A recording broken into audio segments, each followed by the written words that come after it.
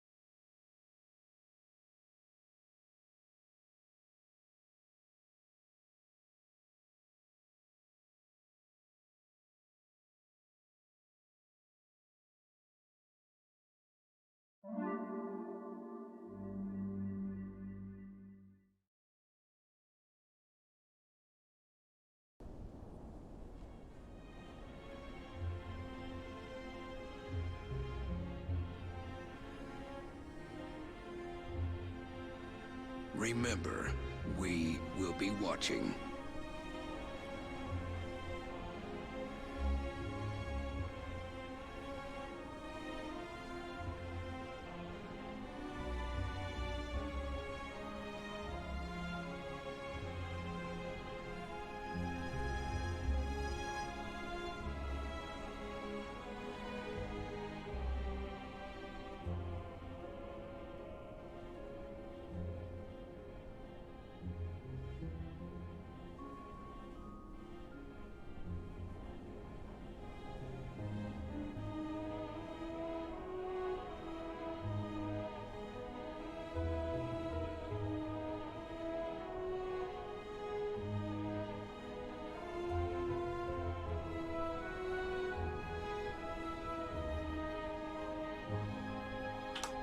Hey, everybody.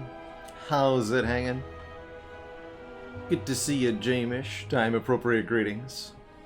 Epona, thank you so much during the pre-roll there for the 20 months. Just 4 more to those 2 heckin' years. Pleasure to have you around at the starter streams so often and so consistently. Hello, Ivy Blade. 6'4 Ninja, happy latter day. Austin Fuego, Seably TV, The Jaxter, Molsinor. Hold on, let me unbreak Spire here real quick. My code is showing. Oh no. There we go. Mr. Million. Yes, Ravalier. Love the Hades jams at the start of stream. Going Q win. Fairly. JHTM. Heya. Right, I would say that, and this is not a negative statement, but my my favorite part, I think, of every Supergiant game is the soundtrack. It's such a... They have such a sound that they achieve with Darren Korb's particular brand of wonderfulness, and it really makes them resonate in the memory. I think they really leave a lasting impression in a really good way. Yeah, poor Tiny Ladder did unfortunately perish, I believe, yesterday. That merely felt like only yesterday. Yeah, just yesterday we had our Watcher run on Ascension 12 get double dunked by double Lagavulins. This is kind of questionable pathing. In retrospect, where are the fires? Hello? No merchants, no fires. Anywhere within the first 10 floors here. Just 4 combats, 2 question marks, and 3 elites.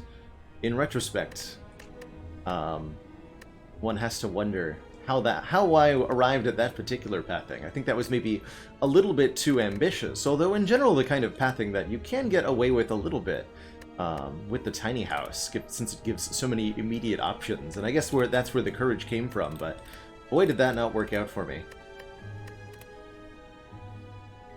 But to follow it up, we started a new style of ladder, one where I'm starting with the busted crown every single time. Which I'm totally... We had a really good time. Havoc was our first option on the first run, and then it was Flex, which I took both of. And somehow made that work. We just had strikes as our only real attacks pretty much through all of Act 1. But by getting a ton of strength with this deck, we were able to make it work pretty well.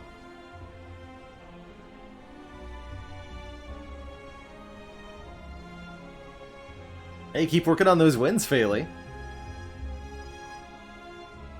How's it going, Cursed Wolf? Stream is on.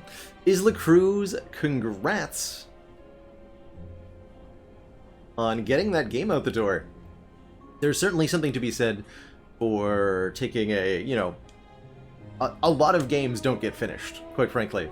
So there's a feeling of pride one should have at seeing the process through all the way to the end, with all the unique challenges and interruptions and snags that one will invariably hit in a project of any real scale. It's a real accomplishment, and congratulations.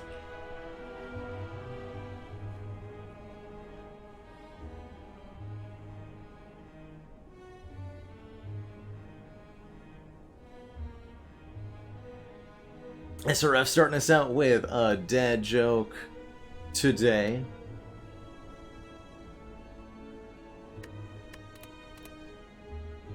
Let's see here. It's an appropriate enough dad joke for the start of stream. Did you hear about the Frenchman that only eats 1 egg per day? According to him, enough is enough. How's it going, Zuthis? Thank you so much for the 14 months and the tier 1 sub.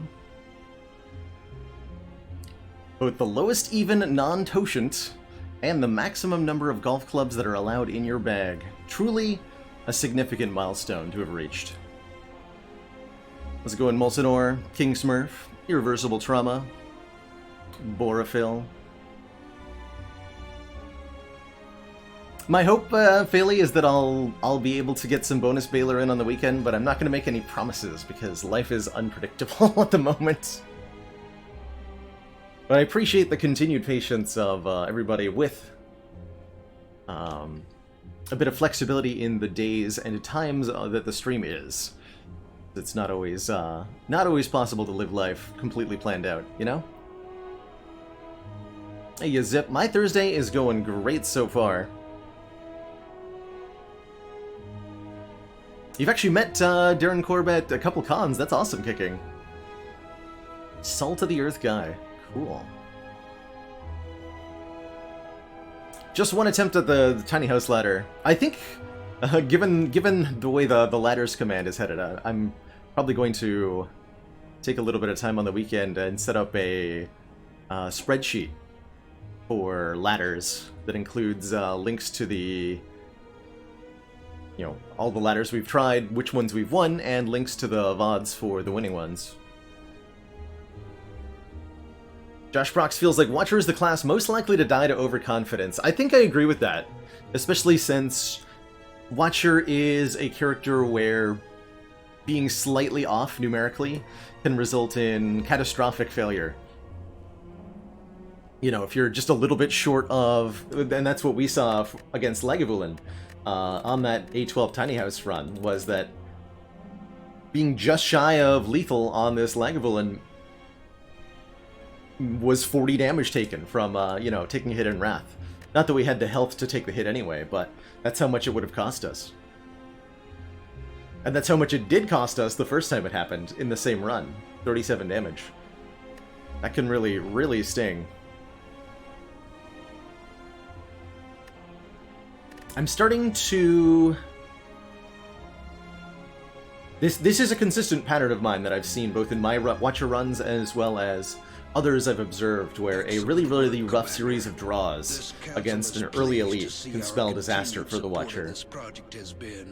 And it's making me want to consider that possibility more frequently in my early card takes. I hadn't been able to really articulate why I've been such a fan of First Card Third Eye until this moment, but this is ultimately why I like First Card Third Eye.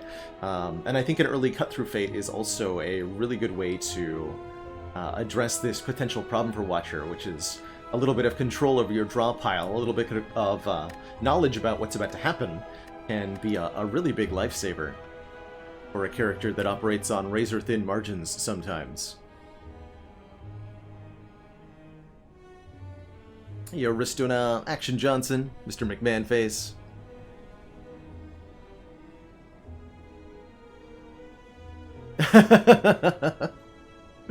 Got him with that French pun.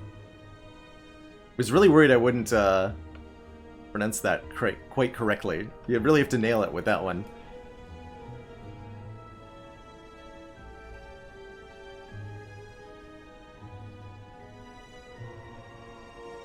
Problems you're solving at the start are very different from the ones you're solving at the end, and I can't say they're any easier. Well said. Well said, it's a cruise. The shape and scope of the problem is constantly changing.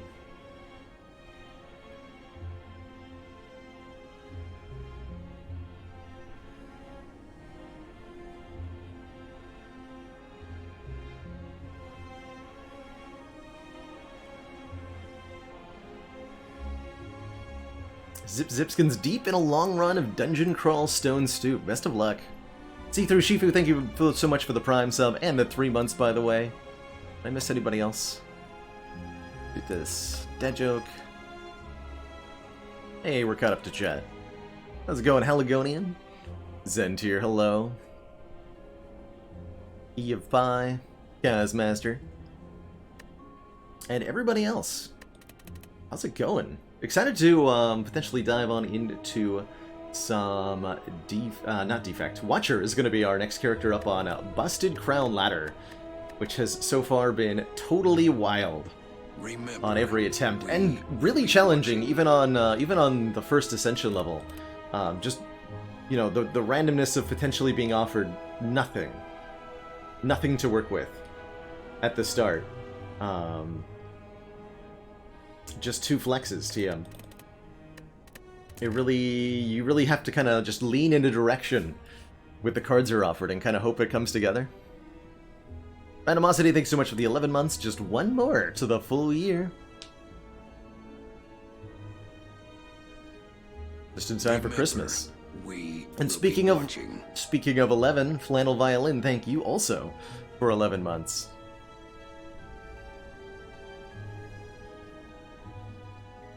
Kicking would be amazed if Busted Crown Ladder made it past A10. That's my hope, that we'll get to A10. I also wouldn't be surprised.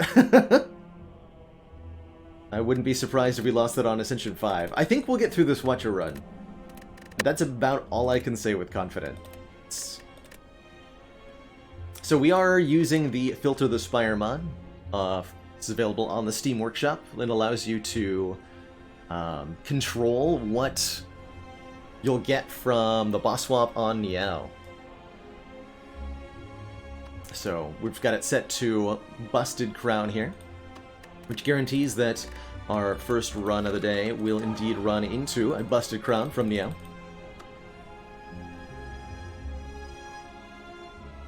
As a reminder, we're playing not on the beta version for the ladder content, as the beta patch of Spire isn't compatible with mods at the moment. There was, by the way, a small additional beta update to Spire, so there's a couple new cards that got buffed, which I'll be talking about hopefully with Sneaky Teak when he joins me later today for some co-op fun. Looking forward to that. But also genuinely excited for Busted Crown nonsense right here. Give me that Busted Crown. Alrighty, shops, yes. Indeed, I would say, Mr. Million, that shops are of the essence at the start of your Busted Crown run. If you get a Busted Crown from Niao, your first priority really needs to be to go to store. And you can go through a couple easy pool fights, but before you do any hard pool fighting, or before you do any elite fighting, unless you got really lucky from your first couple card rewards, you must go to store and buy an attack card or something. Looks like this act could yield lots of fruit for our run if we're able to get past Act 1 elites. Starting, you know, here we can do elite into fire into 2 more elites, collecting a few upgrades and quite a few relics, as well as a substantial amount of gold. Reminder that elites are twice as much gold as regular combats, and that matters quite a bit when we are using stores as our primary source of cards. Red Rum, thank you so much for the 7 months. The half year plus. Storm of Steel did get a buff. Kind of. It got a cost reduction, but I don't know. It doesn't feel like it's doesn't feel like it helps that much to me for Storm of Steel.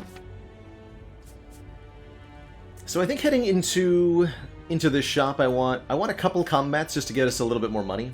And then maybe one event for a chance at a bunch of money from the, like, scrap ooze or not the scrap ooze, the gold ooze. Or getting a curse from the serpent. I would very happily, at this moment, add a curse to the deck. The good news is that we really only need 1 or 2 attack cards to be able to take on early elites. We do, don't forget, have an actual energy relic here, which means 4 energy per turn, and allows us to do a lot more damage just with strikes and defends. Let's see, we could enter Wrath here. This feels like we can probably just strike, defend. Kind of a weird one. Yeah, this is fine. Let's give him a smack. Give him a smack. Okay, I'm actually pretty happy with the Crescendo here. It is a retaining Wrath source. I think first pick Crescendo is normally fine. And the extra energy means we don't have as much pressure to upgrade this as we normally would. Let's take it. Retaining Wrath is such a nice thing to have on Watcher, as it guarantees that you can have your double damage when you need it. You know, when you draw that really powerful attack. It'll be there for you. So Crescendo will naturally combo well with non-retaining attacks. Oh dear. Oh no. Uh-oh. Study? So, these aren't the damage cards I was looking for. Study is card draw. This is a genuinely good card for the mid to late game, but boy is it bad against Gremlin Knob. So there's a bit of a concern there with adding it to the deck and then trying to fight elites. As much as I do think we would like a Study going into Act 2 here. For the insights that it generates each turn. And beggars really can't be choosers that much with the Busted Crown. I don't think I'm allowed to take this, though. Or if I do, I have to path away from elites for a while. And I don't think our act is set up to do that very well. We really don't need much to beat elites either. Like I said, this shop should guarantee it. So I'm going to skip the Study with the intention of gearing up for elite fighting, and 3 potions will definitely make that easy. Ooh, okay, yeah. To the shop.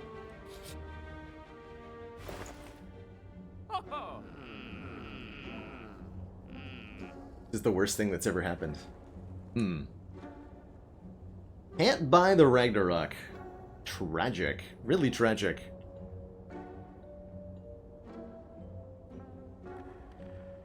Do I take a Flurry of Blows?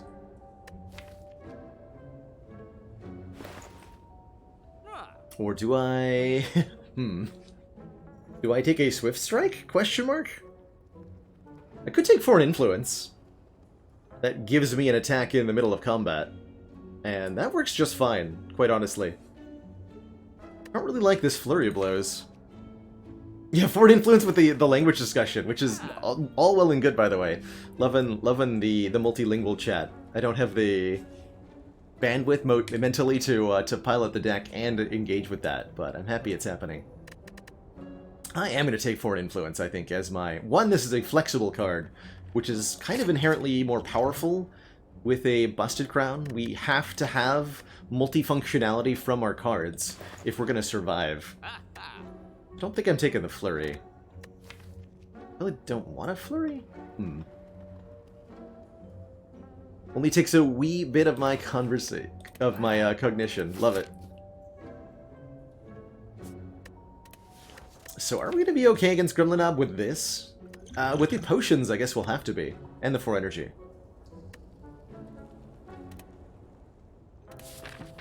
The Flurry could help. Flurry could help.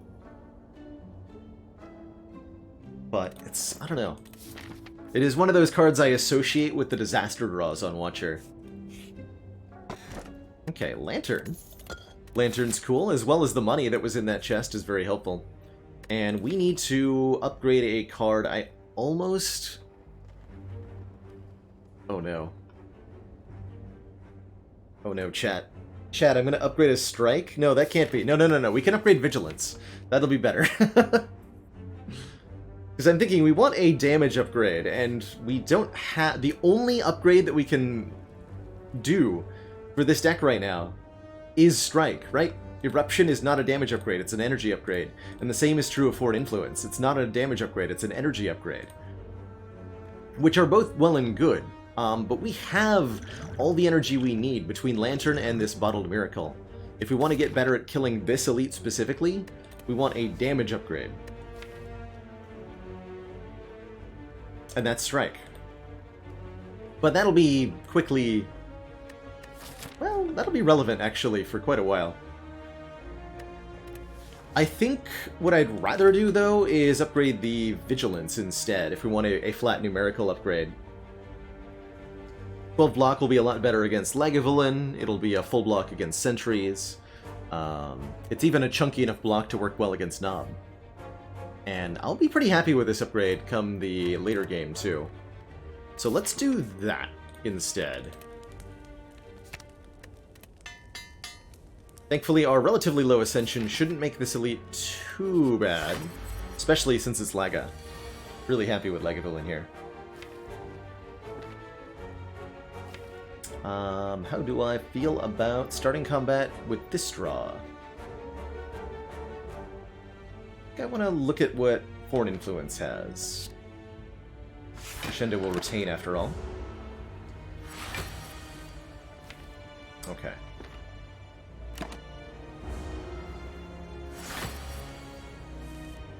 Oh, perfect. Okay. What's inside? We got a Wallop or a Wild Strike. Wallop is, of course, really good against Lagavulin here, being a chunky damage and block at the same time. Impaled River is just a 7 damage card, or Wild Strike does 12, 24 in Wrath. But those wounds are going to be a problem. I'll take the Wallop, especially since we're on 4 energy here. Bonk. And it's a really good Liquid Memories target as well. Look at Vigilance being big number.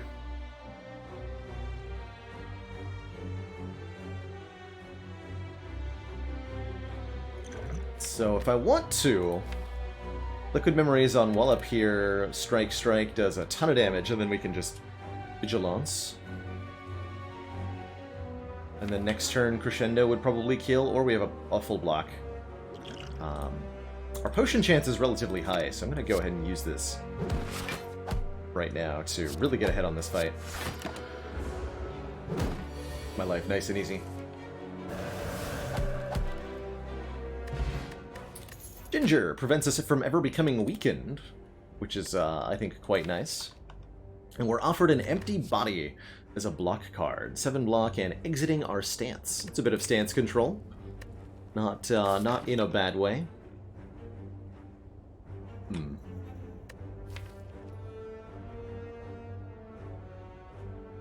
Nice way to get out of Wrath if we need to.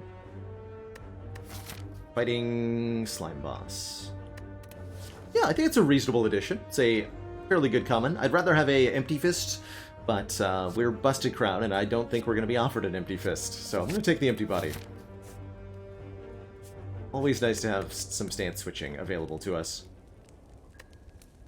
Okay, now am I upgrading Foreign Influence? It is time for an energy upgrade now, I think. Or, you know, we're still at the dilemma of strike upgrade, question mark? But I don't think I'm going to take that. I'll take the Foreign Influence. I think. This is up to 3 energy discount, because we can, actually more than that, we can generate Meteor Strike and play it for free with the upgraded version, which we can't do with the base version. Nobody's Codex super valuable in these runs? Yes, Elder Fats. It certainly is. Ooh. Oh, yes. Oh, now I wish we'd taken the study. We'll take the next study we see, certainly. We have so much energy available to us already. We got Wallop for days. Does exactly enough damage, too. Get bopped on. Recall before strike upgrade? Not necessarily. The idea behind the strike upgrade is that it... Oh my god, it's a real one! The idea behind the strike upgrade is that you are going to take significantly less damage in an immediate challenge, like the elites here, by getting that upgrade. Recalling is going to put you in the position of potentially losing a lot of health to the elite, and then maybe you need to rest. So, for example, I'd rather upgrade Strike than not upgrade Strike and then have to rest afterwards, is the kind of ultimate decision-making that's going on there. Real copy of Wallop is super hype. Yeah, that is definitely our next upgrade too, right? Big time, yes. First damage of the run. Tragic. This. Raw here. Go Vigilance, Eruption, Empty Body, or I can go Vigilance, Empty Body, Eruption? We don't want to end in Wrath. No, we don't.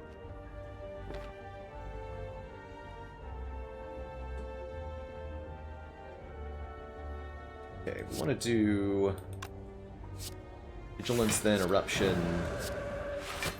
block for full, that way then. No need to store the energy from the Vigilance there. Give me an Immolate. Ooh, Reach Heaven's good enough.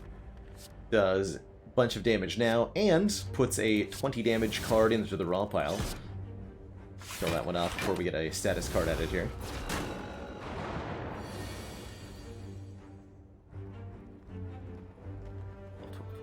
If I use the Bottled Miracle, we could avoid this 10 damage. By going crescendo, strike, strike, strike, strike on this lad. And there's a reasonable chance with what's in the draw pile that that works out for me next turn too. Let's do that.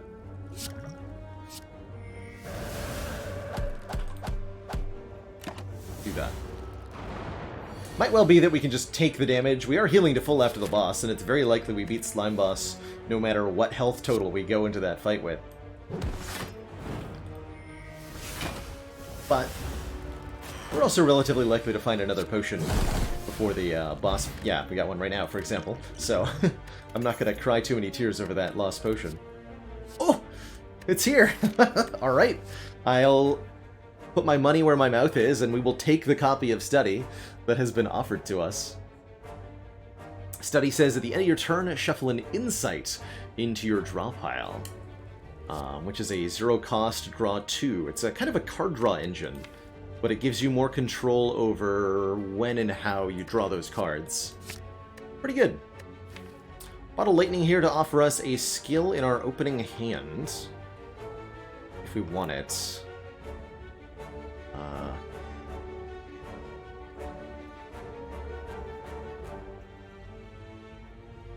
I don't really want, like, maybe for an influence, but with the Lantern, I don't want the 0-cost card in the draw pile. Maybe I'm okay with Crescendo in the opening hand. Since it retains, I'll always be happy to have it in hand. But that could leave us vulnerable to taking damage on turn 1. I'm okay with Crescendo in the opening hand. I think I'd rather have Vigilance as the exit from the Wrath rather than the entrance to it.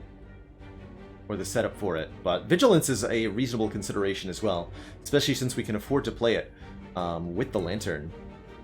And it gives us consistent turn 1 block. I'm going to bottle the Crescendo. The logic of the bottle the Retain card. See how that works out for me. So far, actually pretty good. The Wrath is relevant here, letting me Crescendo strike and then Empty Body defend. We can even play everything thanks to Mummy Hand here.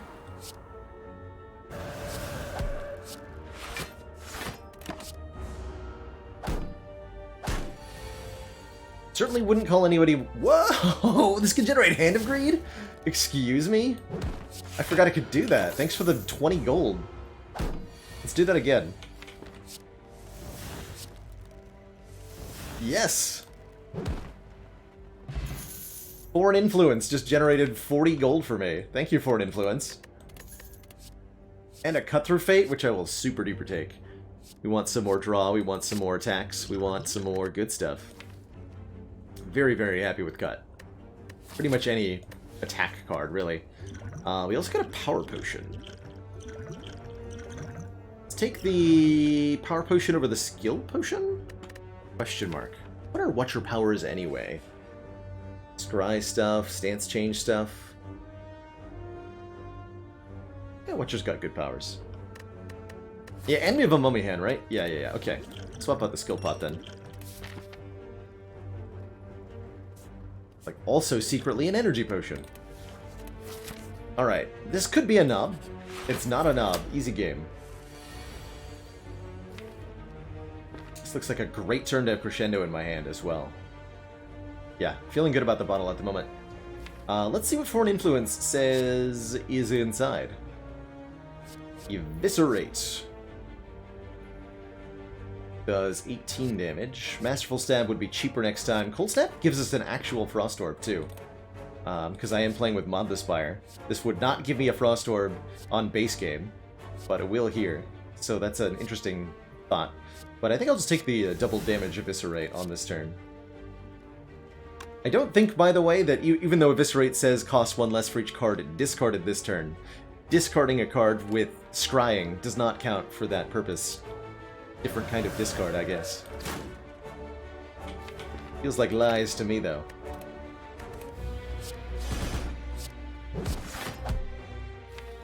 And now Vigilance is where I want it, in the draw pile, rather than in my hands.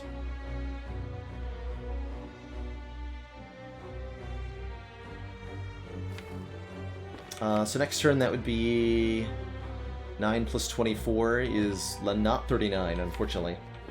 We'll have to draw one more. I think that means I do play the Study, which hits the Vigilance and I take no damage. Nice. Just get lucky every time. I guess it would have been technically correct to play 1 Defend... No, yeah, I did that in right order. Ignore me. How well do I rate colorless potions? Good question. Those things are a little tricky to evaluate.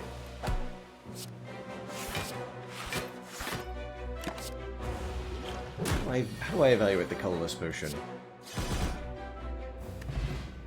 You don't know when it will help you, and most times it feels underwhelming. The colorless potion is definitely a card that, or a resource that has like some big specific hits, and a lot of whiffs to it. And it's, if you have a better idea of the colorless card pool, you can get a better idea of how it can help. There's a couple of really high impact ones from the rare pool. The Bomb is 40 damage 2 turns from now. Hand of Greed hits for 20 damage right away. Apotheosis will upgrade everything in your deck. Those are like the easiest to recognize high impact ones. But stuff like getting an artifact off Panacea, getting card draw from Master of Strategy, being able to secret technique for any one skill in your draw pile. There's always some draw options that you can pull off this as well.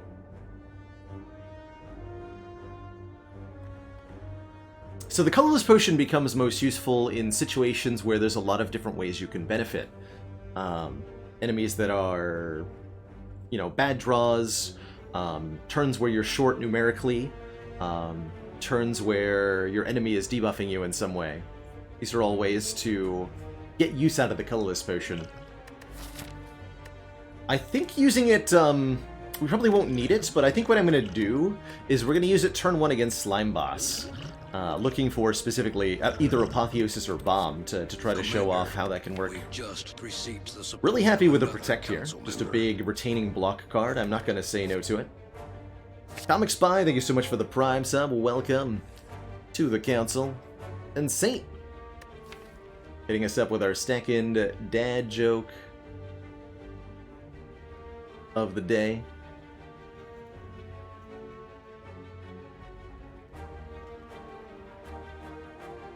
What do you call a watcher who's been doing a lot of bodybuilding? Excellent work, Commander.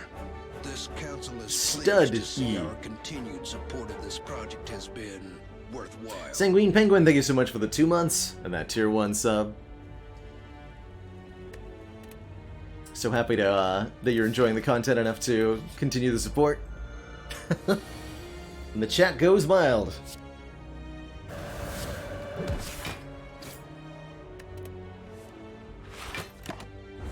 Pretty happy with this blood vial, by the way. We maybe think about bites now. Ooh, another cut-through fate. Yeah, just add them on. Give me the scry, give me the draw. Give me the upgrades on the scry and the draw. On the wallop. A full watcher in the gym, a spotter. Brilliant. Okay, so let's colorless potion now and see how we benefit. Secret weapon. Not too bad. Purity could get rid of cards in hand, or we can just add a bunch of zero-cost attacks to the draw pile, which actually sounds pretty perfect for Slime Boss. Adding more cards, and adding more cards that do damage specifically. These are both things that we're down for. Let's do it. And we get a free Ragnarok. One of the many ways a colorless potion can help you is free Ragnaroks, apparently.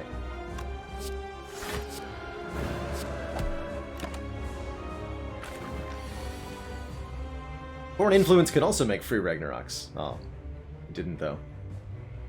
But it almost could have. Let's get one more card in hand here. Take that one draw.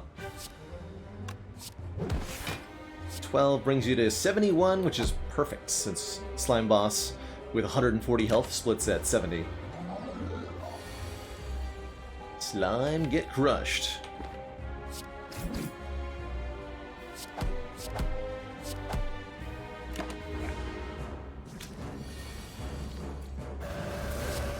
Thanks, colorless potion. Zap. Cool.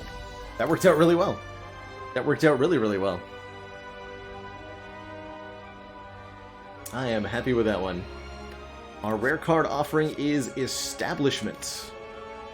Whenever a card is retained, make it cheaper. We do have a retaining Crescendo, and we do have a retaining Protect. So this is some amount of energy generation. But it feels a little unnecessary, especially if we're getting another energy relic, which we might be. Going up to 5 energy per turn here. Does also give us immediate energy with the Mummified Hand, that's true. I could see it being good. I can also see being very, very happy with a skip here. One less card to have.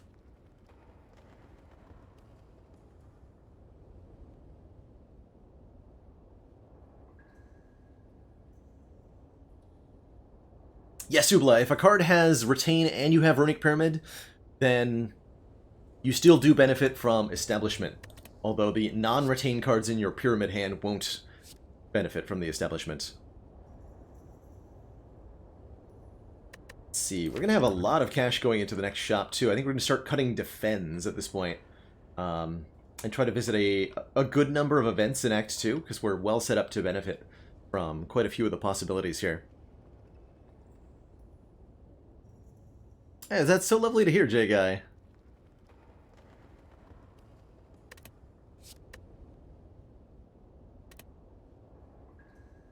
Skipping that. I'm skipping that card. Was it foreshadowing?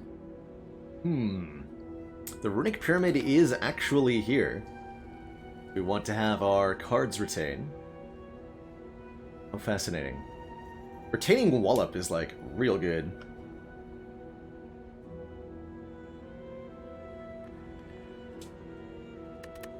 Very interesting. Could also take the Empty Cage, letting us remove 2 cards from the deck. I wouldn't call that bad. I would actually be pretty okay just cutting a couple. And shrinking this deck down a bit. Causing it to be really consistent with some scry and some card draw. Excellent work, Commander. This council is pleased to see our Or Velvet continued Choker, which I think is the only support one we don't want to has consider been too much here. worthwhile. Main problem with the Velvet Choker, limiting us to 6 cards per turn, is that accumulating insights with Study becomes something that we don't want to do or even can't do. Because we're unable to play enough cards. Hey, Siloane, thank you so much for the 3 months. And yeah, Tiny House did perish on Ascension 12. I think I want to do one attempt at a whole bunch of different types of boss relic start ladders and see how far they each get. So that's the current thought project. We'll see what gets far, what doesn't get far, and what gets all the way. Well, I'm a big fan of Runic Pyramid. I think I'm going to happily take a Runic Pyramid when I see one. Especially one that I think is pretty good. Although now the retaining crescendo on turn 1 just feels a little silly. And that's okay.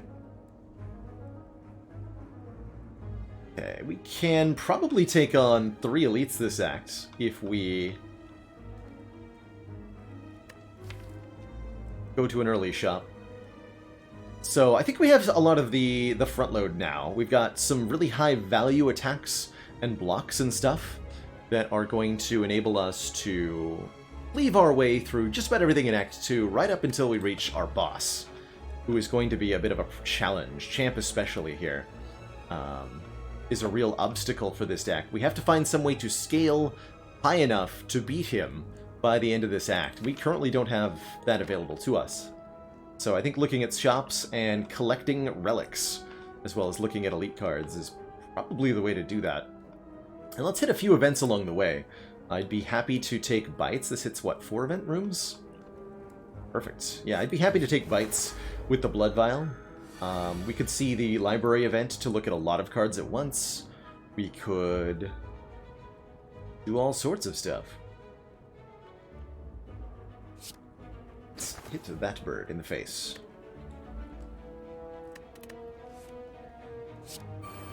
Birds deserve to be hit in the face, for they are annoying.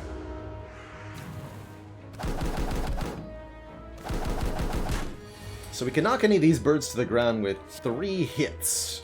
And attacks that hit multiple times do count more than once for that purpose. So we can, for example, go boop, pop, bat, and then knock this one out with Riddle with Holes here. Keep all the rest of our cards in hand.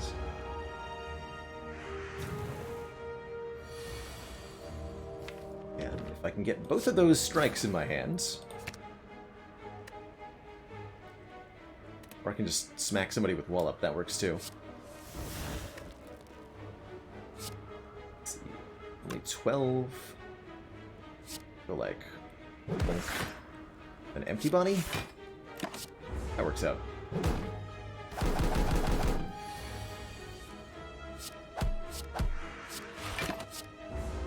Maybe a slightly faster route out of the fight, but I'm pretty happy with this one.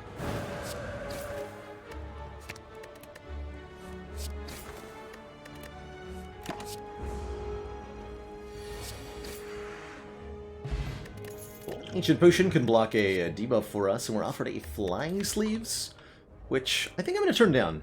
We're not too interested in more unupgraded attacks at this point. We already have a couple really good ones. 2 Cut-Through Fates, and whatever Foreign Influence makes for us is working just fine at the moment.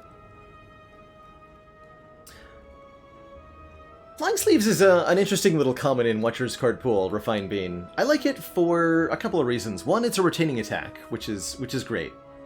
Always nice to have for consistency in the early game against Lagavulin or against Scrum the Knob to ensure that you can get your bonus damage with Wrath. It's got a really good upgrade at +4, 2x2, which really makes it feel a lot more impactful. You do need to upgrade it before it feels like it does any damage at all. It's also really notable for being one of the few Watcher attacks that hits more than once, so it scales twice with Strength and benefits twice from Talk to the Hand, which is really not to be underestimated as a benefit on this thing. If you've got Vajra, if you've got Gurya, if you already have a Talk to the Hands, this card is much more interesting as one of your bread and butter attacks. Sure, there's Ragnarok. Tantrum, of course, does the job way, way better. But these cards aren't nearly as easy to get their hands on as the Flying Sleeves is. Which is usually the case with common cards, right? Like, yes, there's a better card that does the job, but the common card's the one you're more likely to see. How do I feel about this turn 1? Not great. I guess we got Wallop Protect if we want to take 0 damage. And not enter Wrath. You get to keep the cards. Or I can go Crescendo and double damage Wallop, but then we're taking so much. Could use a potion here. Be reasonable. Let's try not to. Let's see if this ends up terribly for me. Ah, just draw Vigilance. Easy game. Defend, Vigilance, defend. Enter Wrath next turn. Begin the slaughtering. Or begin the dying? What you got for me? Follow-up could be +1 energy this turn if we need it to be. Otherwise, Core Surge is the best damage. If we go Eruption into Core Surge, that takes care of this guy. We have 5 energy left. We have, what, 2 Cut Through Fates at 14 each. That's 28. So I gotta do 20 more, and then Strike Strike will do that. Okay, so we have lethal on both with Core Surge here. Works for me.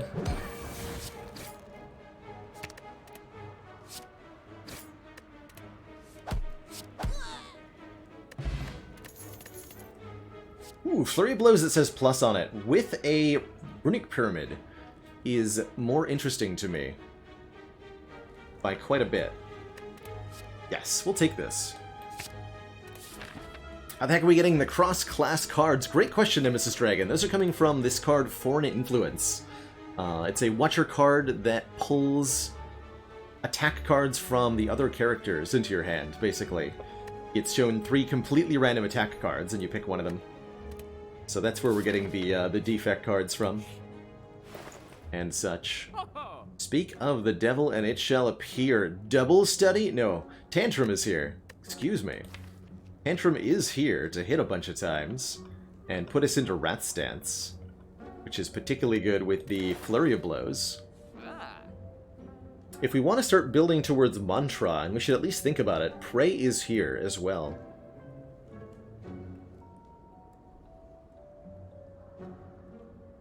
I definitely like the idea of removing a card, probably a defend. Some of these relics are good. Teardrop Locket starts us out in Calm, so the first time we exit Calm, either with Empty Body or by entering Wrath, we'll gain 2 additional energy, which is pretty sweet.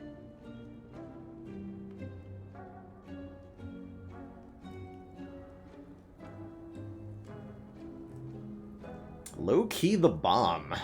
We need some AoE. Don't disagree with that. We are not that good at, like, 3 cultists fight right now.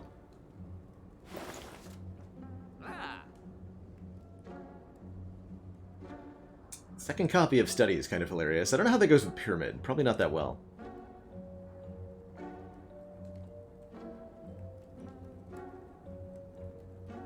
Maybe if the answer would be Bomb, maybe it's correct to buy Mercury Hourglass for a little bit of AoE. That won't help me against Champ much, though. I am going to remove a Defend. Yeah, not removing Strikes because of the Blood Vial. So that I have the opportunity to take bites. We will take Tantrum for surezies. What do I do with the rest of the money?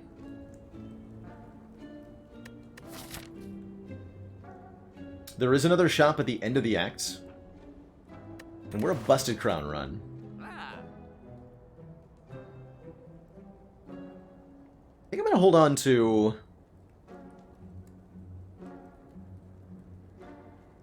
this cash. Hey, Laserbird, I have indeed won I've gotten A20 hurt kills with Busted Crown starts quite a few times before. More often than not, I think. Last time I checked, even. They're tricky, but far from impossible. Ooh. Ooh, this could be Nilri's Codex. Let's do it. Give me the Codex. Give me the Codex. Yes! This is one of the big ways to win a Busted Crown run, I think. At the end of your turn, you may shuffle 1 of 3 random cards into your draw pile. This gives us the ability to kind of just build our deck each combat, choosing the card. Oh, and we can just pick of any number of cards. Here, show me every card that you have. Thanks. Thanks, thanks, thanks. So, feels to me like this deck wants some more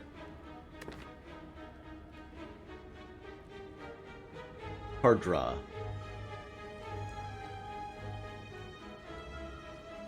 And Rushdown fulfills that, as well as being a Mummy Hand card. So I really, really like Rushdown a lot. I could also see Meditate being very good. Ending our turn, putting us in calm, and pulling a card out of the discard pile. I want Rushdown, and I want it now. The story takes place in a giant isolated building underground as the outside conditions have become unbearable. The novel is mired with conspiracies, propaganda, and injustice. Wonder if similar dynamics are at play within the Spire. Unsettling. Alright, taking an elite here over a combat. We want more money for this later shop. And we want relics. Relics, relics. Relics. Only one try for now, that's right. There are like 30 different boss relics in the Spire, and I do want to try with most of them at least one time. As much as I would, I personally wanted to see Tiny House Ladder get quite a bit further. I really did. So I'm like, on some level, determined to redeem it.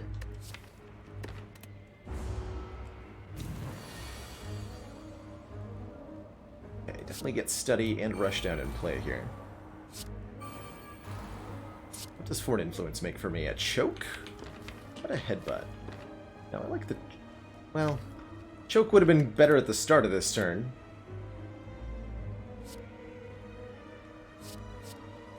Oh well.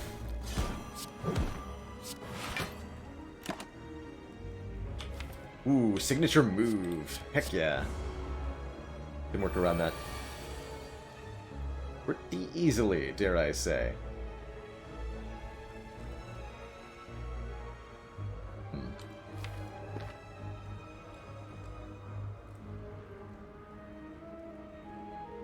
So the right way to do this is to... Oh, if I Vigilance Crescendo, I'll draw 2 more cards. I still want to do that, though.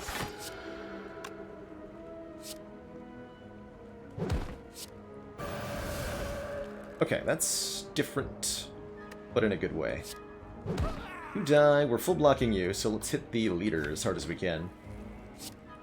We want to set up for a kill in the very short future.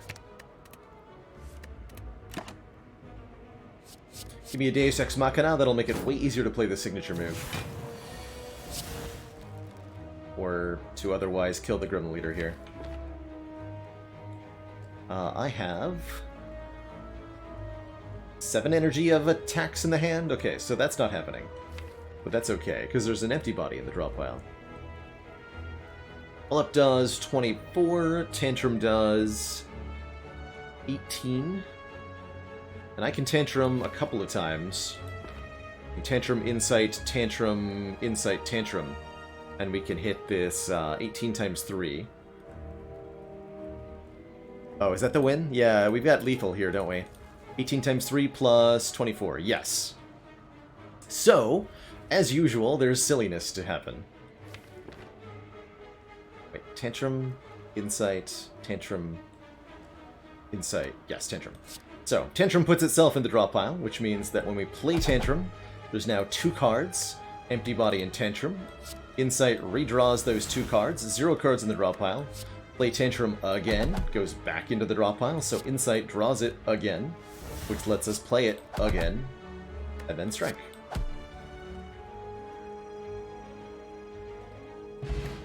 Easy peasy. Bronze Scales is some free damage, and you'll love to see it. Consecrate is also free damage, but it's unupgraded free damage. So what that little sequence showed us is that we really need to upgrade the Tantrum, because playing Tantrum over and over again is easy to do. And if the Tantrum had been upgraded, we would have done way more damage with that, right? Upgraded Consecrate is pretty good, though, I do have to admit. Still not taking it. These nerds, I'm not giving you all my money. Give me all of your red masks, please. Right away.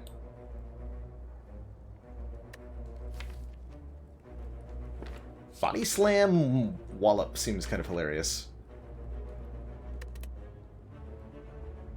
So I can kill Pointy here with Crescendo Eruption Strike.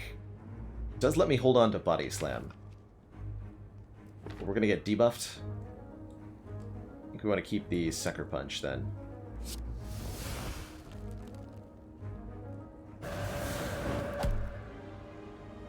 And actually not play it yet.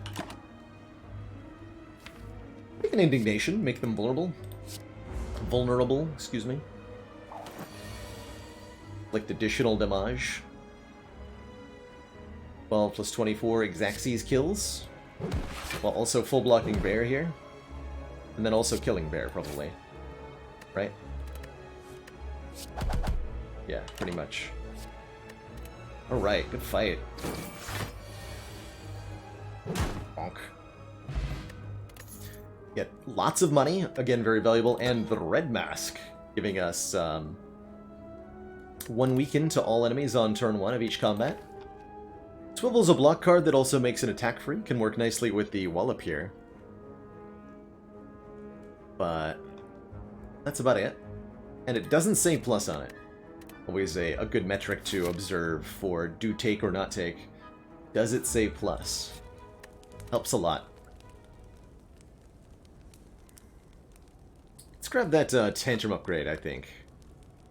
Playing Tantrum like 4 times in a row might well be how we beat Champ. Because we have that study and Tantrum interaction to abuse in the future, too. If we pick up something like a Shuriken, or a Boot...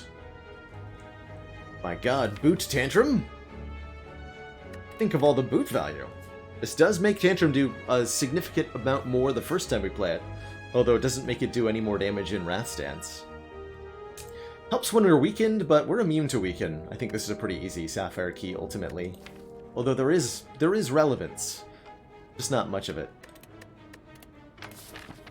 You tried, Boot. And no, we don't get bites. Tragic.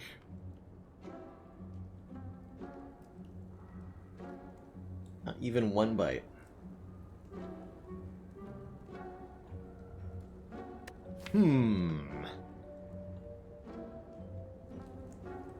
Panache is an interesting idea. Really interested by Panache, actually. We just had our defect run really operate well off this card. This Watcher is even more positioned to take advantage of this card by generating those insights in the draw pile each turn. So Panache is an interesting idea. I also like the Mental Fortress a lot, since we are stance changing quite a bit. Omamori could be a decent consideration. It'll let us pursue events more aggressively in the next act.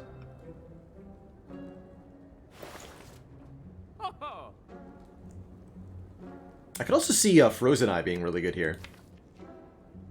To let us know our exact draw order, where the Nilries cards ended up, is particularly useful information.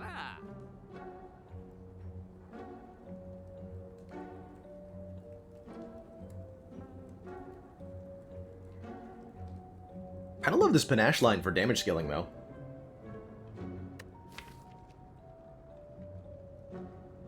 And Mummy Hand value, right? We're past all the events, so we don't get bites, so we can remove strikes now, too. I like a strike remove.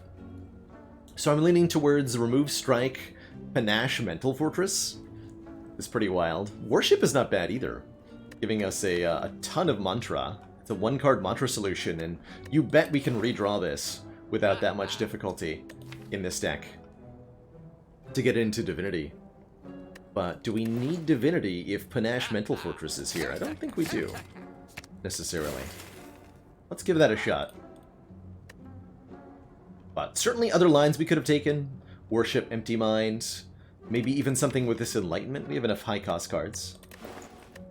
I like this one. Won't call it objectively the best, but I like it. Alright, we've got this, I think just 1.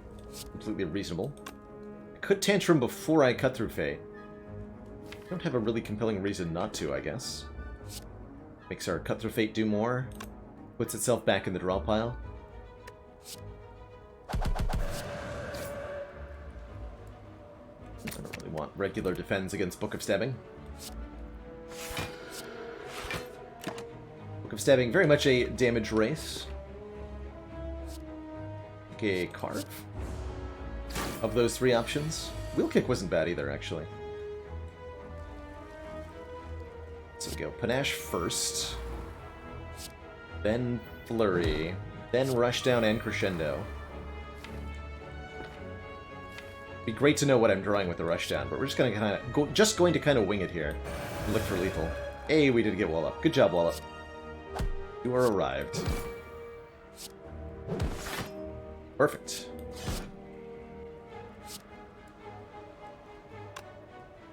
So we're taking 4 currently, and we're almost assuredly killing next turn, so let's just protect.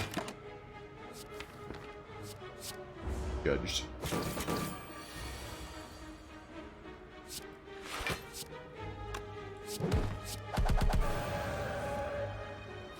I want to judged. Dang it. So close. Dreamcatcher will give us a card reward, only 1 when we rest. And here's the Consecrate that does say plus on it. That's way better than the one that didn't. That one I'm pretty happy to take. Just some free AoE. Adds to the Panache value, while itself being free. Nice card to draw into. I like it.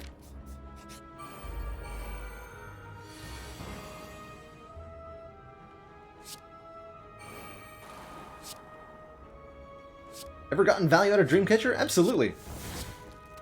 Absolutely.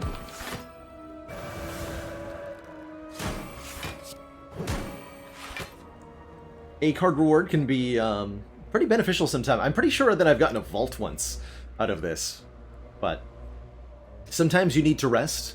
Sometimes you have to because you took a Fusion Hammer. Sometimes you need to because you need the health, and getting a reward for doing that is significant. It's important not to underestimate the value of 1 additional card reward, as it can have a really big impact, speaking of Vault. Speaking of Vault.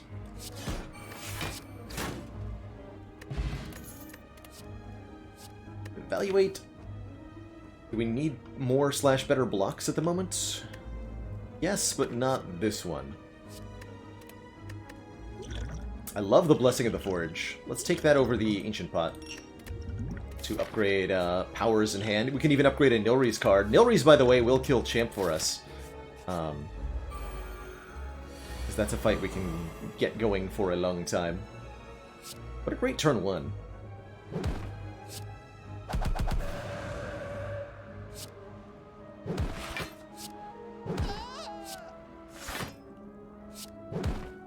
Your turn. Yeah, scroll.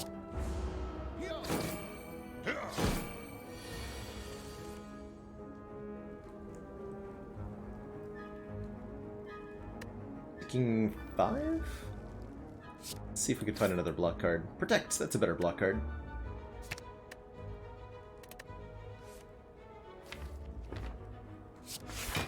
Go with the study for the moment. More damage. Really nice to be immune to weaken here. Guess I should have actually gone for the middle guy second. Can I get them both with this draw? Good evening, Phoenix Funk 5. This is where I'd really like to have Frozen Eye, in particular. If I go Crescendo, Cut Through Fate, Consecrate, we'll kill the front line and have 2 energy left. It's pretty good. And I can scry while I'm doing that. Oh, and I get Flurry of Blows back. Excuse me.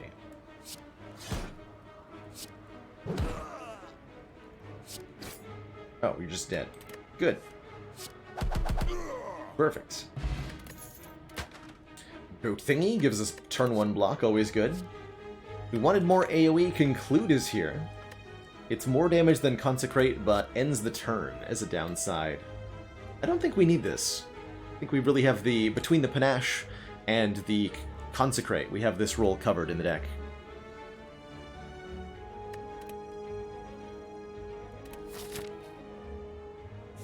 Okay, I think 110 gold is not quite enough to make this shop worth it. Because for some reason, we haven't been getting more Hand of Greeds off my foreign influence. Totally unacceptable.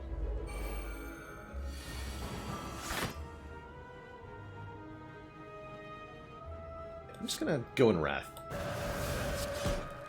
Because I can. Yeah.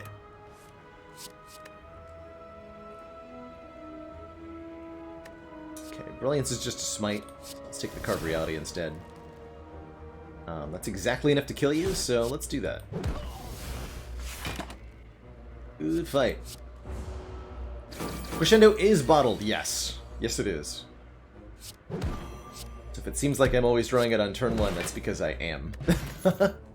We decided to bottle it because it said retain on it, but then I found a Runic Pyramid. It's still okay. It's nice to have. And with the Anchor now, especially, I no longer feel too bad about it. Take a Perseverance. But I am going to go ahead and upgrade our Panache. Yeah. Feels like we want a little bit more scaling damage for Champ. Although I'm sure the Nilri's Codex will do something creative here for me.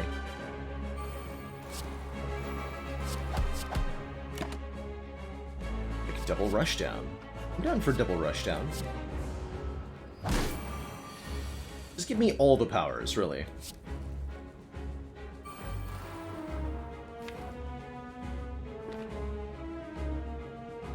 I'm willing to enter Wrath here. Maybe I shouldn't have been.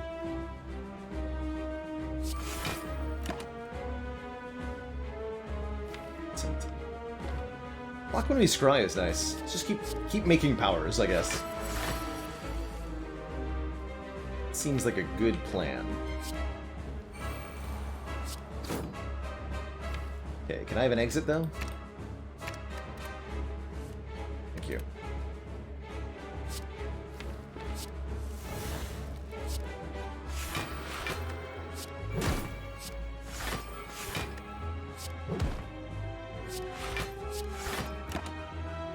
Just full block all day, every day.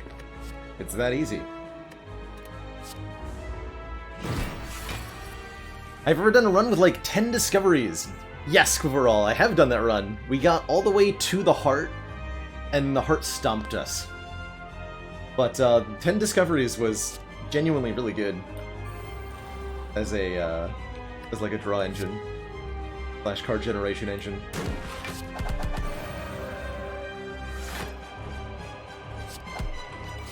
Surprisingly good.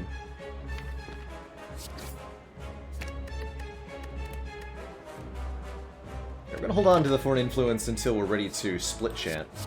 Some Vulnerable with Indignation will help with that.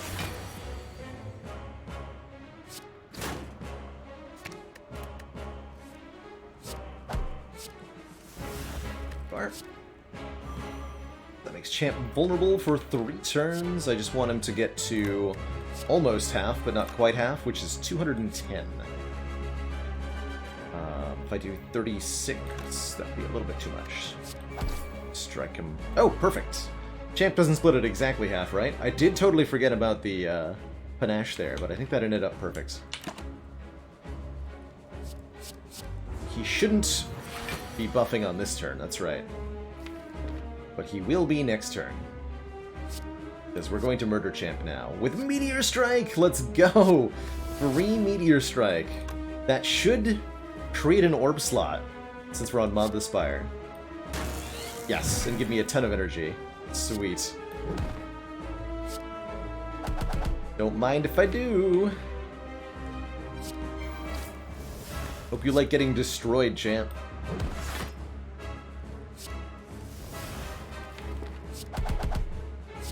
Bonk.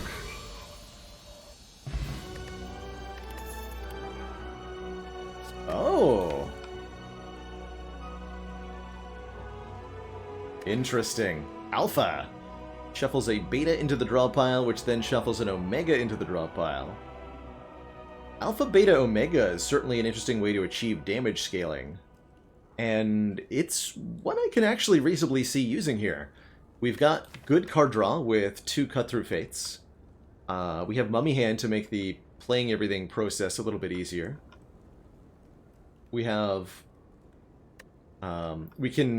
because we have Runic Pyramid and Study, we can play Alpha and Beta and Omega all in the same turn sometimes by controlling our draws. I like this a lot. I'm taking it. Oh man, and an interesting trio of boss relics. Calling Bell for more relics here. Gives us a unique unremovable curse and 3 relics. The Astrolabe transforms and upgrades 3 cards. And the Tiny House gives us the old bunch of stuff.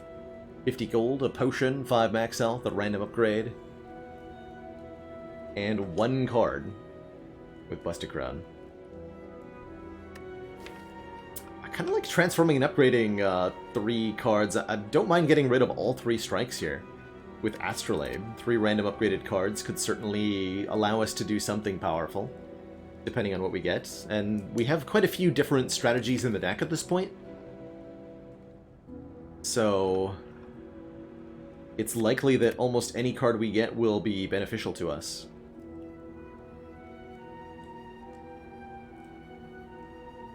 Could also see Calling Bell being alright, but I don't like adding a curse to this deck. Take 3 transforms. Okay, those are pretty good. Crush Joints lets us get vulnerable down. Protect is a big block card. And a Judgment lets us pick off low health enemies.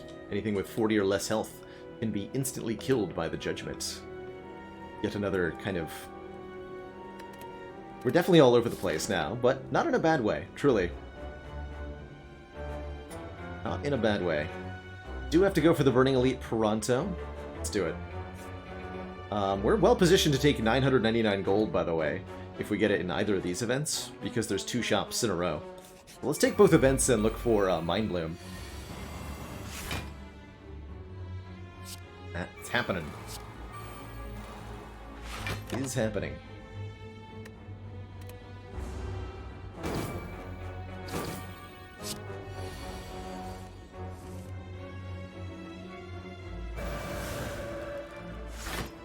Only 4 thorns, fortunately. These nerds pretty easy to deal with.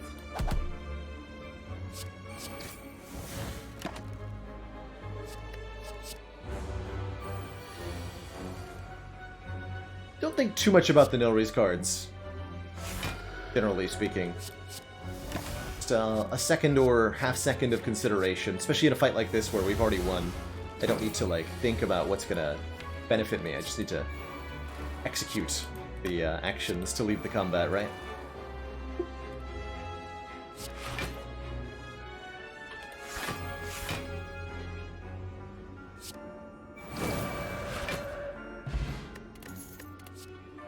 Hey, a real copy of Deceive.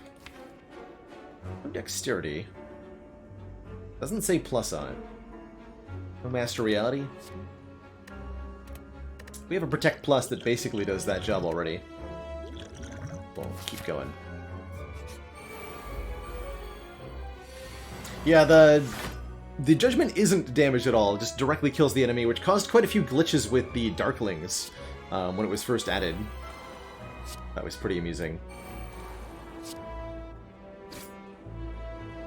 Okay, there's Flurry of Blows. We'll just directly discard that.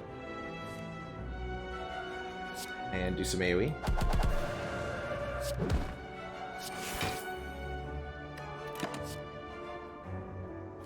Omniscience, huh? Sure. Yeah, they were only around for a short time when Judgment was first added, but it used to be that if you Judgmented a Darkling, then you would just get soft-locked in the combat, because the game wouldn't recognize them as being dead, but they also weren't attackable anymore. We will be watching. Venom Fox, thank you so much for the 13 months and that tier 1.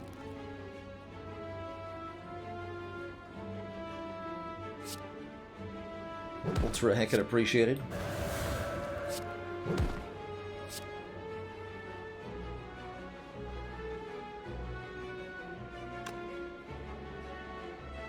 Get him, Panache. Judged. Wait, you're alive? Not supposed to be alive.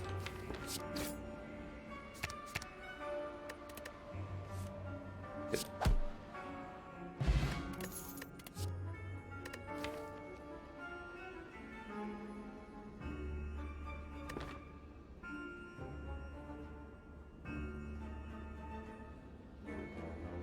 And following the sub up with a dad joke 2.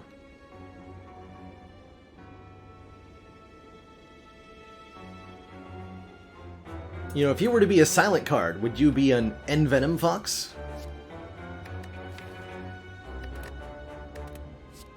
That's my question for you. Do I want another Flurry, actually, with Panache is also the question here.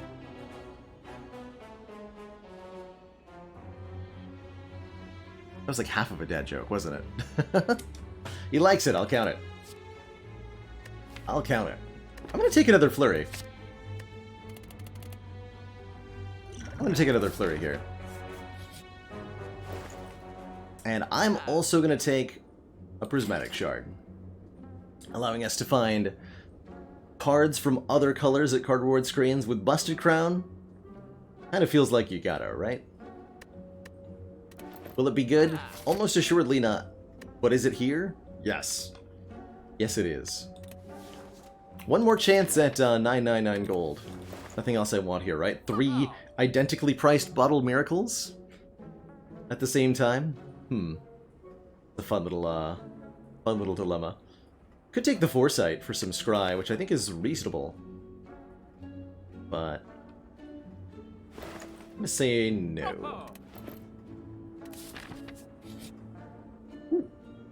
Heck yeah, I'll fight these nerds. Or like double Stinky Walkers. Do think I need to be pretty aggressive with potion use in this combat. These two are fairly dangerous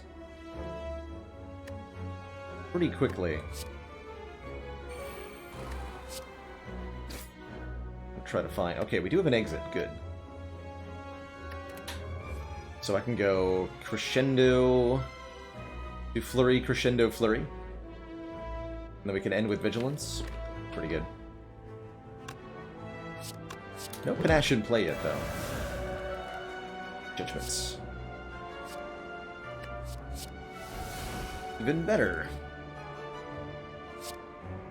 This is going to do 60 damage. Wow. So we actually just completely obliterate one of these two. And then end with Vigilance here. Yikes. I think we killed one with more health. Yeah, Sand's Judgment also just destroys this one pretty accurate, like pretty perfectly, although that's wasting the Consecrate damage a little bit. Interesting. Not sure how to math here, but I think we want to put the Vulnerable on the one with more health. Yeah, like that. And then we're like super close to just having gotten both of them. Not quite, but close.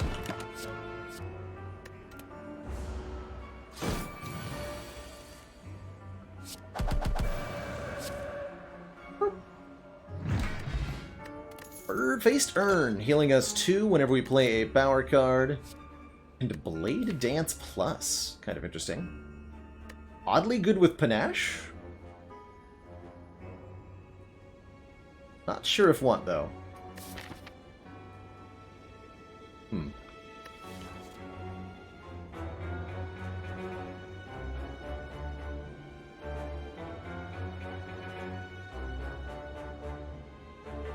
Let's do it. Not actually sure that helps us much. But I'm in. I'm in.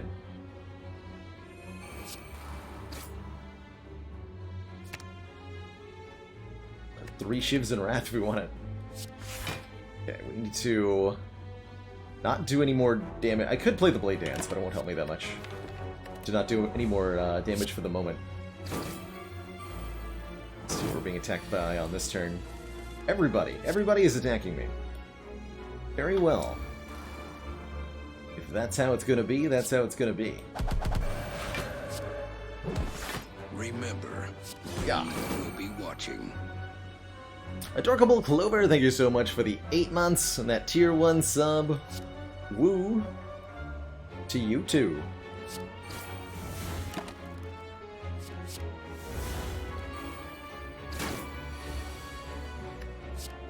Judged.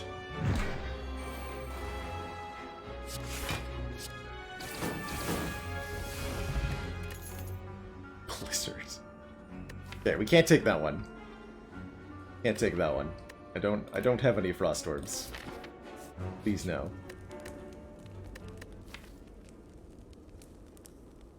I don't really want Alpha to be an 8 or anything. We've not played Omega one time yet. I like upgrading the Cut Through Fate for a little bit more scry to maybe help that happen. But we have yet to encounter a fight where we need to. I like the Mental Fortress upgrade quite a bit, yeah, actually. Making our block scaling scale way harder feels very impactful here.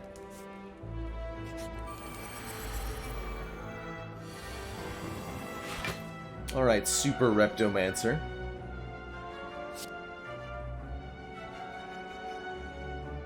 Good luck. Let's create another Wallop. Amazing. Alright, I'm just gonna go Crescendo then. I want to have... We got Wallop Empty Body for next turn. It's good stuff.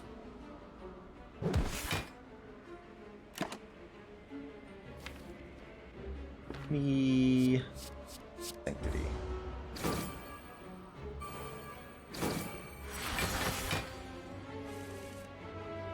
Okay, Judgment, very helpful on this turn. I don't have that much energy to work with, unfortunately. Shivs are only 8 damage each.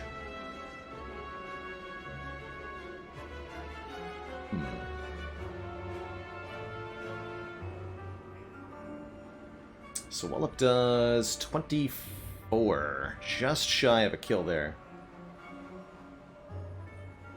But I could Wallop you, Judgment you, Empty Body. That still leaves you alive.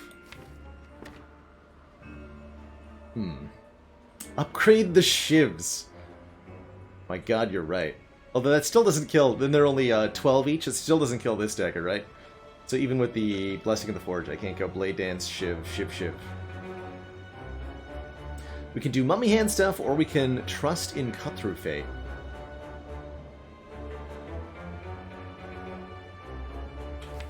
I'm going to trust in Cut Through Fate for the moment. So this is also useful. We spend 1 energy to get rid of somebody, and we'll do Mummy Hand stuff with Panache. Which just got a lot more interesting here. Panache makes Study free, Study makes Sanctity free.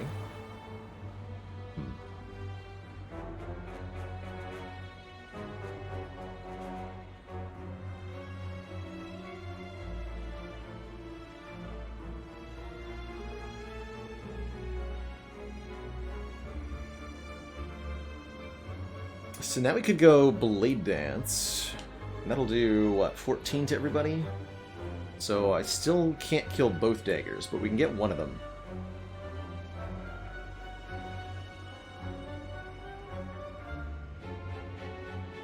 Or I can go, like, Empty Body Sanctity. That leaves Wrath. Or we can try the Power Potion, which is still an option here.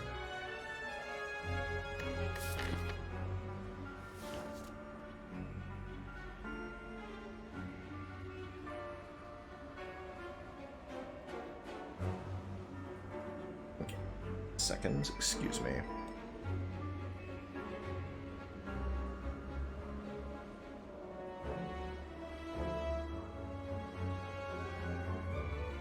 Whoops! Didn't mean to do that. Apologies, everybody. Forgot I had that. Doing that. Alright, I think I'm just going to use the power pot to make our life a little bit easier here. Master Reality upgrades the shivs and makes something free. It's the best of all worlds. Shiv plus. Get him. You're gonna get judged.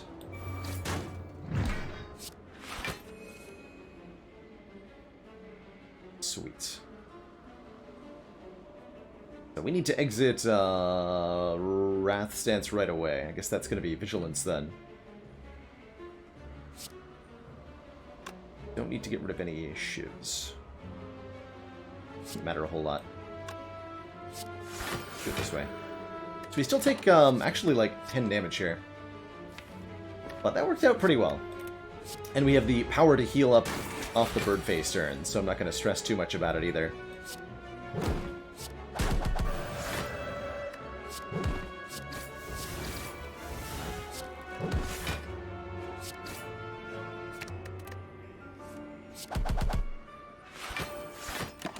Oops. Sorry about that flurry coming back. Did miss a panache proc there.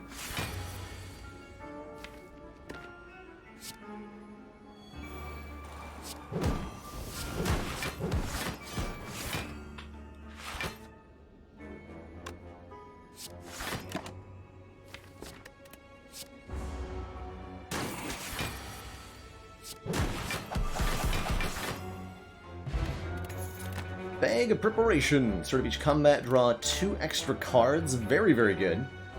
And a True Grit would be a really good upgrade target with Runic Pyramid, right?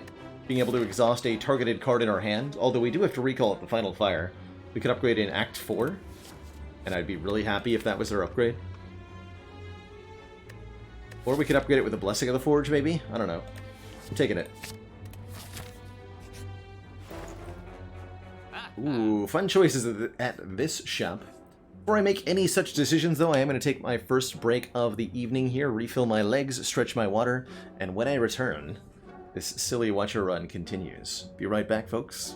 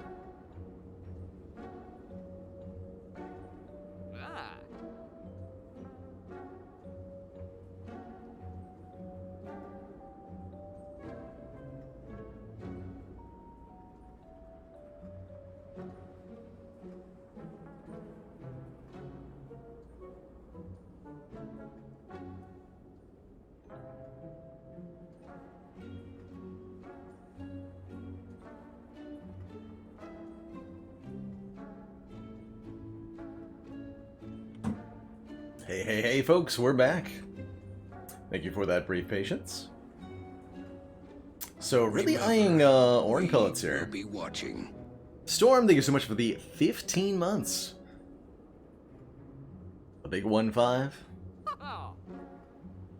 Yeah, thanks for supporting the stream and getting that ad-free viewing. I don't actually mention this often, but that is one of the biggest perks to subbing to channels on Twitch. You don't get served any ads, pre-roll, mid-roll, any of it, when you subscribe. So that's pretty cool. Good reason to support the channel, quite frankly. I'm taking the pellets. Pellets allow us to remove all debuffs from ourselves. Ever picked up a Regal pillow as a have I ever bought a Regal pillow? I don't know if I've ever done that. Certainly not something I do very often.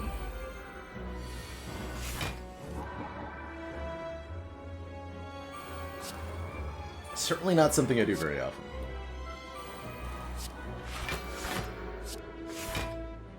Transient here getting weakened on turn 1 was kind of convenient for us.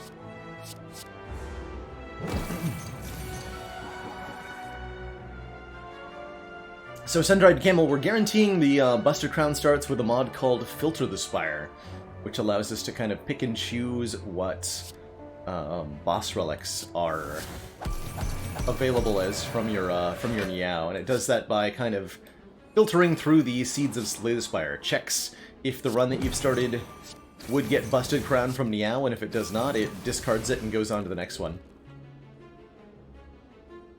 This is fine for the moment. We're actually almost at full health already, too? Cool. Just between the Blood Vial and the Birdface turn, we've already hopped ourselves up pretty well here.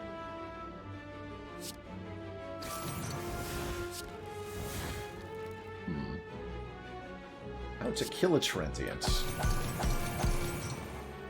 Eternal question.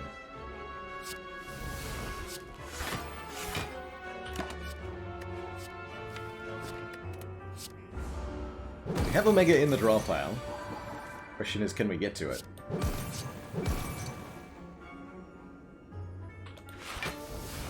Get space with that. Yeah, we draw a lot. Draw many big. Okay, now we can draw it, but we can't actually play it. We'll continue to draw it anyway. Maybe Panache will make it free or something. Or maybe I'll get a Fiend Fire. That'll help me.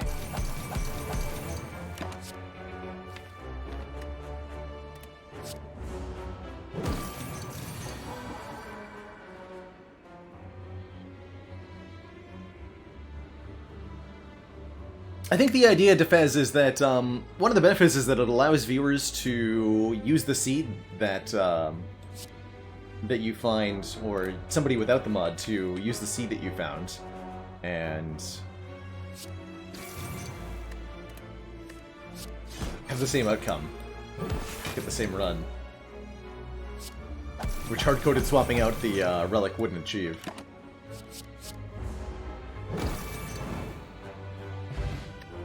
Ooh, Ambrosia. Okay, that's pretty much heart fight secure right there. I want a turbo for more energy. I think the Mummy Hand is getting the job done already. Though just barely. Maybe we'll play Omega against Giant Head? Maybe.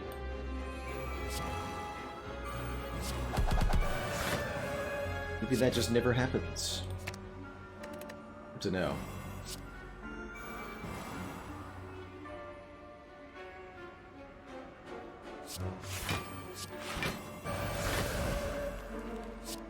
Try to make it happen now.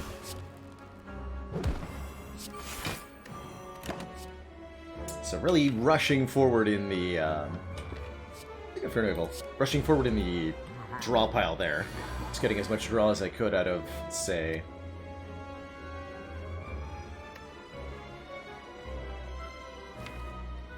Rushdown.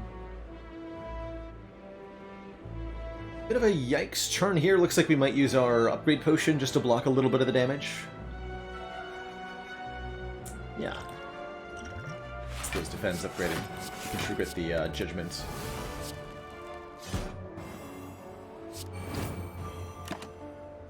exactly 1. Continue to try to get Omega in play here.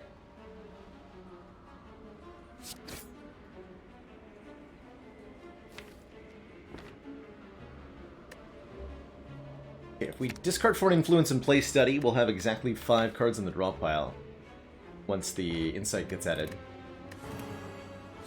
So next turn we'll draw Beta, and if we play Beta, Omega goes directly on top of the draw pile.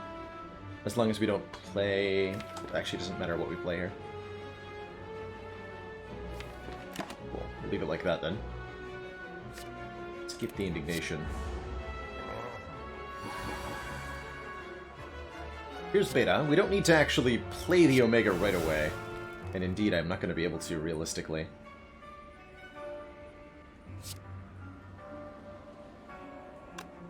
Two flurries. 1. Oh, I do have 2. 1. 2. Yes, okay, we have 2 flurries. I thought. So what do I want this to look like here? Flurry... Vigilance? Get back with flurries. Cycle with Insight.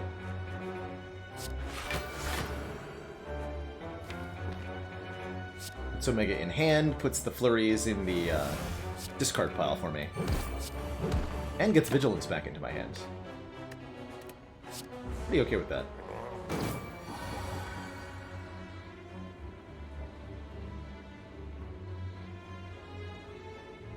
Of course, it becomes kind of difficult to afford the Omega now, doesn't it?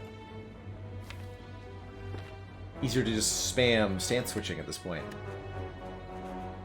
Not a bad thing.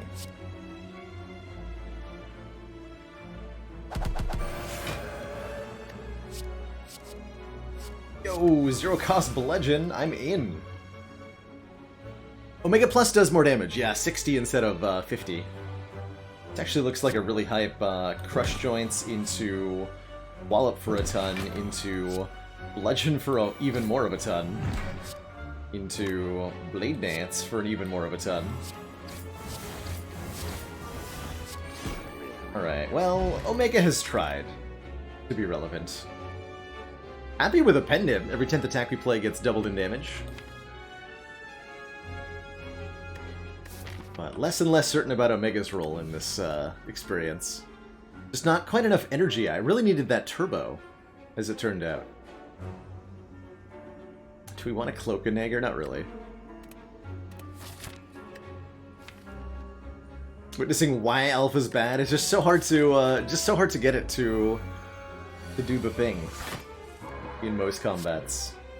I think we will eventually be grateful that we have it. Smiley face. We have orange pellets? I'm so hyped about that.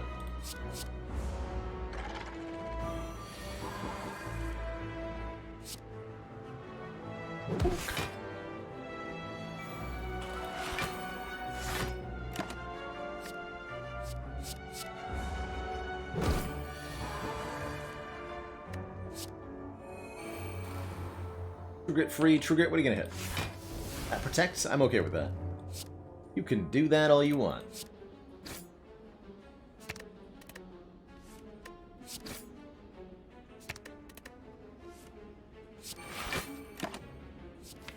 I might actually want to Alpha in this fight. Foreign Influence has yet to make a bludgeon for me.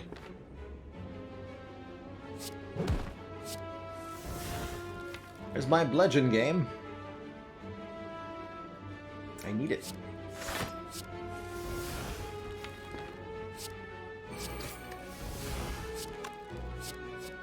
Oh, Hand of Greed, that's even better.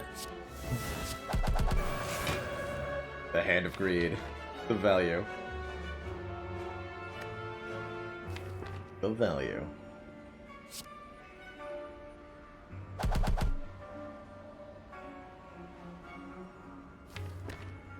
My Hand of Greed, I'm gonna have a hard time redrawing it. Okay with that.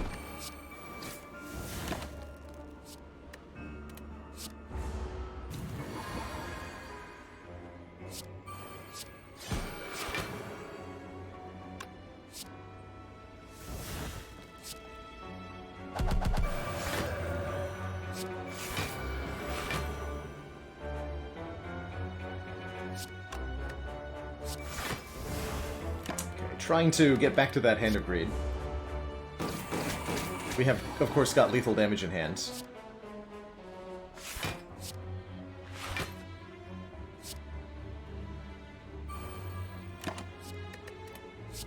But lethal damage doesn't give me 20 gold. Hand of Greed gives me 20 gold. I failed, though. Oh, not yet. Hold on. There's still hope. Yes, we got there. Cash money. Easy game. Never didn't make money in my life. And Mind Bloom is here at the end. We could upgrade all cards. Although a decent portion of it's already upgraded. Getting the cost reduction down on Study and Rush down would be good. And getting the upgrade on the Cut-Through Fates would be good too. But we're losing out on all the Bird-Face turn value. And we're also missing out on the value of a Rare Relic, as well as the card reward and the money from this. So I'm pretty okay with a...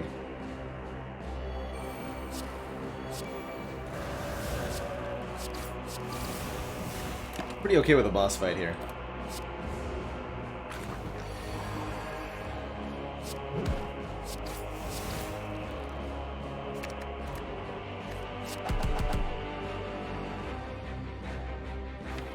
Judge the slime boss? I love that. Bye! Georged. Netsas Gurya. Unfortunately not so useful. Well, it's better than upgrading Trubid, I suppose. And Evolve. Evolve is cute, but with Runic Pyramid we don't need the additional draw when we get a status card, usually. Generally don't like Evolve Pyramid. Certainly not going to take it now.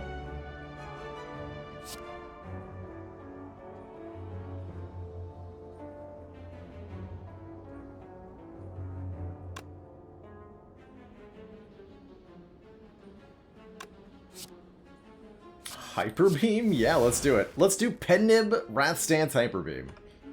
Don't mind if I do. Pew pew. Good fight.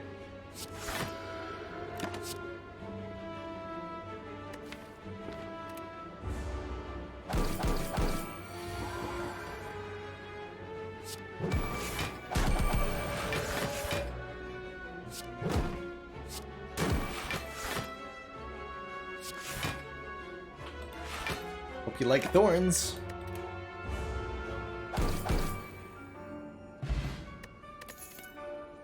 Strength. Spot weakness. If the enemy intends to attack, gain 3 strength. That's perfect. Friendship ended with Omega. Now Tantrum is my new best friend. Go.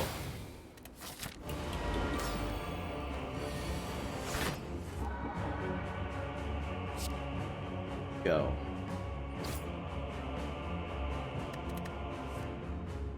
Yeah, I don't really want to get these flurries back over and over and over again. Do I? Time Eater's a pretty tricky fight here. We have to be careful not to play cards that are too low impact, but at the same time, we have to play such cards because otherwise they will stay in our hand forever.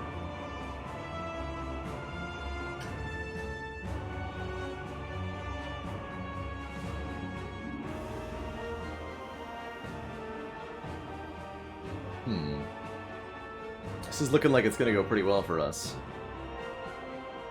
Although blocking this turn could be a bit of a conundrum.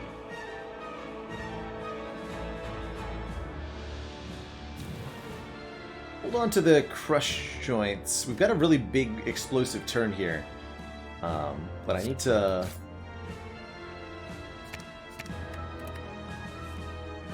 hang on for a second. Before I'm ready.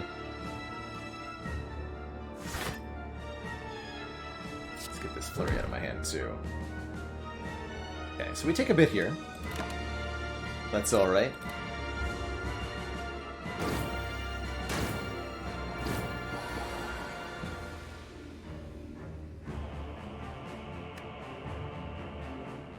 Okay, so we got our strength. Ooh, let's pop them. We can play 5 cards this turn.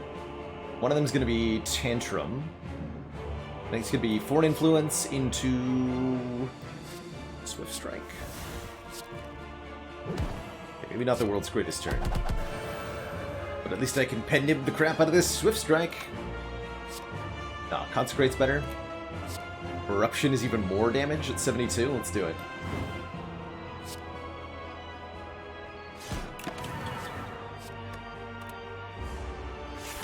Almost got 10 meter below half there, which would have been really nice. Instead, I have to go Vigilance, Protect on this turn. Be sad for my entire life. 15 times 3? Yikes. No power attack skill to remove the vulnerable, right? With the orange pellets. Just take the damage. Ouch. My deck is too expensive. That's what I've concluded here.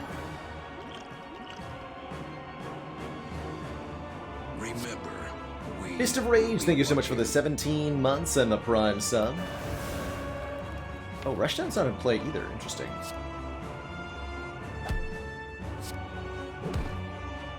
No way we kill this nerd, right? Actually, maybe there is.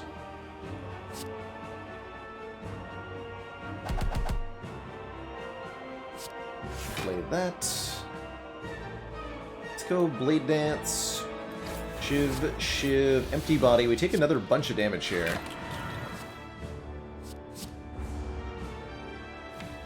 Should be able to kill with Ragnarok, though.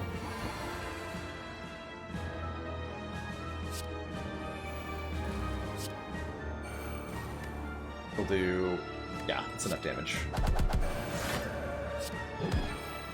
With Pen Nib especially.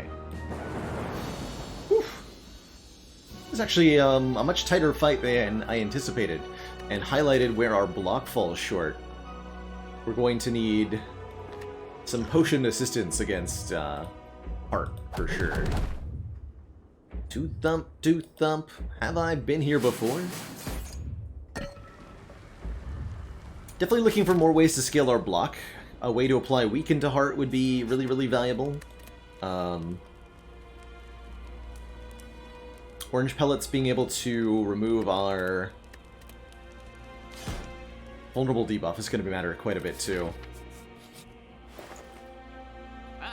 Okay, Gambler's Brew is really nice with a Runic Pyramid, as is another Mental Fortress to kind of increase our block scaling. I think 2 Mental Fortresses is probably going to do the job here.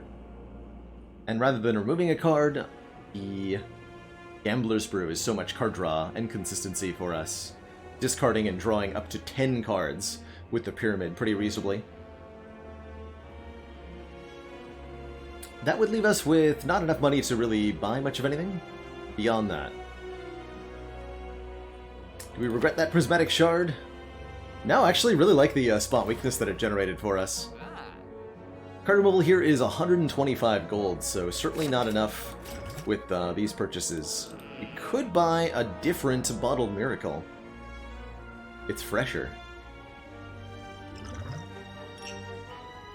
Fresh.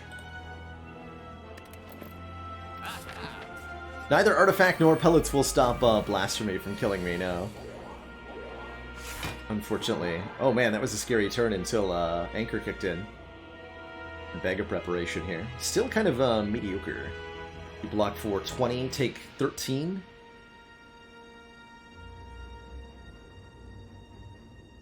And actually correct not to play the powers, because the powers will heal me next turn.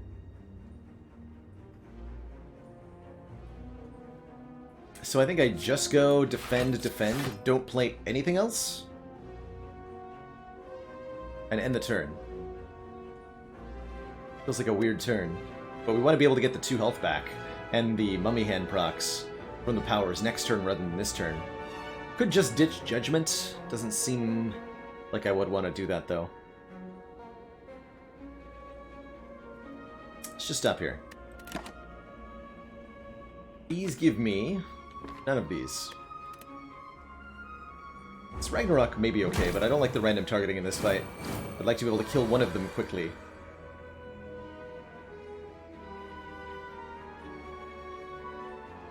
And it looks like I might be doing that with the Ambrosia. The way this turned out. We didn't draw any block. So I think I have to use a potion here. Either the Gambler's Brew to discard any number of cards and then draw that many, or Ambrosia puts us into Divinity's stance, giving us triple damage for 1 turn, and giving us 3 energy immediately. Pretty damn powerful.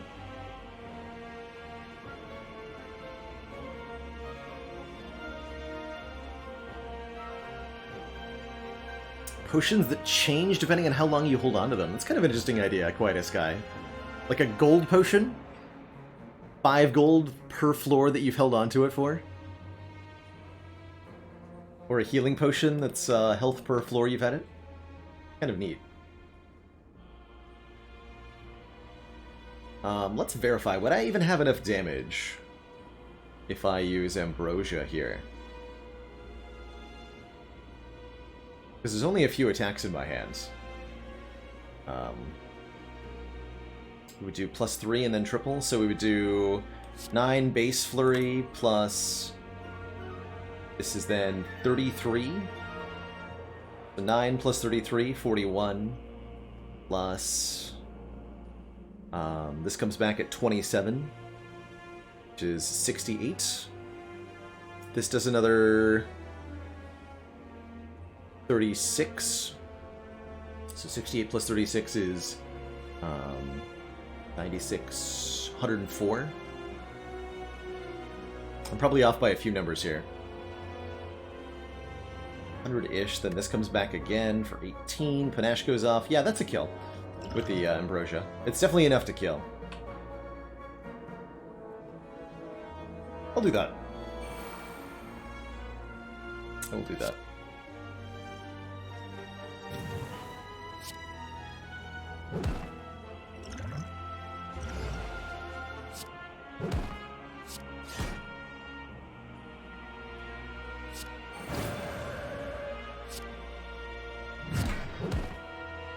Judged.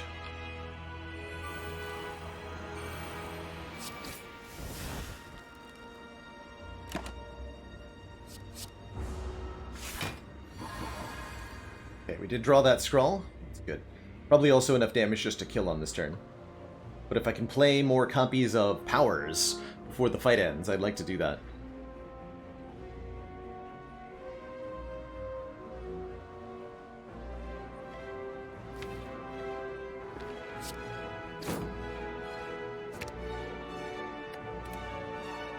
Let's see, we have 10.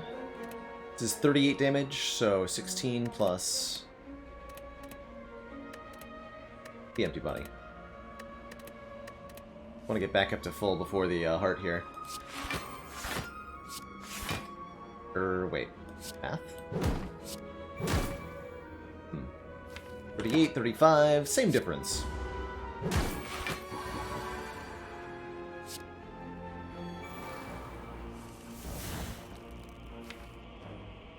That's enough powers actually to be worth it, though.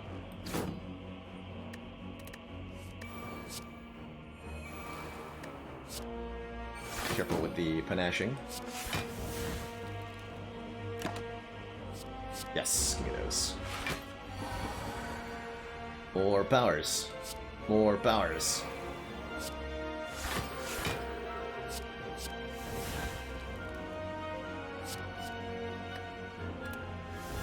Skip the forward influence? That feels like cheating. Oh, you're dead to thorns. Dang it. My Omega.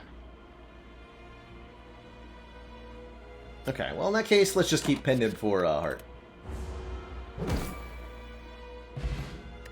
You want a tantrum, because the pendant would be gone. Study number 2 is here as well. Yeah, so we've failed to play Omega in every fight so far. Will it happen in a heart fight? Maybe? Maybe. Really don't know that I like insights with the Beat of Death that much. Let's skip for the moment. What am I going to duplication potion? That's my first question to myself. Mental Fortress Plus is a pretty good target. in general, I think we're pretty good at this fight.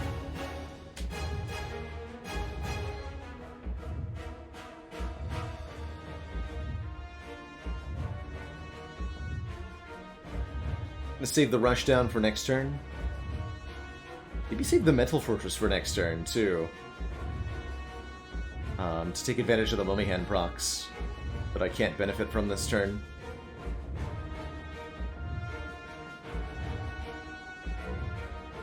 Hey, Doom Stress. I could see this being like Flurry Defend, keep the rest. It's all defensive stuff. I also see going Rushdown Crescendo right now. Just get the draw started.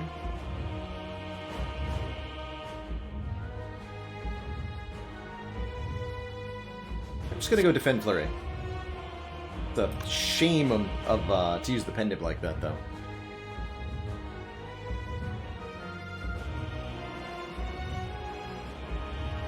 But next turn we get to do all sorts of stuff.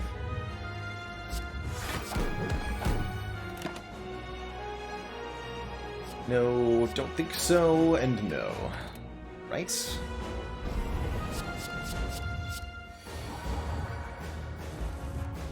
Hey.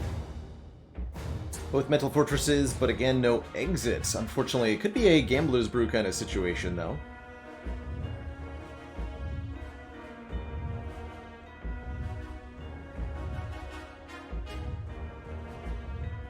Yeah, I don't mind the Hand Clog so much because of the Gambler's Brew. I can, like, if all these are bad, we can just get rid of all of them, for example.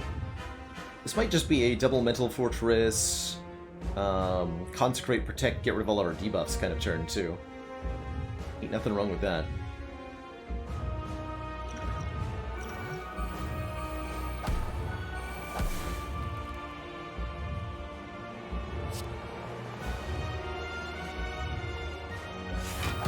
So, power, skill, and attack. We're no longer debuffed, we're no longer frail, we're no longer vulnerable, we're no longer sad. We're just glad. Ha! Easy game. Your luck.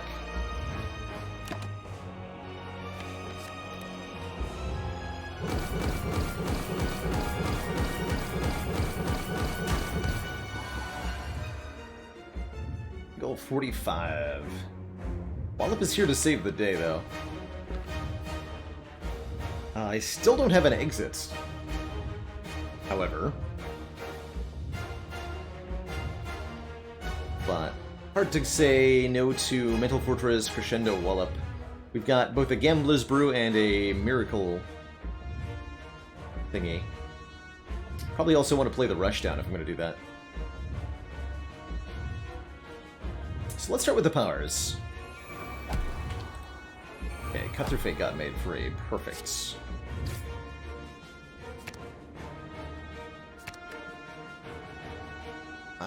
I'm going to stubbornly try to play Alpha. It's going to happen. It's going to happen. Fear not, chat. I will make it so. I will make it so. Okay, we're going to Wallop. And now I'm going to gamble with 0 energy into the void, hopefully.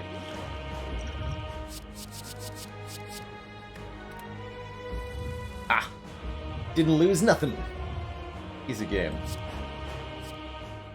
Ooh, and go for the eyes, too, for a little bit of weaken. Make my life a bit easier.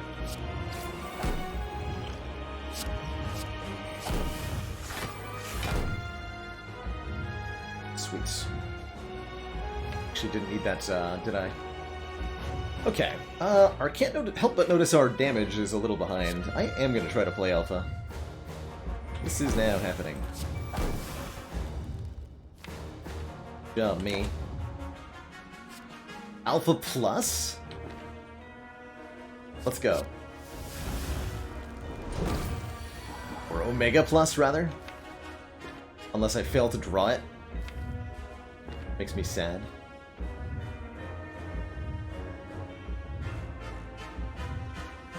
Let's see what Panache makes free.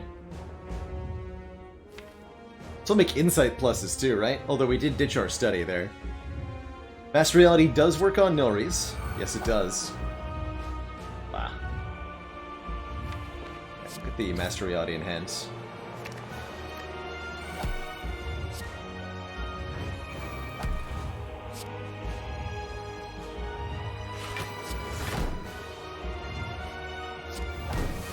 There's Omega Plus.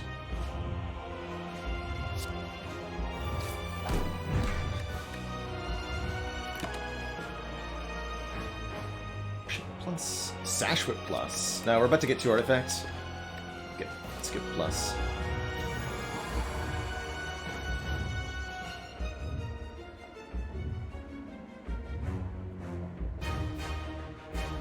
Cheap Wallop.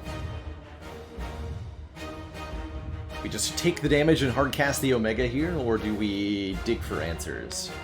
Kind of a tough call.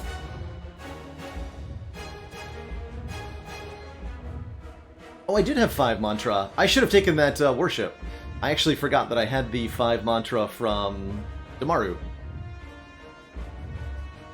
But yes, I absolutely should have taken that worship, because it would have been instant divinity, making this Wallop do everything we needed. I missed our Damaru. Hiding up there on the blue of the heart. Actually kind of hidden behind that pulsating vein. Sneaky, sneaky.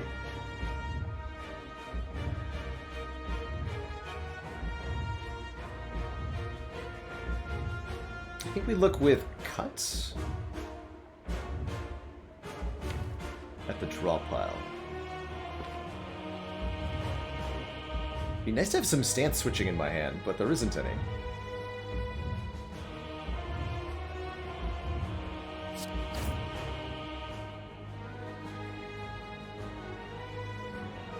Not necessarily make my life any easier. Alright, I think I just need to get the Omega in play. Next turn's gonna be a bit spooky. That's okay.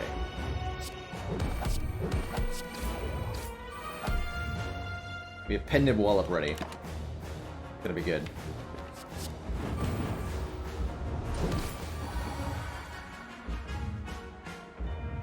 It's gonna be great. Definitely not gonna die. Having no stance switching in my hand. Oh no. This is not good. I thought we had these cards in the deck for a reason. But now I am deeply concerned. Because we're looking at pretty close to lethal damage here. If I don't find a solution pretty quickly.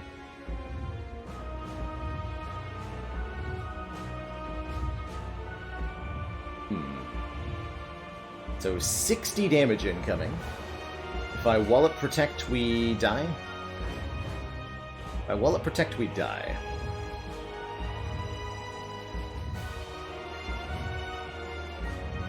That's not good. Is there a save other than...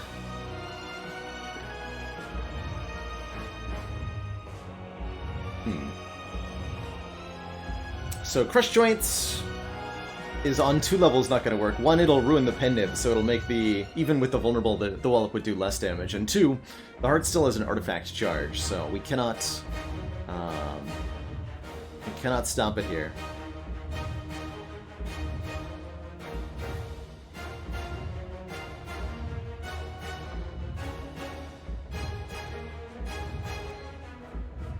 So I think it has to be Wallop and then Cut Through Fate?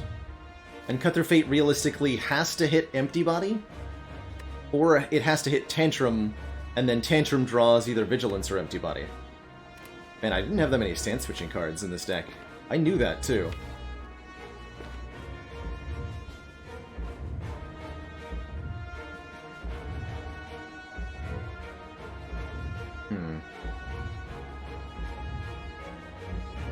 So we might actually die here.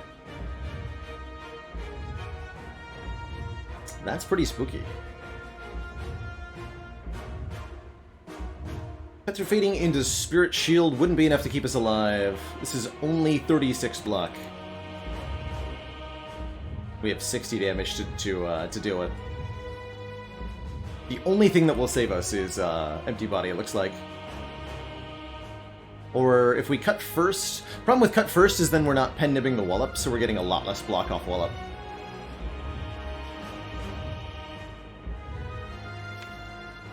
But if we cut first, we open our mind to the possibility of Eruption saving us.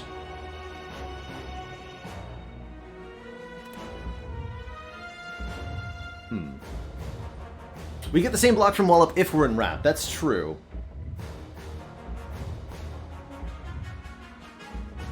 Spot weakness does block for a little bit more, but it's only like 5, 6 compared to defend.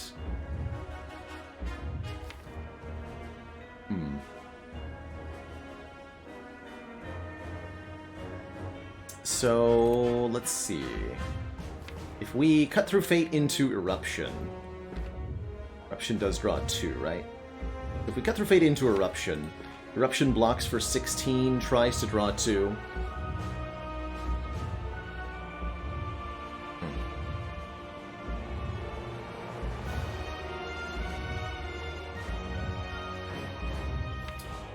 then if we get either Empty Body or Vigilance, we'll survive. It's from the Mental Fortress block.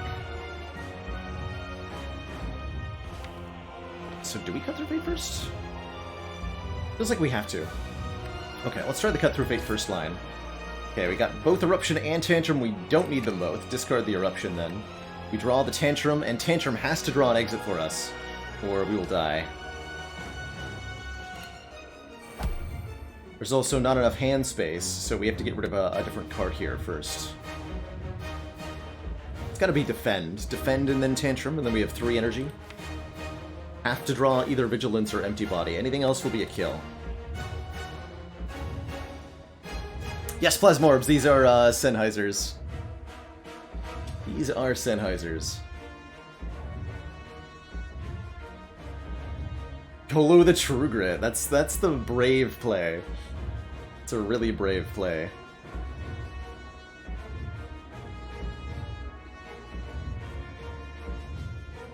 But there's no harm in defending first. We draw and then the flurries come back.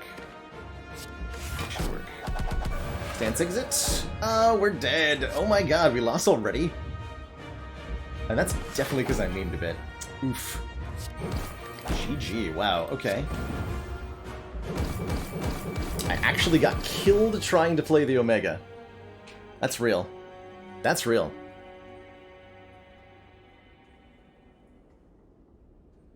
GG, everybody. GG. Well, I absolutely 100% positively refuse to allow that to stand as the score, so we're going to start again.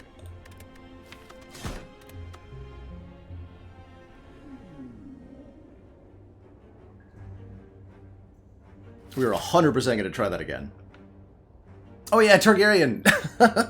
I guess you could say that that run hit a wall up in the heart fight there.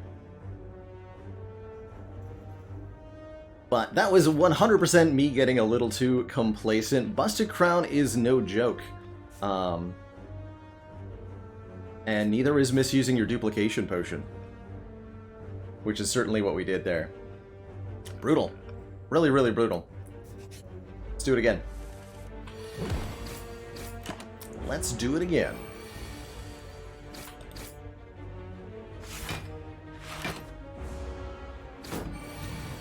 So what I should have duped probably was Wallop, recognizing that I did not actually have consistent stance switching. I also think I should have grabbed another empty card or another stance exit pretty much as soon as I saw one. Oh man, question card on floor 2? Amazing! I have so many card options now. Let's actually avoid the shop then, if I'm gonna get twice as many cards. It's crazy. Absolutely. Absolutely.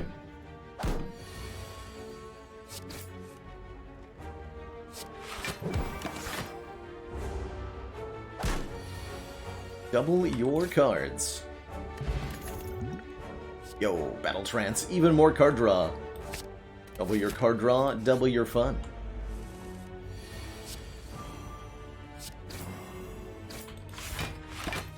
Take one hit here. Got a little bit of healing in this regen potion after all.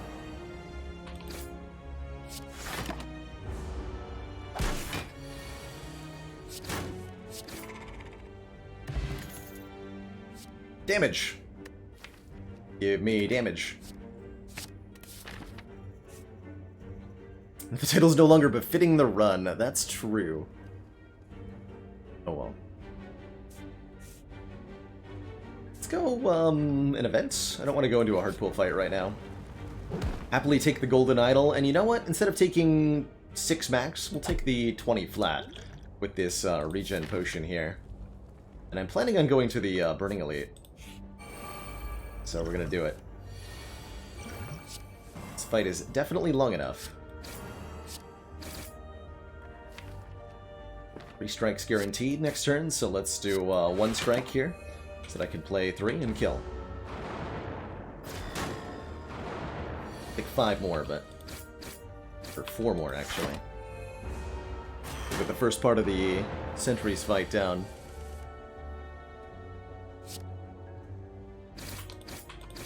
He's sitting pretty.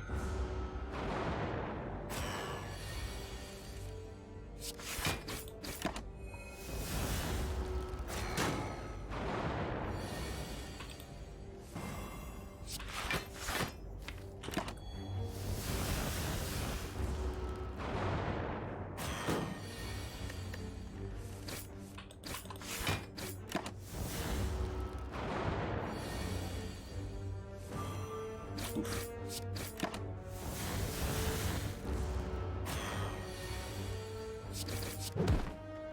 Okay. Exactly half health, not too bad. Bottled Flame. Oh. 2 rare cards. Neat. I mean, do we want a Bottled Bludgeon? Because that sounds kind of fun. Just give him a big smack on turn 1. Kills a slaver instantaneously, pretty much. Do it. Easy to play on 4 energy. How often do you even get to bottle a bludgeon? Plus. Just like, crotch. Just the crotch.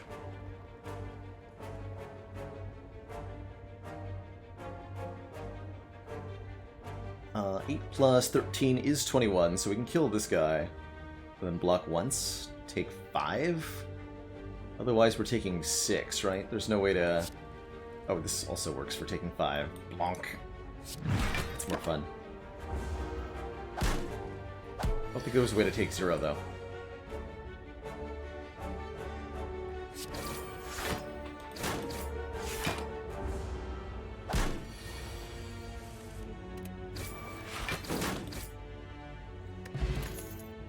Shockwave! 3 turns of weaken, 3 turns of vulnerable. An ironclad favored, especially on high energy like we have. Early Courier, fantastic for Busted Crown. And multiplicatively scales with the Golden Idol too. Merchant prices are 20% cheaper, and whenever we purchase something from the merchant, bonk, the merchant will restock it with an item of the same type.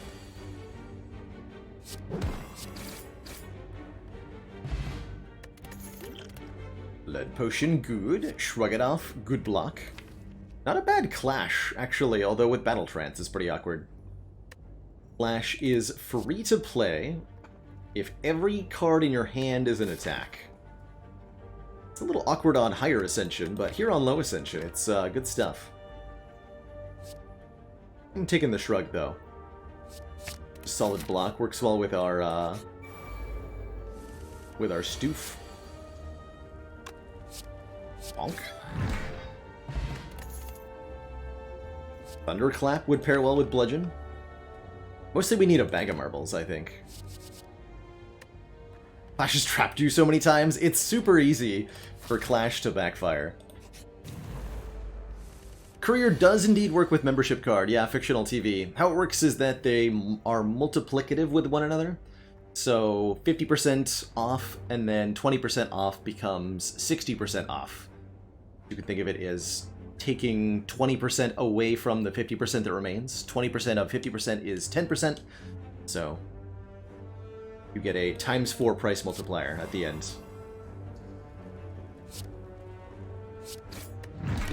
Times 0.4.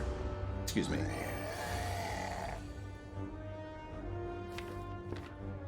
Didn't come here for math. But did we come here to lose to Gremlin Knob?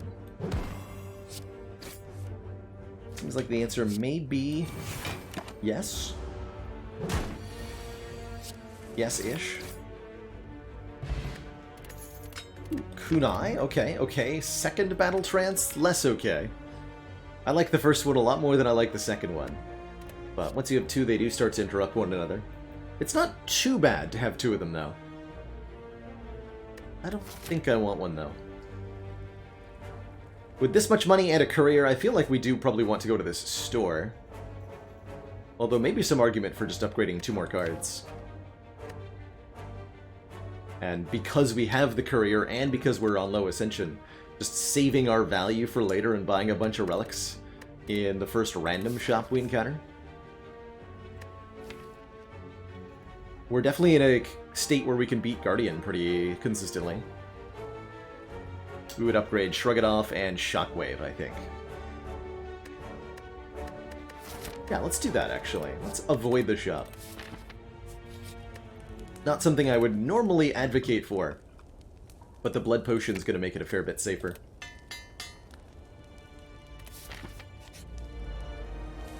Despite our low health. Also, the bottled bludgeon certainly makes the fight a non-issue, right? Third battle trance. How many battle trances is too many? Sure, you know what? Alright, I'll take the second one. We'll take the second one after all. And we'll see how often we actually get to use both of them meaningfully.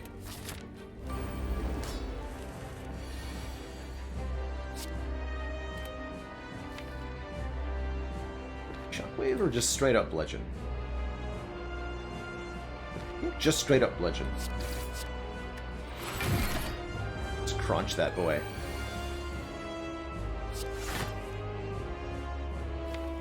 Nice. Quite a guy.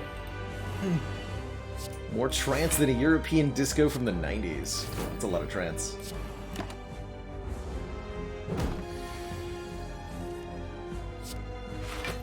Only feeling the joy of the Shrug upgrade.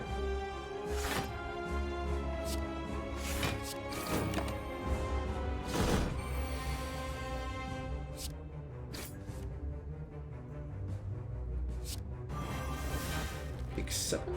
Take 5. Let's see what we can do.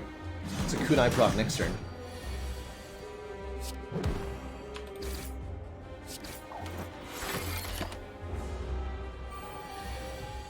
Didn't want to shuffle there.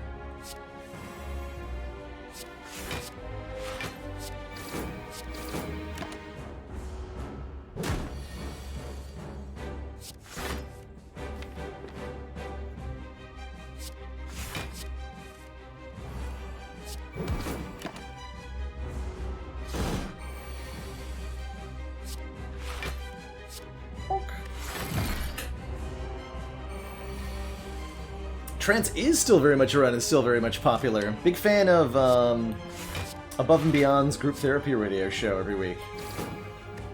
Really, really big fan of their work. Been to a couple concerts too that I very much enjoyed. Alright, easy peasy Guardian fight. Or not. Can be a fun way to scale if you're blocking pretty well. Or impervious for the big blocks.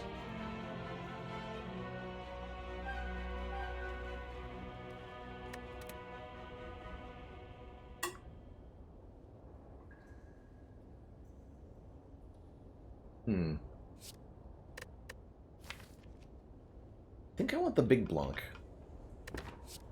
But Juggernaut's not too bad there. Alright, definitely the world's worst ectoplasm. With both Courier and Golden Idol. Cutting off our access to gold would be pretty rough here. Sacred Bark would double our potions, making this a 40% heal, 6 thorns, 4 dex pot. Really good for beating up Act 2 elites. Key is totally erasable here. We have very expensive cards, and lots of card draw. So we can absolutely make use of additional energy in a big way. The curses will slow us down a bit, for sure, on the draw side. We can work with that. May have to avoid opening a chest or two, but I think it'll work pretty well. It's not my favorite take of all time, that's for sure. Okay, we do have an early merchant, and I would like to go to a merchant now, so that we can start removing cards, so that we can gear up for our slew of Act 2 elites. Looks like I'm only facing 2. There is a route that fights 4 of them. I'm gonna go this way. 1, 2, 3, 4. Are we that well equipped with 5 energy? Maybe. Opening small chests never worth when having Curse Key? No, there's definitely situations it could be worth. Just off the top of my head, having Darkstone Periapt or having Duvudal can change the equation there. And there are certain common relics that would be worth it too.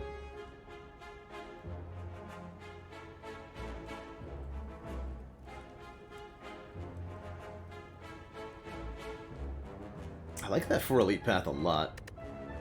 Doesn't get as many upgrades. Upgrade-wise, we're looking to upgrade the Battle Trances, both of them. Or at least one of them. Okay. Start here then.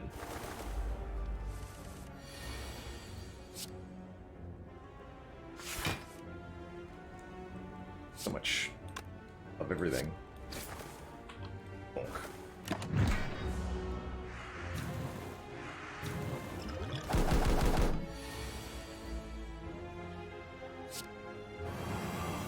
Come shockwave to nerds.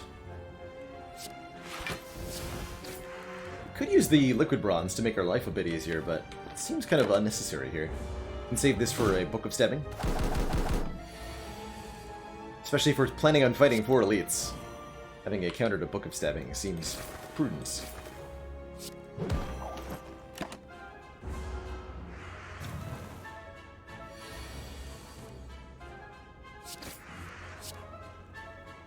Wish. Old colorless potion. Flash now says plus on it. Oh boy. That's even better. Okay, let's actually ditch the Thorns Pod. Maybe I should have used it on the birds after all. And skip the clash entirely. Oh, thank you.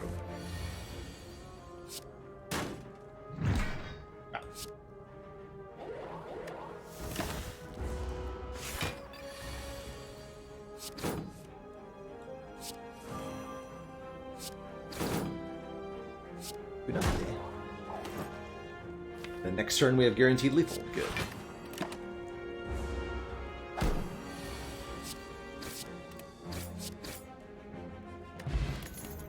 Very good. Another Iron Wave. Like, almost tempting with the kunai? Almost. I would think about an uppercut. Not a clothesline, though. We are fighting Collectors. We do need to keep our performance against multi-enemy combats in mind as we proceed. Hey, upgrade all these strikes and defends. Just the core pieces of the deck. Still half the deck just got upgraded there. Which is definitely going to make life a lot easier. Hey, Bites! Get out of here, Bites. I just upgraded those strikes. I am not giving them to you. Be gone, fools! Damage? But what if not damage? What if not damage instead?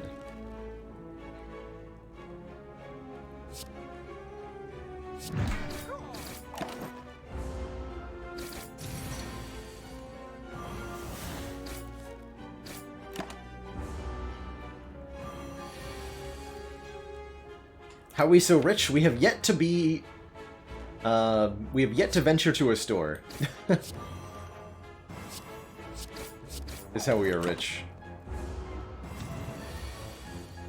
Which is just all of the money from the whole run. Ooh, strength? Of the permanent variety? Do I actually want that? Not sure.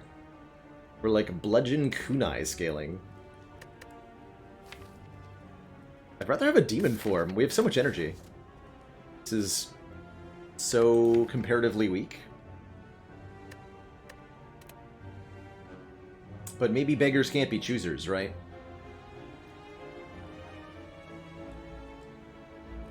I have to do something other than what I'm doing, eventually, I think. Or we can just do it better. Doing it better is always fun. No, this doesn't call to me as a winning line. Take that in flame. I don't want it.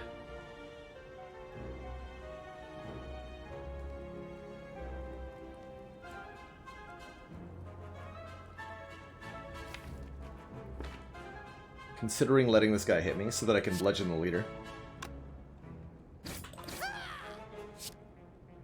Do that.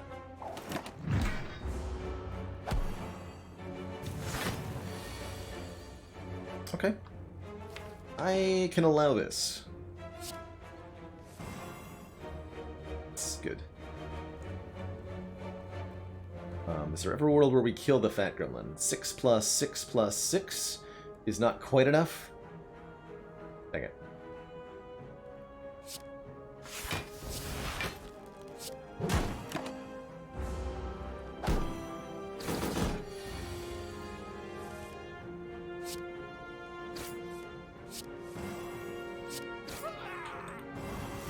Oh. Actually missed that I had more energy there. How bizarre.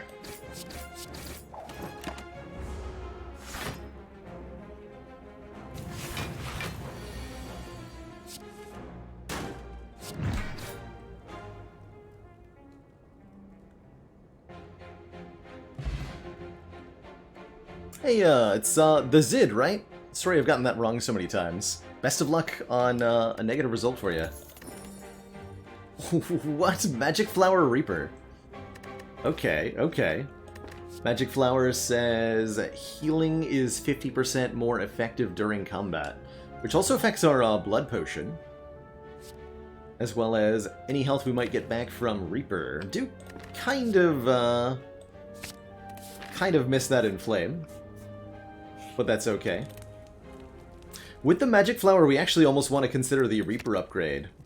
1 more damage to all enemies is 1.5 more healing from each enemy, or 2.25 more healing from each enemy that's vulnerable. So realistically, the upgrade on the Magic Flower could be, or not the upgrade on the Magic Flower, the upgrade on the Reaper could be an additional 6 health in a multi-enemy fight. 12 back, pretty good. Pretty good. Taking a very minor amount. Let's get a kunai proc here.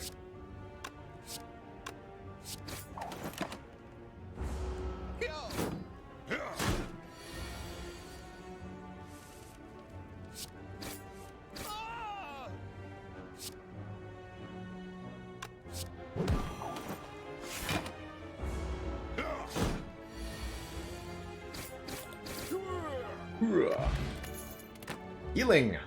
Lots of bonus healing with Magic Flower. 8 hit points whenever we use a potion in combat. Pretty hype.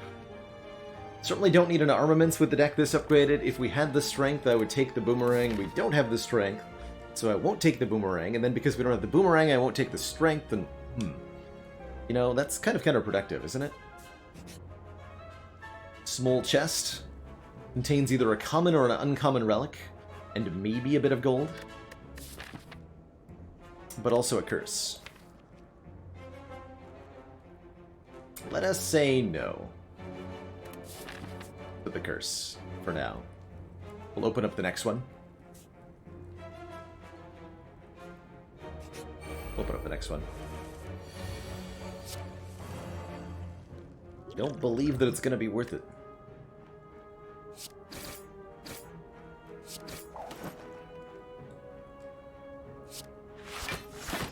Take nothing here. Does hurt a little bit to dodge bludgeon there.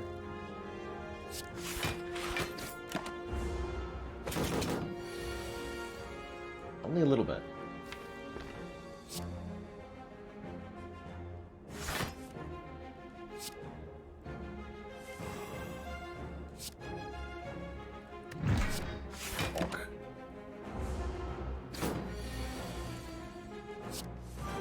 I'm feeling pretty good about double battle trance, admittedly.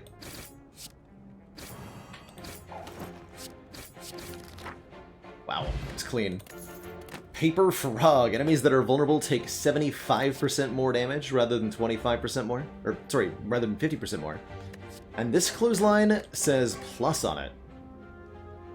Means we can reapply Weaken nice and consistently against enemies with Artifact or any fight that's going to last more than 5 turns. Which won't be the heart fight, will it? So yeah, now the Reaper upgrade's like even better. Slightly. It's kind of funny. I will take this clothesline. And I'll keep the current potions.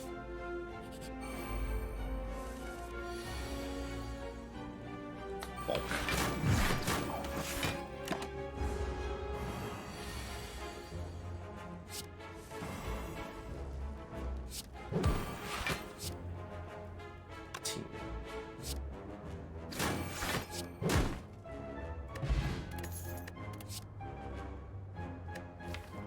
Pummel Strike. With the kunai, the hit once and draw one is pretty nice effect, admittedly. I could see this being a oddly high dexterity ironclad. Although we have skipped a couple iron waves. Pick up one more. Just one more. Ever take Perfected Strike? Not in this situation, even though we do have a decent chunk of strike cards. It's just not... Well, it's actually kind of comparable to Bludgeon in some situations. Yeah, I'm underestimating it a bit. Let's actually upgrade Reaper. Let's do it. I think it's meaningful. With the Paper Frog especially. Meaningful, I tell you. You hear me? Let's kill this guy. We take a little bit.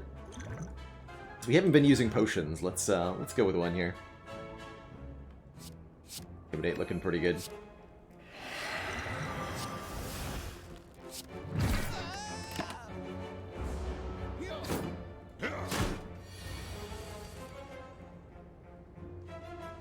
Get him, Reaper.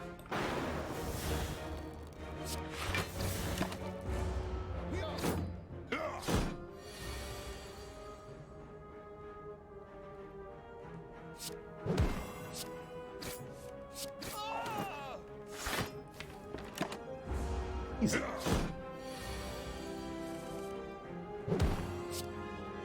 A4 plus 15? Not quite. There we go. Or a Kelcum. If we end our turn without a money. What? Hello?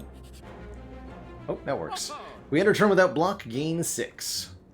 Pretty nice. We do pick up an Inflame here for some strength. Not going to say no to the second one. Speaking of strength, Vajra is here, as is Prismatic Shard again, which I think we need to redeem after that Watcher run. Which might also be part of why I lost that Watcher run, admittedly. But you know what? We're doing it. Oh yeah, and we have couriers, so every time we buy a relic, a new relic appears beneath.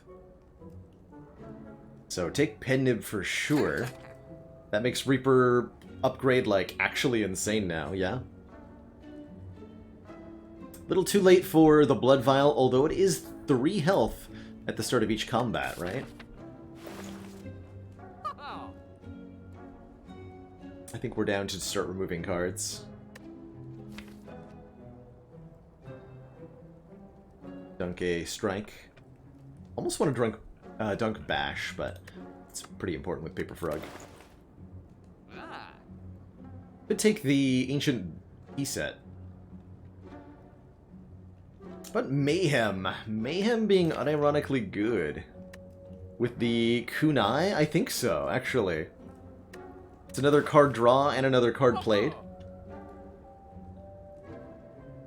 This deck doesn't care about its order that much. Like, we'd be a little upset at randomly hitting Impervious or Reaper on the wrong turn, but beyond that, this is very much a just play all the cards kind of deck. Remember, so I'm down for Mayhem here. Watching. Malkavian, thank you so much for the Prime sub and the 11 months. Just one more till that full year. So Crashman asks, when is it not a good idea to take Mayhem? And the full, totally serious answer to that question is when you care about what order your cards are played in, Mayhem becomes a bit of a problem. So yeah, what's the worst that can happen? So for example, on Watcher, if suddenly being in Wrath stance sounds like something that might be dangerous, Mayhem is not something you want to put in the deck. If evoking all your orbs on defect, or channeling the wrong orb. If you've got Dark Orbs, you might really, really care about your card order. Silent Ironclad are, I think, the two classes both well-positioned enough to make use of the randomness that Mayhem provides. And that's a Hand Agreed with Courier, so I'm thinking about adding a Hand Agreed to this deck, too. If Fatal gain 25 gold. Cost is 141, so if we upgrade it, we have to land it 5 times to get our money back. That's pretty easy to do. I'm doing it. We'll take the Hand Agreed and we'll upgrade it.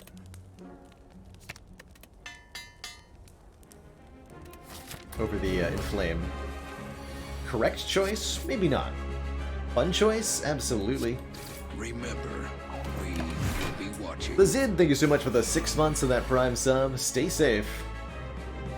You too. Tough times. Alright, let's get that Mayhem and play him.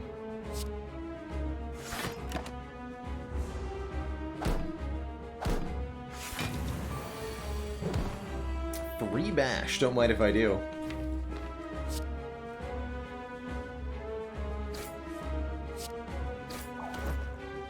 Get that kunai.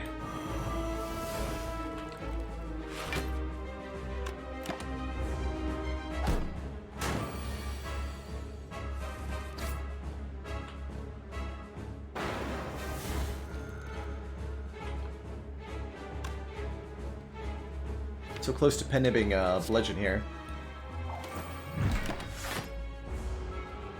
For shame.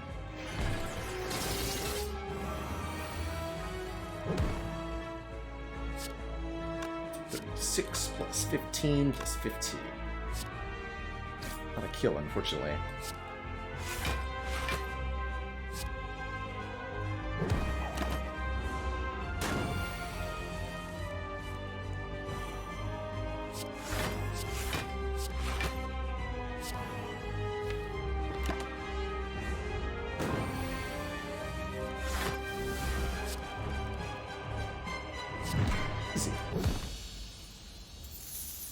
Ash money.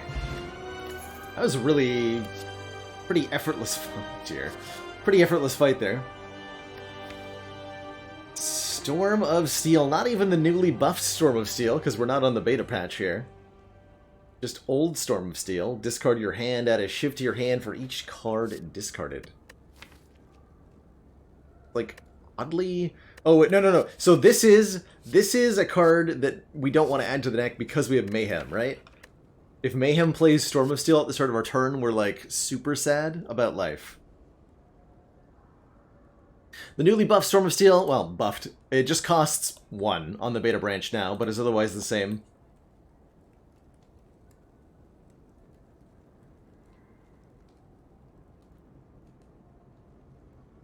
But that's the buff to it, is a cost reduction.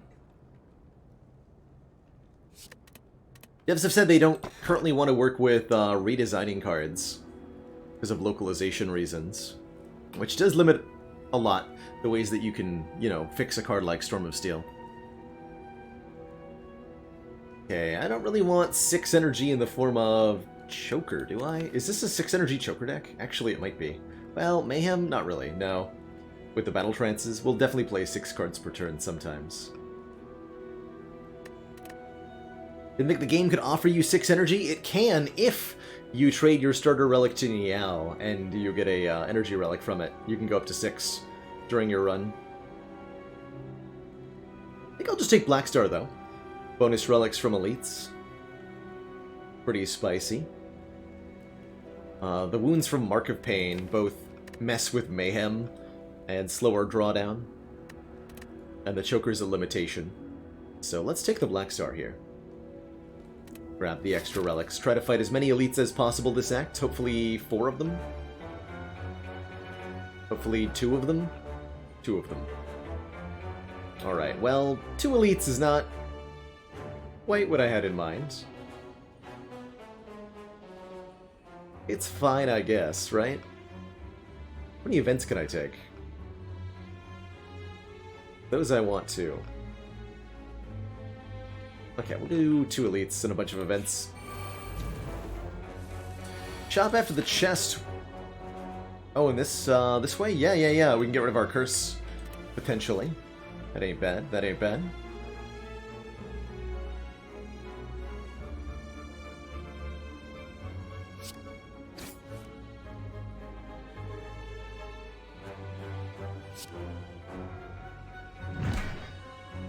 Let's take a little bit here. We can, we have tons of sustain. It's okay to trade our health every now and then.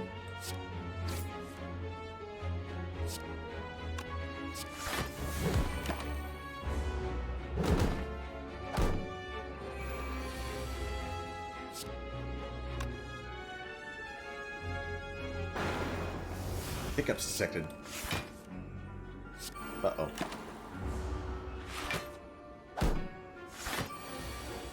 Yeah, Watcher died to the A4 heart. As I got a little too greedy trying to play Omega. I think if we'd ignored the Omega and gone for spot weakness, we might have been able to take that fight. But the deck had greater shortcomings that I failed to recognize. Kind of part of the greater Watcher conundrum for me. I'm still not 100% great at evaluating when my Watcher deck is good to beat everything except the Heart, but is not good enough to beat Heart. It's a hard question to answer sometimes. Let's see, we don't want to evaluate. We definitely don't want a Barrage. But yeah, that Alpha, even though I thought the Alpha was nice, I think it was nice right up until we found Spot Weakness.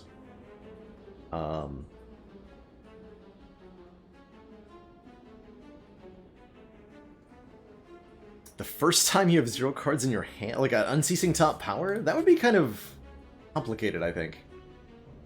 Maybe a bit more so than necessary. But pretty fun looking, too. What a beautiful turn 1 here. A perfect block Impervious, and just play Bludgeon. Squish. Squish the Orb Walkers.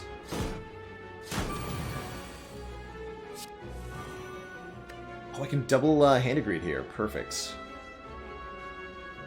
Perfect. Thank you, Orichalcum, by the way. Oh, wait.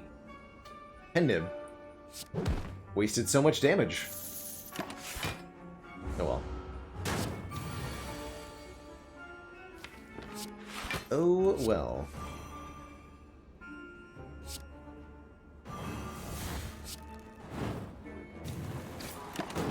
We should still be able to nail the second Hand of Greed at least.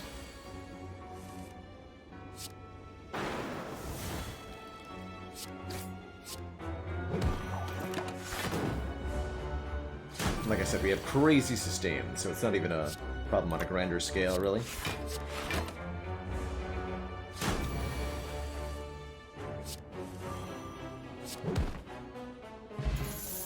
Ice Cream lets us conserve energy between turns.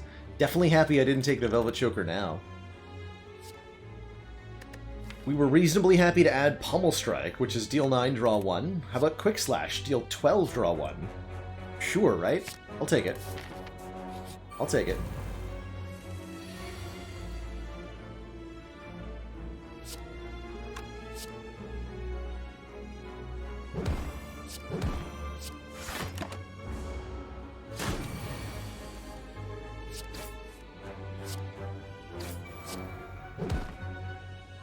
one. Dang.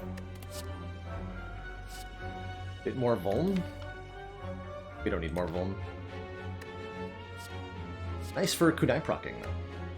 No use for tactician, unfortunately. How do we feel about... we could just drink the blood potion to heal the full. I guess we'll do that.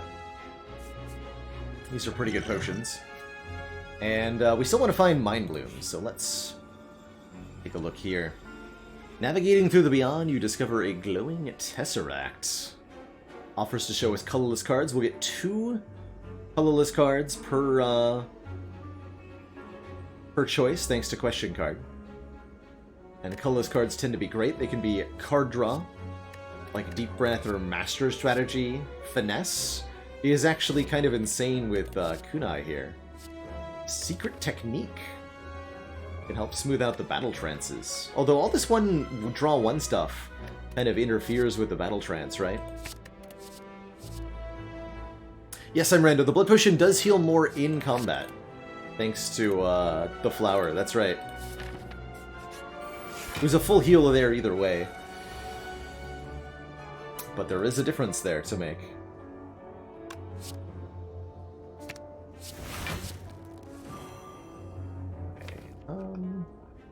Triple-handed greed is really unlikely with the status cards being added to the draw pile.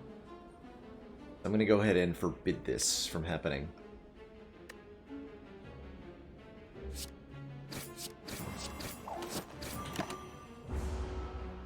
We'll try to get a double-handed greed.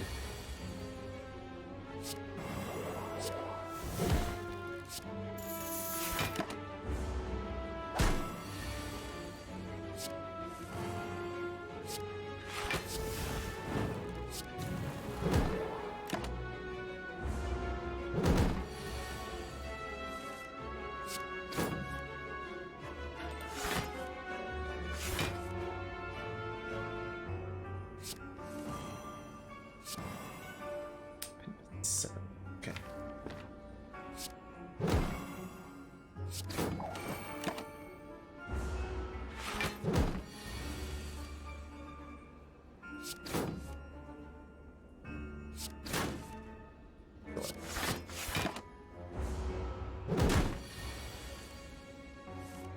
Please do not die, sir. Need you.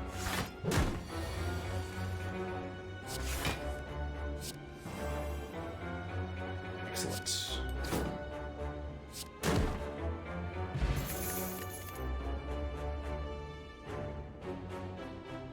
Flame barriers here if we want more block cards, more powerful block cards that cost more energy, and I think we do want more powerful block cards that cost more energy.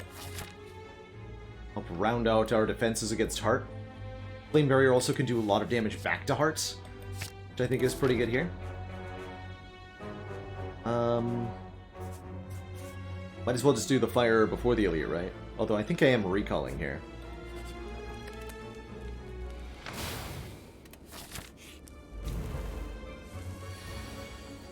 Hello.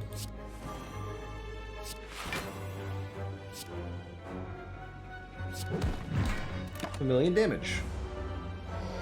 I guess I could have also banked energy.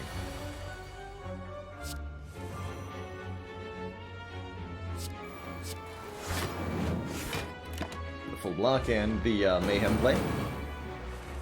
Not expecting to be able to... Definitely not expecting to be able to...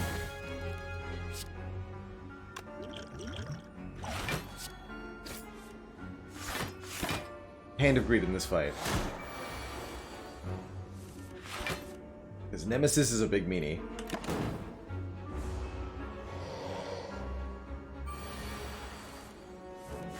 A really big meanie.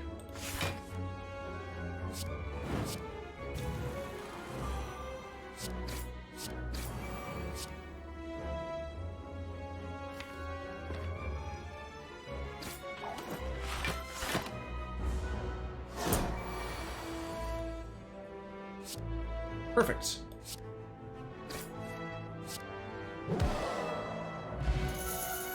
Intangible, no problem. Ginger prevents us from becoming weakened. Whirlwind Ice Cream certainly has the potential to do a lot of damage, especially with Pendant. Yes, there was an actual buff to Storm of Steel. I don't have the patch notes command updated at the moment. But there was a buff to it. The deflect's not bad either, but I'm taking this Whirlwind with Ice Cream. You can't stop me. You cannot stop me.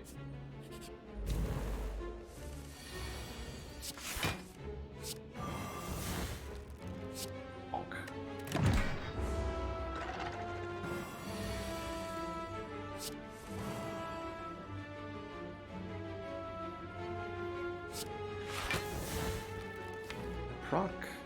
Let's not bother. Gonna bank energy.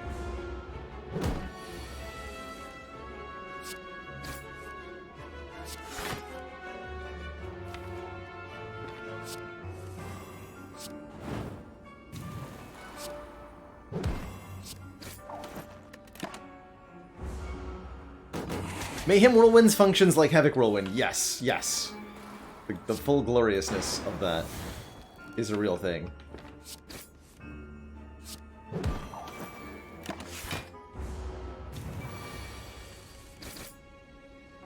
Get obliterated, fool.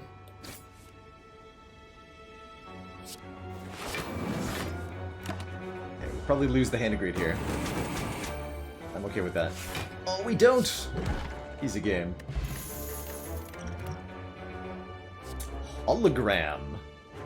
Put a card from your discard pile into your hand. Ooh. Hologram back, Hand of Greed, hologram back. Something I need for Kunai, hologram back. Anything. Anything at all. Second Wind also quite powerful, exhausting all non-attack cards in our hand to gain a ton of block that scales with dexterity for each one. Ups a lot in the heart fight for a big block, I'm sure. Might even be better than the hologram. But I'm gonna take the cross-class card, I think, given a otherwise equal situation here. We have to take the Sapphire Key over the other option there.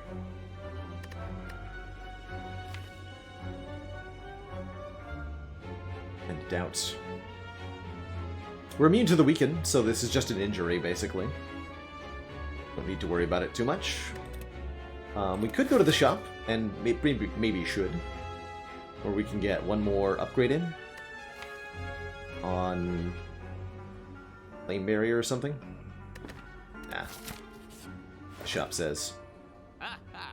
Oh boy. Shop has some of my favorite stuff of all time, pretty much. One, there's Bag of Marbles here, which I think we have to take.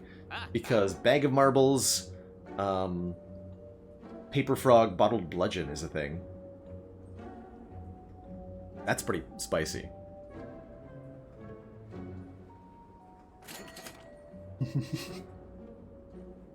Akabeko makes it do 12 more damage, too.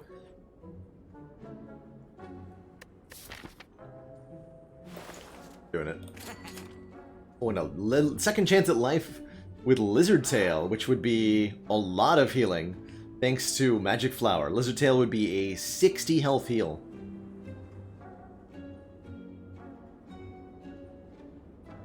Or yeah, 14 more, excuse me, 14 more, you're right. More importantly, I think, is Dark Embrace. Whenever a card is exhausted, draw a card. I also really like Second Impervious. I also really like Card Remove, and we can do all of that. Dark Embrace, Impervious, Card Remove. Too many things exhausted for me want to... Yeah, there we go. Seems good. Could take a shrug.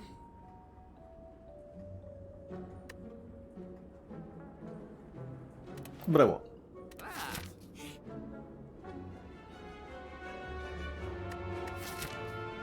Forced Key. Here to offer us another relic.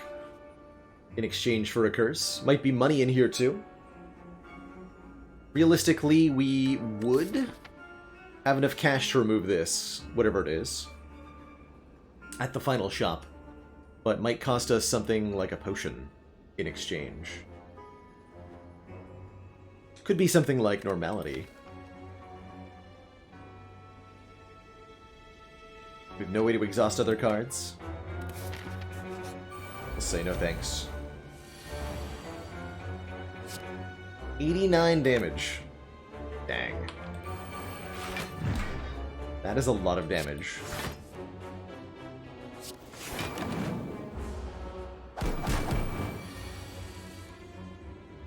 For that to do. You know?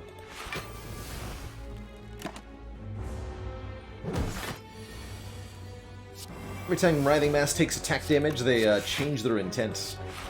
You gotta be kind of careful about that.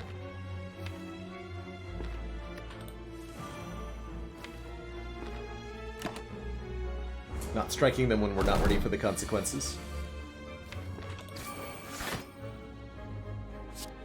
Eventually a curse. Do that.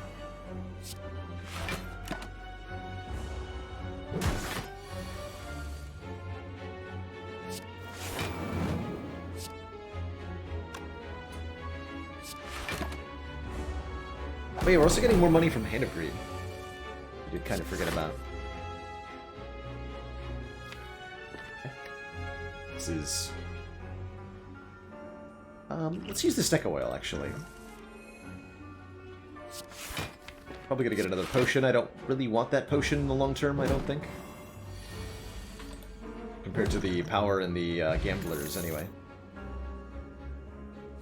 Old bad aggregates. Power through, with no way to synergize or deal with the wounds. We had taken the second wind, I think I would take that, but without it, I'm gonna say no thanks. Akabeko, Bag of Marbles, Reaper. Alternately, the Whirlwind does how much damage? That seems pretty good.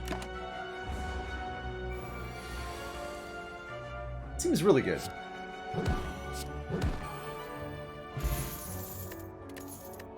Ten more max health, excellent. Letter opener for AoE damage, excellent. Wish for strength gain. Or plated armor? But more likely for strength gain. Seems pretty alright to me. And we can wish for even more money. Of course. Hello, Transient. How you doing today? Wow. 178. Nice to meet you, too.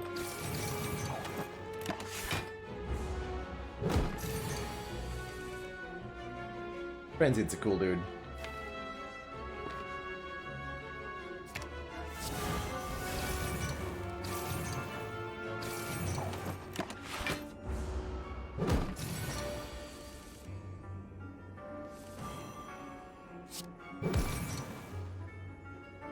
Let's stop there. Just actually bank some energy for once.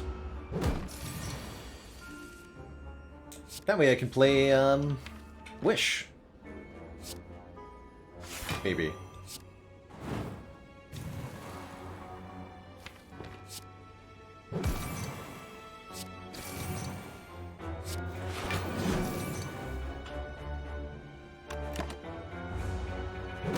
Very expensive deck.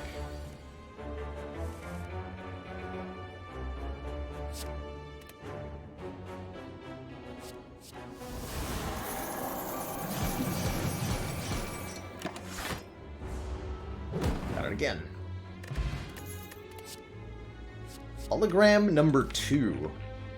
Well, for 1, that lets us cycle holograms with each other as much as we want. And for 2, that allows us to have more consistency.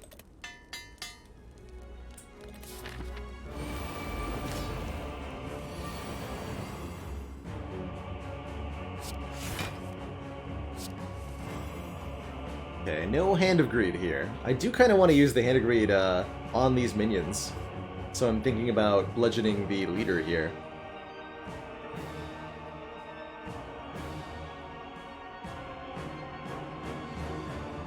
For maximum crunch. Hey, you Lupin.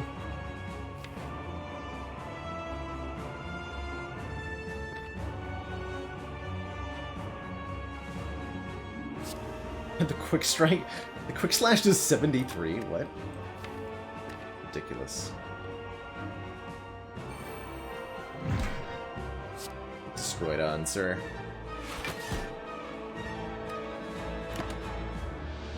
Actually, bank that. We've got Reaper to heal us back up, right? After all.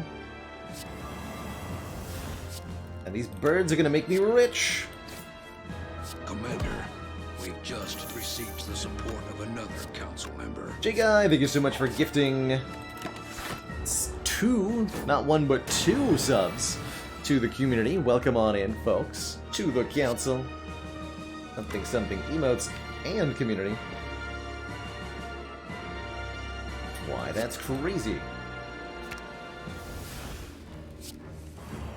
I'm actually playing this wish, am I? Let's go with short. I'm gonna wish for money, though. That's the kind of guy I am.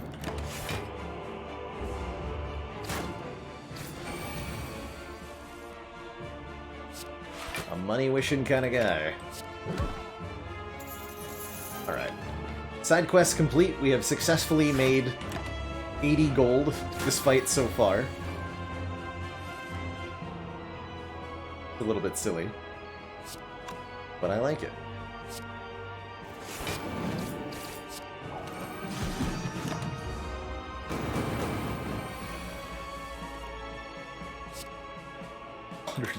damage. So, first phase of Awaken 1 can't be,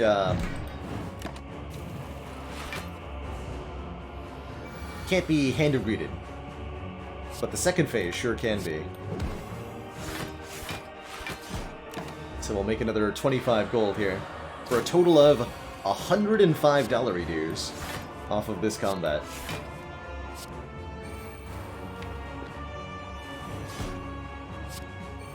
And we'll put Mayhem in play for extra bonus.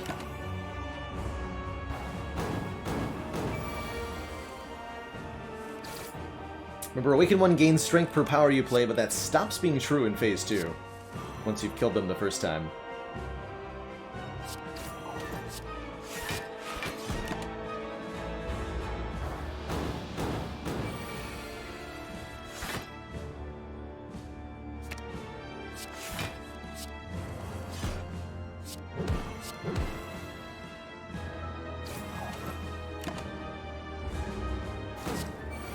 For to expect to get on this ladder, I just want to do better than the last attempt of this exact thing. It's my only hope.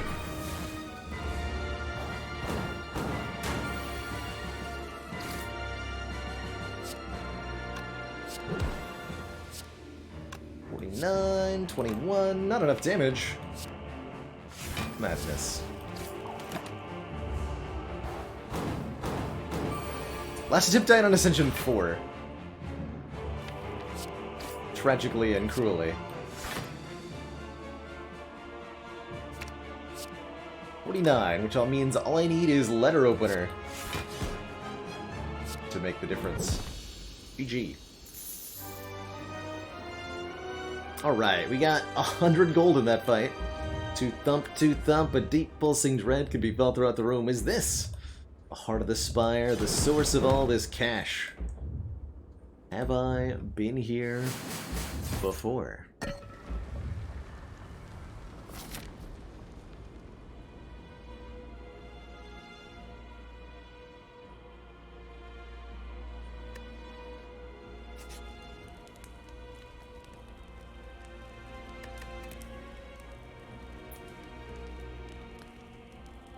lot of upgrades that are meaningful. Just the 1 energy upgrades on the powers are nice now that we have Ice Cream.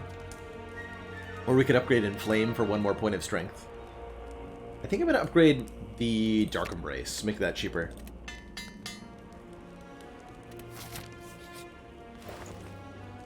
A membership card is here to double our remaining effective money. It's a slight increase, only a very slight one, but a slight increase in our purchasing power.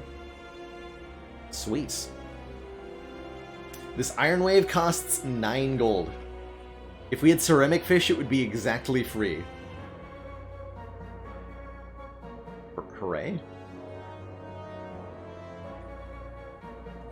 Howdy, fast-ass Banna.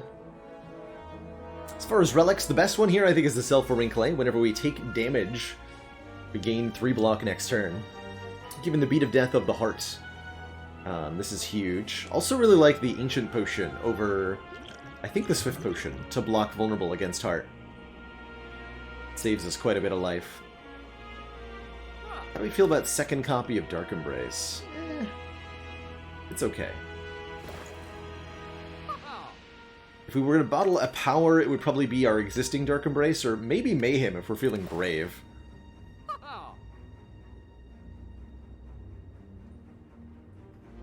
But I think I'd rather buy the Self-Forming Clay and the Ancient Potion. Although Happy Flower is tempting too. I can buy the Fruit Juice and the Ancient Potion though. Yeah, these are 70 gold together. Is there anything else I'm buying? No. Okay. Oh, it's another Ancient Potion. Even better. And another one. Ancient Potion. For days.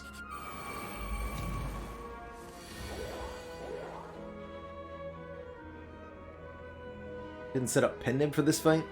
That's unfortunate. What if it's correct to just wait for Whirlwind with Akabeko here and Ice Cream?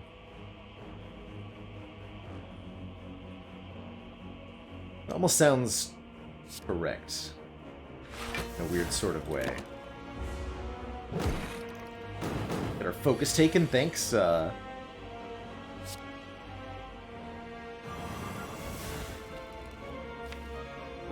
Thanks.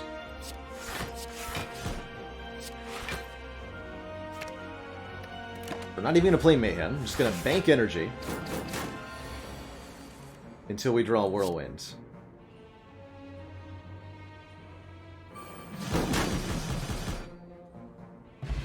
Like that. Good fight. Ooh, back Philippe. Also, sweet rewards here.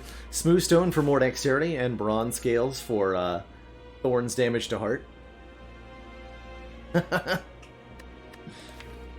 Akabeko, Whirlwind, Ice Cream. Spin to win. I really do like the Energy Potion. Maybe Energy Potion better than Power Pot? No, we want either Barricade or Demon Form or Dark Embrace. Or even Corruption would be awesome. I will definitely take Backflip for more card draw. But I think that means we leave, unfortunately, the Energy Potion behind. As good as it is, the other potions are better. Actually, good Enlightenment? Like, it could have been. There's certainly a lot of 2-cost plus cards in the deck, right? Yes, free Corruption. We'll definitely take a free Corruption.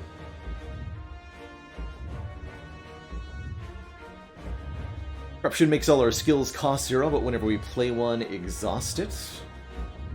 I don't think I want to Bludgeon. I want to get a Kunai proc here.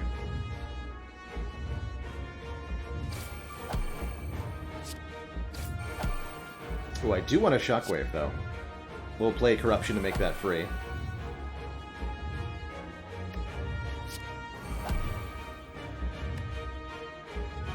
Anything I want a Secret Technique for? Oh, I can Secret Technique for Wish to get Wish in play as well? Oh yeah, let's do that. Because that also exhausts. It's just free with Corruption, right?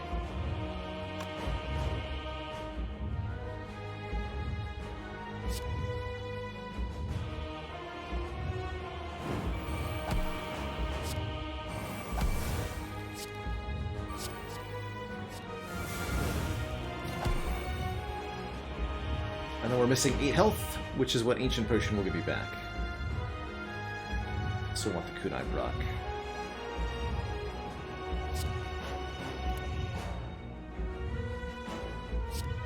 Kunai with the Bludgeon? No, let's just Kunai with Twin Strike.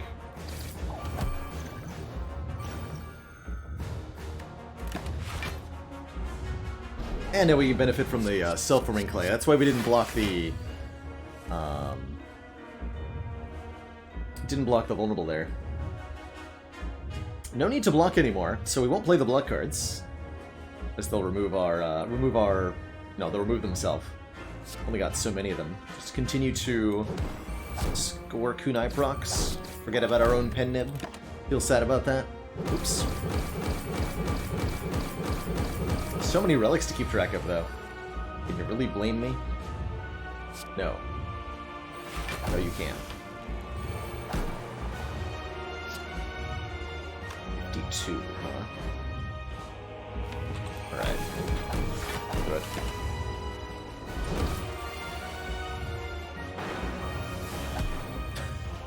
It happens. The Mayhem played Reaper for us. Good job, Mayhem. Good job.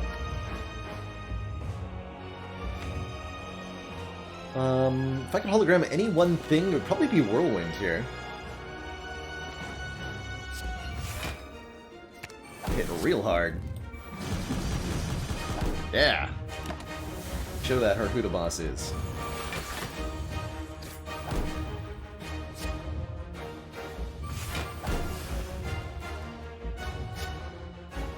This is where the Gambler's Brew comes in, I think.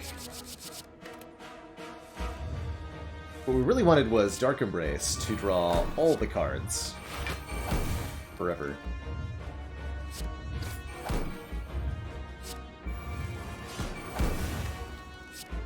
Actually, it didn't really do that. It only drew some cards. It's a bit tragic.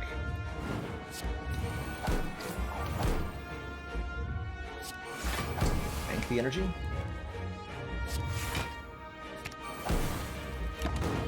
Just bank the energy.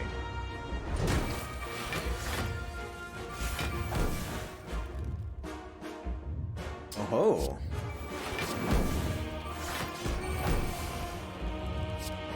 Whirlwind does 26 times 6, and then we get a Thorn Scale? Perfect.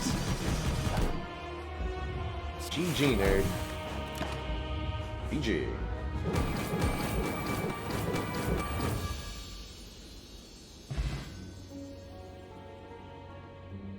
Not too bad. That was a really clean and easy Busted Crown start. Immediate question card into lots of cash is certainly how you want your run to go.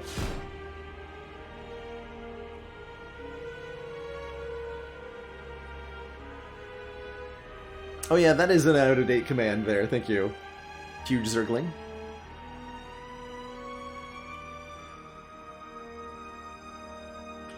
Grab that.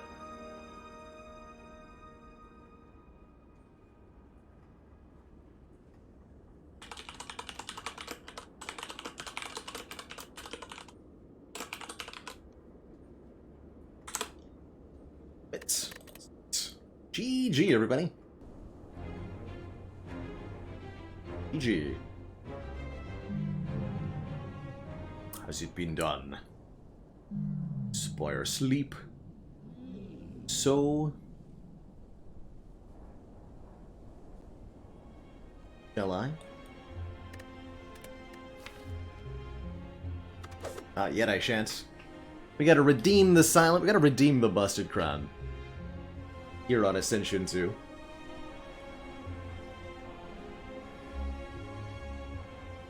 We gotta do it. Silent Busted Crown is extra tough. Extra tough. For card pool, especially on the non-beta patch here, is so limited that it can be really hard to get going. This Act 1 in particular looks extra barren. We have tried Grifflands. Yeah, I played that, I'm gonna say about a year ago. Back when it first launched on Steam, we checked it out last. Kind of curious how far it's come since then.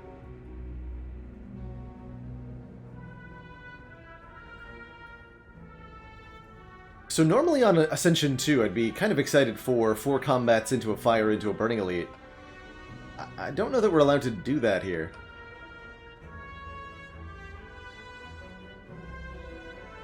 May have to go to this store. To try to gear up for this elite.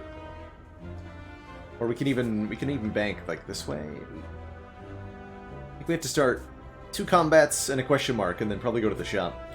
That is, again, our first priority pretty much on any one of these Busted Crown runs, is get to a store as quickly as possible.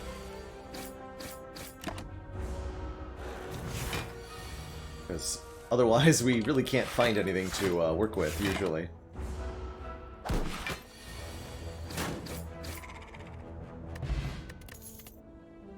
Yeah, like outmaneuver. Could be our first card reward, for example. Next turn, gain 2 energy. Not interested. That would give us 6 energy on the turn, which we can't even use. So we're paying 1 energy on one turn to gain 1 energy on the next turn? That doesn't seem very helpful to me.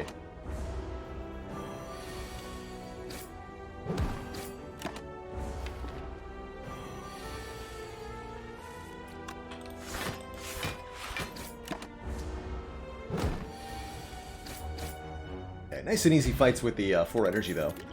Weak Potion helps a little bit. Deflect doesn't help that much, but I might take it anyway, just for a little bit more free block. Makes card draw better, too. But I don't know. Yes, I think so, Neck, that Busted Crown increases the value of anything that makes you more money. I'm taking this. Not thrilled by it, though. Spending money? Not what I need. What I need is to turn my money into damage at the shop. So we have to actually turn down Cleric's generous removal offer. Although removing a defense not bad here, actually. Putting myself below the threshold where I could guaranteed afford an uncommon seems a bit yikes. So let's leave. It's certainly not the start we want. But, yeah, here we go. This is why we save our money. Leg Sweep Bouncing Flask. Much, much better. Much, much, much, much, much better. 2 really good uncommons. We can get both of them. They're both 2 cost. Bouncing Flask is excellent single target poison damage. Not so good against the Slime Boss, but really good against Lagavulin. Not too bad against Gremlinob. Leg Sweep gives us consistent weaken. That's pretty spicy, too. Other things that would have been okay here, Discovery, not too bad. It's a nice flexible card with the Busted Crown. If we could have afforded it, Bomb would have been amazing, especially against Slime Boss.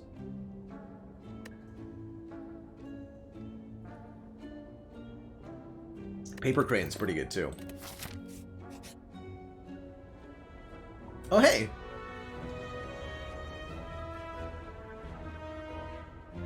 Now, what was it that I left for myself here? You spot a loose brick within a pillar that catches your eye. You find a folded note and a card inside. It reads, "The heart awaits." There's a well-laid plans plus inside here. That capacitor from before you did get rid of, thankfully.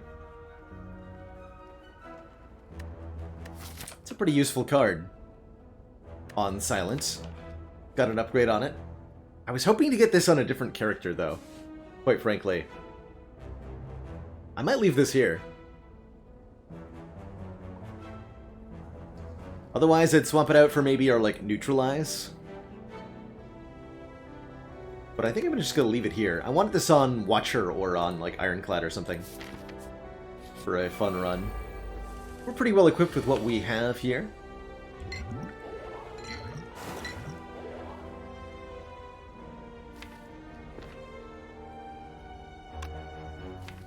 How defensive do I get to be in this fight? Not very.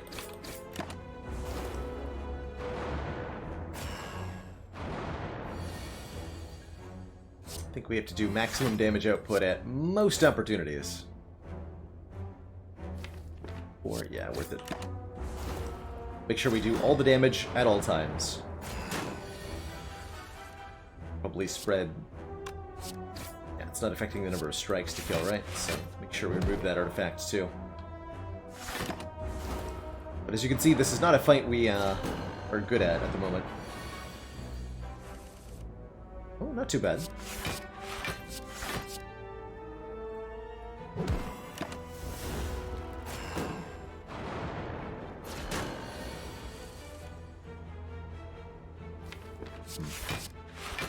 Damage cards, hello. Thankfully only 2 days per sentry per turn, but this is not what I wanted.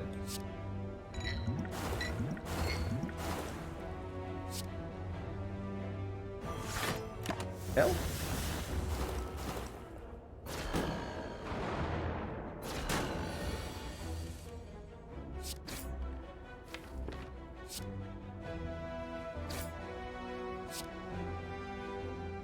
This is mostly really bad. Sad but true.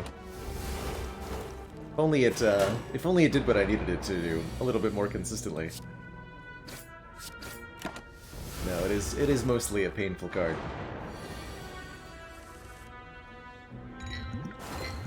Okay, we got lucky enough with our draws that this wasn't too egregiously bad. For a first elite on with Busted Crown, I'll take it. Pretty happily, I'll take. Well, spoke too soon.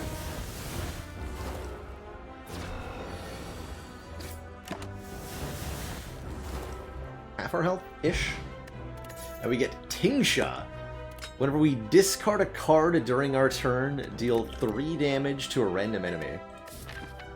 Interesting. We're offered a Blade Dance, which I will not be taking.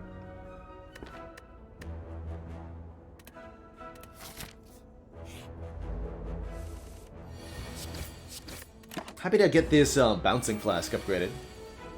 Make my life a fair bit easier.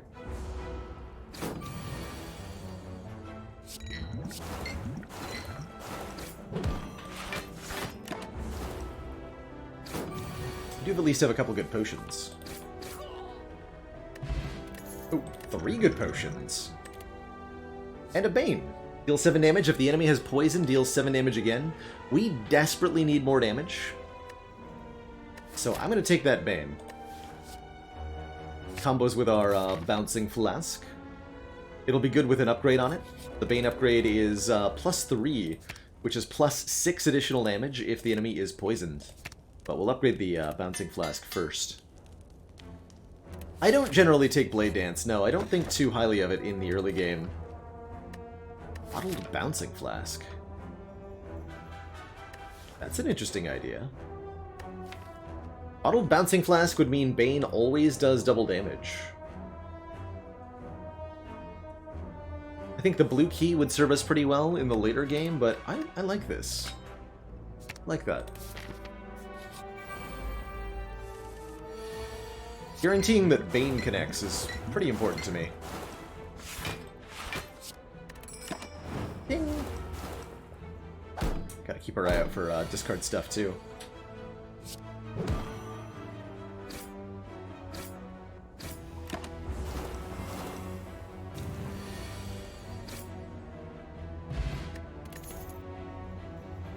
Masterful Stab is also damage. Damage that gets more expensive if we take damage ourselves, but 0 cost deal 12 is pretty good. That second relic for you, 1 True Leaf, is Tingsha, which does damage to a random enemy whenever we discard a card during our turn. I'm taking this Masterful Stab, and we're going to fight this elite, and then maybe go to the shop? I mean, if we fight the elite, we have to go to the shop. So yes, we will do that. And since we have Bottled Bouncing Flask, I get to upgrade Bane here for a full 20 damage. Pretty good. It's pretty good. Certainly not going to not play Bouncing Flask here. We may end up using the weak potion in this fight. Hell, we might use quite a few potions, depending. Oh, that's a very good turn. Exact full block. Or almost exact. Masterful Stab cost more? Alright, we'll draw. We whiffed the leg sweep like that. I was worried about. We get our Bouncing Flask back, and in the end, isn't that what really matters? Actually, that draw potion cost me health.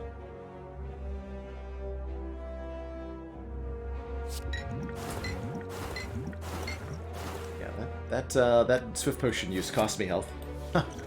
Funny how that goes. It's alright.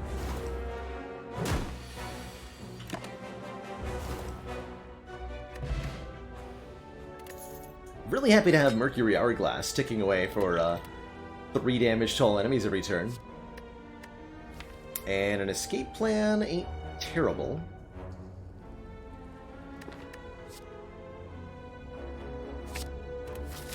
Ain't terrible. Let's take an event. Could be another elite fight, or a pseudo-elite fight. You enter a corridor full of hypnotizing colored mushrooms. We anger the mushrooms, we'll get the odd mushroom relic, which prevents us, or reduces rather, the amount of additional damage we take when vulnerable. Ding.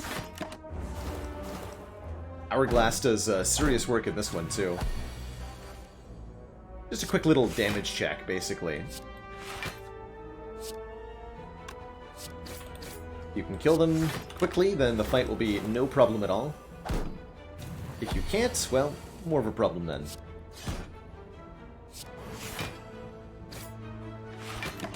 Get him, Hourglass. Good job.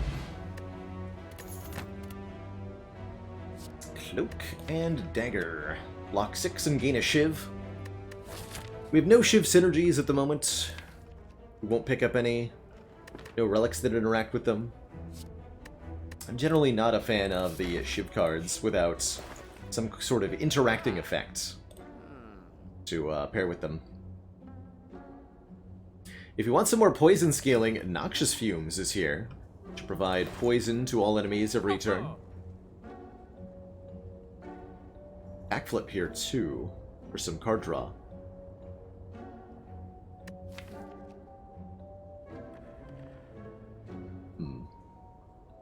Definitely don't mind getting ahead of my card removal. You can mirror a card that's bottled, Elder Fats, but what you can't do is remove a card that's been mirrored. Or that's been bottled. Excuse me.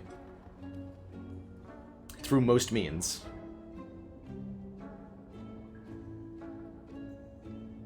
Once they're in the bottle, they're staying around for a long time. So Fumes is great in longer fights, and it's great in any fight with multiple enemies. It'll be really nice against Slime Boss. To do AoE every turn, in conjunction with our Hourglass, too.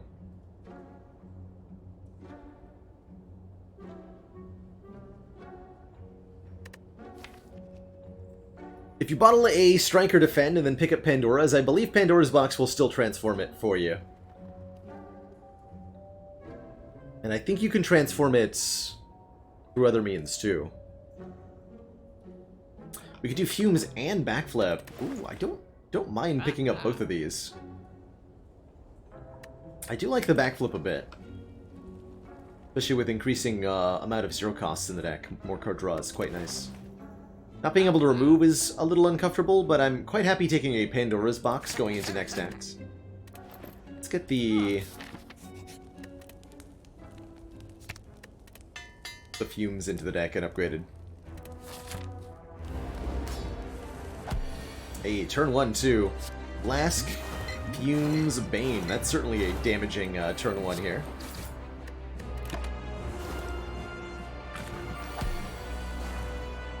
Almost too damaging.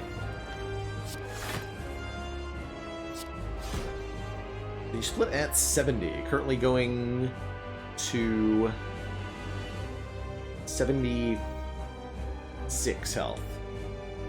So if we play Neutralize, we're good.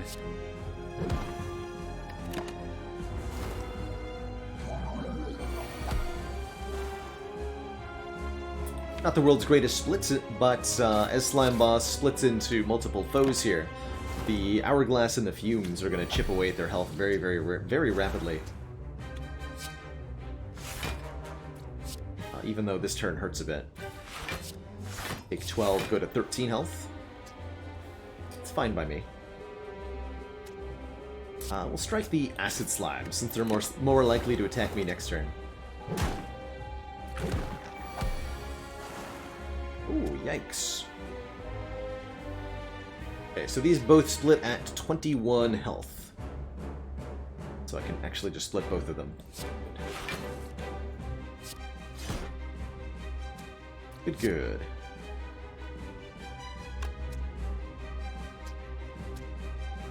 You're actually avoiding splitting, and if I weaken you...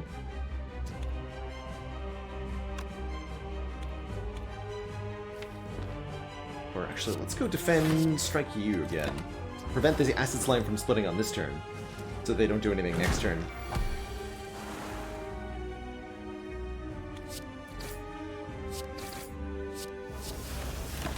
Cool. And again, the like residual last bits so easily done by our relics here. GG. Keep all the potions. We do get healed to full since we're below Ascension 5. And we're offered an Envenom. Whenever an attack deals unblocked damage, apply 1 point of poison. Way for us to scale up just a little bit more. Works with the Bane. Works with our strikes. Works with our neutralize. It's alright. Not amazing, but certainly not bad. And I think it fits in well with the kind of package that we're assembling, so let's take it. Kind of enables sadistic nature to be a take. Hey, there's that Pandora's box. Well, we have all 10 strikes in defense. I'm really happy with Pandora's here. We'll get 10 random cards. So likely to get 2 or 3 rares, plus a bunch of others. Otherwise, we take Choker to go to 6, or 5 energy per turn, 6 cards per turn. Not great with Masterful Stab, though, and Escape Plan. Haven't yet talked about the second beta patch, Dimitri, but we'll be doing that soon when Sneaky Teak joins me during stream today.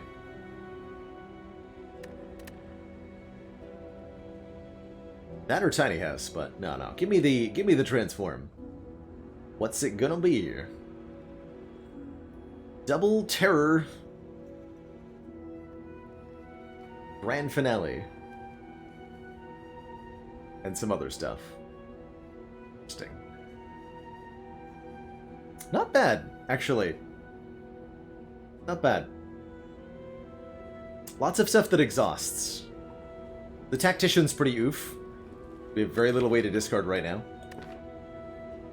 The Finisher's pretty oof. Can't really reliably play that Finale. And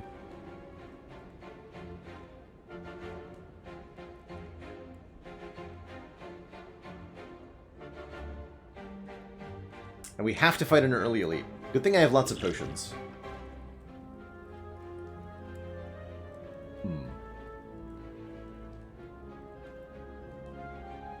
A couple events. Go to lots of early stores, too. I think we want to go to this store after beating one of these 2 elites. Take 3 events. Combats don't show us many cards, but they do show us some cards. Start here. Gives us some flexibility, too. Oh boy. Speaking of flexibility, my hit points. They're leaving me.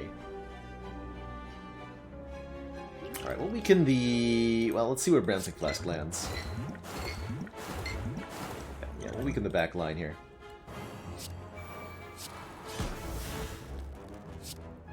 Take 19 on turn 1. Not much I can do about that. We could have, like, chugged the Entropic, but...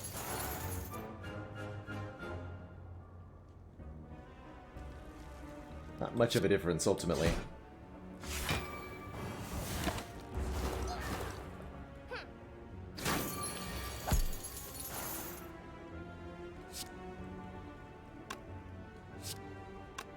Plus 4. Not quite enough to kill. So. I have 197 turns of vulnerable, sir.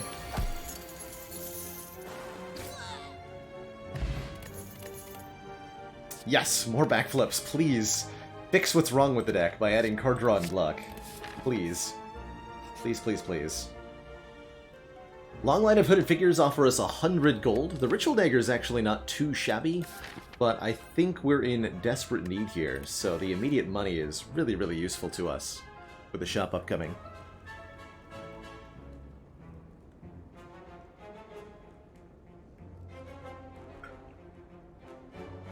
So I'm going to take the 99 gold here. Still feeling like we can maybe get through the elite and visit the shop afterwards, which might even put us in good position for Lee's Waffle. Or we can solve the block game by putting apparitions in the deck. Hey, that's pretty good. Yeah. We're close to half health anyway. 5 apparitions give us 5 turns of intangible per combat, and also set us up well to fight elites in Act 2, which we're currently trying to do. This is definitely an apparitions if ever I've seen one. We've got a pretty good damage system in place with the poison.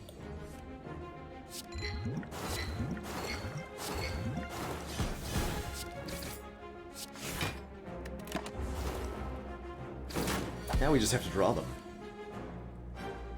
Everything's gonna be fun.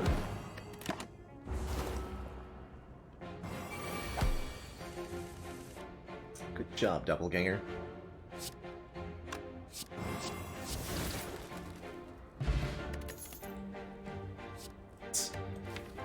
We have Envenom? I don't think that's good enough reason, right? No, I don't want that. I don't want that.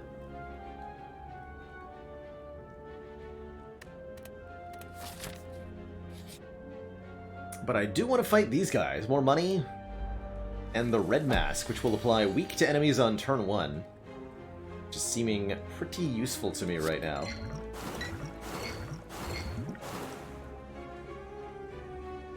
Pointy, no.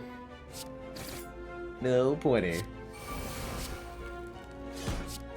For Romeo second, since he applies weaken on turn 2. We don't want that. Plus I'm immune or whatever.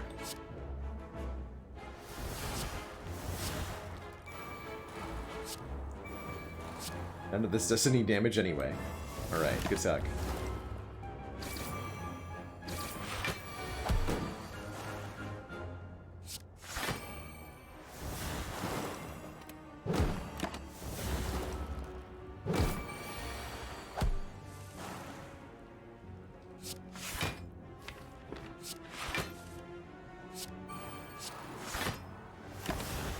So many exhausting cards. Once we get through the deck one time, actually, this finale kind of comes online.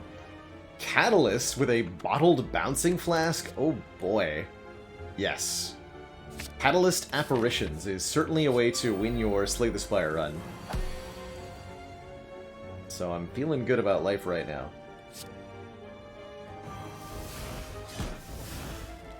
I'm not feeling good about this hit, though.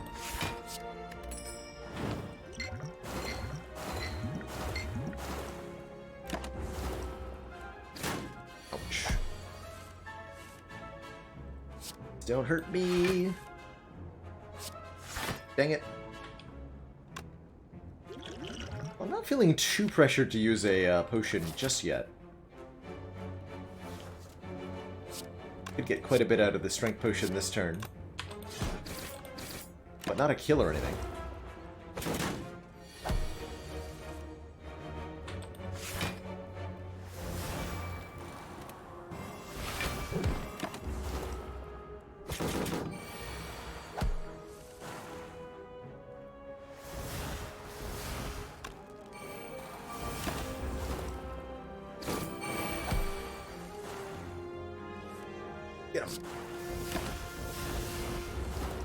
Okay, so half-ish health.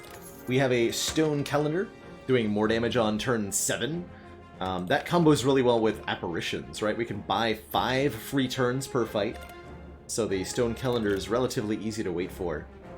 Happy with a Dupe Potion too. Duping an Apparition is just very strong. Choke? I don't think so. We don't play that many cards per turn, and it doesn't scale with like our poison or anything. So I'm gonna say no thanks to the choke, and yes thanks to the membership card. And also yes thanks to both this Well-Aid Plans and this Acrobatics. Well-Aid Plans gives us retain, Acrobatics lets us draw a few and discard a card. And a card removal wouldn't be too bad either. Discard is something quite valuable now that we have apparitions. Being able to discard them just lets us save them. Makes the Tactician decent, too. I think the Finisher is the first removal.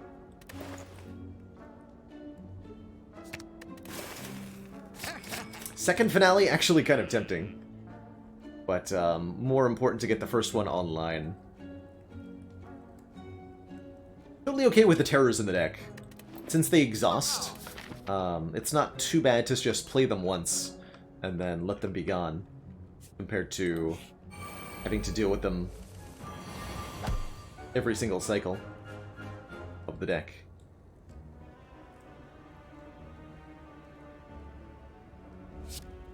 Okay. Probably gonna use a potion in this fight. I was worried about that.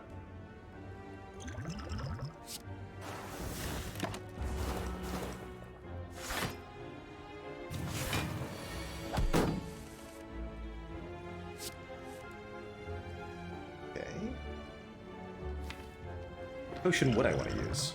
Maybe none. I'm not going to be offered the opportunity to take any damage. So here we go. Survivor, discard the apparition. Get rid of it. We will be attacked next turn. Doppelganger can help us draw into our apparitions, though. So we should be totally fine here.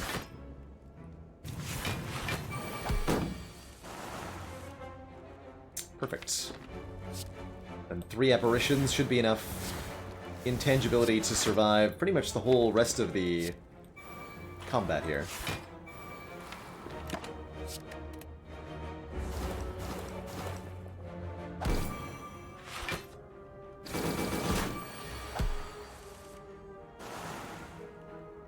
Get him.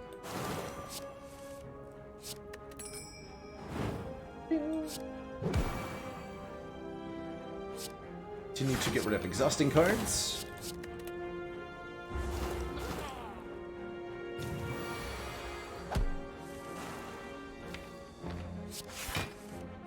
Aw, almost had a finale play on this turn. Almost. Not that I needed it. Clean fight. Apparitions did a good job there.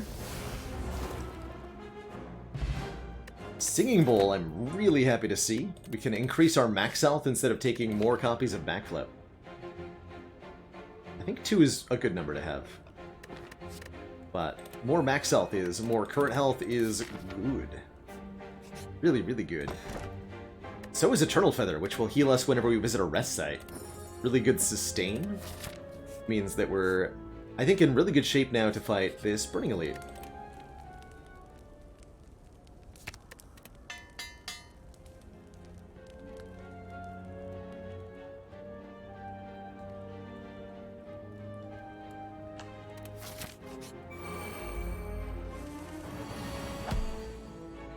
Apparition turn 1, yes. This feels like a fight for Strength Potion. Let's use it now. We want to go Fumes. Maybe we skip the Flask and do 2 more cards next turn with Doppelganger. Let's do that.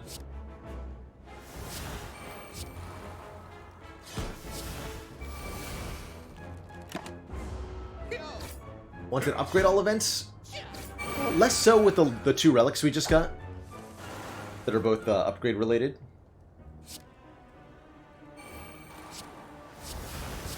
Less so.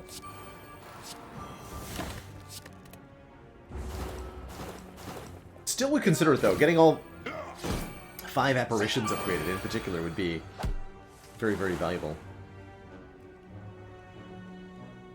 One might even say too valuable.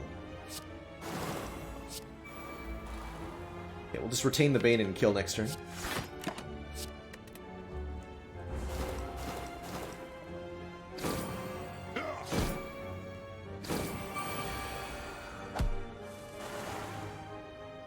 Bye-bye. Ornamental Fan. If we play 3 attacks in 1 turn, gives us some block. happen more often than never. Love the second acrobatics here. More deck cycling, more discard potential. More grand finaleing, probably. Remember, we will be Fire watching. Flame Fire, thank you so much for the 6 months in the Tier 1, halfway to a year, heck yeah. Heck yeah.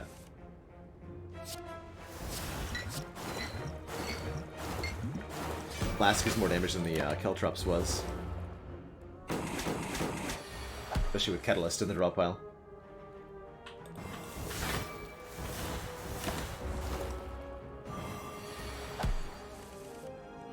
Thankfully the apparitions do stack, so if you play one, you're intangible for 1 turn. If you play 2, you're intangible for 2 turns. So on and so forth.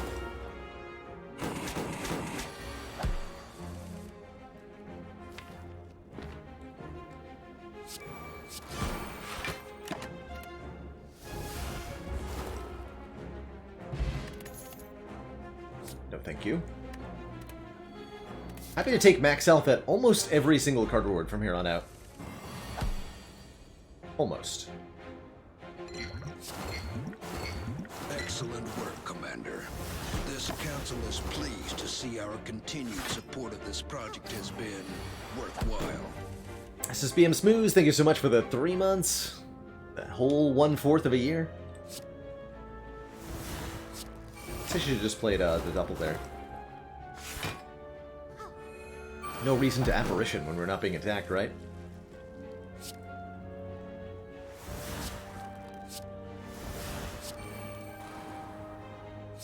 Corpse Explode and Survivor.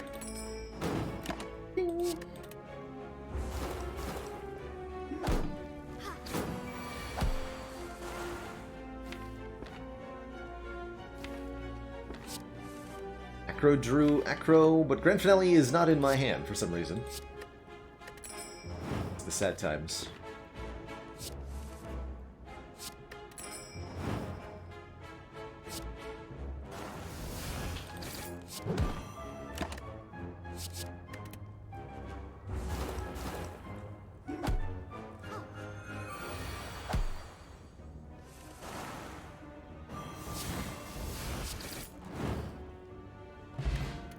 Blam. Quick Slash Plus, kind of interesting. Feels helpful yet unnecessary, I think is what I'm going to call it. Okay, starting to value energy upgrades a bit. Getting Terror upgraded is nice. 1 more draw on the Acro is nice. Upgrading at least 1 Apparition so that we can retain it is pretty nice, especially against Collector.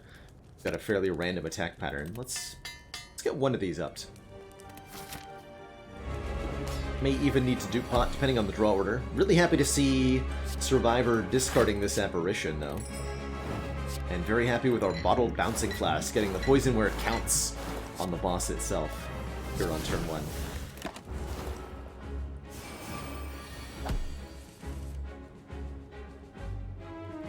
Okay, we drew the upgraded Apparition.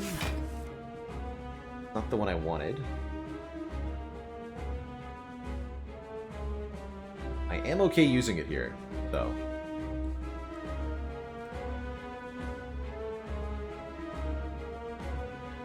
Gonna draw more.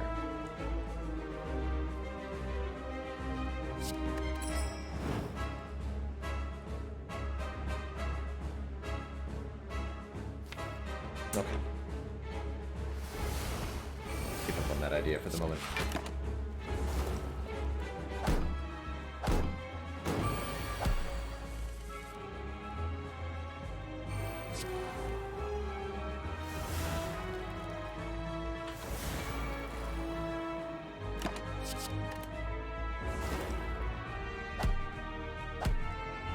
On this turn, gonna be immune the turn after next turn too. Good. Happy to take chip damage, just to get all these powers played.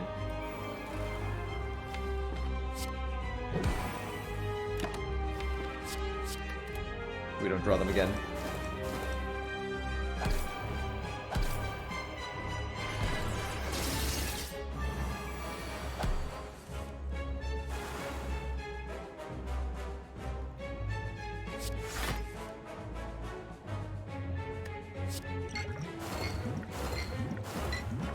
Got one on Collector, that matters.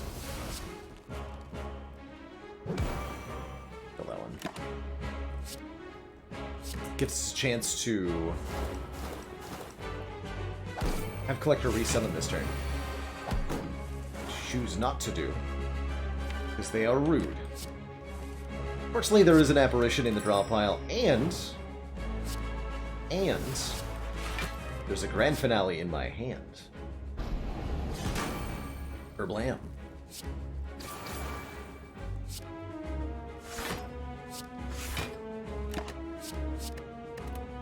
I'm gonna do that again next turn.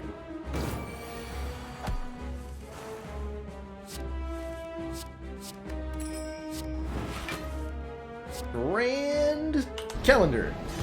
Oh, GG. GG, everybody. Unload. No. Unload? What are you doing, Stinky Unload? No one invited you here. Nobody wants you here.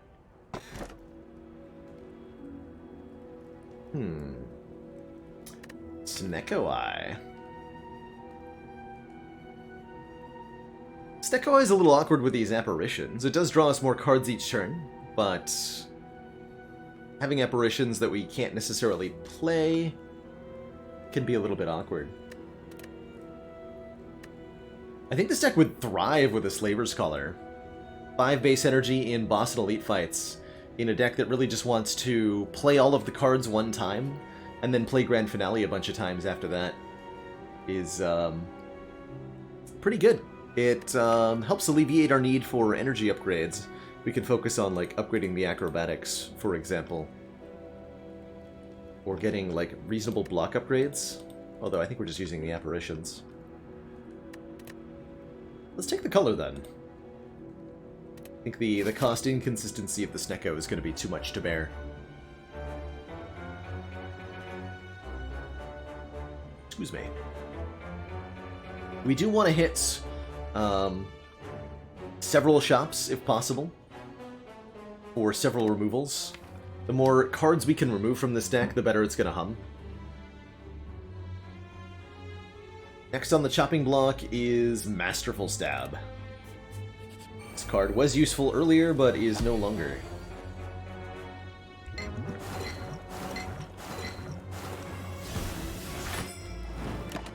No skip Busted Crown? Yikes. The big yikes.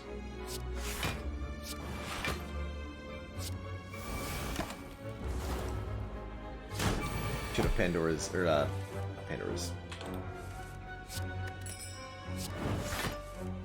On the thing. All good.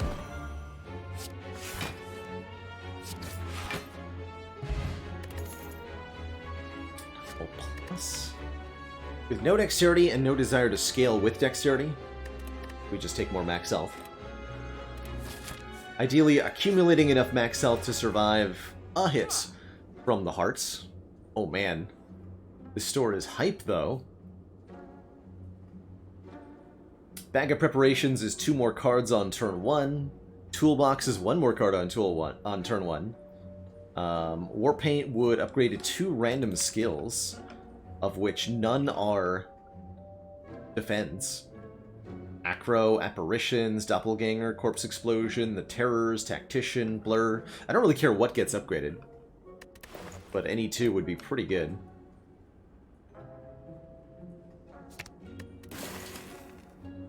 Goodbye, Terror number 3.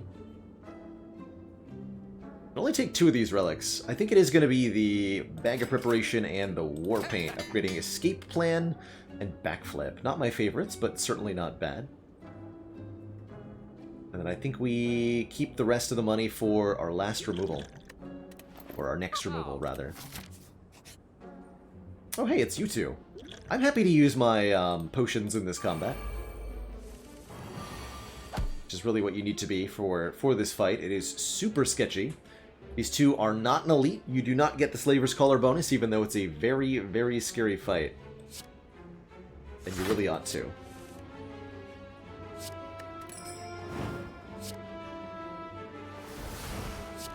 target the one with less health.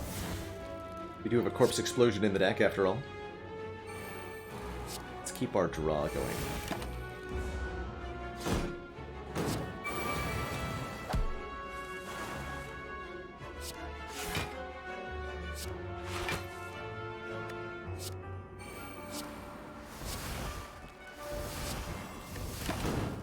Okay, so far we haven't had to use any potions.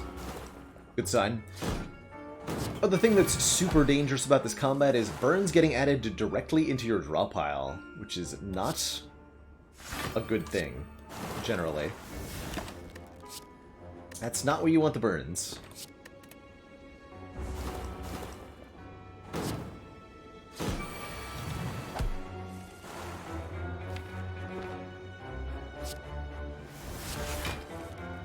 Didn't quite finale. Almost, though.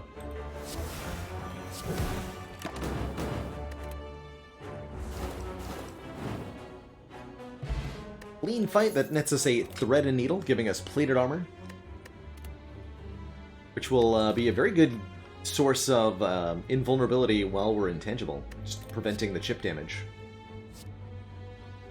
Piercing Wail can shut down the Heart's multi-attacks for us. We currently don't have a good answer for that, and we do have a well-laid plans to retain it, so I'm all about that card. Really, really good kind of extra apparition in the right circumstances.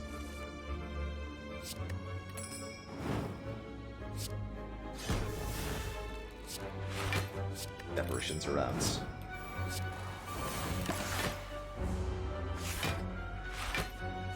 And Venom is just so costly to play. We haven't played it too often.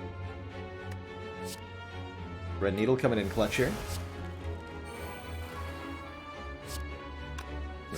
Remove Catalyst.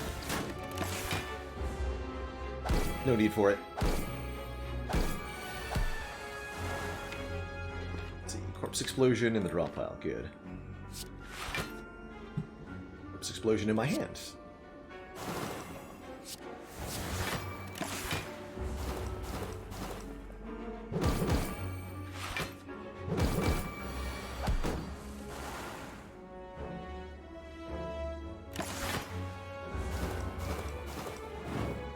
Boom. Ghost in a Jar. One of the best potions in the game. Gain 1 intangible means that we can just block a heart attack anytime we wish. Pretty good. Let us also take 2 more max health. Paired plus I think I would take.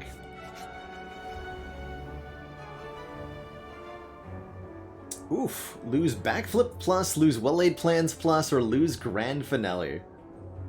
Really? Savage. My Backflip plus. Need that. Couldn't have been lose Envenom or Caltrops, because those I'd be okay with losing. I think we do need the Finale. Or Heart and such. Unless we're thinking, well, Caltrops. Caltrops and Poison will kill Heart for us, huh? This deck is so capable with the Finale once we get through the first cycle.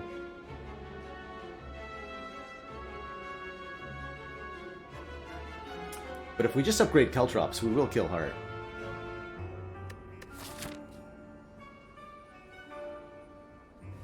Feels bad.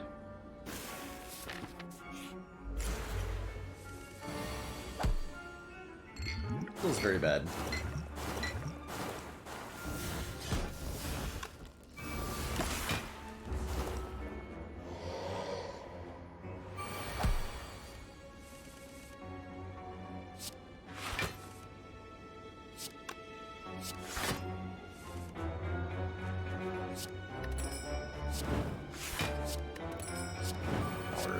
Power. Good.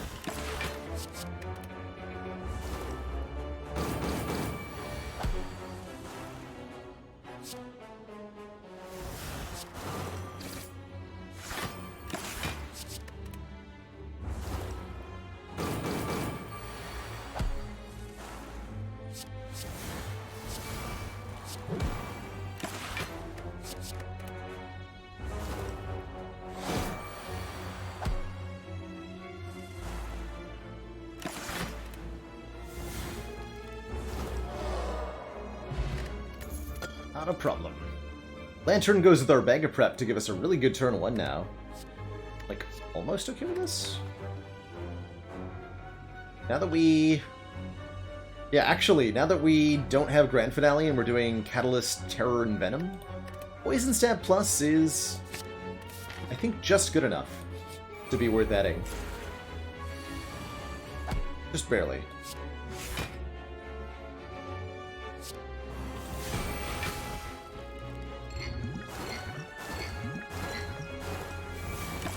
So Doppelganger. Doppelganger's a pretty sweet card, truthfully. If you're able to sink some energy into it. Doppelganger is huge amounts of card draw in a pretty potent way. And it's got a very good upgrade to it as well. So decks that have an abundance of energy, or decks that are getting it upgraded for free, can both really appreciate it.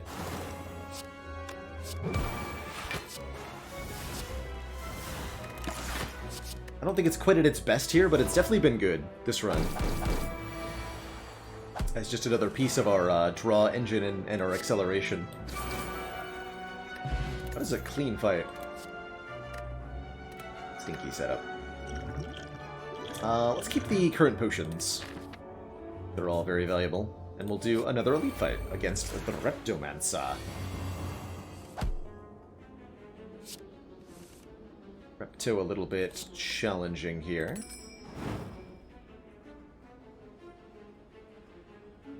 Kill me some daggers.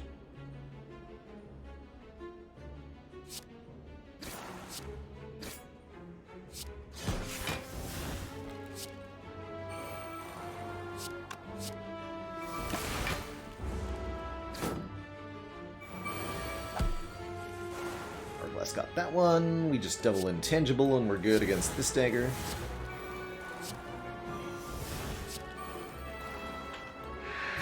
Interesting well too.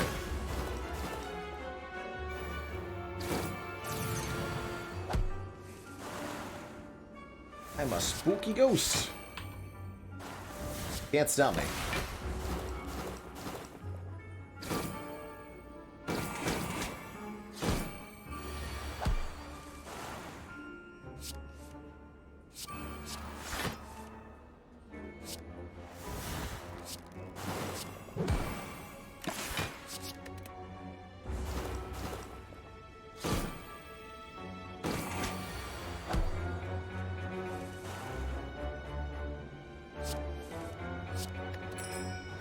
And then once we get through that first cycle, again, we're just like clean and efficient suddenly.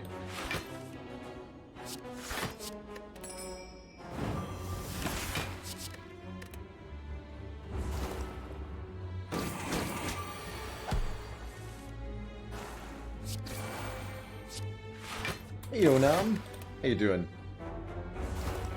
It's a good sign that despite the fact that we have Stone Calendar, it's almost never gone off. It's because we're consistently killing everything before it has a chance.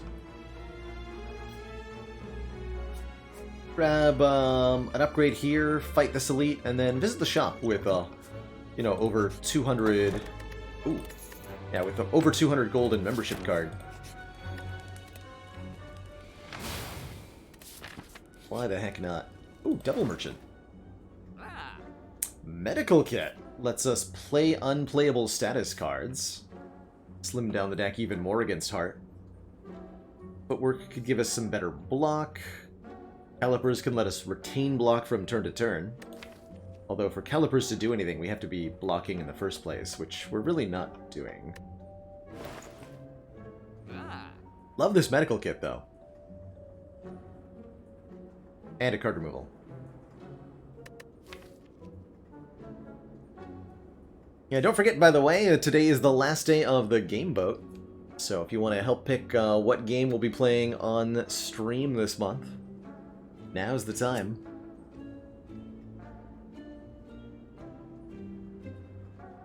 So what do I need or not need at this point? It feels like Deflect became irrelevant when we picked up Apparitions. The game will be played sometime before the end of the month. I don't have a specific date in mind at the exact moment, but I'll announce it soon once the poll is over. Immediately thinks medkit, card remove, then go to next store. That's my line of thinking as well. The removal is 63, so we will have enough for another removal at the next shop too. 10 max health from the pair is a nice little bit of consistency, getting us kind of back to normal max health. I suspect we're not going to need it. Let's go... I'm going to cut block cards. We have too much intangible to care. Might even cut neutralize at this point. It seems so cruel to do. And yet... here we are. We can also cut one of the terrors, but again, since the exhaust one played, I'm not nearly as interested in getting rid of them. Here.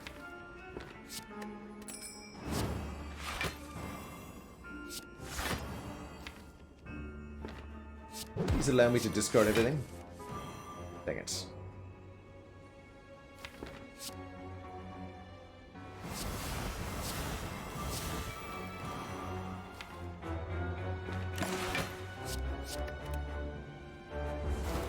Backstab also unnecessary, but also removing itself from the deck for the same reason.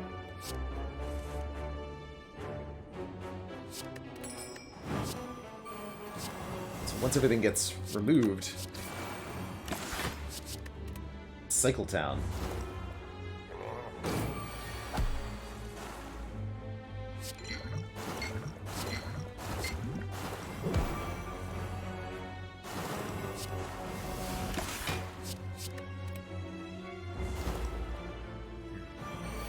One.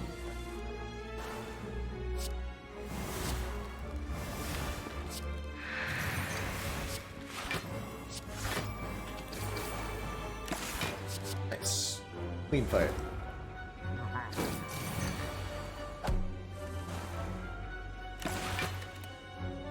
Again, beating Stone Calendar to the punch pretty consistently here. Hey, that'll make our next removal cheap. And an Alchemize to get potions, but I have all the best potions already.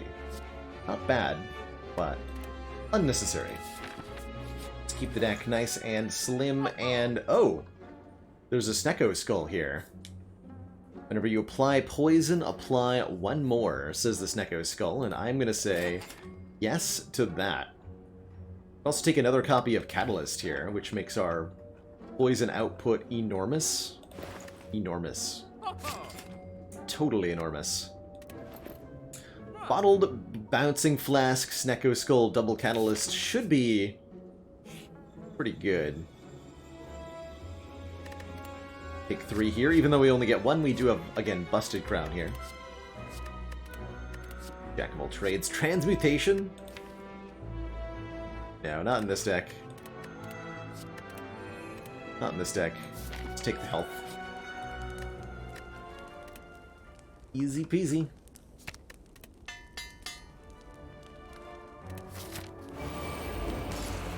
There's no such thing as overkill. Damn right there's not.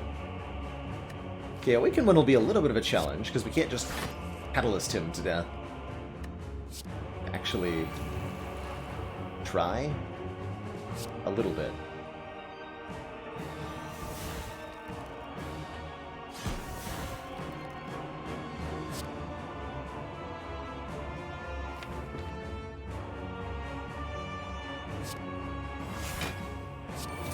That too. Just play every power.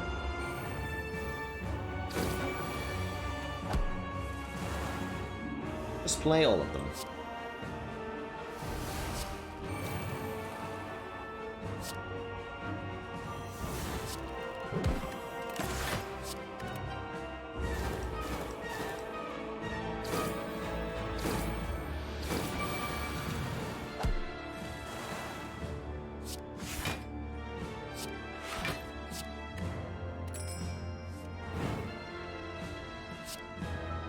Good turn for piercing well.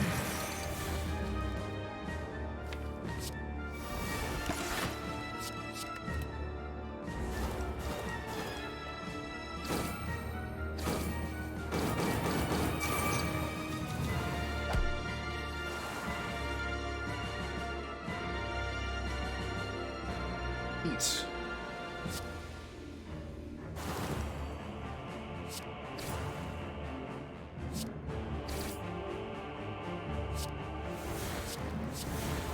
No reason to lose any of that. I'm gonna keep one catalyst for phase 2 here.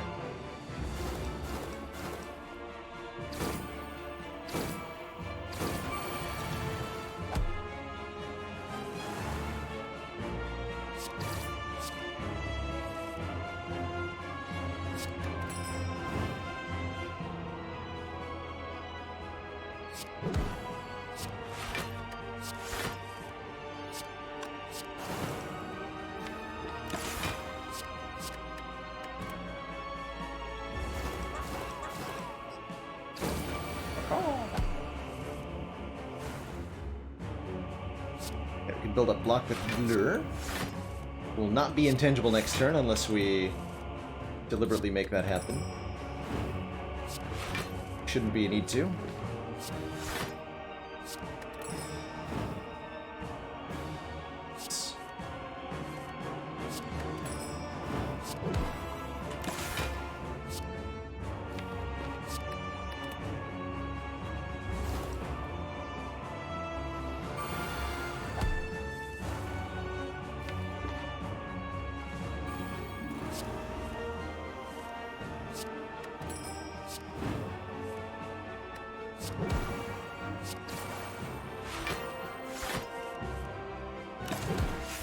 Oh, calendar, get him! You got this.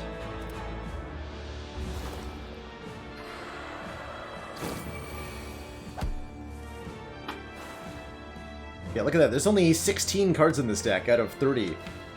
Even less than that, actually, because Apparition and Catalyst also go away. 14 cards out of 30 that actually stick around here.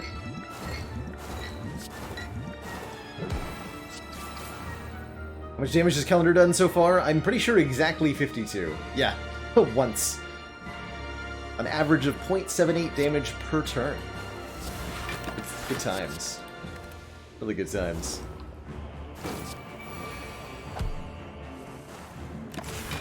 Suspect that's all it's gonna do as well. GG. To thump, a deep pulsing dread. Maybe felt. Throughout the room. Is this the heart of the Spire? The source of this water break, because it is definitely time to refill my legs, stretch my water, take a quick break, run to the bathroom here. When I return... Let's upgrade the Envenom now that we have Snecko Skull, by the way. When I return... Fight these elites. Be right back, everybody. Don't go nowhere.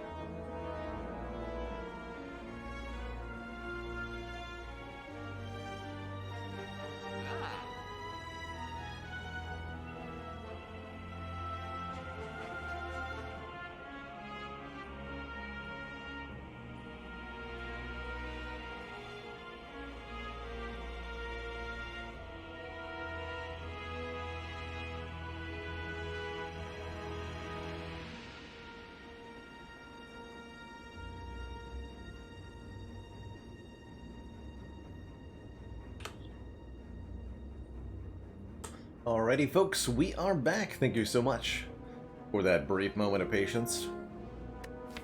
So there is a footwork here, but you don't actually block that much. And direct blocking isn't our survivability mechanism, not really. We survive by being a spooky ghost. So I'm going to plan on keeping to do that. Ignore footwork here. Nothing else we can afford in the shop, right? Not even a potion. Only the on-sale footwork. Say nay. Nay to all of that. And move bravely onward here. I feel like a pretty acceptable turn 1 draw. Start with a backflip, possibly a second. Backflip? Yes, definitely a second backflip. Into Piercing Wail. Perfect. Piercing Wail negates all the incoming damage here. Definitely need to Corpse Explosion on one of them. Probably... Since we're doing gradual damage to both, we can Corpse Explosion the Spire shield. And then when the shield dies, the spear should also.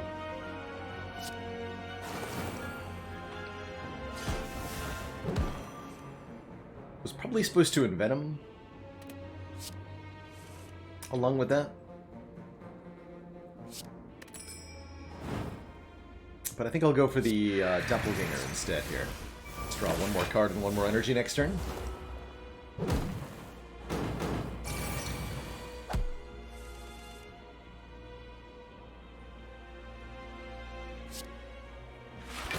Ha, easy, okay. A little bit worried about this for a second there. So 2 catalysts, 6 goes to 19, 19 triples to lots. We don't have, don't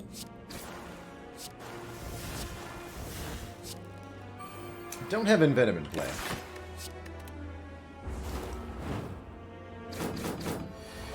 Good evening, Kentor.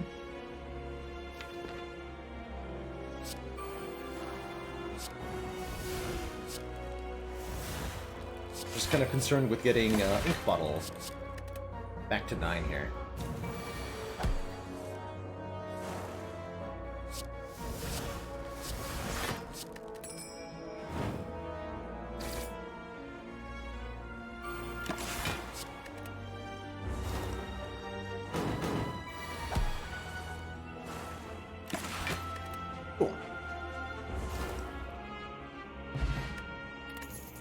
Ninja Scroll gives us 3 shivs on turn 1.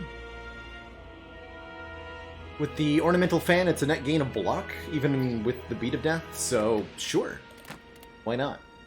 Another Caltrops would be helpful. We will be watching Against Heart, but I think the Catalysts are going to be damage capping already, so we're probably fine.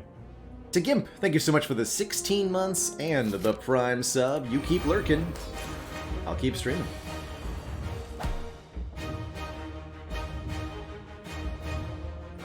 Sound good? Alrighty, Mr. Hearts. This is going to be a pretty short fight, I think. We've got Ghost Jar for more intangibility, as well as an Entropic Brew and a Dupe Pot. Dupe Pot probably on a Catalyst. Let's start out with Blur for the moment. Making this, like, Terror Bouncing Flask Catalyst. Seems pretty reasonable.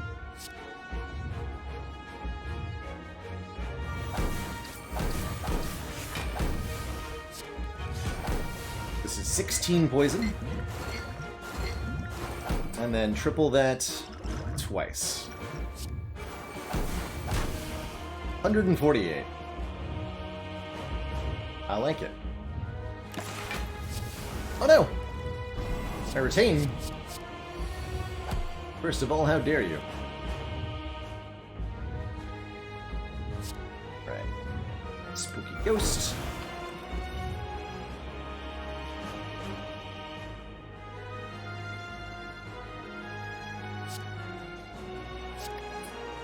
Use that for now. Really want to take any damage here. But to stop.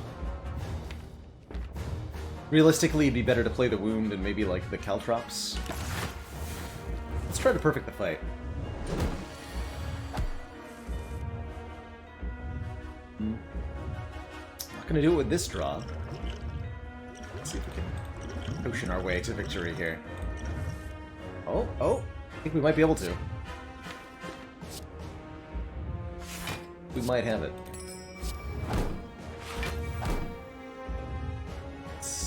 Good. Good. GG.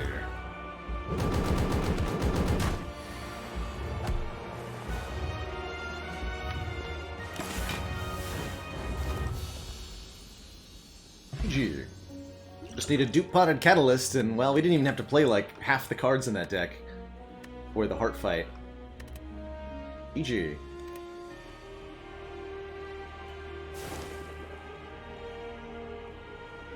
Stone Calendar didn't do anything here either, as it turns out. Ripperino.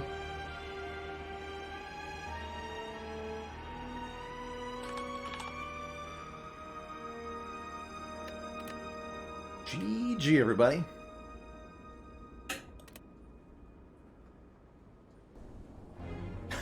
Tom. Has it been done? Spire asleep. But I'm not going nowhere. So, Teak tells me he's going to be a little bit yet, so I'm going to dive on into one more. One more, hopefully a little bit quicker, Busted Crown run on the defect here. And then we'll be joined by Sir Sneaky Teak for some analysis of the new beta patch.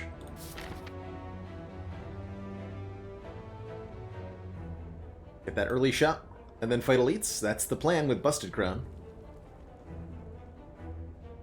Could also get this shop and then fight the Burning Elite, but I think we like the 3 elite route just fine. What's Busted Crown? Busted Crown is a boss relic that you can start your run with if you trade your starting relic for a random boss relic. It gives you 1 energy every turn, but at the end of combat you're only offered 1 card instead of 3. 2 less cards. We're using a program called Filter the Spire, which is that little thing about searching through seeds at the start of each run. And what that is doing is guaranteeing that the run we get will guaranteed have a Busted Crown, or whatever boss relic we specify, from Meow, if we trade our starter relic away. Filter the Spire is on the Steam Workshop, so if you want to try it yourself, you can.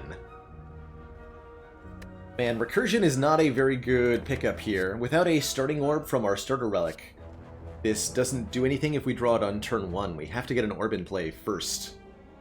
We took the Skim because it's extra card draw, with more energy is certainly nice for some cycling, but Recursion? Or no. That's not the kind of card I'm looking for. We need damage, we need orb generation, we need something else other than what we just got.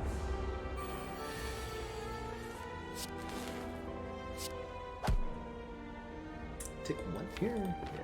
Yeah. Strikes kills. Happy at least to have a Fear Pot. Make our life a little bit... Oh no. Oh no! Not again. Uh-oh. Alright, well this is why we go to shops. Shops have attacks, guaranteed. It's one of the really valuable things about the store. Hell yes, give me Gold Medal. For 6 max health. Nice. Nice. Okay, here we go. Much better. Good old Ball Lightning does some damage. And it channels a Lightning Orb. I'm also, like, really down for Hello World here. Gives you a random common card each turn. Defects Common Pool is really, really premium. Lots of good stuff there. So the Hello World would support that pretty well. This is not the new reprogram, unfortunately. This is unbuffed reprogram. So it's only 1 strength and 1 dex, even upgraded. But I like Hello World plus Ball Lightning here. You could also go like Ball Lightning and a removal, and I think that would work out pretty well. But going into 3 Elites Act 1, let's take a Hello World. It could be anything. It could even be a recursion.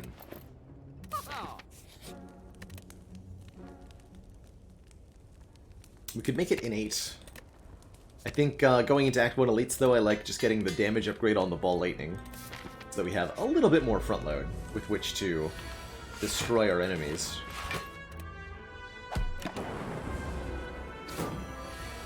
Just a little bit more.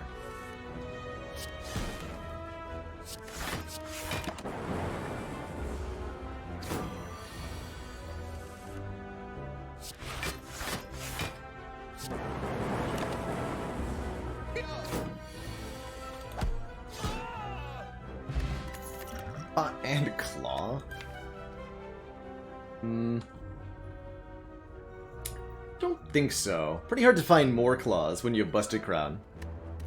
So a card that is kind of almost required to have duplicates to be good, don't think is something I'm looking to add right now. The Hello World can generate more of them, though. So there is that at least.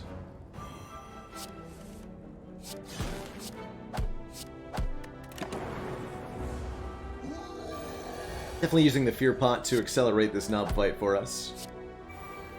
I think I get away with defending twice. We take 10. Knob has +4 strength next turn. But hopefully we're winning either... Yeah, right now, I think. Yes, we are. Get him, Streamline. Okay, so only 10 health to kill a Gremlin Knob's a good deal. Also a good deal is Charge Battery. Energy generation on your next turn, decent block on this turn. Just nice. Really good.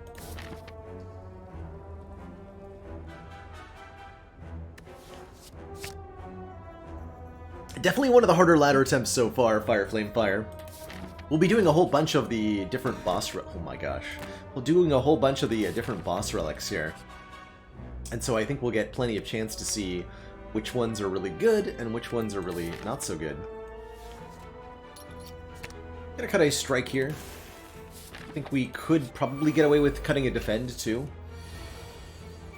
But let's not. Alright, Hello World on turn 1 against Sentries is pretty much the ideal. This is like the fight for the Sentries. Yeah, we get to hologram our Charge Battery for full Bloxies. Pretty good. And even though we're drawing through massive amounts of days, that we're getting an extra card every turn really makes up for it in a lot of ways.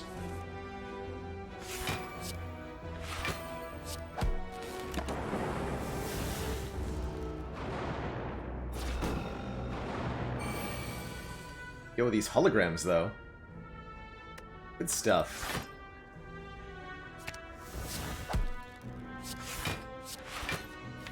It's you. We're not killing next turn, no matter what.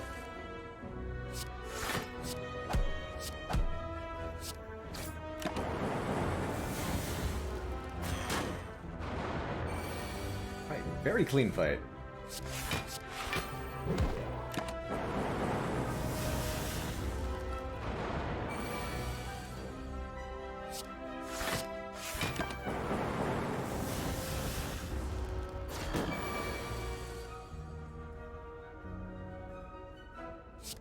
Probably not happening then? Oh, I guarantee you we'll do a Snecko ladder. That sounds so fun.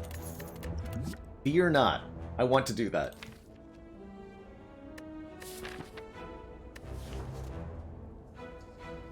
Overclock. Without an upgrade. It's such a weird card. It gives you card draw, but then slows down your card draw with burns. Like front-loaded draw. is kind of how I think of it. Thrilled with Emotion Chip as our relic here. If we take any damage, this will activate our orbs again. And that'll combo really well with stuff like Static Discharge if we find it. Or... get the battery upgraded. Get our numeric upgrades since we're running on good energy already. Or just any amount of orbs. Okay, this is not the turn one I wanted against Gremlin Orb. Wondering if we use the power potion now. Say yes.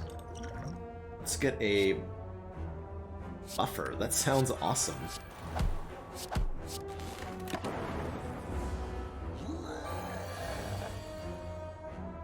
So I cannot block this, but I don't need to try.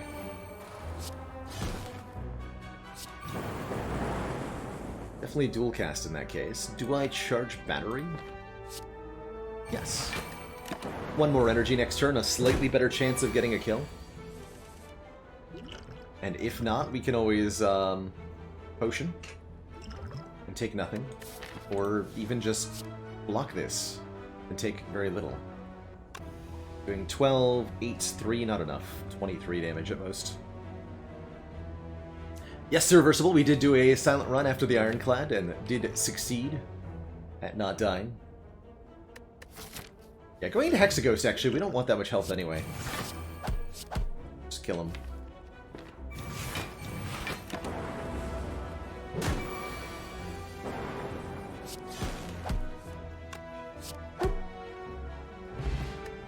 Smiling Mask, cheap removals at shops. Certainly appreciated with Busted Crown, since we want to go to stores anyway.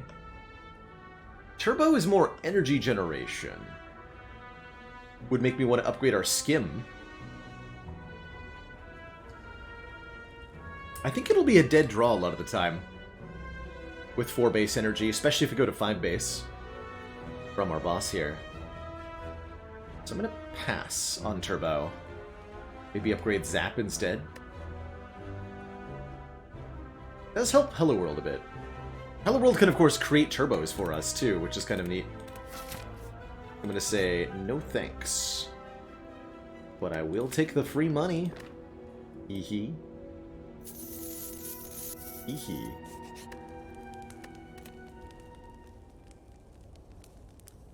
The monetary value of a single vote on the community game. I might be amenable to something like that. You know. Say a few subs per vote or something, right? I'm hearing that we desperately want both Celeste and Oberdin. Is that what's winning right now? They're pretty popular. I think this might actually be a Zap upgrade, by the way. Or a Skim upgrade. Or Guardian. Wait, you're not Guardian, you're Hexaghost. Yeah, let's upgrade Zap. Oh, Hand of Fate 2 is in the top contenders too. Nice. Very good. Alright, Hexaghost, pretty much a damage race. We don't do that much damage. But maybe with Hello World we do? Take 25, huh? Ouch.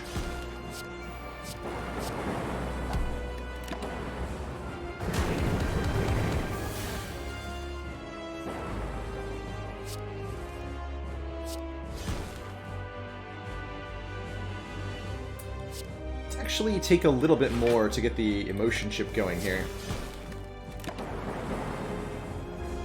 Take 3 to deal 9. And likewise, take 1 on this turn to deal 9 more.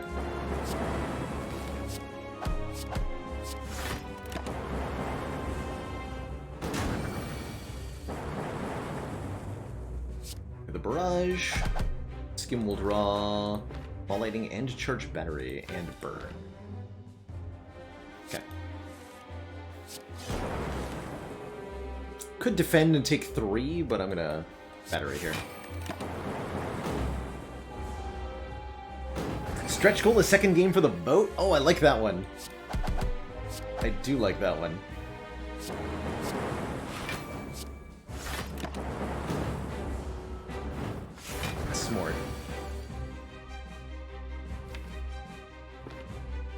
Okay, we're almost to a kill here.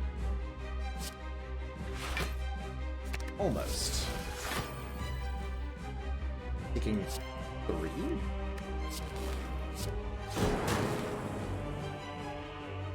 Yeah, if I just take the 3, the emotion chip should win this for me, right?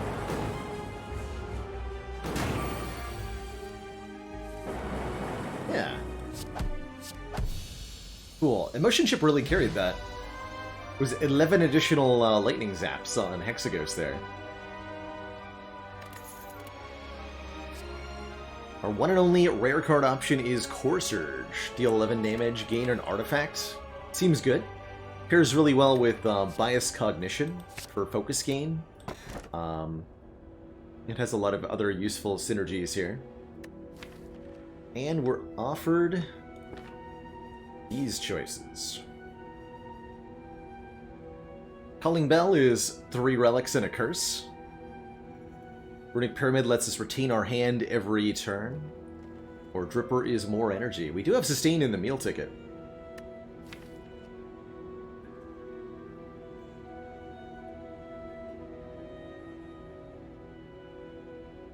I think Pyramid's a bit awkward with the Hello World, but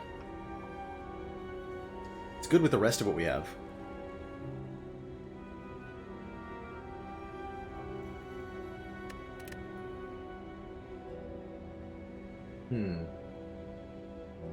Always the Pyramid, isn't it? I could see energy being a thing, like we upgrade the Skim.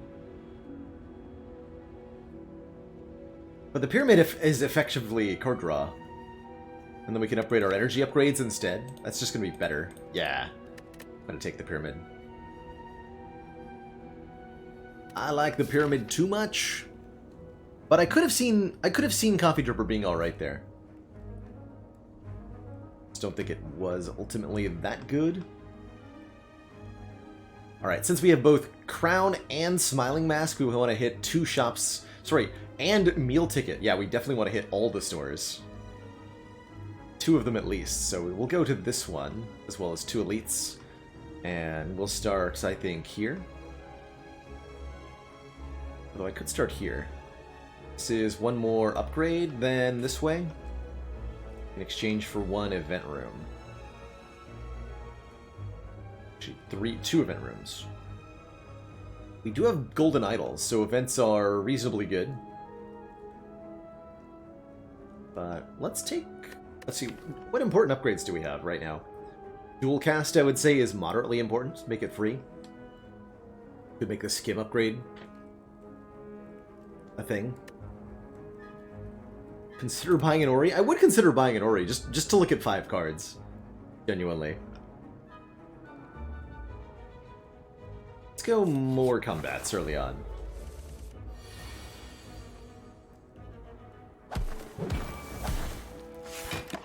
Ouch. My 1 hit point. How dare you?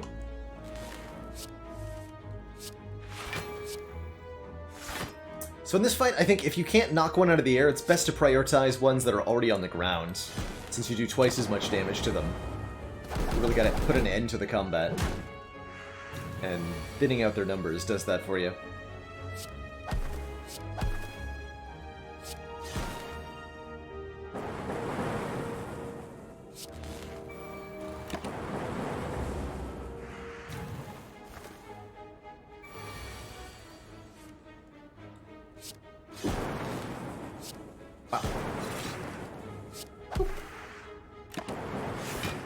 Hey, pretty clean fight.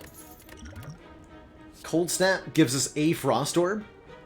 I'm cool with a Frost Orb. Sure. Sure. We'll even probably upgrade this just for the 3 more damage. Helps our front load a little bit. Helps our matchup in regular combats just a little bit.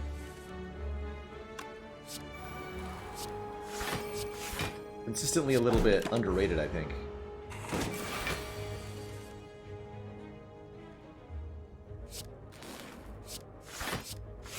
Is Cold Snap compared to, say, other Frost Orb options. Hey, here's our Claw. Welcome, Claw.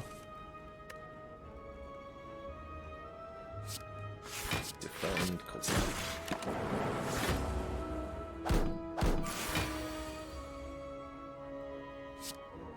Hello World is definitely causing some hand clog here. Is that actually good? Very hard to determine. I do appreciate this hologram. That must mean something, right?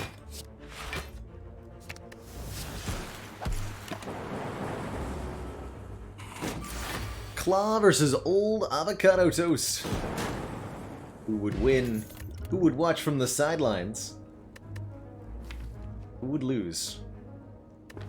Actually, kind of okay with Boot Sequence Plus with a Runic Pyramid. Really good turn 1 block, and if we don't use it, we get to keep it.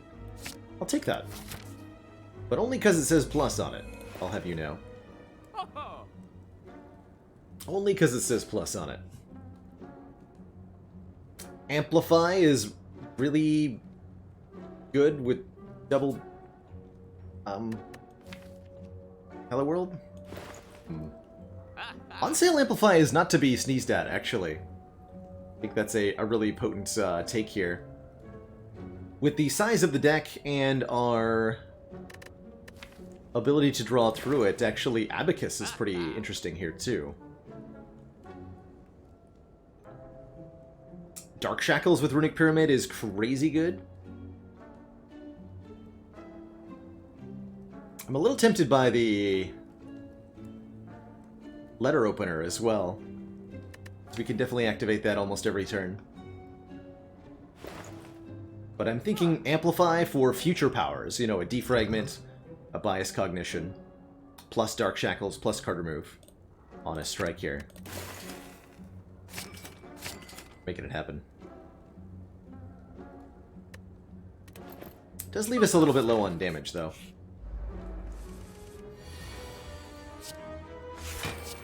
Double energy to give us one big turn. That's not too bad of an idea. I certainly would have taken that turbo from earlier.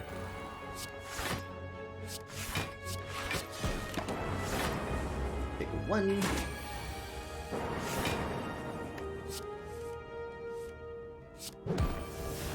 Lock your stinky stuff.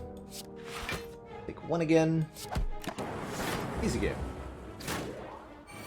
If I get offered a leap and a charge battery early, which one would I take? Probably the charge battery would be my slight preference, but there's not a whole lot of a distinction there between the two of them. They're both very, very good in the early game to round out that block.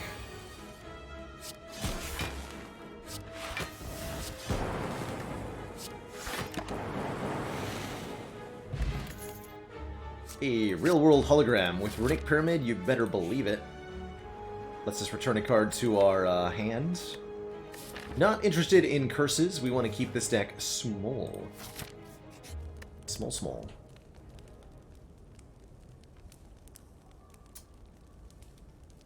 Let's actually upgrade Dark Shackles. It was from 9 to 15, which makes it really, really efficient even as a single target attack negating mechanism. Very powerful. 29? 29. Ah, take one! Optimum amount of damage to take. Definitely a little bit worried about this fight. You guys are mean. Alrighty. Good luck to me. Amplify Hello World. Let's go. Go. I was maybe meant to use the Ancient Pot Speed Pot in this fight. It's okay. Everything's gonna be fine. We have 2 Hello Worlds. Nothing can hurt us now. Do you hear me? Nothing.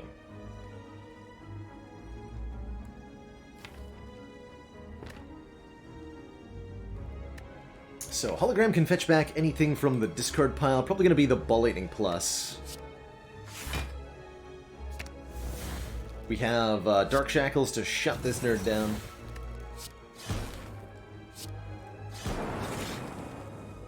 refuse.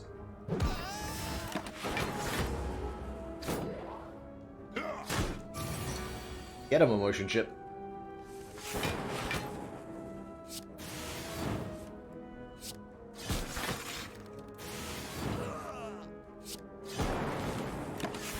Alright, nice and clean. Well, clean as in we only lost 20 health. Clean!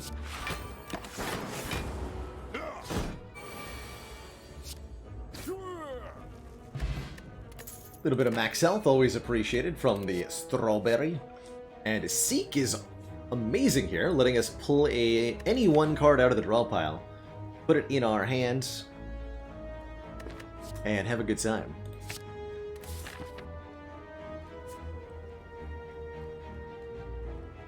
Yeah, out of context references, those can always go all sorts of ways. No harsh feelings for anyone there.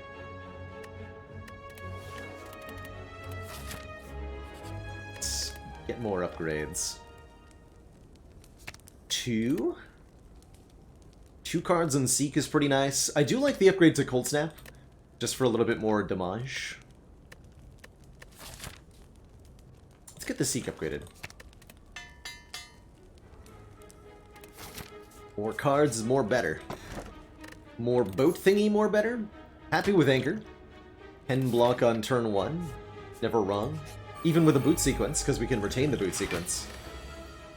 But what is wrong is getting attacked on turn 2 by Gremlin Leader. That is morally and ethically wrong. Gremlin Leader should be aware of this right away.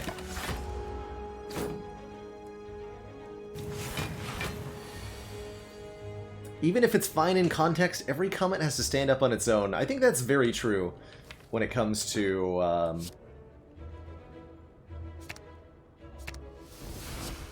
a live chat environment like this, because out of context is how it's going to be perceived some percentage of the time. Whether that be for like VODs or somebody else reading in chat. It's far from a guarantee. Let's get the hello. I don't want to amplify Hello World. Let's get a regular Hello World here. Really happy with Dark Shackles there.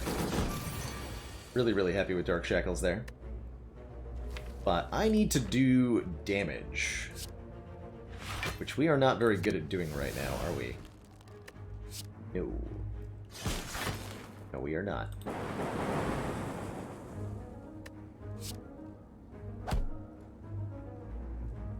Okay. Take the emotion chip price. Just hit leader, apparently. Oh dear. Oh dear. Okay, really happy with Ball Lightning and Hologram in hand, at least. Kill you. Hologram that Ball Lightning. Try to kill you. Succeed. Good. Almost want a turbo just to get cards out of my hands. Not going to. Okay, we do unfortunately get attacked. Can block for up to 30 out of 42. Let's speed potion. Make that a lot better. A lot better.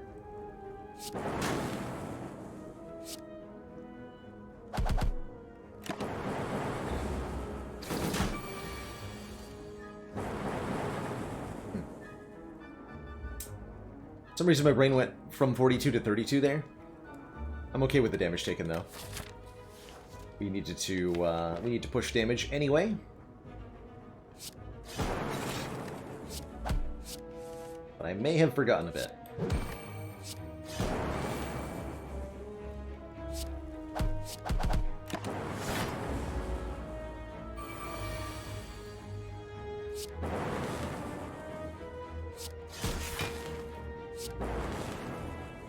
Blam!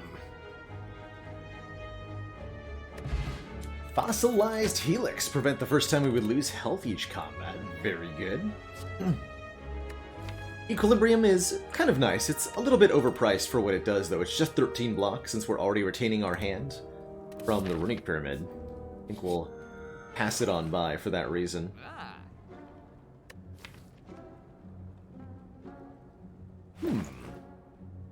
Dolly's Mirror here. Yeah, like 1 card away from damage. That's a good description. Who do you have to fight? Not Champ. Okay. I'm a little worried about Bronze Automaton here. Finally dupe our Hello World. Double self-repair is nice and all, but not what I need. Let's take a defend out of this deck. Do we duplicate Seek? Do we duplicate Dark Shackles Plus? That's a pretty cool card to have 2 copies of. Although double Dark Shackles is going to be absolutely worthless in Bronze Automaton, which is a bit of a concern. A lot of a concern, actually.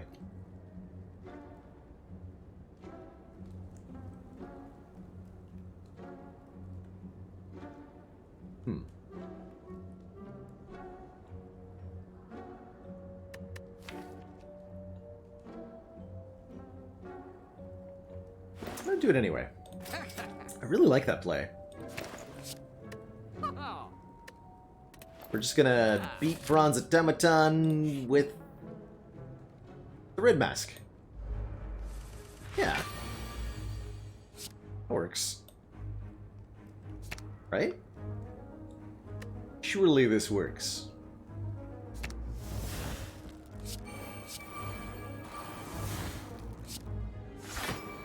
For Romeo first. Gonna block the decks down with Core Surge. But not a whole lot of reason to. Or just winning. Jackals you. Gate Sequence blocks you. Punch. Just punch. I did like the idea of the Cultist Potion Pew, yeah, for Bronze Automaton. That'd be one way to get there. Would be one way to get there.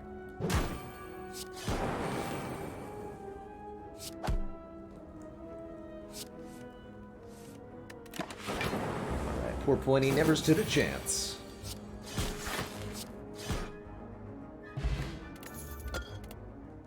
Hey, damage. Doom and Gloom. Do 10 damage to all enemies, channel a Dark Orb. That's what we needed for Bronze Automaton.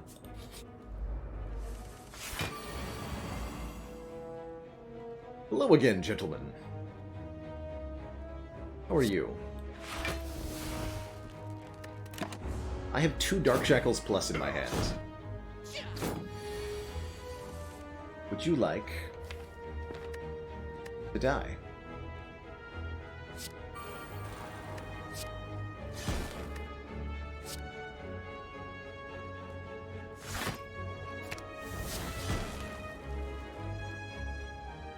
So I've got buffer in place, so if I go and Dark Shackles you, we take nothing.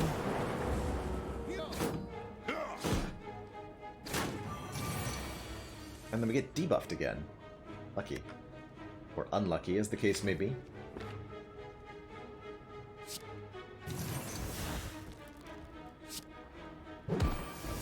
Or Surge. Doom and Gloom. Seek for the battery. Life is good.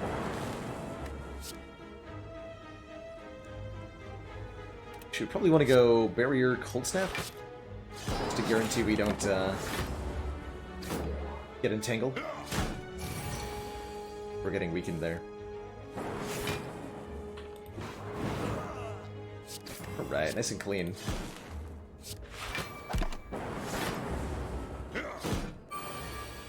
It's definitely gonna struggle in the boss fight. Oh, Calendar, that's a lot of what we needed, actually.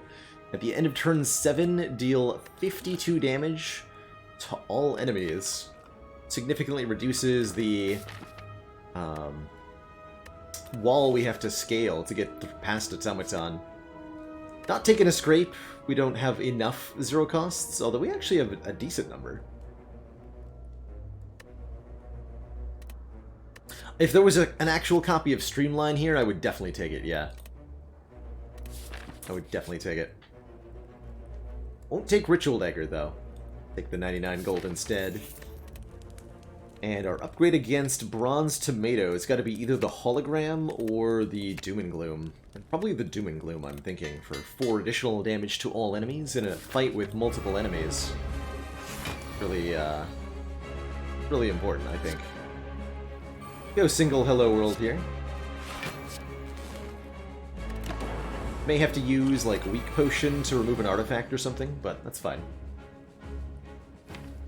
Currently seek an amplifier being stolen, and I'm fine with that.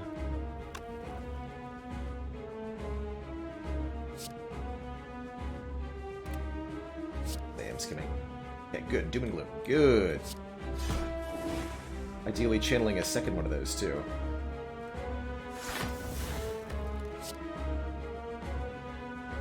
I'll put all the damage onto Bronze Tomato for now.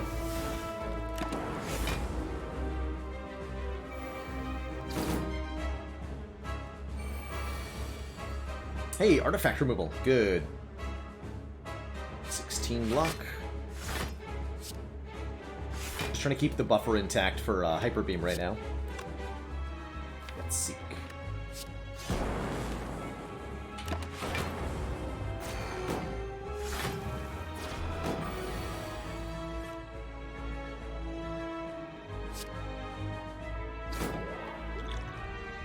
Gonna keep this hologram for Doom and Gloom, I think, but if we do this, we can Dark Shackles the nothingness.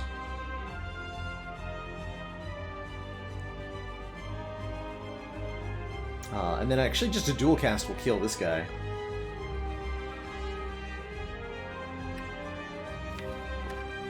Okay. It's fine by me.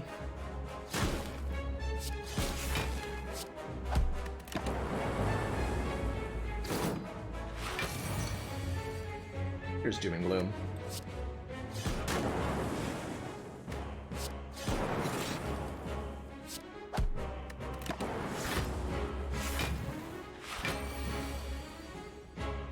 Lemguin says, when offered, you always avoid Runic Dome.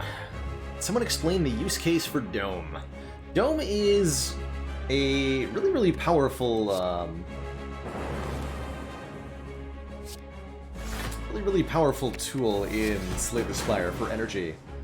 If you can have an understanding of what your enemy is doing, some enemies have a guaranteed thing that they do on given turns, or if you have a good knowledge of what your opponent might do.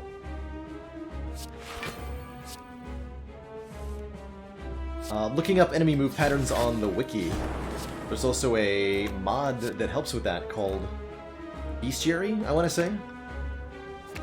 Something like that. That is designed to help remembering the various enemy patterns of the Spire a little bit more manageable.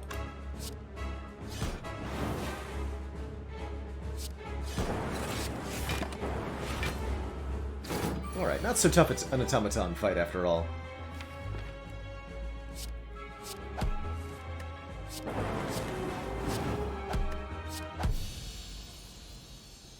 GG.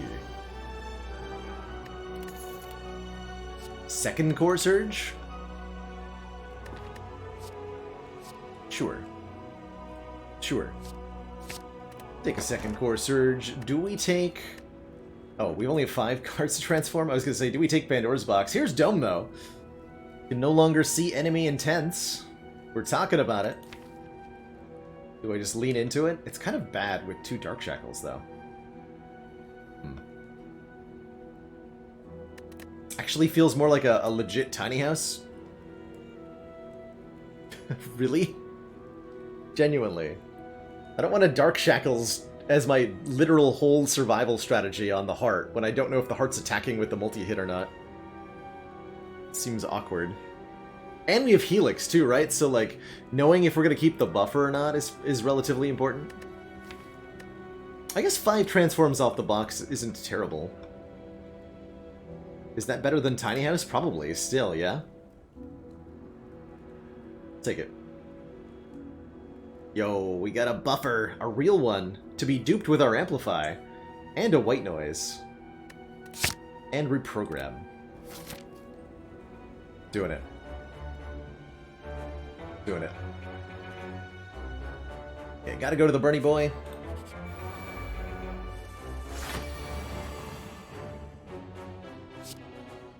Gotta.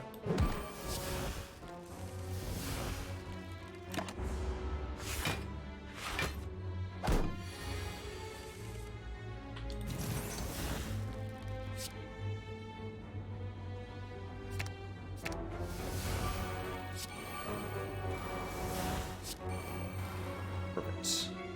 We can even block the downside of reprogram. My god. Is this what unlimited power feels like?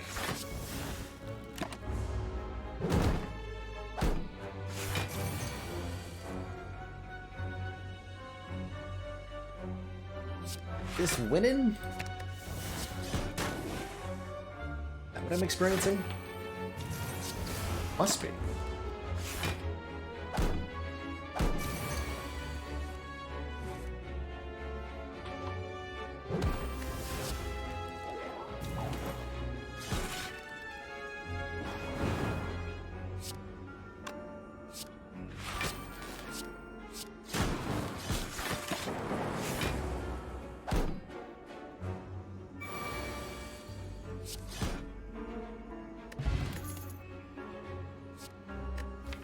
Like almost a thing.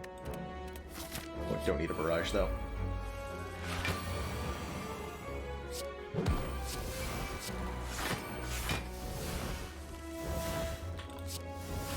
Yes, more Hello World. Let's go.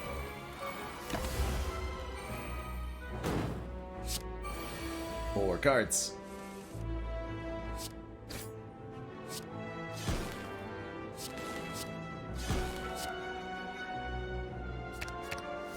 I've yet to see a single point of actual focus, though.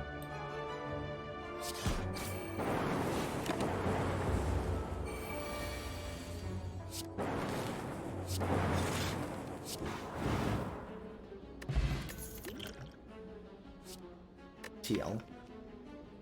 A little bit of free damage. We need a little bit of free damage? Yeah, we do, actually. It's a sad statement.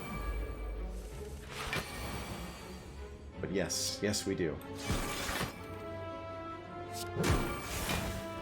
It's definitely asking me to get cursed, but we didn't get cursed.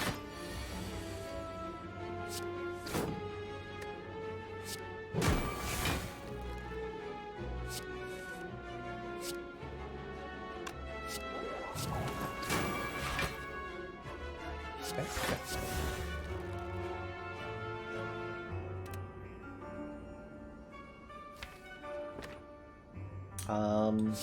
16, 11, we're one off there.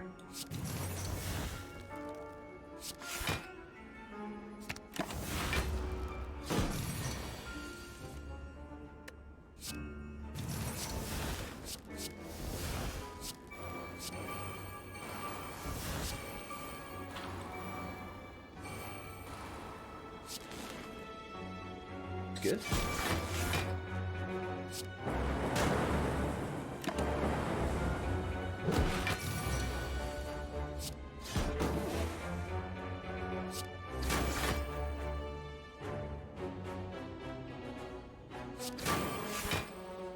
Okay, you can do that one.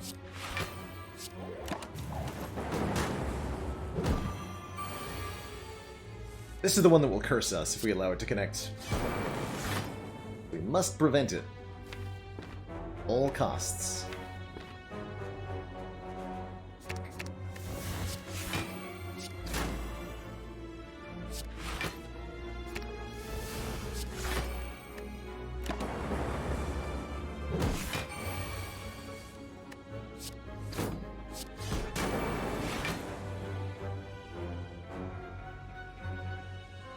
I have 2 stacks of buffer, so everything is going to be okay.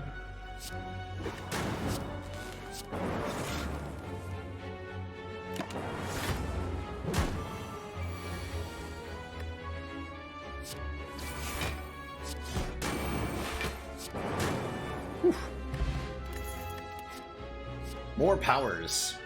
Yes, especially with Mummy Hand. What do you feel about Weak Potion? It's not that relevant. But membership card sure is, giving us a 50% discount on all products. So far, the only powers we've seen in shops have been Self-Repair and Hello World. That's quite something.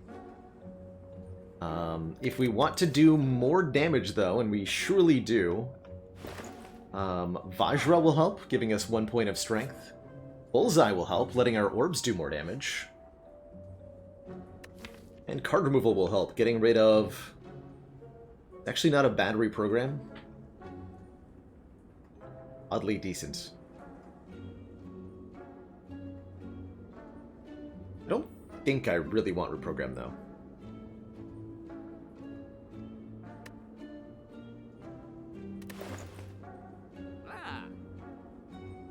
I don't think so. Omamori for possible Mind Bloom. No, because we are not encountering any more events until after the point where Mind Bloom could give us money. So I don't think we want the Omamori.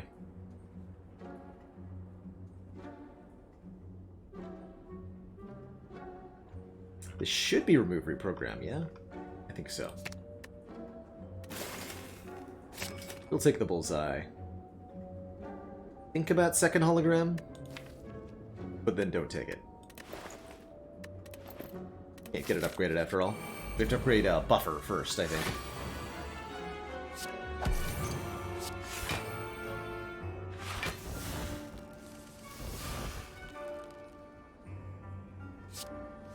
Oh, interesting, Uno Kid. I wonder if you're playing on a different platform? Like the Switch or the console version maybe has different outcomes here. Interesting. But if you got a I am rich on floor 48, that's certainly something.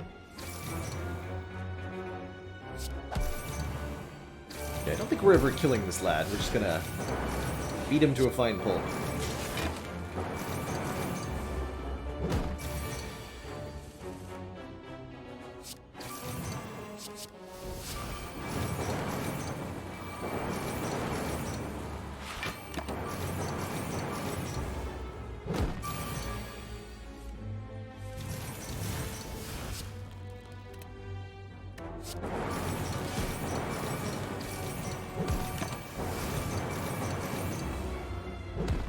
Used to be that you could encounter 2 fires back-to-back at the end of the act in Switch?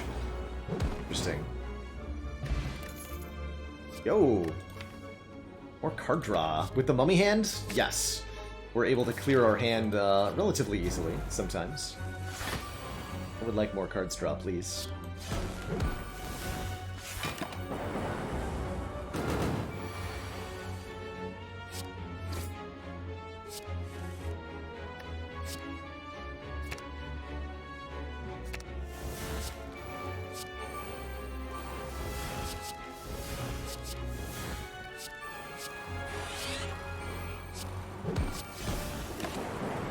Full turn.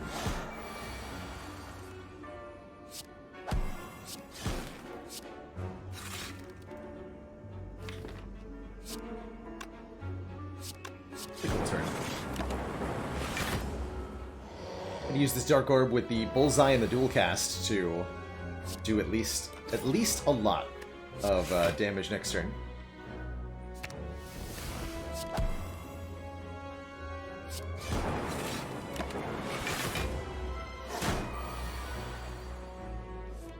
Very much.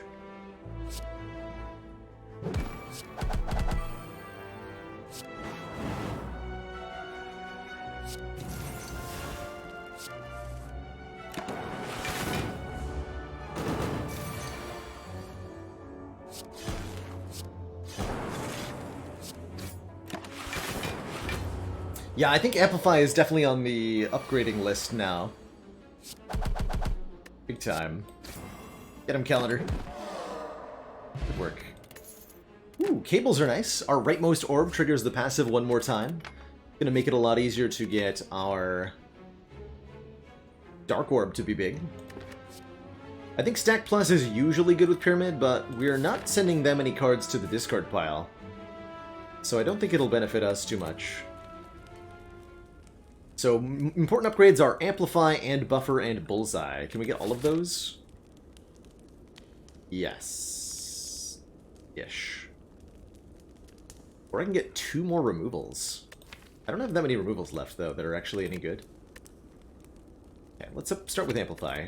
Go from there.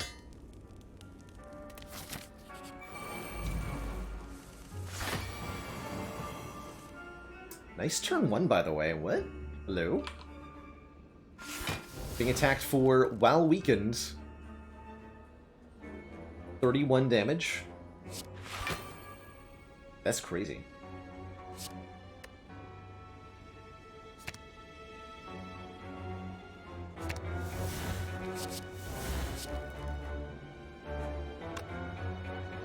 Best stake.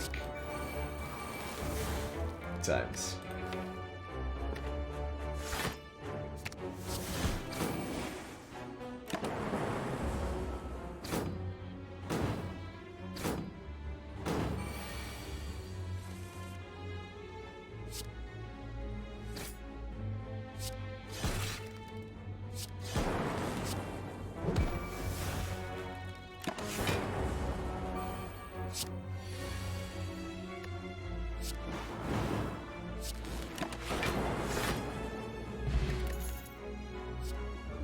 Decent-ish with the Pyramid. Not that good with the Emotion Chip. And not upgraded, so we'll say no to that. Gotta take the Sapphire Key over the Ornamental Fan. I think we are going to go for more upgrades here. Get Buffer upgraded. Fall and lose. Okay, Hello World can go now. Hello World can go. Definitely want to keep that Go for the Eyes. Definitely want to keep the other cards there. Hello World, you did good, son. Did good.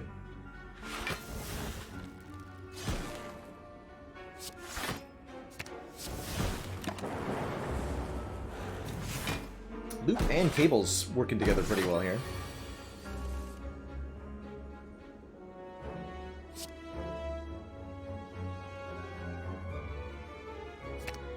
And Bullseyes. The first hit kills you.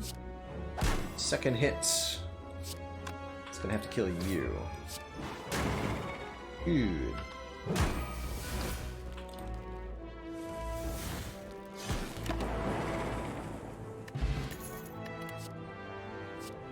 Melter is some damage. Thinking about Strength Potion for the Heart Fight here over the Fear Pot. Longer lasting. Potentially more total damage.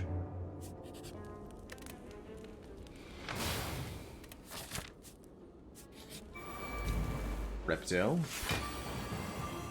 Definitely not thrilled with this turn 1 draw. Ooh. Okay, okay. Sign me up for that bias, though.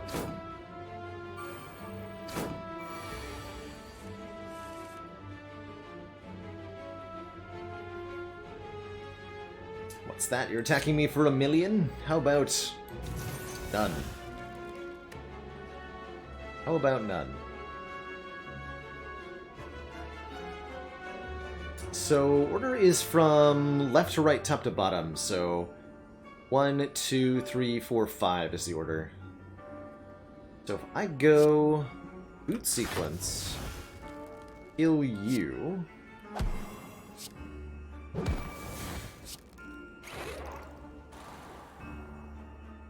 We should only have to buffer 1 hit here.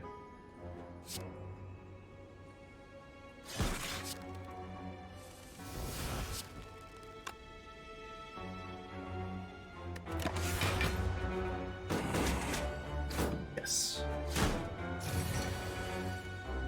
Good stuff.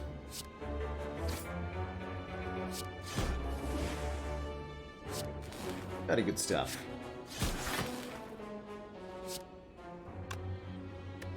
That Jargo in front.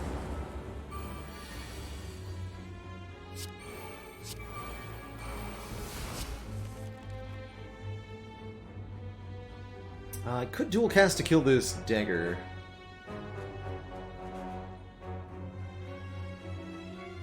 Sure.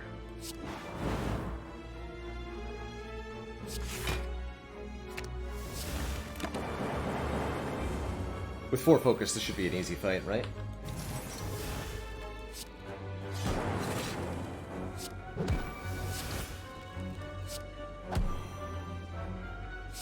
Right?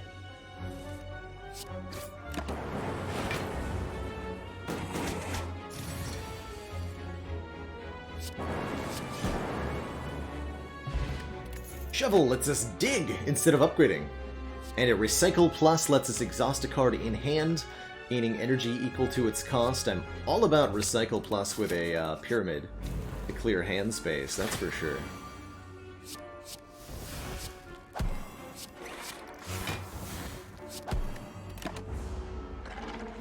Super all about that.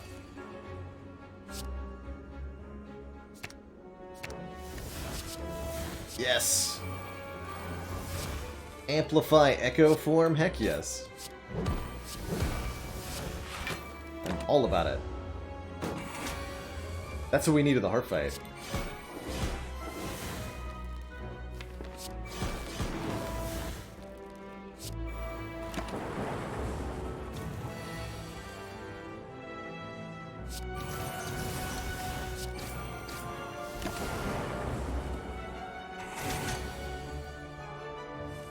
We're out of bullseye. Whoops.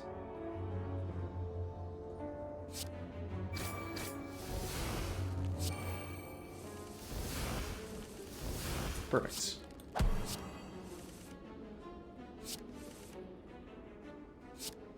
Easy game?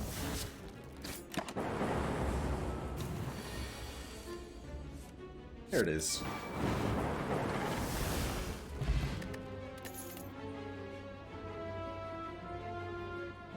Don't want a barrage. Although barrage Vajra? Let's not say that ever again. The combo.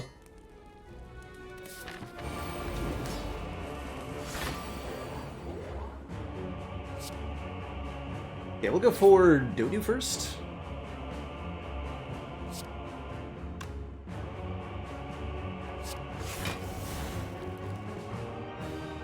Go for Dodu first. But Java. That's right, the programming language Spire runs on, but Java.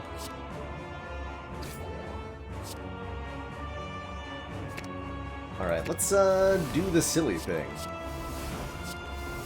Double storm, double buffer.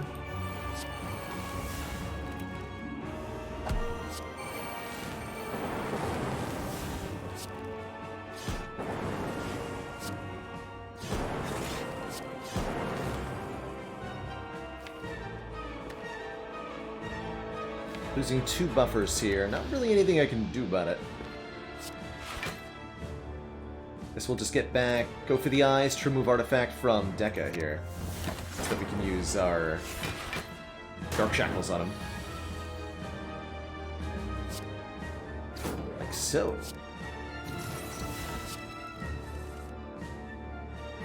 Like so.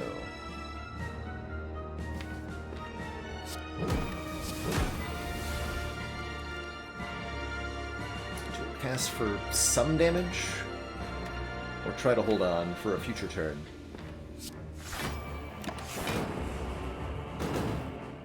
Try to hold on here.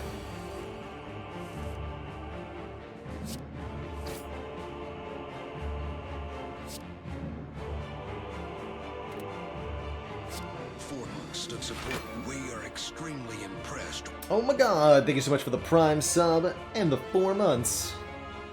So happy to hear you're continuing to enjoy the channel enough to consider supporting. Out of my hands. Okay, that means we only lose 1 buffer.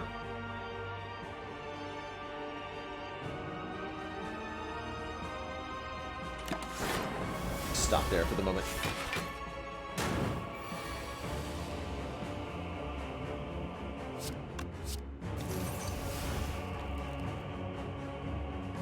Increasingly unable to play stuff from in my hand. There we go. Ooh, right. And forgot about Storm there. Still good, though.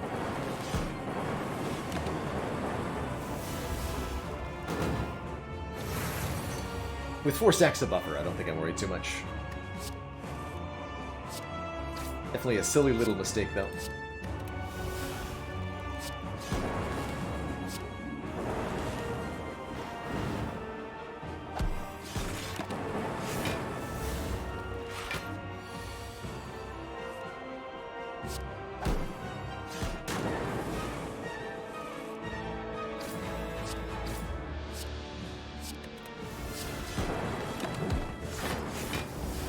Get him, Calendar.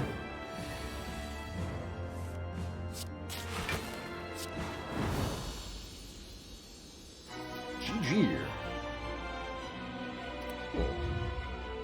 Despite the complete and utter lack of any focus, we're able to pull together enough damage.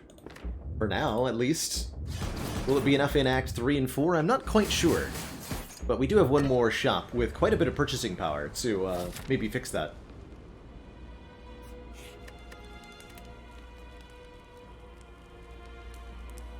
So, of the upgrades available here, I really like the Bullseye upgrade for one more turn of lock-on debuff. We could also dig for a relic, which could be a game changer. But I think I really like the guaranteed Bullseye upgrade, big time. It's essential to have uptime on that for the heart. Yes, there we go. Static Discharge. Combos with our Bullseye to give us what we're missing for heart, which is a way to deal a whole bunch of damage back to it on a multi-attack. Static D will work perfectly for that. We could bottle a Tornado, too. To maybe bottle the Static Discharge.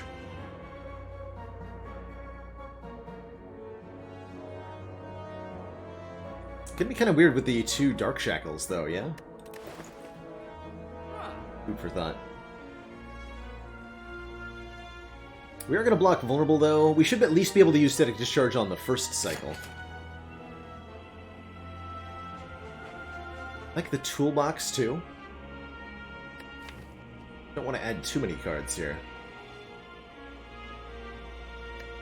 It's like Vulnerable, but for orbs. 3rd White Noise. I'm probably not going to say no to it. Excellent work, Commander. Yeah, we'll do it. Pick the toolbox as well. To see our continued support of this project has How many been core surges is too many? worthwhile. That's my question. Dr. Leo Spaceman, thank you so much for the Prime sub and the 2 months.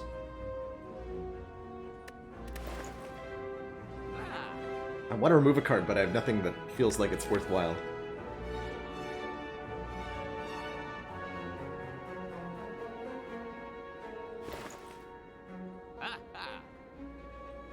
Polymer's okay. Or just 3rd Core Surge. Or wait, 2nd Core Surge? No, yeah, 3rd Core Surge. 3rd Core Surge. I don't think I need another one, especially with the Ancient Pot. Let's...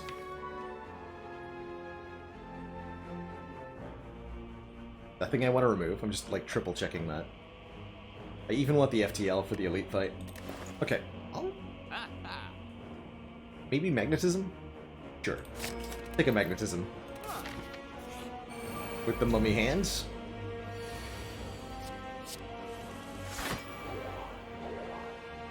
Show me a good power to amplify, please.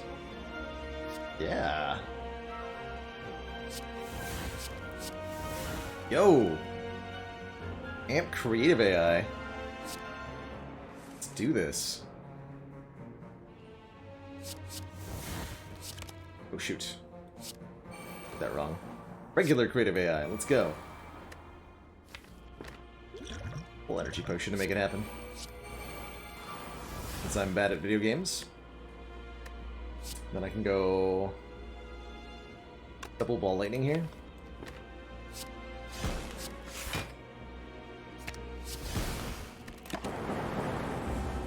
feel less like a doofus. Okay, Dark Shackles will shut this down entirely. Glad we have 2 copies again. We can buffer this hit, or we can try to block. Not too hard with turning around here. Let's also get all these powers in play. Because it's easy. Thanks to,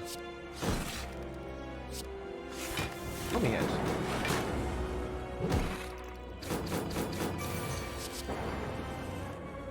-1 focus, just like you like it.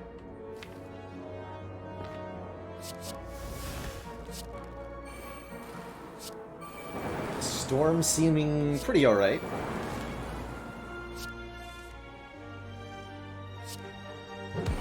Last I checked.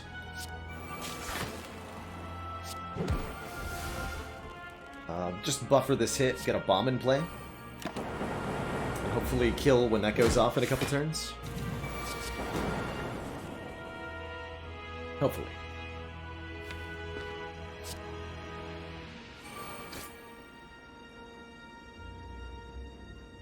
This looks like a fun turn. Heat sinks and enlightenment to make his stuff cheaper. Yeah, crazy. One for the first time with defect, had a mummy hand and 4 storm. Yeah. That's a good times. It's the kind of deck I like to see. Defect putting together.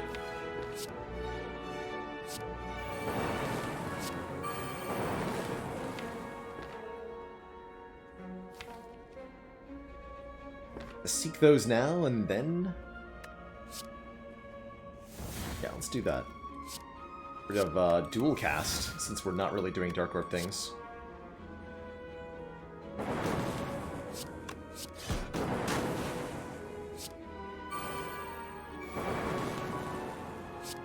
Okay, you weakened as well. I'm gonna try not to play this Dark Shackles. I'd like it next turn. Uh-oh.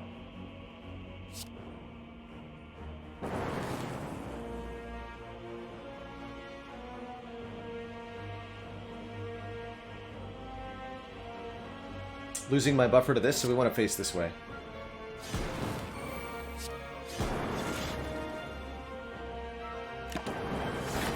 Do take some damage here, but we do have Static Discharge.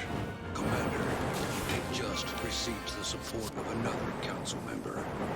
Crazy, thank you so much for that Prime sub. Welcome to the council. Enjoy the emotes, the community, and of course, you found smug sense of superiority.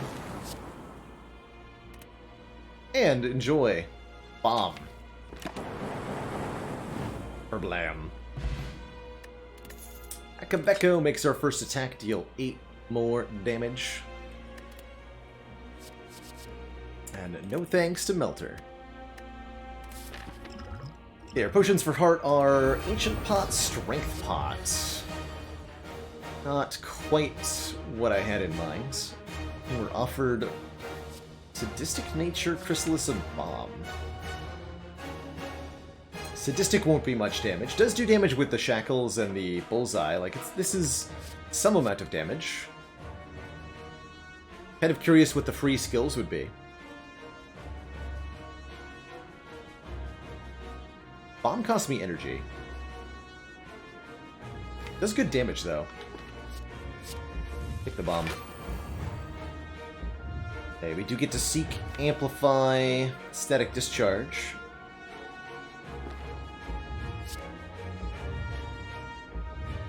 Get to block vulnerable here. 2 points of Strunk.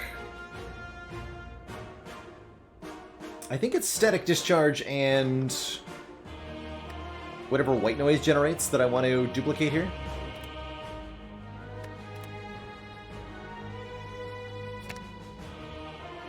And we can always delay the duplication if this doesn't generate anything good. Oh yeah, Double Storm, perfect. And we can hologram the Amplify too.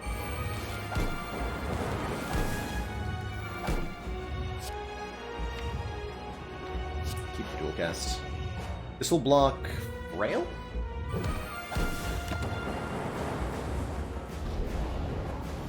No, weak is second. Alright. Fair enough. Really, really, really, really, really happy the big hit was second here, so that we can block it with our buffer. And not worry too much about the static discharge nonsense.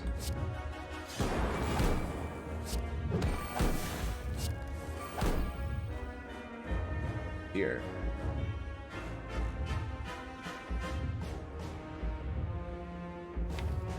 I'd like to get Go for the Eyes next turn, but we'll see about that. Yo! Creative AI, I'm in.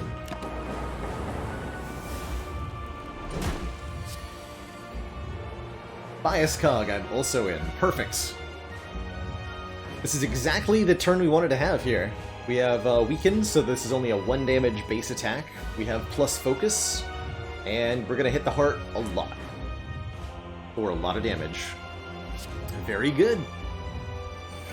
Very, very good. Totally happy to just take some beat of death here.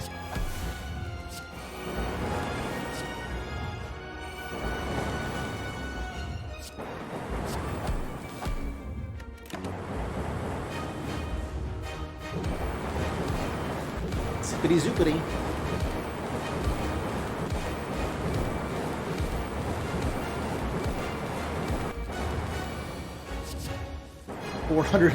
$440. It's a big number. It's a good number. And we get another biased. Sweet. Sweet, sweet, sweet.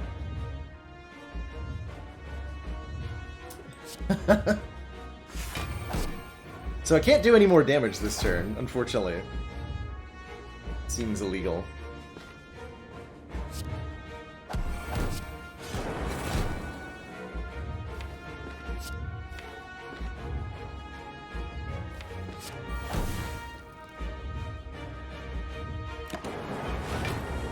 Hologram, oh no, I can't hologram anything if my hand is full.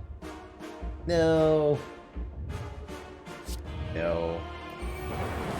Alright, fine. I will just play all the stuff. Good luck to you. I ever killed Heart with Mind Blast? The answer appears to still be no.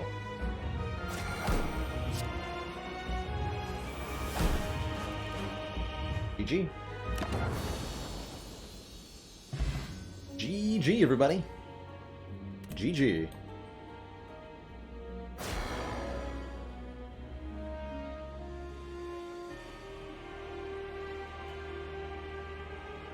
GG, everyone.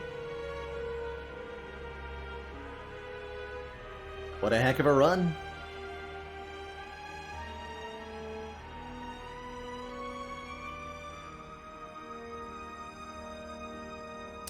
GG.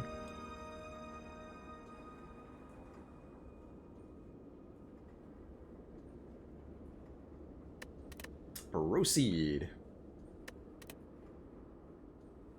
Spire sleeps, but I shall not. There's plenty more cool content where that's coming from, everybody. As I believe the guest of honor has indeed arrived.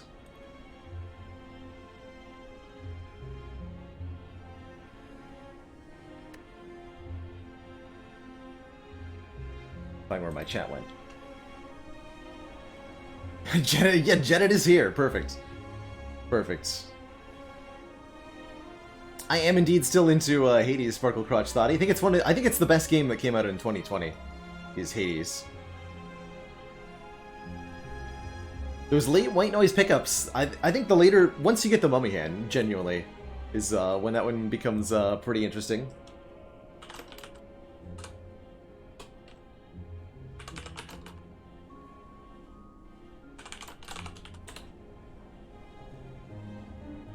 Let me update the title here. He replied. Perfect. Perfect.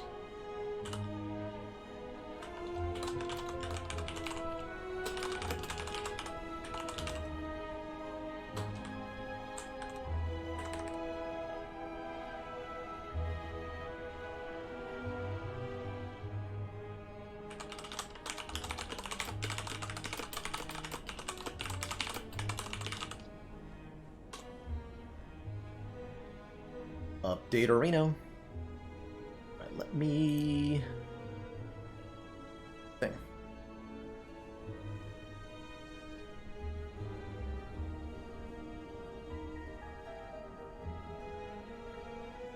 But your ankle got their first Hades kill the other day and was surprised that he did it with the dang fists of all things.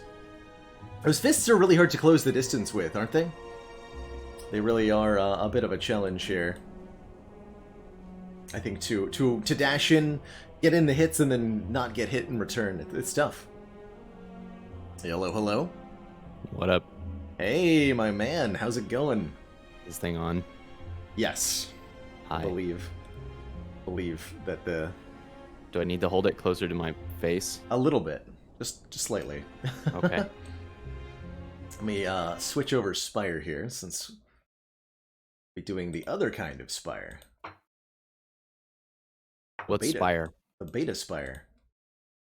Oh, are you not doing your ladders on beta? I'm not doing the letters on beta because they require mods. Mods, yep. Which do not work on the current beta version, unfortunately. Hey, do you want video or no video? I'm good with either. Let's do video if we can here. Okay. I think the chat does love it. Sometimes they ask how to remove the face. How to remove face. How can I... How do what I make button? a streamer less attractive? Google. How get face off game? Alexa, please ban Teak. Only one C-click card. Okay, should be good on that end. And now this end. Perfect. Hop out. Now this is always weird. This is always weird, right? Because So- I can only use the webcam in one place. Off and then on. Okay, and now I have to That's open right. OBS again to fix the camera. You're also running OBS? Yeah, OBS and Discord do not like to play well together. Well, just Logitech doesn't know how to keep settings sticky. They want the settings to reset. Most of the settings stick, except for the one that makes sure that I don't look like a pumpkin. Pumpkin. There we go, that's less pumpkin. Good. You want to look less like Pumpkin and more like Turkis. Less pumpkin, more Dorcas. Turkis. You would bring up the Lunky. The Lunky. You know how weak I am. It's so. I'm weak. It's so good. It's so good. It's so good, It's man. so good. I'm over in my Discord like, would y'all, if I came live at a random daytime hour with no microphone and no camera and just played Spelunky for 6 hours, would you watch? And the answer is like, least yes, but Teak, are you okay? 2 of them. Are you okay? Are you alright? Oh, well, it's a pleasure to have you back here on the stream. Yeah, my good morning. friend. Thank Good you. morning to you. I know it's probably bright and early in your corner of the world. It is. I've got my coffee 4 sitch. p.m. Mm-hmm. Do you need my chroma key? I need your camera period at the moment. Oh, it's working on my side. You might Oh, have to do some interesting. clicky in Discord. Clicky on Discord. Oh, there we go. Let's see if I do that. Oh yeah, there's the Teakster. Hello, and welcome to the stream. Good What sir. up? Looking handsome and flamingoed Oh as yeah, usual. cool. All right, now nice. There he is. We're here. The chroma key's even like set up all right too. It looks good. Considering it's so jank what we do for stream. Yes. it is really quite jank. But that It's that so it works jank. at all, I think, is worth celebrating. yeah. Yep. And then we are. Am I just gonna watch the game via your stream? Yeah. It's so much easier. It's so much easier. It is so much easier. I did a co-op run with Merle the other day, and that's pretty much what I did too. Yeah. That was a week ago. Man, the time do fly. The time do fly. It does. I keep thinking about that. I'm like, wow, 2020, and then I look at the calendar and it's like mid-November. It's Almost gonna be over. 2021, my man. Thank goodness. everything changes on January 1st, 2021. That's what my friend texted me the other day. I hope so. I was like, I give thanks that time moves relentlessly away from this year. And they were like, yep, January 1st, you're going to wake up like magic. Everything different. Everything changed. Everything.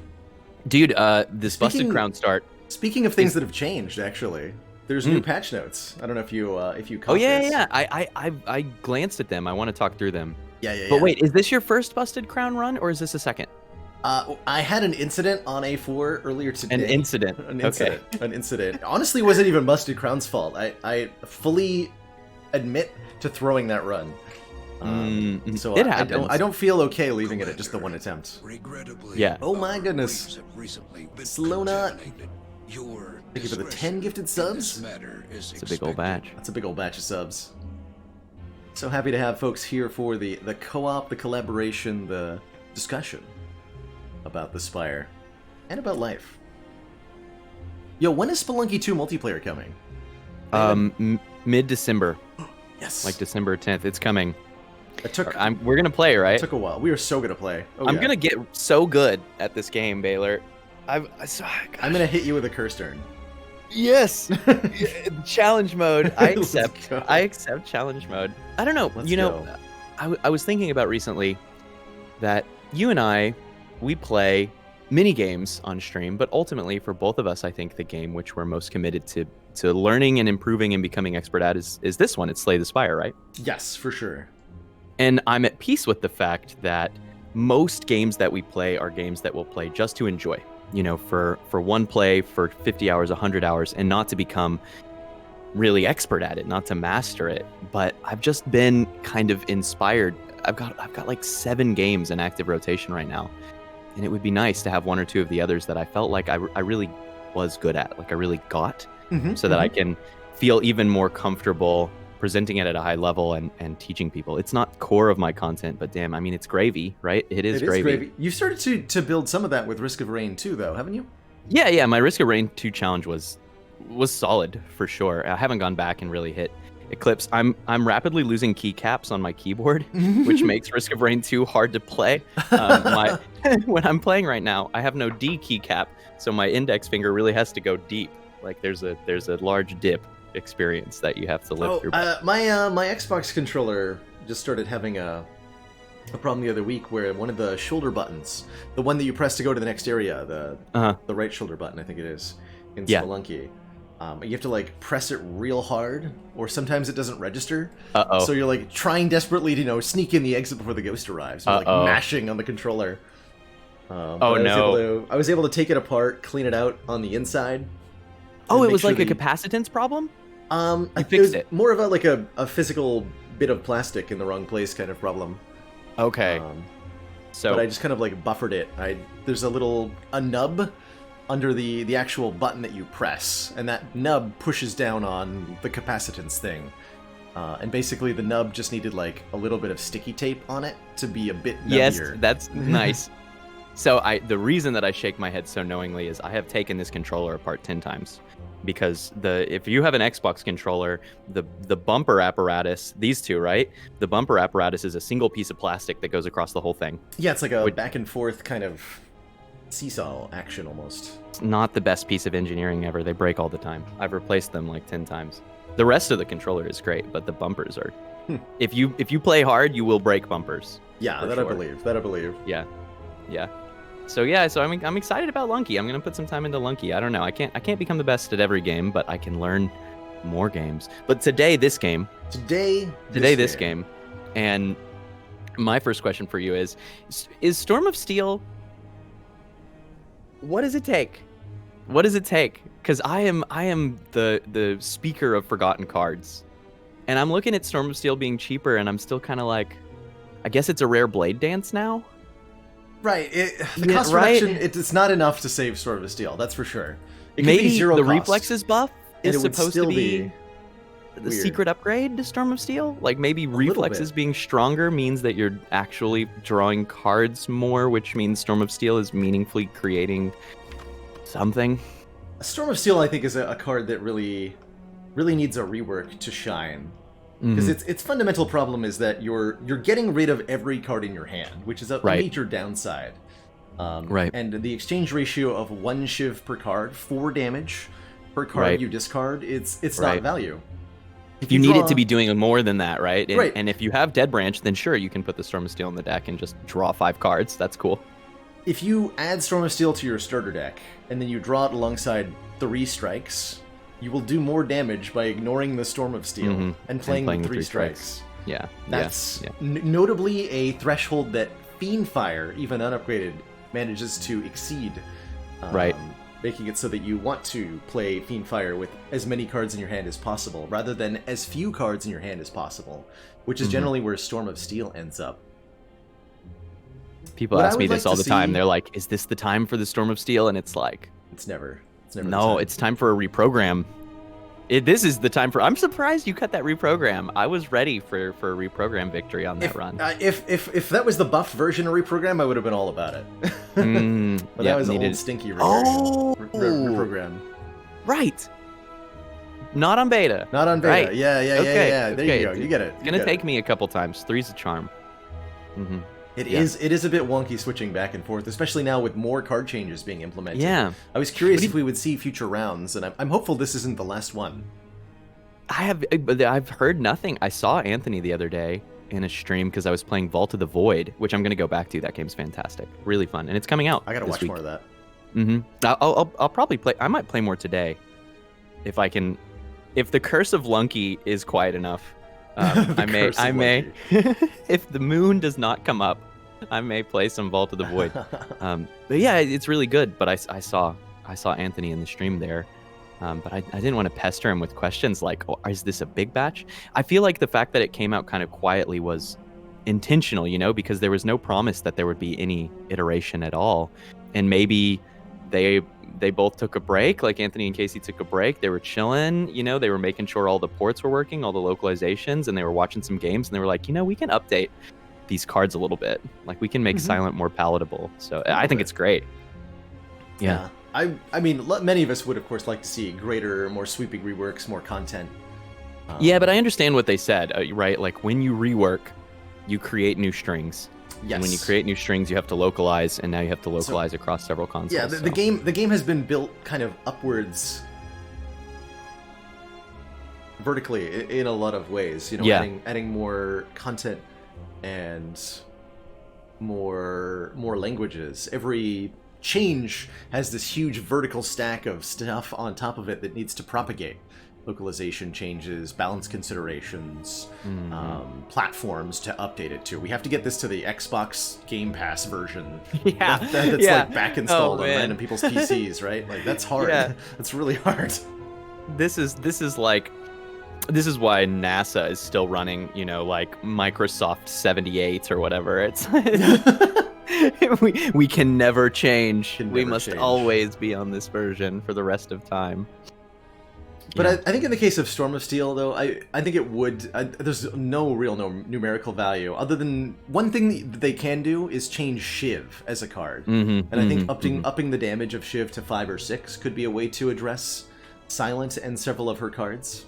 You're telling me that the accuracy isn't good enough for you, The Baylor? accuracy is not good enough. So for Storm greedy. of Steel, this I'd personally like to see reworked. Maybe like inverted in effect, rather than... discard your hand and give you a shiv for each card you discarded. Have it fill your hand with shivs, so that the more empty space there is, the more shivs you get. Oh. That creates an actual synergy with discarding stuff. Oh. Kind of an interesting little idea. Okay, now we need to rename the card, right? Because Storm of Steel, this is like a fill the void effect. This is fill the void. I like that. This is there's something really cool you can do here with vacuums or space or call of iron. Call Wait of a minute. Iron. That's Call Crazy. of Ironclad.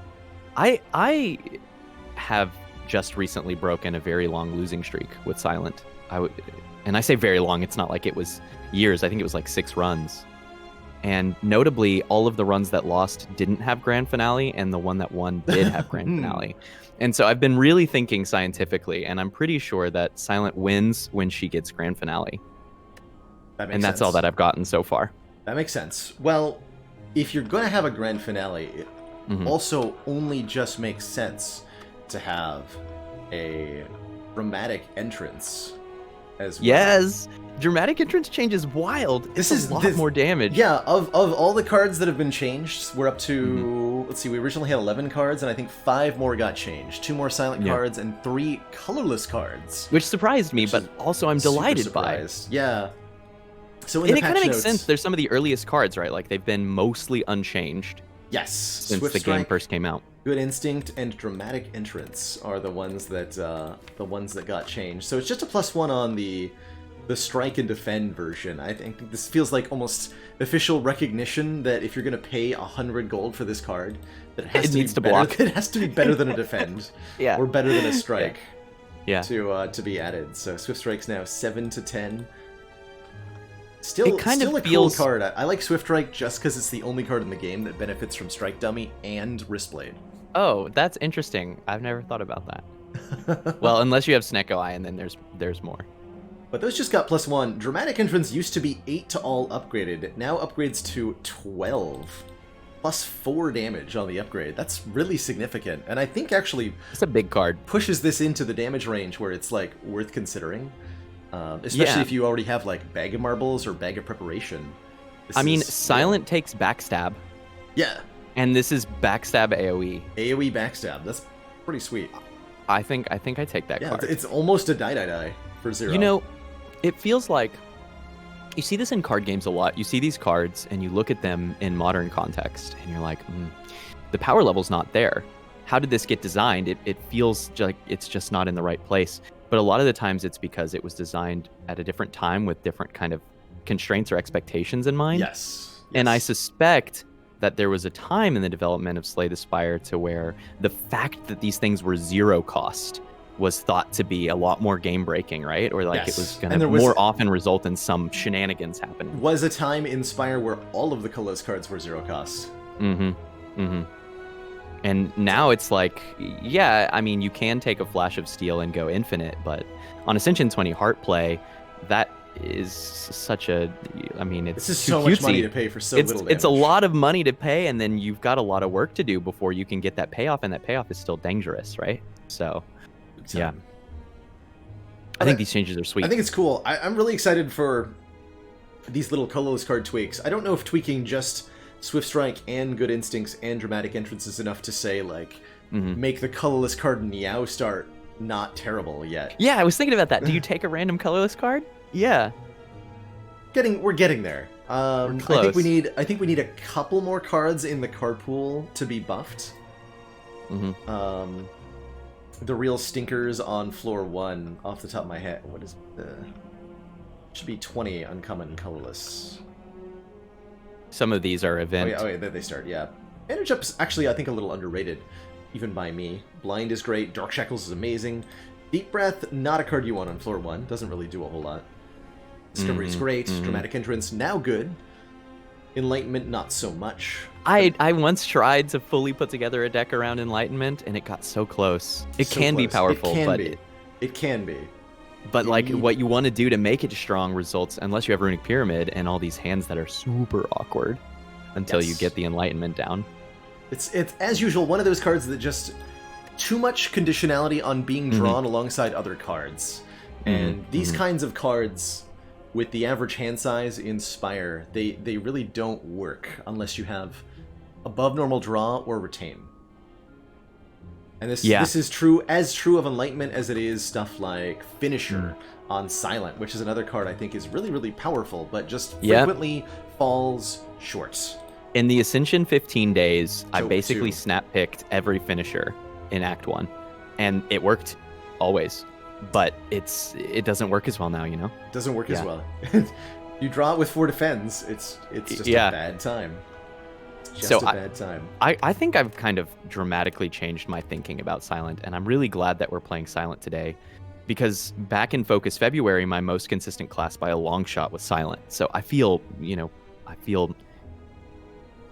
validated in feeling competent with Silent, but also there's still so much more for me to learn. And in the past, something I've said about Silent is that of all the classes, Silent is the class most capable of building a deck that wins without relics. And you're never playing Ascension 20 without relics, right? But when we think about like Watcher, you push elites really hard with that early strength that you have to find relics to even out your late game and to give you direction. When we think about Ironclad, the same thing. And Defect can certainly do some really game-breaking stuff, but once again, you have that really kind of snowball power to push through elites and get relics. And I've said before that Silent is the class that can find a Wraith form in the Catalyst or find these really, really solid damage scaling sources and just win. And I think I was wrong. And the reason that I was wrong is Ascension 20 is just a different beast. The deck that wins by itself without relics against bosses exists, and Silent can make it. But in order to make that deck, you have to make so many concessions against your hallway fight deck that you basically are just limping your way through the whole game. Jawworms just murder. Yeah, you just like lose. You just lose in a hallway fight. And so, but once you've added enough of Silent's kind of dumb damage to feel more powerful in those hallway fights, your boss deck is no longer precise enough. And I kept feeling this tension to where it was like, oh, I've had a great Act 1 and Act 2, but then I died to bosses, or like, oh man, my boss deck is incredible, but I'm hemorrhaging in the hallway fights. And I started noticing that there were certain things that were big predictors. If you get a meat on the bone, you can build that boss deck, right? That's a relic. It's a relic. And so that's a relic. And so I think I was wrong. I think Silent's like all the other classes. I think Silent really does want to figure out how to get more relics.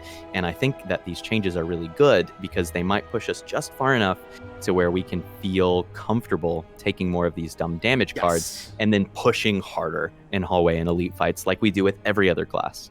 Yep. And I think some of these buffs are even like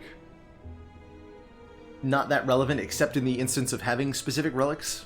Yeah. For example, the Storm of Steel change doesn't seem like it makes a huge difference to Storm of Steel on its own, right?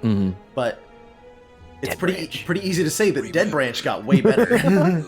Dead Branch got a lot better with one cost Storm of Steel. Yeah. Oh man, but Dead Branch Silent is so fun anyway. Like, oh yeah. I throw out all of these butter knives and look at all these new things that I've made. All of these new toys. Yeah. Yep. I'm stoked for it. I'm stoked for new Reflex. I already like kind of cheesy discardy things. Oh my god, I had the most absurd.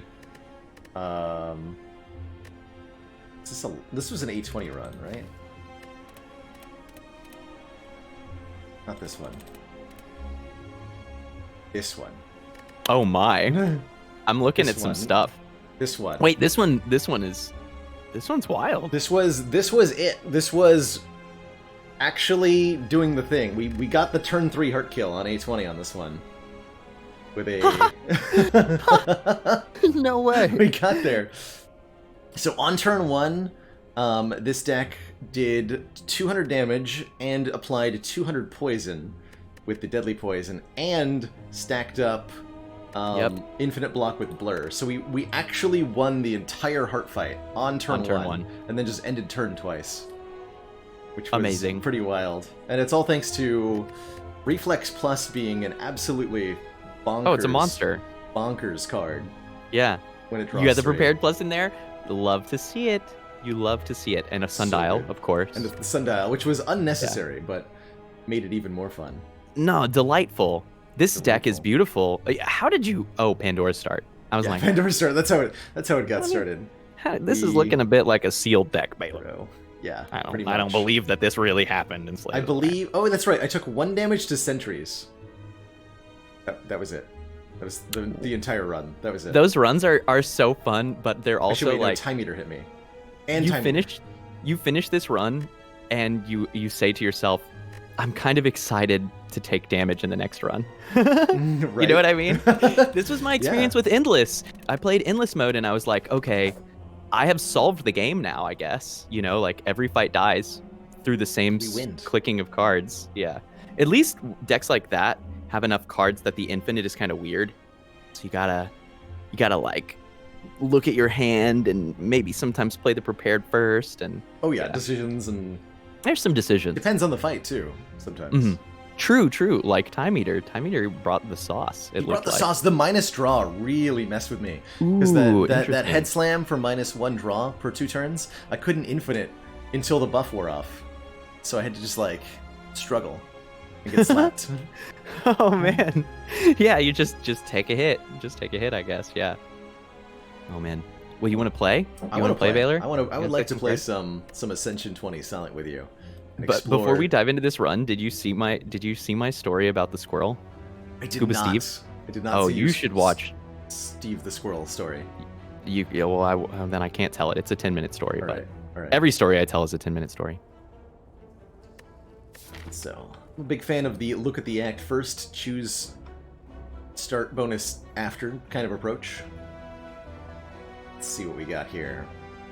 So we have a relatively early Burning Elite that would really require quite something for Silent to beat, right? That's a That pretty is a tough. nasty path, That's a dog. nasty path. I like 2 later act elites. Here's a reasonable act. Go up the middle, get an upgrade, hit a shop, Ooh, then fight 2 elites and 3 fires. I like later shop too. I've been bankrolling money more and feeling really good about it. Or we can not go to a shop is another option. And just like wait until act 2 for the first shop. Yeah. It just depends. We do have 100 gold as a potential starting option as well. If we want to think about shops. Which I think I would value, especially with this layout, I think I would value 100 gold over the neutralize upgrade most of the time. Yeah, I think so too. But is it ever boss swap? Boss swap Silent? Baylor, I can't learn this much. That That's a bag of prep. That's really good. it is really good. I'm leaning more and more as I play more in the direction of boss swap is always correct on every character. But I'm also biased because I just think it's the most fun. Boss swap That is very said, fun. I love 100 gold starts because 100 gold starts are the only way that your run can get a very early shop relic, and those are particularly interesting. You know, the early. How much gold do you get from Tiny House? 50. 50 gold. 50 This gold. is 2 tiny houses, Baylor. 2 tiny houses Now they're- of money. Now they're connected. It's actually a duplex. So, but Makes do with that what you sense. will. That's I like 100 gold. I like 100 gold 3 fight. Question mark. Really? Boss swap is correct on all characters, including Silent? I think it. I Might struggle be. with this one, I man. think it might be. I've done it with everyone else to great success, many times. It's very, very high potential value option. But I mean, maybe, if we're not already winning 90% of the time, maybe it is just. We are cares definitely about not variant? winning 90% of the time on Silent. Yeah, It's unfortunately true. yeah, that's true. So I don't think we ever put all the damage on the Gray Slime in this situation. It's got to be the play, right? Cheesy Bob says Baylor needs some Sozu boss swap to dissuade him. I had a couple Sozu boss swaps yeah. recently, and I may never boss swap again. So I've been doing the busted crown ladder. Try to see, kind of challenge myself to get low rolls on the boss swap and still win consistently. And that's been a big challenge. Yeah. I'm curious. I am gonna make it at least one attempt at a Sozu ladder at some point. We're gonna see how that goes. Ew. It's stinky. Oh, that's That's stinky. as close to masochism as it gets in this game for sure. Right, Yeah. right. Busted Crown, though, you definitely showed something in this last run, which is card generation is good when Card you can't get cards. generation is better than taking 2 recursions in Act 1 in a row. Yeah, that sounds right. That sounds right. Yeah, So our boss this is really relevant for the first card pick. is Guardian, right? Guardian. Like, if it was Slime Boss, I'd say we have to take Dagger Throw, Spray. Dagger Spray. Mhm. This is an acceptable Sucker Punch as well. I don't think it's ever Gamble, though, right? I might still take this Dagger Spray. I wouldn't complain about it. We're relatively likely to... Actually, we're guaranteed to end up in a Heartpool fight. Yep, And it gives that's us a the really reason. good upgrade, too. And Dagger Spray, more and more I've been respecting birds, which is weird to be talking about on floor 1. But I've noticed that if I don't think about birds at all, and if I don't make at least one They explicit might counterpick do to 50 bird, damage. yeah, you might just take 50 damage on floor 1 They in might. Act 2, right? Yeah, so I like this card. It does a lot of good things. Yeah. It's a great upgrade. What are your feelings on Sucker Punch in general? I think it's underpicked because, and the reason is we're like, oh, but Malaise and Leg Sweep and Yes. Crippling Cloud exist, But right? but Those cards are uncommon and rare. You might not find them. Sucker Punch is Silent's worst weak card. Is I think how I would call it. Yep, yeah. But it's still weak. Still good because weak is good. Bit of a shame on the draw there, taking 6, but nothing I can do about it. I've been taking more like weird Act 2 Sucker Punches. That high roll, we got 38 gold out of 2 fights. Wow. Beautifulness. 20's the max, right? For a regular That's hallway. right. That's right. So we're 2 off max gold. Do you want one Bouncing Flask so you can beat Guardian and Lagavulin? Yes, Lagavulin I think so. especially. Although man, our first elite is after the chest. I really love that for a safety perspective. Mm-hmm. Yeah, we have to take the poison though. I gotta say. Yeah. It's one of my favorite thing to do. Bouncing Flask is so good. Oh, good. And I still remember I had a run to where I just had like 3 Bouncing Flasks, and it was really fast against the heart. And that was the point to where I was still... Not to animate, no. But that was the point where I was still kind of sharing the kind of community expectation of like, you've got a catalyst to go fast on poison. And then I just played 3 Bouncing Flasks. And I was like, wait, no, I got to 50 poison. There's no catalyst in this deck. It was plenty fast. Strength Potion, very, very exciting. As a oh yeah, we have a early game Dagger addition. Spray. Yeah, just if you can just get like 50 poison down with 3 Bouncing Flasks, or Burst Bouncing Flask is another really good way to achieve that. I like it quite a bit. Do you ever skip here? No, I think that if I hear you on wanting to skip, and I think what I would advocate for is Endless Agony of all cards, because it's an 8 damage, 0 cost, and it says exhaust, so it doesn't recur on that second draw through. Front-loaded damage that gets itself out of the way and clears the way for you to get your boss plan in action in longer fights. Also a really nice card for relic interactions. Goes really well with Shuriken, Kunai, Fan, Dead Branch, Vajra, you name it. I like Endless. This was kind of a legacy question because I remember when the communal knowledge was you see Skewer before your Act 1 elite fights, you take Skewer and you upgrade it. But we already want to upgrade Neutralize and Dagger Spray, right? Yes, we've got a Strength pot. Spray, we got a Strength Potion, and again we have a shop and a chest before that first elite. Really I like this Endless Agony. For the layout. I'm good with it. There's some Seeds of Spire, we just have to fight an elite 2 floors from now, and we have no choice on the matter. Yeah. Alright, here's the most difficult question I think to answer in Spire. Fight and then event, or event and then fight? Okay, so what are the events that we can see, right? So this will be a hard pool fight, also to clarify. So, events. Lots of ways to trade health. Searing Light for upgrades, Scrap Ooze for Relic, the other Ooze for gold. There's the Box Donut event, which could be a heal.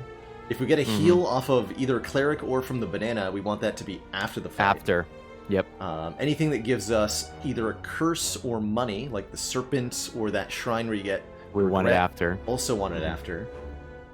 I'm leaning after, with the exception being that the kind of like meta-scaling stuff, like the upgrades, you really want before. Yes, we'd want Face Trader before. Yeah. We would want the upgrades before. I feel like the after is lower variance for us here, though, right? I think so. And it makes it way easier to take a curse. So. Because the curse is common. There's a couple curse events, and we'll take it, probably. So about that Dagger Spray. Yeah, glad we picked it up. Glad we picked it up. Yeah. Okay, so as far as gremlin rolls go, this isn't that bad. We've got 2 angry gremlins, which They're are healthy, though. one of the least threatening kinds. They are going to make the Dagger Spray real awkward to play, though. Oh, true. We might actually not play it. And then the Shield Gremlin's not too bad. I almost want to, But the Shield Gremlin complicates our Gremlin Wizard math. Yeah, I want to, like, almost slow roll this and go, like, 2 strikes and 1 defend here on turn 1. Trade a little bit of health, get the Wizard starting to go down. And...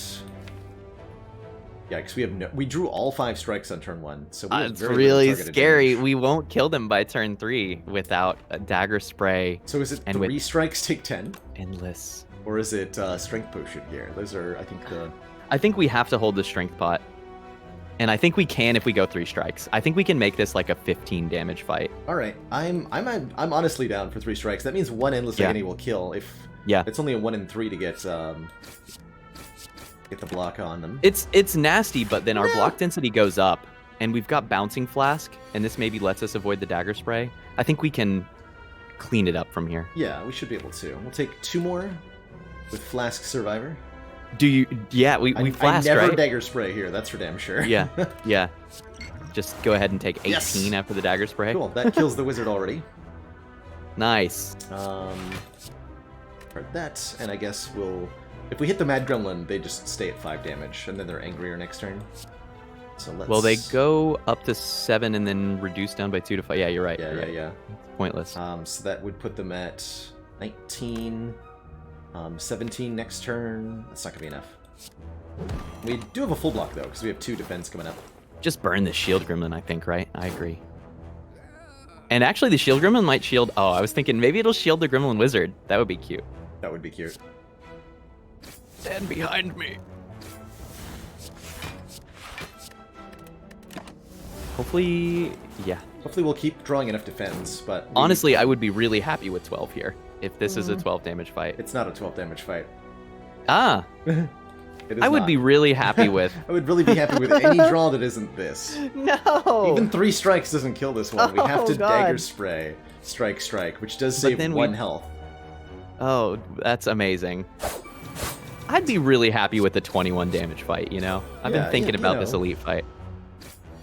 I've been thinking real hard. Been practicing my draw order. Practicing my draw order. How do you get good at Slay the Spire? You gotta draw right. Okay, that was awkward. Ooh. Well, our potions are good. Blur versus Poison Stab. Blur certainly feels excellent in the Guardian fight. It sure is. Would have been excellent in that Gremlins fight, too. Oh my gosh, yeah. Thanks, dude. Are we gonna roll into Gremlin at 31 health? Yeah, maybe we are. should have used the Strength pot. With these potions and an upgrade, we'll be alright. Because we do get we can rest afterwards if we need to. I think you're right. But And I think we do. Although, that's a lot of question marks. Question marks like to do damage in Act 1. That's true. They could be damaged, they could be healing. There's 3 of them? Hmm. We'll have to see. All we're missing is the new improved slice, and then we will have won Act 1. That would have been glorious. It would have perfectly killed the wizard for us. Dude, I think I struggle to not take Blur here, but it does risk our Gremlin Knob fight. And every once in a while, I enjoy these moments to where you're like, the correct way to win here is to just not roll Gremlin. And all right, I'll take the Blur. I like the Blur, especially as a mid to late game card. Ooh, yeah, gotta transform too. Is it ever because we just picked a Blur and we're still in Act 1? Is it ever transform a defend here over transform strike? What do you think? It's certainly actually the safer pick for these elite fights, right? And I do mean that. I do think us that compromising our early game damage will certainly hurt us in the Guardian fight to transform a defend. We don't get another block card. Okay, let's transform a defend. Let's do it. I'm in. That's what I would do when I take two. When I take 2 transform starts with silent. What's it gonna be? It's here! It's a grand finale! We win! We got it! We won the whole game! It's here! Baylor. Oh, it's very here. exciting. You didn't know that we won yet. It's a good thing we didn't boss swap. It's a good thing we didn't boss swap. Because our turn 3 has grand finale about a third of the time. Approximately. About 1/3.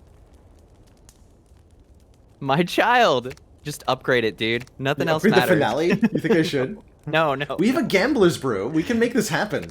It's true, but 50 is enough. 50 is enough. Yeah, that's true. That's true. That'll kill sentries for us. For now. Probably we upgrade like the dagger spray or the neutralize. Yeah, I'm trying to figure out. I was thinking maybe bouncing flask, but probably dagger spray. I like bouncing flask if we want to get better at. Against Lagu, we might need to finale. Nah. This shop is gonna be sick. It's gonna be like. I'm gonna upgrade the spray. That's where I'm leaning. I could see either neutralizer flask being. You know, a rest there actually got better. I think when we picked up grand finale. Whoa. Wow. That's Hi. a hell of a store, my friend. Wow, wow, wow, wow, wow. It is. 3 relevant relics, 2 good rare cards, panic button, card removal. Dude, there's a thinking ahead too, but that's too expensive, That is unfortunately. too expensive. I love this panic button. Yeah. Panic button is a crazy good card, especially with our defender. Oh, and we have blur. Oh, I love panic button blur. Yeah. Really like that. Do you ever like... Okay, card removal 175. Can't afford Dang. souvenir blur. Could do Gosh. panic button, or souvenir panic button, excuse me. Corpse explosion is a lot of poison. We can do clockwork souvenir panic button. We're barely off, right? That would be 269. Yeah, 269. Only Yeah. we had ceramic fish. I know. Saved by the fish. Yeesh. This store is too much. And quick slash is relevant too, because if we are It's true, like, it's a little bit of drama. it's never too early to start working on your draw manipulation when you're trying to play grand finale. That's right. Right. Right. So here's my problem with Clockwork Souvenir. I think Clockwork Souvenir is genuinely really strong. One of the best artifacts in the game. One of the best relics in the game. But what does it solve for us right now? Right now, it makes Knob not make us vulnerable. That's a big deal. True. It makes Lagavulin not take -2 off of our dexterity, also relevant. Not a whole lot until Act 2 other than that. where And then it'll it start becomes really excellent. being awesome, yeah. Yes. Blocking yes. Frail off Parasite, blocking Hex off Chosen, blocking Confusion off Snecko. But for now, what Clockwork Souvenir does mostly is reduce damage taken.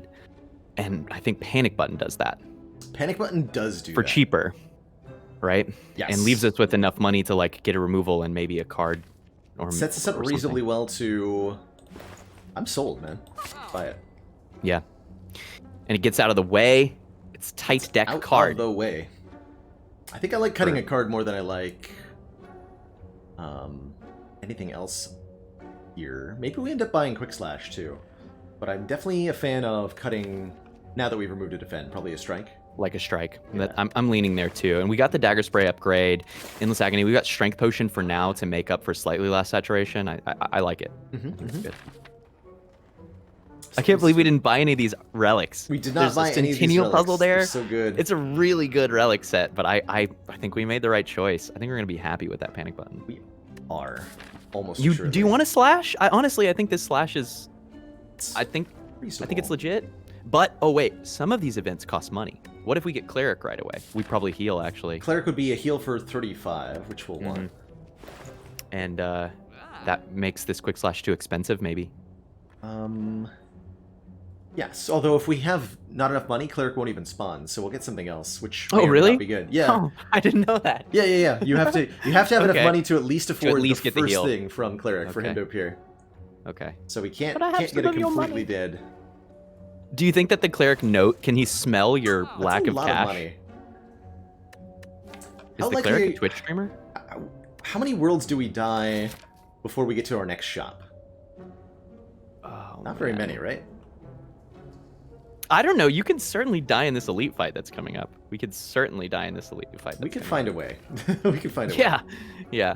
I think the potions reduce the risk of that substantially, but They I do. think it's possible. I'm gonna hold off on the quick slash. I believe in the power of saving cash. Let's roll some cash. Fight that Agreed. Louses. Lices? Hey, look at Panic Button being, like, relevant.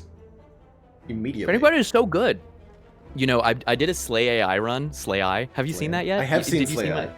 have So I seen did a Slay Slay I. I run, and I picked a Panic Button in a shop in Act 1, and it would never let me pick block again for the rest of the run. Because it was like, your block is solved. It's Your so block good. you have the Blanc. You cannot increase your expected block value. And I'm like, yes, but video game, quit making me take Perfected Strike. I have 1 Panic Button and 16 Perfected Strike. Ooh, Cutting Potion. GG. Ooh. Double Finale? Is it because I'm here? Yes. Yes, it is. Amazing. We can't take 2, dog. I don't think If we can. take I 2, don't think we can. 2 it's is 2 at somehow the cost even of the less 1. playable than 1. It is. We're at 17. We're at the perfect number right now. We have to skip. We do have to skip. How about I think Cunning Potion, Strength Potion is like really strong. really good. The Gambler's Brew though is Grand Finale potentially. So Yeah, I'm but having a hard time determining which potion is better. But Cunning Potion, Strength Potion is also Grand Finale. That's true actually. All right. I'll give And- that to you. And so I think that I'm trying to be objective. One of the most important things about being a Grand Finale main is being willing to say no to your Grand Finale when they ask for too much. Yo, Akabeko makes his dagger spray Oh. so good. That dagger spray is That killing is everything. very hype. It is the knob, and it Wow. is Akabeko dagger spray. 14 twice. Okay, do we strength? Do we strength? I think if we strength, it might save us the Cunning Potion. Let's see. So currently we're going to do 28 plus 12, 40 damage. And then we have not even And then if we draw a Grand Finale, we vague win. But if we chance. don't, we lose. Not even a vague chance of killing otherwise. Yeah. I think it's always strength. Not the turn we want to draw Panic Button on. But, yo, we got there! We did Double it! defend! We did it! We did it! This is why you don't take too many cards. Who did it? Who did it, Baylor? Was it never Goku? Didn't have it. Did Goku do it? Goku. did it. Herblam. Sweet. Nunchaku's a pretty sweet find off that too. It is. Some energy based on number Endless of attacks Agony? played. I like this prepared. You like the prepared? I was thinking about expertise here as a way to potentially expertise. manipulate the draw. But prepared is 0 cost, which is certainly appreciated. Expertise is good right now because we also have Commander, Nunchaku and some we really just cheap received attacks. The support of another council Yes. member. Yes. What is the upgrade on Expertise? One more Until 7, right? which is pretty good still. Do you want to roll it? I haven't taken Expertise in a while. Yeah, I think we can do it. I think it's nice with the panic button. I think it's nice with the blur. The variability of it is really strong when we're trying to get our deck manipulation online. It'll be hard to. I'd like to get an upgrade on it, but that's going to be a stiff competition with a lot of We other should stuff. fight these mushrooms. We They died to an will- Akabeko yeah, dagger they spray. literally just died to dagger spray. That's right. Yeah. And having the odd mushroom is such a nice thing for the heart fight in a lot of ways. Mm-hmm. Panic button, what up? Yeah, I'm wondering, like, is it reasonable to not play any of these attacks? I don't think so. I think if we're gonna panic button, we have to like hit something. Yeah. But I don't. Maybe we don't even panic button, right? 6, 12, 18. We have 13 block in hand. We can bring one down to 4, 16. We can do take panic 3, but I think we do. Yeah, because then we can maximize damage.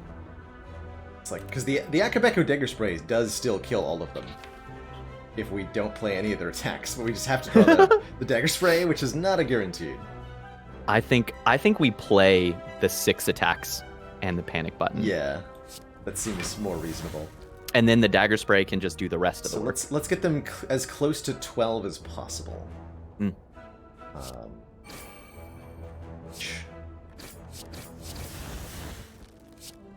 Something like that. I like that. Perfect. Oh, I could have expertised for. No, we needed to get First the to two. There's a world where we don't kill next turn. The dumb world. oh, by not drawing bouncing Let's do it and this way instead. strike. That's Well, we dead can draws. block next turn too. True.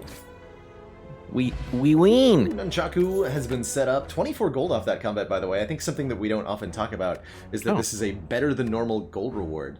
I didn't know that. That's Although elite tier. Not elite tier, no. Elites are 25 to 35, so that's more What? than a regular combat can give, but less than I don't know. So it's like a 20 to 30 backflip. You're thinking backflip over the catalyst. We do have flask catalyst, which is a real thing, but I see the hearts in your eyes for this grand finale, and I agree. I have learned. I have Big agree. learned. I have learned the power. Slice is better now, though. It's true, but it doesn't draw any Nunchaku cards. Does not draw any cards.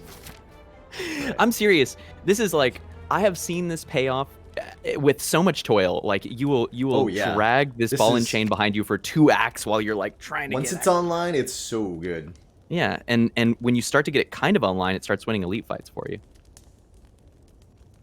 Got some interesting choices for upgrade here, and there's a lot of ones I could consider being really good. We could get that expertise upgrade in right now to try to lean towards Finale more. We can get a block value upgrade, like Survivor or even Panic Button. The Neutralize upgrade's pretty good for a more consistent weaken. We don't have another weak source yet. So I really like that, especially going into a potential Lagavulin fight. Do we have our sentries or Lagu solved? Right? That's always my first question. Sentries, yes. Laga, depends.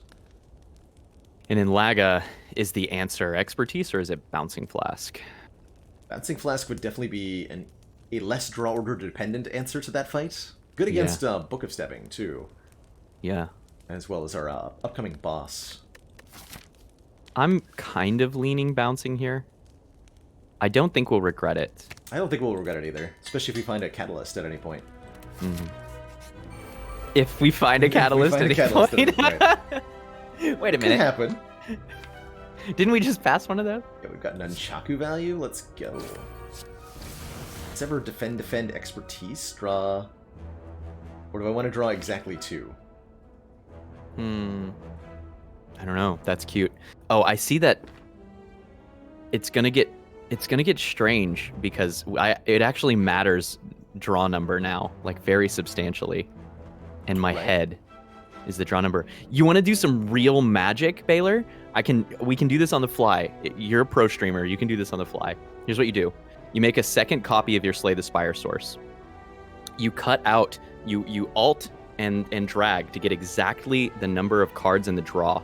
And then you put that above your head so that I can see how many cards are in the draw. Oh, understand, because you can't see that. I can't. Yeah. You do it real fast. Just duplicate the Slay the Spire, alt drag down to just that. Bada bing, bada boom. Deck count. Copy. Not that one. Spire. Copy. Oh, it doesn't let me paste duplicate. Interesting. Do I duplicate you? There should be a... Oh, let me just add a new game capture. That is an existing game capture. Source. And we're gonna shrinky dink. Yes. Down to just the 12. Yes. There we go. Yes. Yes. Perfect. Put that right on my microphone. Right on the microphone. Yeah. There we go. Yeah, right there. That's where it normally goes anyway. Bing. Perfect. What is this microphone? This is a deck, sir. What microphone? I'm speaking into the cards. I'm a card he is speaker. The cards. Yeah. He is the cards. Energy? We don't care about energy. We only care about number card and deck. We pick one. We need to? I don't think we need to. Got Panic Button Blur coming up. Yeah, we don't. Damage in this stinky fight.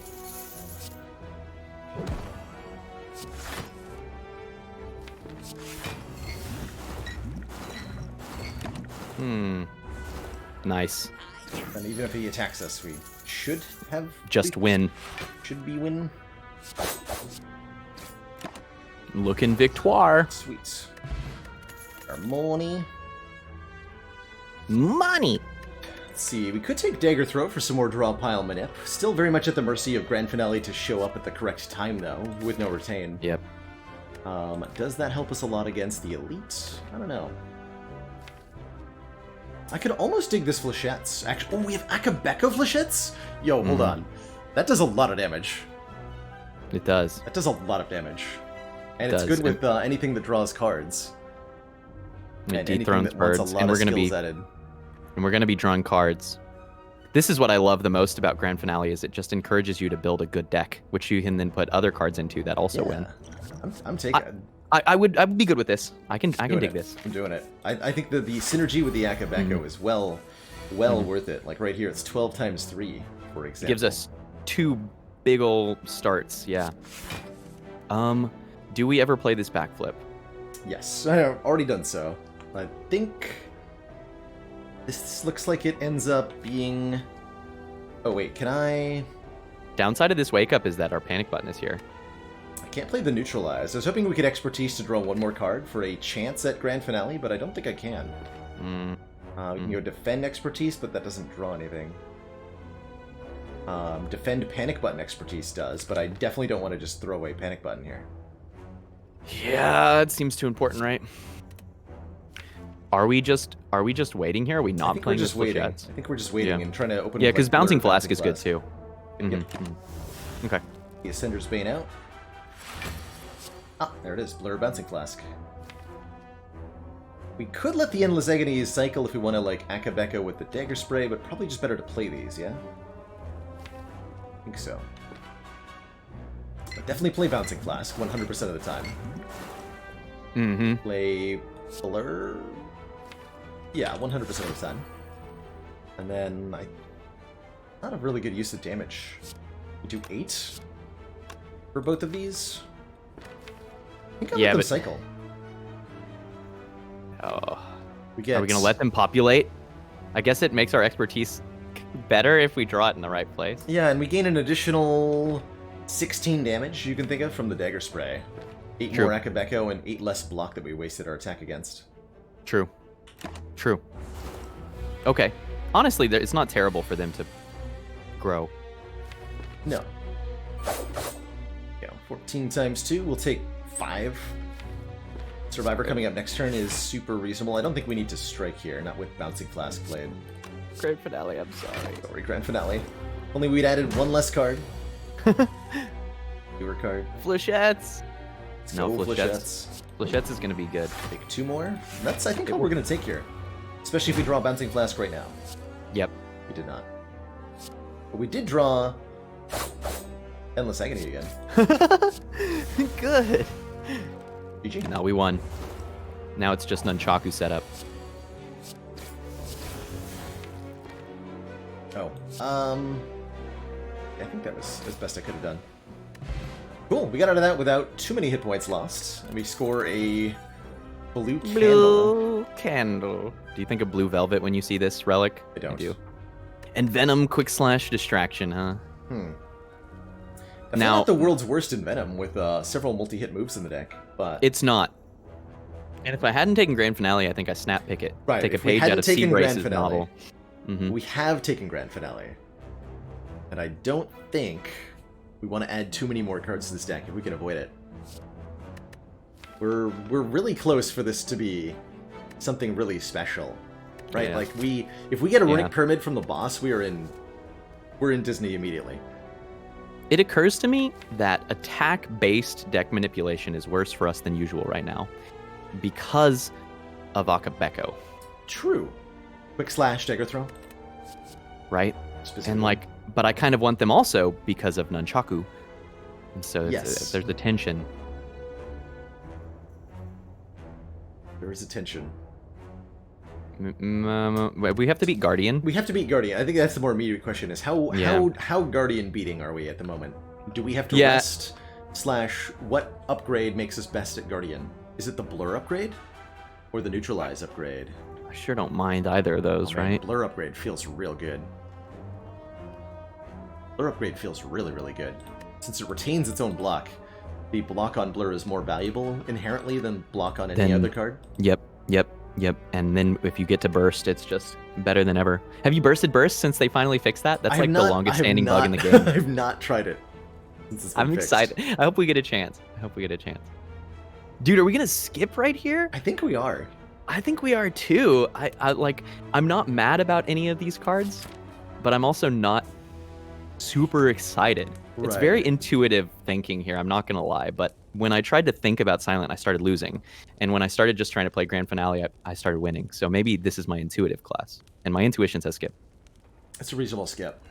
So my intuition here says, with Akabeko and Shivpot, we never get hit by 36 on turn 2. And that might be an asterisk next to the word never, because there might be like some draw. A vanishingly small. Vanishingly small draw that does get slapped. I doubt it. I doubt it. I doubt it. Large doubt. I do think we need our upgrade to matter here, so upgrading Grand Finale is probably not an option. No, unfortunately. The time will come. If we live long enough, we're going to upgrade it, and it's going to be delightful. It'll be great. But it's either the blur or maybe the expertise. 20 is like right at the threshold of danger, Right, you know? right at it. It's because there's sharp hide, there's 10 damage, 16 damage, and 20 damage turns. Our weekend is not going to be uptimed consistently. And like, oh, but you know, we have a backflip and we have an expertise. We actually do have some consistency. We need to blow these endless agonies up. Yes, immediately. Even if it means taking a fair bit. We'll shrink down to 18 cards, and we can... I think we'll be able to finale at least one time, just by pure chance.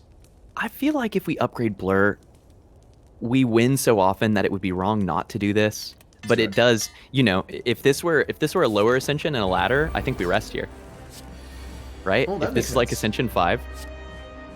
Well, this is certainly the opening draw we wanted. We get the full Akabeko value out of Dagger Spray, get rid of both Endless Agonies, and we don't have to transform here if we don't want to. Although we could. Kind of buys us a turn to maybe play the Bouncing Flask for free. I think I should have played Backflip first, though. In case Bouncer? Case Bouncer. Let's do it now, and if I draw Bouncing Flask, I'll play the Strike. Cool. Okay. Ooh. This draws one card, and there are 11 cards in the draw pile. That's perfect. That's perfect. That's perfect. No! I knew it! I knew it would be Bouncing Flask. Oh, man. Alright. That's okay. We only have to do 13 damage next turn. We can do that most of the time without the potion, and all of the time with the potion. Yeah. Yo, we got it! Not the damage, though. We have to use the potion. But we got the finale. You've got your head in the right place, Baylor. I want you to know that. I want you to know that you are thinking about this game correctly. I mean, we could just take 17 damage and go to 3. No, that's madness, I think. That is, yeah, super madness. I think I could have done a little bit more with a different order. Whatever. Not gonna worry too much about it. I think if we actually land a Bouncing Flask, that's not going to be our concern. Plus, look at this 50 damage that we're doing right now. Is that strong? It's strong. So I'm watching chat have a conversation about who invented co-op runs. Let me assure you that Slay the Spire did not invent co-op. I did. It was me. No, Baylor made this. I made this. I made this. Do I take 2 damage to deal 4 to Guardian? I don't think so, no. No. No. But we do play Blur Panic Button right now. Yeah, because it's just a full block this turn, a full block next turn. It's the best. Around.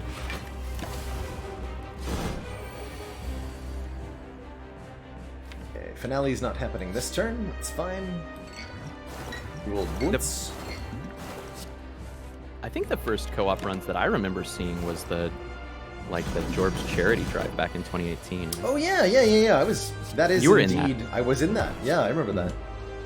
That was sure a thing that I took part in. But we can say that we invented it if you want that. Yes, that is true. We can lie on the internet. You think someone as long as you don't would really do that? Let's go on the internet and tell lies to people. And tell lies? No. No, I don't. Okay, health going a little bit low, but acceptably low. Neutralizes neutral. Incredible. Darn, not killing you. 2 more health, go down to 10. And I think we get to leave Nunchaku on 9 here. Yeah, we do. Yeah. The power of Flask. Nice. Definitely happy with that Bouncing Flask upgrade earlier, and pretty happy with the Blur upgrade in this fight. Blur upgrade felt good, Baylor. I think that was a solid Act 1. I'm pretty happy with it. We got 2 good relics, and a Malaise, or the newly improved Phantasmal Killer. Which is not awful right now. Not bad. Yeah, not bad at all, genuinely. With Akabeko, with Nunchaku, But I struggle to skip this Malaise. I know. It's so good. So good. Shutting and down... I've had so many runs recently where I was like, this run would have won with a Malaise. It's so good at shutting down exactly the things we're scared of right now. Book of Stabbing. Book of Stabbing. Shut down. Champ. You can a little bit. Even Gremlin Leader, it's really substantial there too, honestly. Yes. Yep, Champ a little bit. I like it. And even in single hit, single target fights, it can be substantial because of all the weak that you stack, which is something that we struggle with, right? Yes, we only have an unupgraded neutralize right now, and that would give us a much better upgrade too. It's also another thing that's cutting through artifact. Super good upgrade. That's true. More artifact is always a nice thing to get through. I think this Phantasmal Killer is like, I want to really lean in on Akabeko to do a ton of damage with my attacks. On turn 3. On turn 3, and right now we need to survive Act 2, and probably the densest card for surviving Act 2 here is Malaise. The longer we survive with this deck, the more... It's just a ticking time bomb, right? It just needs to make it for long enough to get some removals. We'll get enough and energy and card draw and acrobatics and removals to really make it hum. Yeah, yeah. Malaise it is. Hey, we got it. What, Pyramid? Pyramid is here. Yo, Grand finale let's online. go. Let's go.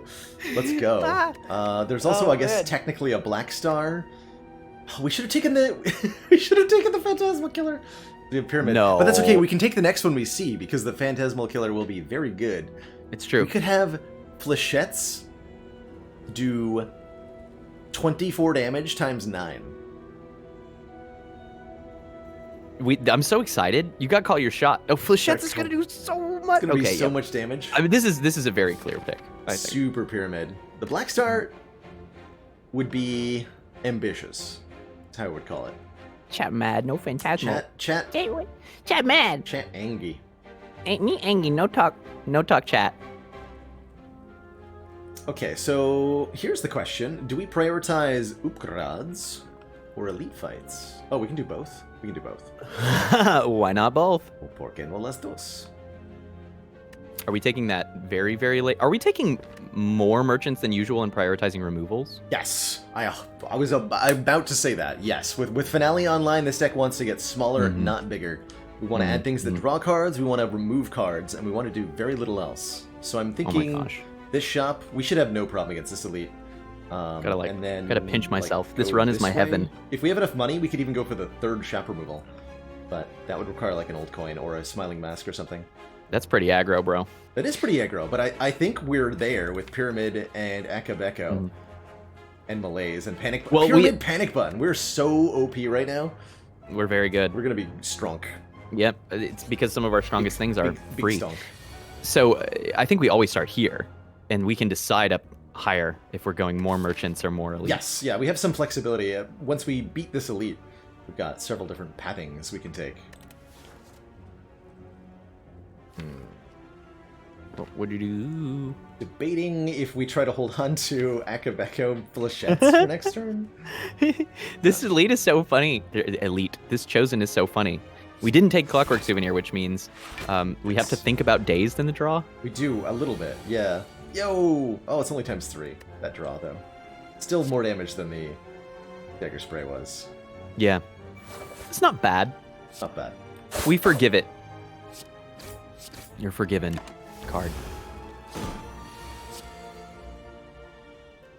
Okay, looks like any of a discard. Let's see here. It's our Panic Button turn, and then we draw 5 cards, and that gets us Grand Finale. Well, we have to also make enough room in hand, but that will require adding another Daze to the draw pile. Because we cannot make enough space, right? We can only play Strike, Strike, Panic Button, which leaves us with 6 spots in hand, unfortunately. I do see the trouble. Well, the good news is next turn is small hit or no hit. Yes. So if we do have to play around Panic Button, it's really not the end of the world. The question is there a Survivor plus Expertise line that gets us the guaranteed finale next turn? Now that is the kind of play that I can get behind. So let's see, we go Panic Button and Survivor away, let's say it defends.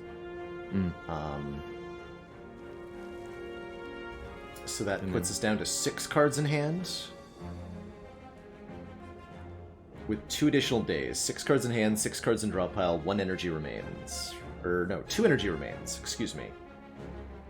So I can play Strike. Are you planning to play Expertise next turn? Does it put the Dazed on top of your deck before it plays? No, I'm planning on playing it this turn. Okay. Oh wait, but hold on, that won't work either, right? Unless we draw the Dazed. This is brain hurting. Very brain hurting. Okay, we're definitely playing Panic Button and One Strike, I think. Oh, we could just Bouncing Flask. Isn't that easier? Yeah, but I wasn't going to tell you that because trying to find the grand finale plays. It is more entertaining, isn't it? It's what I live for.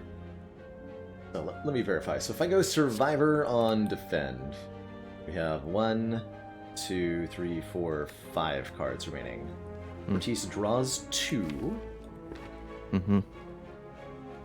So we go from 6 cards to 4 cards, and then we put a Dazed on top. 5. And if we draw Dazed... We have to draw Dazed or Neutralize, I think. Let's try it. But then we get it. Let me get it. Yo, we got it! It's happening! Let's go. Let's go! Easy Just game. as easy as that. Never Flip a didn't coin, have it. always heads. Never Call your remember to set up Nunchaku. Never. 6 is good. Go I'm Cheese, happy on thank you 6. so much for the 3 months, by the way. Appreciate all the subs, follows, resubs, you name it tonight. Won't be able to address everything in chat, as ever, but very appreciative that you're all here. For New Reflex. New Reflex is here. It's It sure says unplayable on it. It sure makes Survivor a better take if we find one, but it's sure not good right now. Survive. You mean prepared? Prepared? Yeah. Yeah, you're right. Right now, it's very strange. Well, not awful. It's deck manipulation, right? We're often asking ourselves, how can we exactly set up this grand finale? And the answer is we either do or don't discard this reflex. Mm-hmm. You think we need to? It's also a skill. It is a skill, which empowers your flechettes, Baylor. I'm convinced. I think we should take this. We will have to pretty much have to take the next card that says discard on it. Yeah, it's going to be a prepared. We want that card anyway. I think we just did enough damage that I can Panic Button here on turn 1. We might take... we might take 11 damage next turn, but... We could Dex Potion. We could have Dex Potion, but I like this. Yeah, we'll just win. We might just win. We need Bouncing Flask to hit the front guy literally 1 time. If it doesn't, we are living in a parallel universe. Very unlikely. It's Malaise for 2. We only take 6. Ooh. Which is about what we would have taken with Dex Potline. Yeah. Victorious.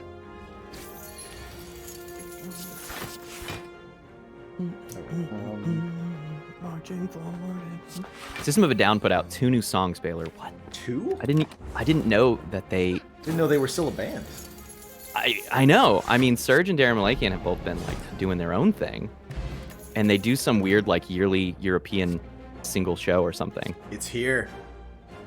Prepared. Take it. Click it. New system, Cheesy Bob. I know.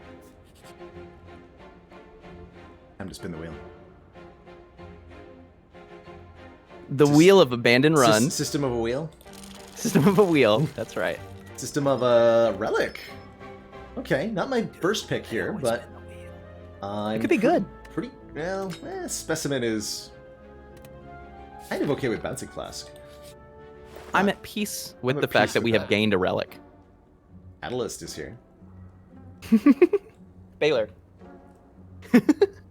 What if instead? We take Happy Flower and a removal? What if instead we just remove? And do nothing else. Is that ever the play? They remove a strike here. I genuinely like this Happy Flower. I genuinely like Toolbox too. Yeah. But oh god. Oh, Happy Flower Malaise too? Yeah, I do. Dude, like I think this Happy Flower is too good to pass. It's pretty good with Pyramid. We don't have an energy, and we're already showing that we could use just a bit of a push. So it'll be 125 gold for the next removal. We are planning on going to the shop. We have... Let's see. We'll be down to 42 gold. Mm-hmm. We go up to 15, puts us at 57, 87... 117 on average. We are unlikely to be able to afford a removal at this shop if we purchase that Happy Flower. Which does hurt, and removals are energy. It's true. Dude, are we bankrolling again? Oh. We wouldn't even be able to afford this Happy Flower if I had bought that Quick Slash earlier, too. It's true, it's true. True. You know, a penny saved is a pound of flesh against one of the fights coming up. But I'm down. Honestly, the removals are energy for us. I believe that. Yeah, that's if we how I survive. feel on a lot of runs. Is that what if you've got energy generating cards or even just like really zero cost cards, lots of upgrades? Removals are energy. And Empty Cage can be a real competitive boss relic. In a lot of situations, I didn't think it was. We might take Empty Cage on this run. Be a 3 energy pyramid. 5 goes down to 3, or 6 goes down to 4. 16 block 8, or take 9. No, take 9's better. Tech 9. Take 9's better. No, Pound of Flesh. Take it. Well, it's only about 9 flesh, honestly. We can spare I've 9 had more flesh. Yeah. Yo, 6 hits? Get him. Not attacking next turn. Chat says, I'll be really surprised if they manage to kill Heart. You're going to love this show. You're gonna love be this surprised show. a lot. You're going to be surprised often. This is gonna be a good run. Yeah.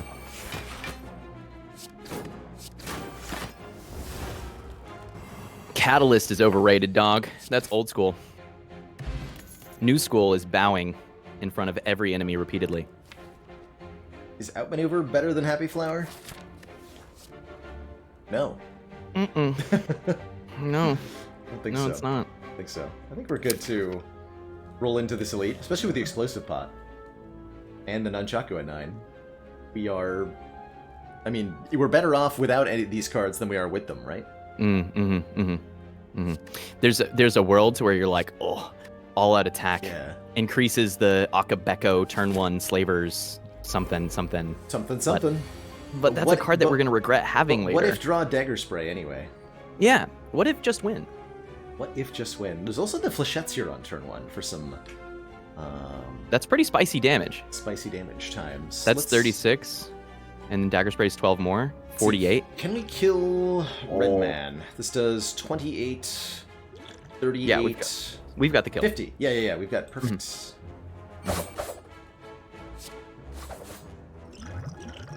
So go for the bigger AoE.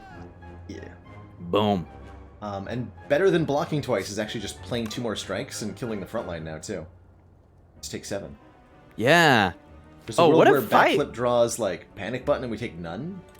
But I'm pretty cool just taking 7 here. Same. Is this the power of front-loaded damage? Yes. It sure is. Also, obviously, I have to finale here. Needless to say. Needless to say, it is required.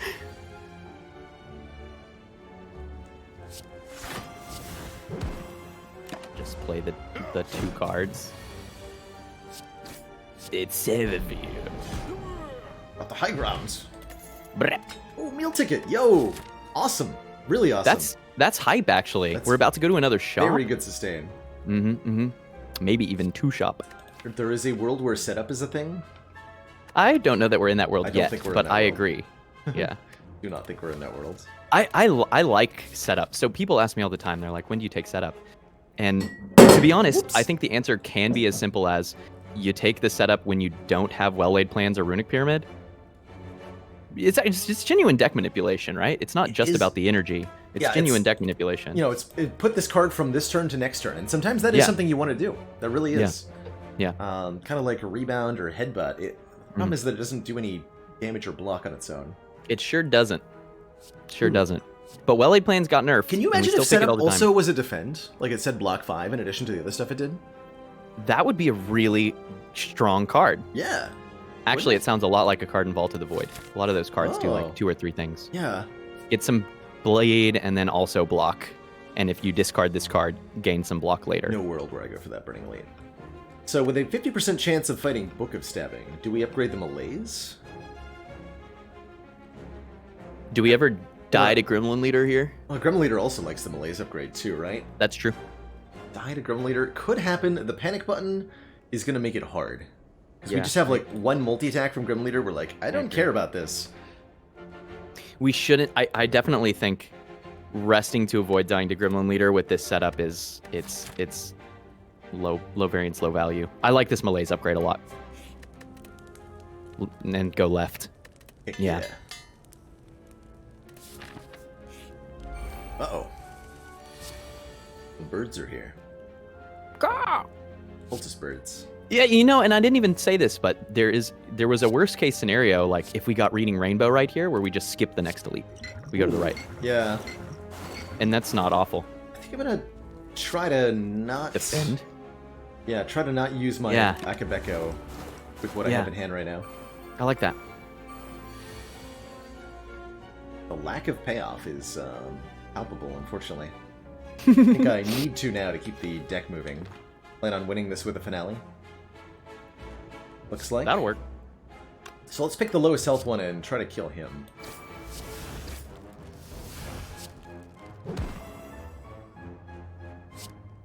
You know, every time I notice the weird hanging bandage coming off of their kneecap, it bothers me more. Yeah, it's like it's a little Why? unsightly. What is it? And why is it there? Why don't they clean it? It's How been is that? 2,400 hours of Spire for me, and you still haven't cleaned up this hanging bandage. I can give you scissors.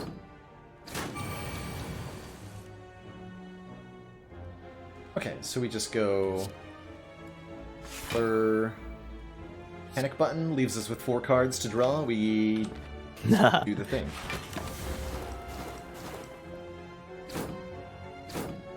We do the thing. Do the thing.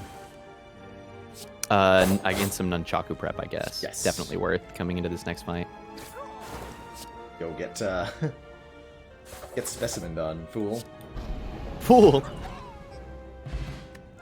Alright, pretty clean fight. Finisher Akabeko combo. If only. Now, wait a minute. Now wait. Now Can you I wait put here. this Akabeko on layaway? If we weren't doing finale things, I could really see a sneaky strike fitting into what we're doing. Yeah, new Sneaky Strike is cool. It still has Sneaky in the name, which increases its value substantially. Substantially. And it does more damage. How do you feel about 7 max health? Good. Friggin' incredible. Yeah. It makes this next fight so yeah, much better. Yeah, we're 25% more health for the next fight, actually, is a really good way to look at that. Yep, call that 7 block. That's an anchor. Bye-bye. Feels like a reasonable first turn. Reasonable is... Hey! Yeah. How dare you. Oh, I didn't think about that either. I really didn't. That's okay. That means we have more agony later. Which is space. We get to finale fine. next turn. We can remove enough cards from the hand. Seems like we should be able to. Yeah. You know, and Double there's also... wizards. It's fun. There's weird, like, go down to 4 and hold prepared. Or go down, like, you know, we've got backflip and prepared in the hand. We don't have to clear the whole hand, is what I'm saying. Right. Yeah. Survivor or defend here. This exhausts. I kind of like the Bouncing Flask. Because we can still fix this. I'd like to Bouncing Flask next turn after finale. 'Cause Oh, okay. We're guaranteed to get attacked. We go Panic Button, Grand Finale, Bouncing Flask, all the poison lands on leader. Yeah. That's No, a- I think that's great. That's a I good think time. that's great. Well, we have Specimen, so does it matter? Oh, you're right. No, it does not. A little bit. Like, we lose the decay, but no, you're right. It does not matter. With the specimen. Honestly, I didn't think about it until we discussed the line, so... Don't discard reflex. It's going to be Flechette's first, since prepared will draw an attack. Yeah. Flechette's prepared, finale, Spanic button. Spanic. So satisfying. The card is so good. Satisfying. I'm kind of, admittedly, at this point, I'm just kind of on a crusade, where I'm going to just keep saying over and over again how good Grand Finale is, and keep winning with it, because gonna I be still correct. remember, it wasn't that long ago when everyone was like, this card is only for Meme Run. Only. Only Only meme meme run run. card. Ever non-meme run. But little did they know. Burner's great, Potion's great, we're currently we're fighting Champ. Champ's gonna get dunked. Deck is gonna finale so consistently. By the time we get there, we get 3 upgrades before Champ here. And 15 health from this shop. Oh my gosh. So that's huge. We can really improve our cycling. I'm thinking getting both the prepared and the reflex upgraded, and maybe the expertise. Yes. Although pyramid has made expertise kind of bad, but definitely reflex and prepared are the 2 things I'd like to upgrade next. But if we upgrade expertise, especially with the prepared in the deck, we can actually still get some value out of it. It's just, pyramid did make it a lot worse, didn't it? It did. And that's one reason I think now that we've taken it and I've looked at it, I used to pick expertise a lot more often. I've started picking it less, and I think I've started picking it less because I'm taking well-laid plans and pyramid more, right?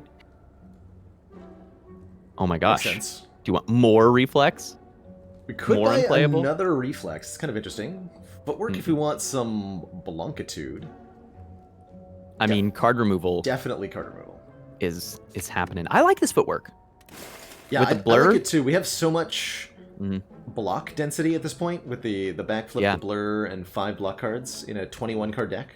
And with a Malaise Plus in the deck, you know, we're already on our way towards a run that might actually want to block with block cards. Yes. Which you can do with Silent. It's just a little hard. Like, it's easier usually to block with Piercing Whales and Malaise and Intangible. But you can block with block cards, and we have Blur. Need some decks, and you really want some upgraded block cards too. We have a head start on that with the blur, and the panic button is like cheating too. Yeah. Panic Button will eventually take an upgrade for us, I think. I'm down for footwork here. Is there anything else we ever consider? Like Does second footwork- backflip or reflex maybe? We're not going to the next merchant, right? We're going to go to the elite. That's right. We could go here and remove one more time, if we don't buy anything. And we would also heal, but I don't think we need the heal for Champ, and I think we'd rather get the Relic and the double money off this elite. Yeah. Yeah, I agree. And then we would be forced to skip the footwork, right? So I think we take it. But I might run now. I wish that I felt better about this backflip, but until we get even better at clearing hand, you know? Like, we need 1 or 2 more prepared. One And or then- 2 more prepared. Love it. Love to see it. Yeah. Of Stabarino here. Do you ever play, like, 1 dexterity pot here? Thinking about it. Right? Yeah, it would avoid a wound. This Well, we turn. haven't. I guess we have neutralize if we wanted to do have avoid a wound neutralize that if we way. want to give up Akabeko. Yeah. Sounds Thinking gross. about maybe flechetting instead. Going Mm. like Flask, Block Pot, Defend, take 7. Skill density is pretty high now because we've removed a couple strikes Yeah, and I mean, added. it's almost entirely attacks left in the draw, or skills left in the draw pile. This is a good start. It's a good reminder as to how That's a better. Caltrops is just like a card that I'm happy to put in basically any deck. Good old Caltrops. Single copy. It's the job done. 1 for the road. Okay, Panic Button will serve us on the big hit, I think. I feel glad that we popped 1 dexterity potion. I mean, I think it's like, especially if we get a potion here, we'll feel really good about it. Oh, we can go Blur Panic Button? Yeah, let's do that. Let's go Blur Prepared. Okay, we're missing Finale? Didn't draw Reflex. Unlucky. Was it ever like card backflip then prepared? Might have been. It's all very weird. Maybe we can fix this still? I mean, we can stop the turn now, but then we're taking 14 damage. That seems we silly. don't want to do that. I don't think that's ever it. I think it's okay to miss this. Like, we're gonna full block next turn. Maybe it's just like footwork, panic button, you know. Do play all of the block cards and just try to get to the cycle point. Right, Philippe. Mm. Let's defend, I guess. Let's hold on to Panic Button then. Or even... Okay. Yeah, let's hold on to Panic Button for now. Because Malaise next turn is just gonna solve.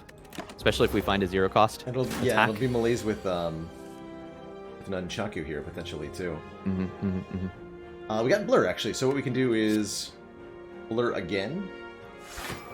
Panic Button, Malaise for 3. Mouton. Okay, that'll take us pretty well through the fight. for quite a while here. And now we have Survivor, Reflag. We got all the goodies. Yeah, we got the good stuff. Can't block on this Stuff turn. out of my hands. Gun. And this should set us up nicely for finale next turn. Yeah. Sure Okay, does. That wasn't too bad. And I Not completely bad forgot at about all. We took 7 damage in that fight. that. Yeah. So on turn 1 there. 8, actually. We took 1 more on turn 2. Okay.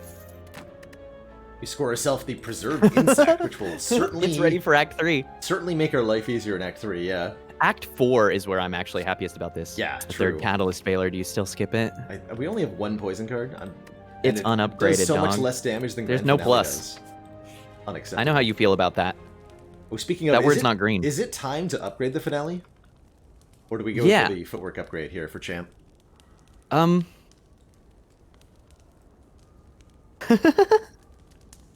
I think it's time. We're gonna use probably this deck spot against Champ too. I think we should upgrade it. I think it's time. Let's do it. In it to win it. It doesn't take much No. to convince me. I think we've made it.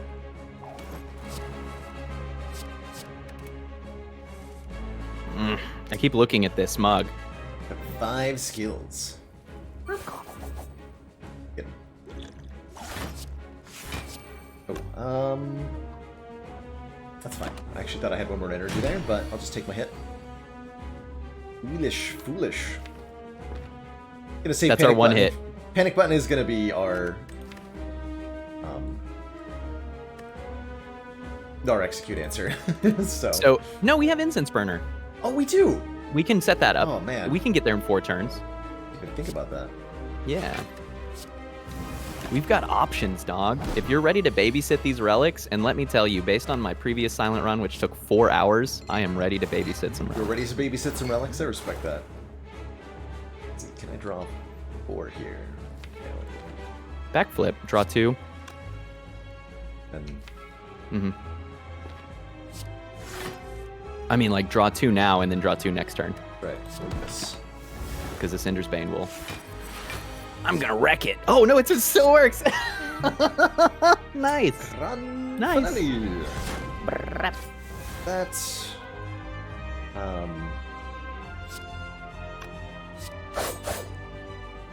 just wanna like cycle a bit here.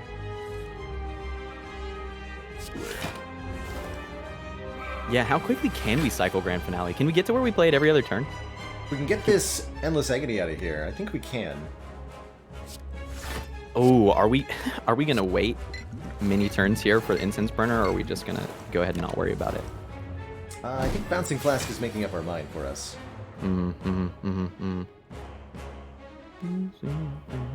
Pair draws 2, backflip draws 2. Play it right now. I don't want to split him right now, though. Yeah. Do some math. Finale would do 45. He's going to 261. Half health is 220. So yes. Why don't we just leave hand clogged and then do it next turn when we're not weakened? Smarts. I like that. That will cause Endless Agony to go to the... Wait! We gotta play 1 more card. And Endless Agony will expand. Endless Agony should do the thing. Okay. Hopefully correctly. Expand. Is it ever just neutralize here? Instead of... Well, it doesn't No! Wait, really? That's how that works? No, that's evil, Baylor. That is not correct. I don't... What? It shuffled and then didn't draw anything? Is it possible to refund a game that you've played for several thousand hours? I think so. I'm pretty sure Okay. Steam will let you at least try to do that. Okay. That's like the old school Oh my behavior, God, man. that's so funny. Do you, do yeah, you I remember remember that. This is what it used to be. If you had Runic Pyramid, you still had to draw exactly 5 cards, or else your deck would awkwardly shuffle. think- And then they fixed that, I and think it that got got way fixed better. because of my stream. Will be Yeah, because we kept being like, "Hey, I can't set up Grand Finale. Would you fix this?" And they were like, "Yeah, we fixed this. We fixed it. We fixed it. We fit it." We fit it. All right, we're gonna go for a different kind of split, I guess. Mhm. If you wanted to hold on to Blur there. I say, would you fix this? I need to be very clear. Megacrit is one of the So, most the low responsive and half interactive this devs turn. ever. So Yeah. it's not like they have shown any tendency of laziness or unwillingness to fix bugs, but that one hurt me because I like Grand Finale. So draws are much better now. So we can play Grand Finale right now if I play one more card and then Prepared, and then discard the Reflex. Reflex will try to draw 3, but there'll only be room for 2 draws. Yeah. If I go Bouncing Flask Prepared, we're in the business. Unless that also causes a shuffle. We're going to learn today. I don't think it will. Actually, maybe let's go Flechette's Prepared, Finale, Bouncing Flask. So...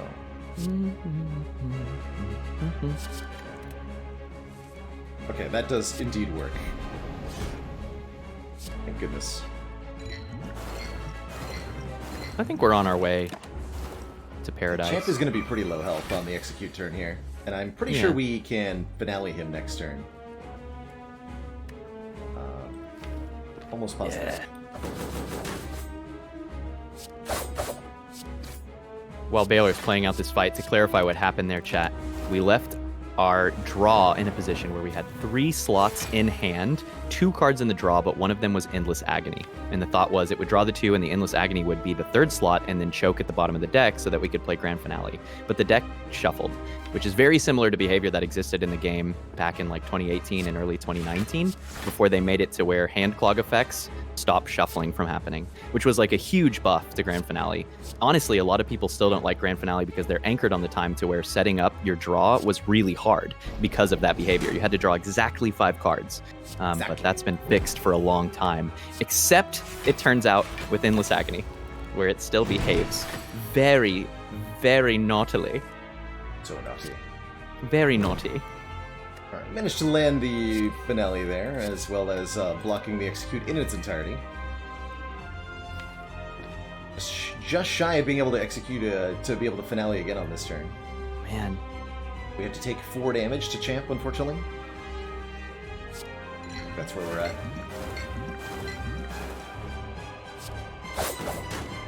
Got him next turn.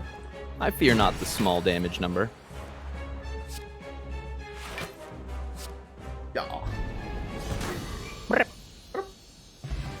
Not too bad. As far as champ fights go, I've certainly had scarier. We have seen so many Sakura petals. It's delightful. We have seen. Yes, we have.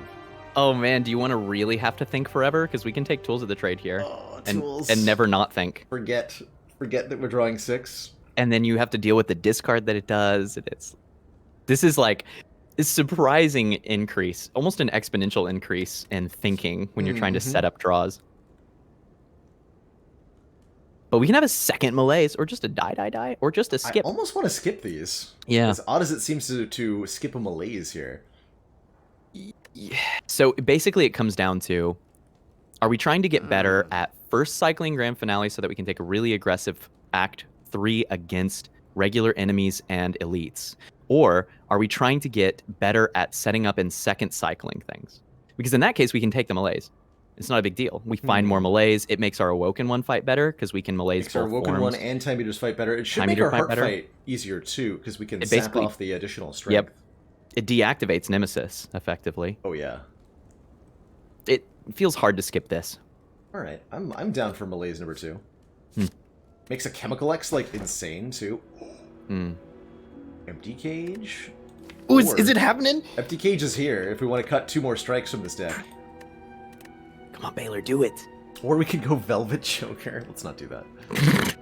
Listen. I mean, I could see the Curse Key. We have a blue candle. The Curse Key's not bad if we want more energy. But as you said It's not. before, removals are energy in this deck. Yep. And Empty Cage is 2 removals, slimming us down to no strikes left. Flechette's is popping off at that point. I'm doing it. And removals are interesting because each removal is more valuable than the previous. That's right. That's why they cost more, ultimately. Yeah. They are increasingly valuable. Our deck has we just get been more a of them. solid 20-ish cards since the very beginning of the run. We're just hovering at that 4 draw. Okay, we have a Burning Elite way off on the side we have to go get, unfortunately. Still can go to an early shop for a removal. Probably want to take 1 event before that shop, just in case of like... I mean, we would probably take 999 gold, right? With, Yeah, I think with so. Blue Candle and membership card. Yeah. Hey, where's Yeah, because that's 2,000 gold. You don't not take it. Where's Spicy? Where's Spicy is here. Okay, right To the side. side. We can get maybe one upgrade, or we can just fight 3 elites. Oh gosh. But that also means if we fight the 3rd elite, we don't get that 1 event. So I think we go for the 1 event. I like the one event. There's a 2 event shop line that also hits 3 elites. Oh, I like this one. Thank you. Let's do yeah. that one. Let's do that. Fear Exploit, thank you so much for the 5 months. Glad to hear you're enjoying the Strams. Okay, Baylor. I gotta get more coffee. I'll be right back. Go for I it. gotta go. I'll be destroying Darklings Okay. while you're away. Okay. I will. Chat will be in good hands. Fear not. Man, 3 energy is really not that much, huh? With the malaises?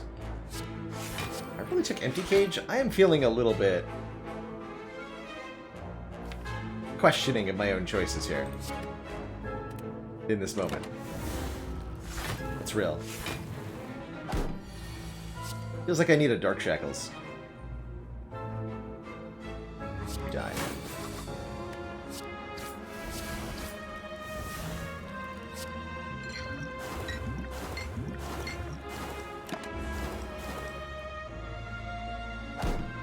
This is what happens when Teak starts to stream in about 30 minutes. I'm sure he'll make it.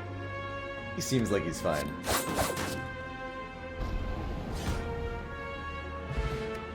Easy peasy.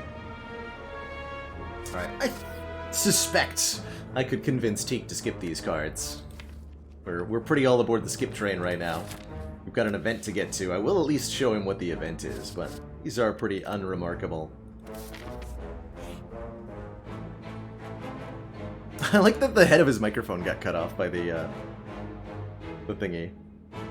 Match them and keep them. Oh my. 12 cards.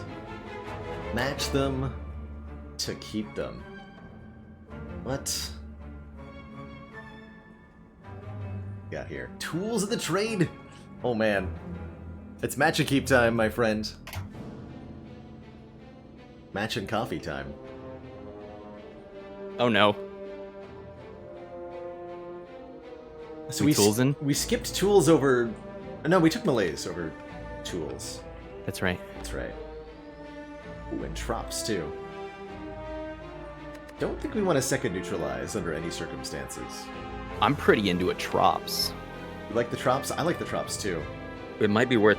Do we risk the neutralize to try to find a trops? I'm down. We have expertise, too, so as rough as the neutralize is, to a certain extent, the 0 costs are... Yeah, it won't take a manageable. writhe for trops, No. though.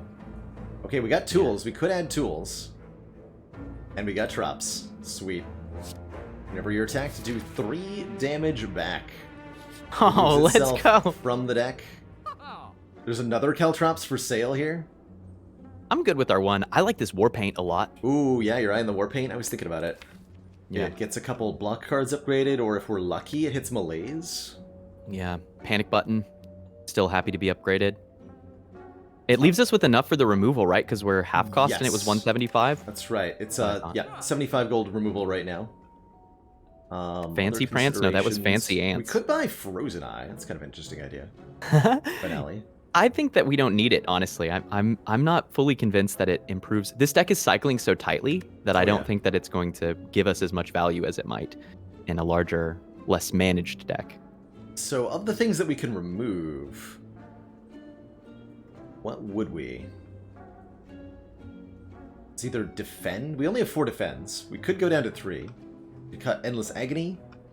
I like that. The Endless Agony cut. Now that we know that it messes up the bottom deck, Oh yeah. Oh yeah. just Yeah, out of spite. out of spite. Get out of here. All right, War Paint. What do you got for me? You know what I'm actually really excited to find? Ooh, Survivor got upgraded. A Purity. Purity. I Yeah. think that would be a big deal for us if we Yeah. could find one. I was hoping to see one in the store, but I'm happy with what we got. And getting the Caltrops and 12 them to 12 them means we didn't feel the need to buy a Caltrops there. True. True.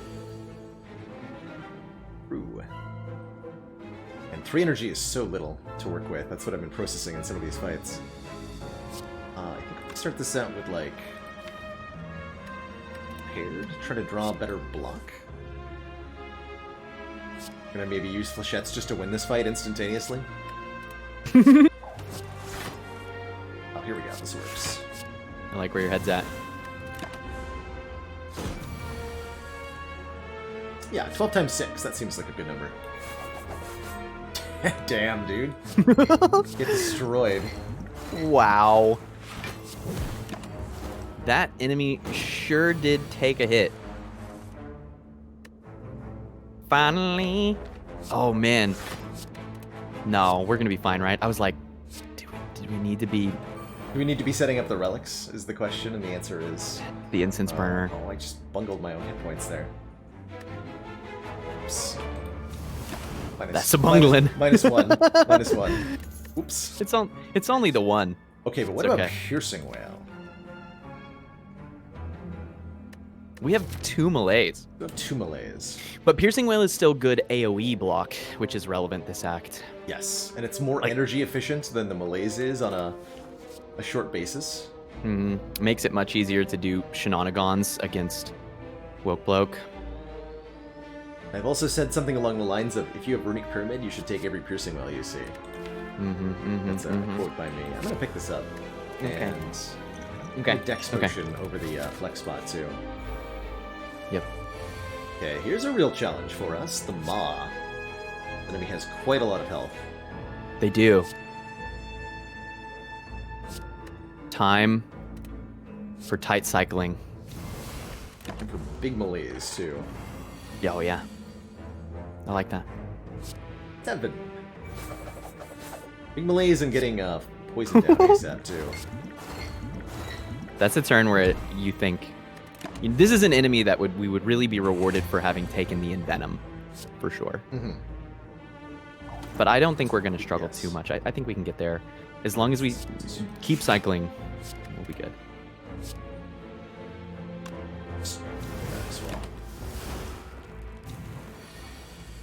I'm surprised that you aren't reflexing with more reckless abandon. But I guess that was to set up grand finale safely here. Potential, like, reflex into the maybe backflip, A though. little unused to it. In a lot of ways. It's 3 cards now, though. That's so crazy. I'm unused to it, too, for what it's worth. It's part of the reason why I was excited to take it, right? Okay, we have to panic button if we want to full block this, interestingly. I guess I will. We'll go Blur Traps panic button. Are we even getting attacked next turn? There's We might be. might Yes, be, we right? are. Yeah. We indeed were. In fact, the enemy has chosen attack. Cards. Oh, you're gonna survivor to... Yeah, nice. Grande. What Finale. size finale would you like to order today? Venti. I'm gonna go for the Venti finale, please. The Venti finale. I'm feeling very fancy. This Flechette's like really needs an upgrade. It's so close to being a lot of damage. It's An actually upgrade just and a no damage. Vajra.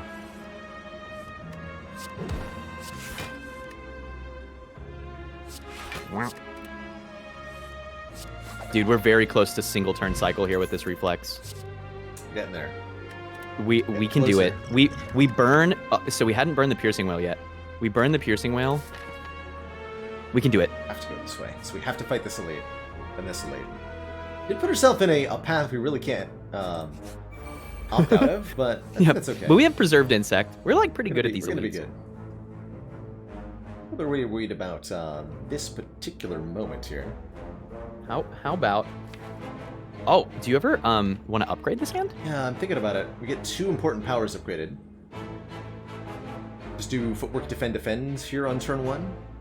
Or even Oh man, we're Footwork gonna get Caltrop specimen Survivor? value. Nice. Footwork Caltrops Survivor. We block for 14, take 4. Take 4, but then we have some sustain. Getting relevant and- damage out with the Trops. And the Caltrops, yeah, in case we don't draw Dagger Spray, means that these enemies will still die instead of doing 50. And I think I'm discarding... Flask is meaningful because of Specimen. Yeah. I know, right? Realize is also pretty meaningful. But it's also expensive. Flask is? Yes, it is. Yeah. Alright. Definitely holding Neutralize for Recto here, of course. Not losing our Akabeko, which is perfectly... Glad we have this card still. Well, bye, Let's everybody. go. This dagger spray has been really strong all So run. Good. So good. We'll take the 3. Hold on to those malaises. Look at that block.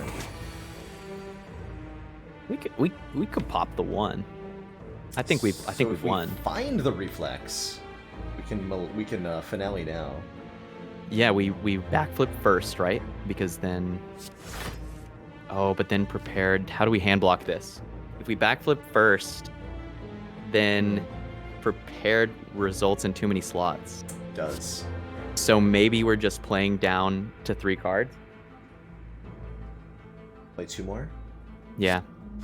Like piercing malaise or something? Blur piercing. Blur piercing. I like that line. Worked out pretty well, though. Mm-hmm. Now it's just not take damage, right? Shit, Because times 8. Darn. we've won. The victory is here. Pretty good one. Okay, fast draw. We gotta know. We gotta know how strong it can be. We need like... Dude, we're really close. I really think we can get this down to a single turn cycle. Yes, And we just then need 1 or 2 more removals, 1 or 2 Yep. more... Either, like, a concentrate, really. Mm-hmm. Mm. Another prepared. An aggro, like a little draw, a little discard. Little draw, a little discard. Little draw, a little discard. Will we ever take a second reflex? We're not there yet, right? But Spoon? Dude, we're gonna fall in love with this card on this run. This is our Paris, but for reflex. Question. While we... First, alternately, Deflect Plus is 0 energy block, which is really meaningful on 3 energy right now. Oh, bro, that's And burst. it says plus on it. Tactician's another option I think that could help us a little bit, although we don't quite have the consistency of discard. The thing with the burst is that burst blur feels a lot like deflect, but burst prepared or burst backflip or burst whatever feels a lot like setting up for grand finale. Burst bouncing flask I'd is... like this burst a lot more if we had more energy. I know, I agree. And maybe it's bait. We can't... Is this just prepared? Here. Maybe. Real talk. Might actually be. Helps us discard stuff, Mm. but doesn't get us value on the field, which is currently what I'm stressing out about a little bit. Totally, and I see the call for the deflect, especially with the footwork and the... And, right, we're gonna have to like do some blocking.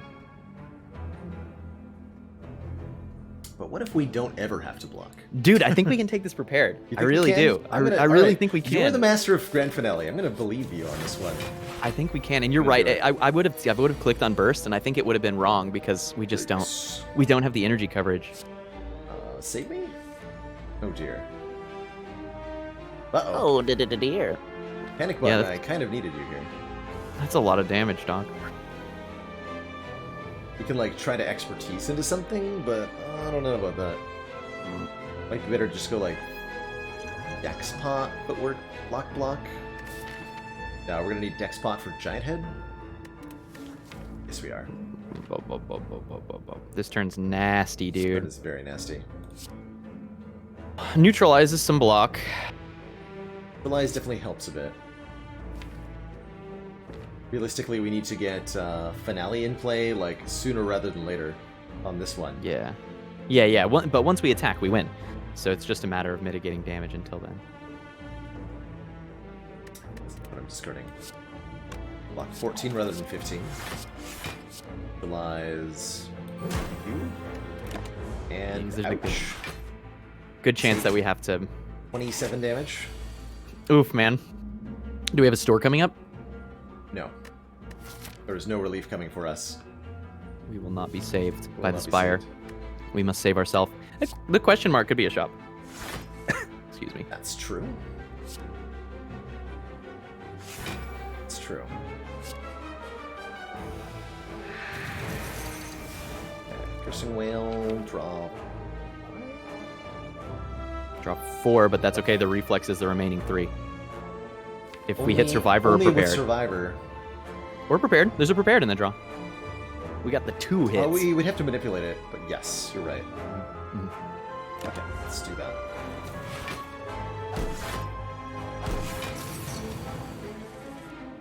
Okay, we did get the survivor. So we have to play a different card first. Shots will work just fine. And that gets our Akabeko to a nice place. Incense Burner on 4 is delightful. Yes. Saves us from the 45 hit against big, angry Nemesis. I do fear our health total. Do you want to take this dodge and roll? Thinking about it. I could also see setup actually being almost good here with the plus on it, but that's losing us card draws. The dodge and roll will be nice and efficient for us, helping us survive a little bit longer, but again, delaying our finale is a bit more. We're walking a tightrope now. We are watching a tightrope, and on 3 energy, it's a very, very tight rope. Very narrow. And the drop below us is I think the fact that it cosmic. says plus on it makes us lean more to, and the fact that we have a dex potion would make this a pretty reasonable take. We have to survive the rest of this act if we want to continue our playtime. We do. And I do think that this increases our... Yeah. But it saddens me. Oh yeah, as it should. As it should. Alright, I think Giant Heads sometimes, like, the malaises on Giant Head aren't irrelevant. Yeah. I think it is important to make that happen from time to time. Mm-hmm.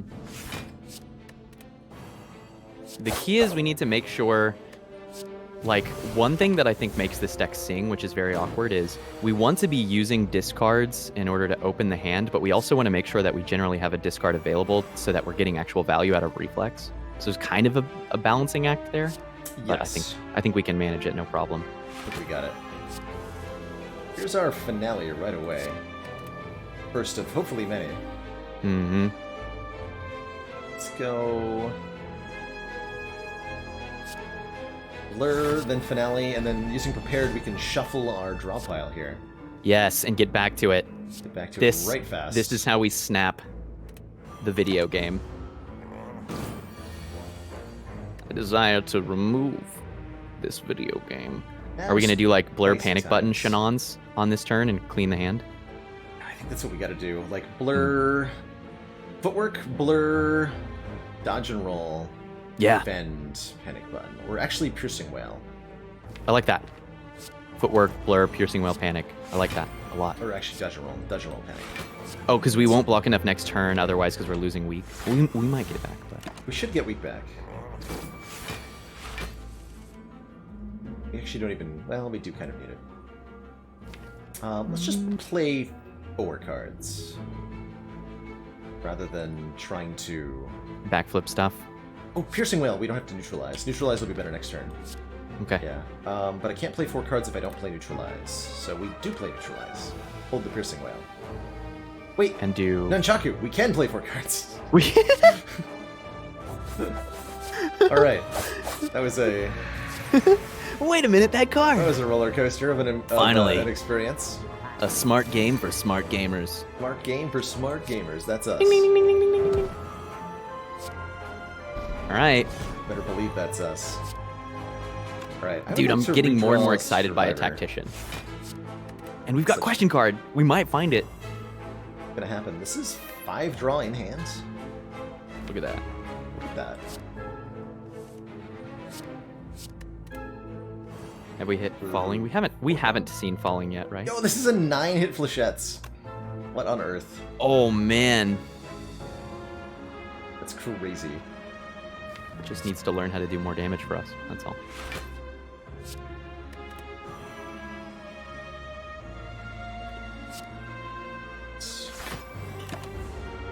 DNR over blur. Here, giving us the slow value grand finale. Hmm. Actually, if we slow value right, we should have lethal here. I've got to imagine we do, right? The neutralize, flechettes, dagger spray. I guess we sneak the dodge and roll in too. For the better slow value. Hmm. Okay. And that's going to be like a 50% increase. Yeah, we got it. It's going to be death, man. Cool, that was a much smoother giant head fight than I was expecting. Bag of Marbles, Akabeko. Yes. If we had online mods right now, we would see one of the biggest things that helped us with that giant head fight, which is that insect. That insect, yes. That insect was a insect. couple extra grand finales for us, which One is or pretty two. huge. Desire more prepared? I don't think so. I think we're desiring skipping at this point. But I like where your head's at. Where your head's at. We need it to be upgraded. Too many unupgraded prepareds get awkward. So awkward.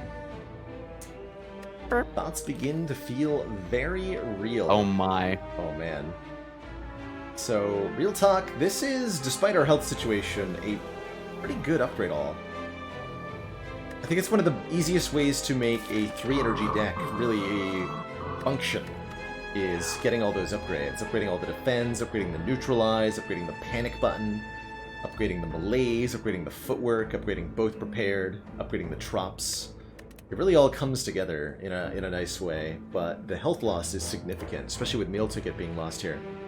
It's making like all of my alarm bells go off right now, and I'm trying to figure out why. And I think it's because we still have a surprising amount of turn 1 and 2 inconsistency. Yes, we do. Yes, we do. Like a surprising amount. And the upgrade is really good. What if gambling chip? Yeah, what if gambling chip? If, you know what would make me sold on this? If the upgrade affected a bit more draw. Or if we had taken that prepared. Oh, that's true. Third prepared. If we got a little bit more draw, then I think that would be the consistency that we needed for this to really be palatable. All right. Let's take the boss fight then. We're not taking the heal to full, are we? We could, actually. Is this We ever do heal have blue to full? candle, We and I should thought consider it. about that. The We opposite. We are in a pretty risky situation these next 4 fights. Yep, yeah. Hard pull fights. And we have to recall next. Yep. None of these upgrades are energy. Malaise is kind of like an energy upgrade. Commander, But that's really the just only one. received the support of another council member. Sweetrin, thank you so much for that gifted sub. Dude, I don't want I it to think- be heal to full. Yeah, this is one of those situations to where it's like my different parts of my brain are fighting each other, right? Oh, I've got yeah. like a bunch of surgeons in the room, and the one surgeon is like, you have to save the leg, take the heal, you know? And the other surgeon is like, you'll lose the brain if you do that, right? Because we Brain. want to get stronger. We need that money. We need that rare relic. Basically, I think that the most kind of crystal way to collapse this decision is, if we think that this deck and this run has a very solid chance of winning in Act 4 if it just gets there, then I think we do take the heal. If we think that this run still needs a bit more oomph, then we should be taking one of the first 2 options. And I think the first, because with membership card, the money is also very relevant. The money is for the relevant. Act 4 shop. I think the first as well. Okay. I'm a bit worried about our boss matchup, ultimately. Yeah. But I think a couple more relics would really seal the deal in Yeah. a good way for us, potentially. Yeah, I agree. Dagger Spray now does 42 damage, by the way. It's just so ridiculous, man. So much damage. I can't even count that eye. At least a pretty easy fight for us. Mm-hmm. Although 3 energy, I can't even play bouncing. Well, yeah, I can with this. It's crazy to think that if we had a world to where we had not taken all that damage in Jawworms and we were in our 50s, I think we upgrade all, right? I think if well, Maybe. maybe. Hard to indeed. say. Hard indeed. It happened to me. This is gonna be a gambling chip. Chat's right. Chat Wait. knows his stuff. What if? What would be even better than gambling chip? Like nothing. It's the best. Fossilized Helix wouldn't be bad. We have that. No, we don't. Oh yeah, You had that in your last run. I had that. That's right. But I don't. Have I'm still that. in a defect run that I watched you do. My brain is in a very weird place today. That defect run is a pretty good one. It was good. It was a good run. Stuff.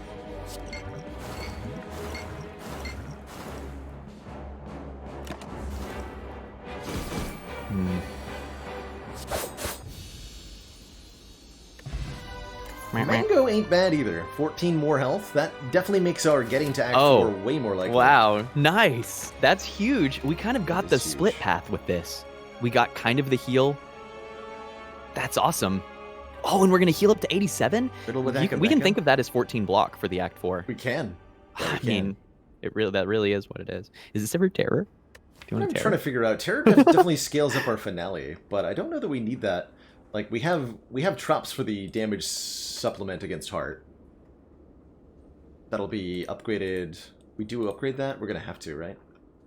I think terror is basically Pretty good actually. just for Time Eater. Ooh. Time Eater. Time Eater is gonna give us big problems with this. Yeah, thing. man. He's going to heck with us. He's gonna heck with us. Even with the malaises, he's gonna heck with us. But if we terror him, then he'll still heck with us. But we'll do 90. We'll do 90. It'll be less hack a little bit until he purges the debuff. Yeah, or weakens us. Or weakens Stinker. us. It's another card. I don't want cards. Like, how can I? don't know, man. How many cards do I skip before it starts offering me removals? We can't afford to pay 1 energy for this, more realistically. Yeah, that's so true. Empty cage over cursed key? I'm not sure that was wise. No, I don't. I liked it, man. I liked it. I thought it was good.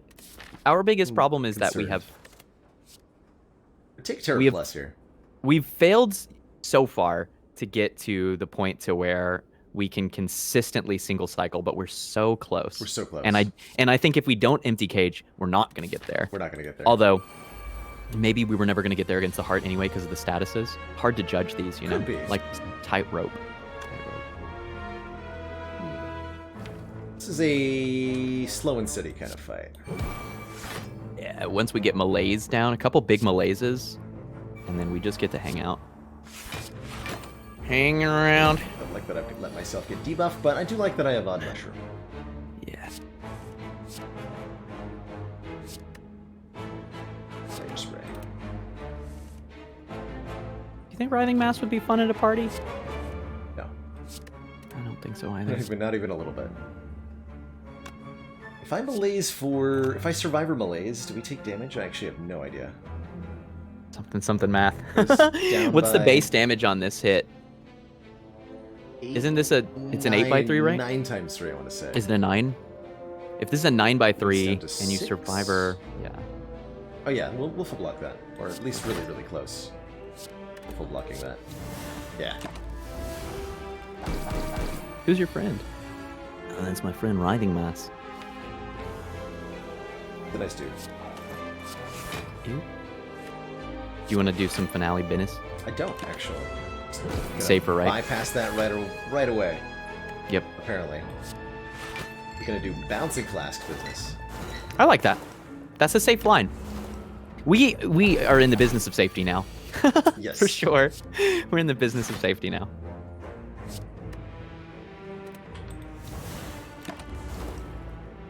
Discarding the prepared? Savage. What? Straight savage. So savage.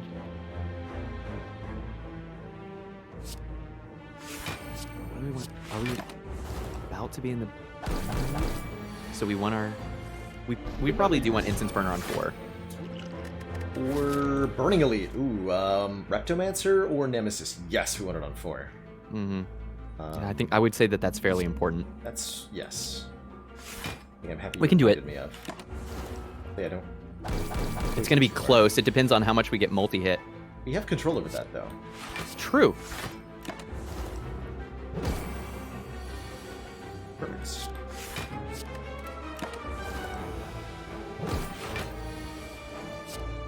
Look at all that prepared, baby. You can just cycle one card at a time forever. That's value. Dupe Pot's pretty good. And a second finale or a piercing whale. Is second finale actually like a consideration here? It might be. It might be. Certainly piercing whale is. That's another turn against Time Eater. Or a reset on Time Eater's strength going into phase 2. Could be a big deal.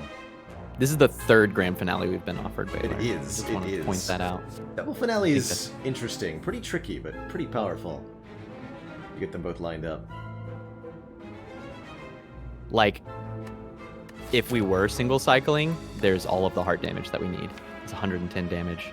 Yes. Turn after turn. Time after time. If you look... I don't know, man. I figure at this point, like, Grand Finale's job is to keep doing a significant amount of damage. But not all of the damage. But not all of the damage, and Piercing Wail is okay because quick cycling 1 Grand Finale is just about as strong as awkward cycling 2. You know what I mean? Yeah. It's like, yeah. Yeah. I'll take the whale based on that. I'm in. Well, we're gonna hold Dagger Spray for next turn to do the thingy again to Reptomancer. Good job, us. Good job. This is +4 Strength Repto, which is deeply, deeply terrifying. Yeah, see, we're but they can't guaranteed hurt to us be on turn attacked 2. next turn, right? They're not real.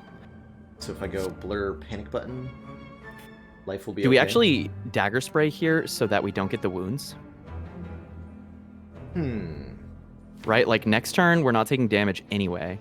And once we get Grand Finale set up, they all die.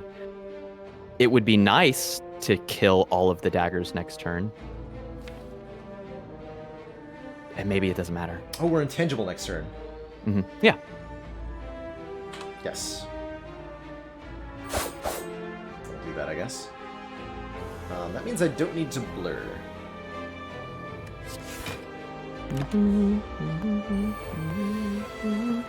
Nice Clear the try. hand. That's right. This is a surround elite fight, chat. On the right, Reptomancer. On the left, Giant Head. But this time, Giant Head is facing away from Silent, which is a metaphor. But we don't tell you what the metaphor is, because then it would not be a good literary device. That's an exercise left to the Just reader. got those wounds anyway. Now we're facing down this. Yeah. Yeah, I don't like that. I don't like that.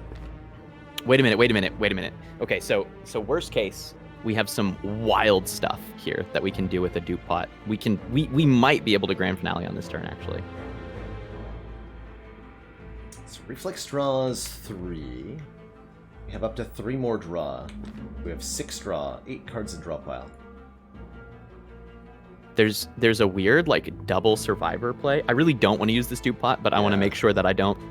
Something that I see that I've done in the past is there's something that I want to hold so badly that I completely shut off the line, and it's like the best line, you know? Yes. So as far as cards in our hand go, Piercing Wail blocks for 18. Survivor's 13. Probably how I would start is Piercing Wail and Survivor the Reflex, in the absence of anything else. And then worst case scenario is like, ideally we're drawing Neutralize, Piercing Wail, or the Malaise Plus, and we should be able to almost fully block if we do that. Flechettes can also potentially kill a dagger for us. And we have Panic Button, so if we can get a kill, I mean, we've already half blocked. And yeah, for the discussion going on in chat, Dupe Panic Button does not work the way that you want it to. Is this ever a Dex pot? It could be. It should have been last turn if it was, but it's okay. It's better late than never. Better Oh, late we than also never. have Nunchaku on this turn. Yes, Delightful. but only if I can play an attack, which requires me to draw either Neutralize or Flechettes. Because we have Survivor- nothing else otherwise. Survivor Reflex is going to put in work. I think I quite like oh gosh. Gotta make room in hand first. Yeah. Is it ever Dex, Dodge, Survivor? Dex Dodge Survivor. So You're thinking Piercing Survivor? I am thinking Piercing Piercing Survivor. for this turn. Yeah, Piercing Survivor is good. Let's Dex pops. Okay, we did get the Neutralize, so we have an extra energy and the free weaken. And we Boom. have card draw. Boom. And expertise here can end up being useful. Wait, do we ever... Oh, I was gonna suggest like playing something and then playing Malaise on 0 just to like do hand manip, but I think we made it. We made it. Yeah. Let's see. Okay, here's Flechettes 3 times. Alright, discard Grand Finale. We can get a kill with this. Oh. Stinky. I don't want to die like next turn. Well, there won't be any daggers next turn. Repto will hopefully be summoning, True. and if she's attacking, it will be the multi-attack, so we have Piercing Wail True. and Malaise to shut that down. So True. we're okay to Well, panic button here. this is where the cooperation is very, very powerful because that option never even came into my mind. That does mean we're missing... I mean, we're missing Finale anyway, right? Because I'm not... Yeah, I'm not playing more cards here. Okay, so we are Right. ready to start Finale. Right. You make a good point. Unless, wait, is there a prepared plus in the draw? No. We're just playing it. We just played it. Just resolved. Make sense. Okay, we still need to panic button to full block, so I guess I will. Means I guess I also get to Malaise for one. That'll work. I like that. Did get the ×2 attack, but not in a bad way. Actually, still Honestly, quite a lot that of was damage. pretty gnar, but I think we managed that really well. We're gonna be okay. It's gonna be all right. Every little thing's gonna be okay. 3 little daggers 12, more than I stab wanted on to my shoulder, singing sweet song. say. Reptomancer, you are yikes. Would you like instead Please stop attacking, to Smiley. not attack me? Smiley. Please. I have considered the plans, and I would like you to reconsider the plans. Oh, we have grand finale next turn with this prepared somehow, right? Yes, we do. Yep. We're out of here.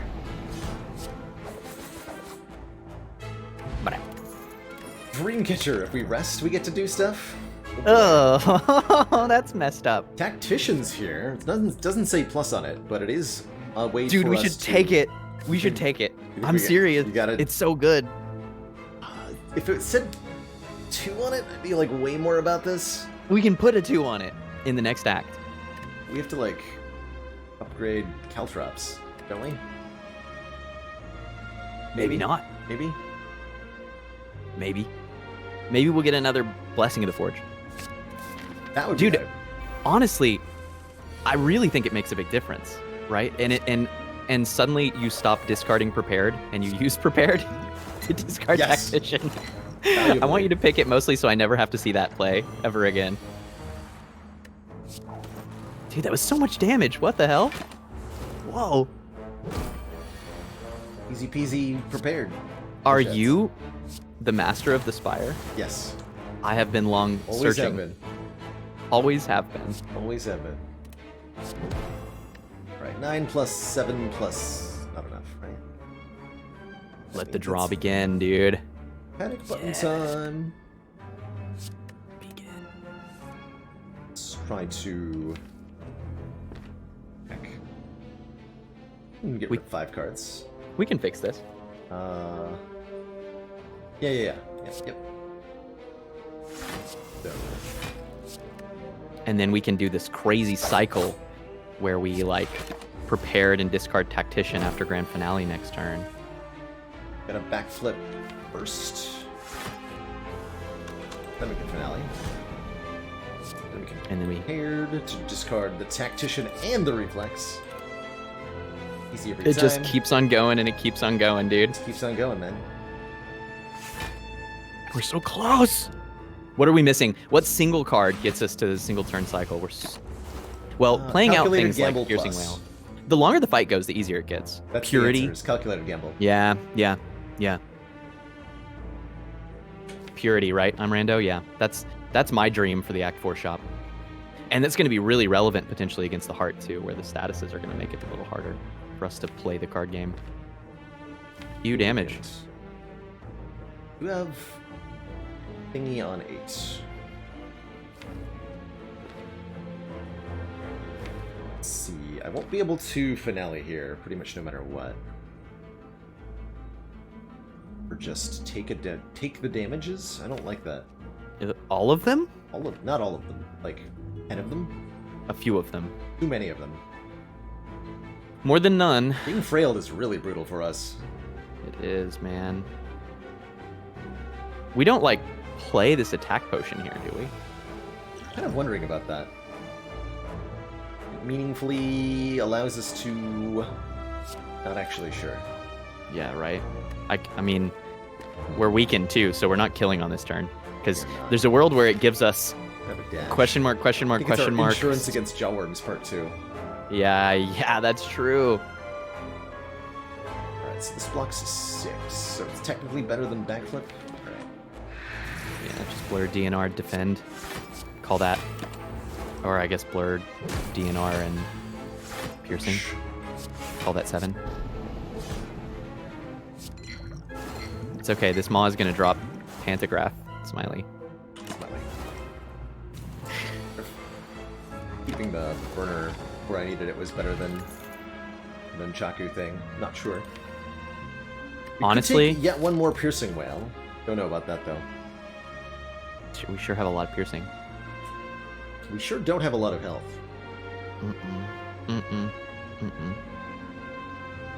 I wish this backflip was an acro. Me too. Maybe the next fight will drop one. Yeah. It's gonna I be. think we're skipping. We're skipping. Yeah. We're holding. We're gonna tight. need. You know what? But these are my favorite. We're gonna need a little luck. In many ways, this is my preferred run because in runs to where I'm looking at the run and I'm like, we have already definitely won. Then playing out the run is it's a fun exercise, but it's an exercise. It's right? an exercise. It's a given. But this is not one. Like we need some things to go our way, and it forces us to play tightly. Yeah, just deactivate that stinky ball. You are not permitted to speak any longer, No Mochi. more. No more. Are we gonna do reflexy things with this prepared? It's gonna fail.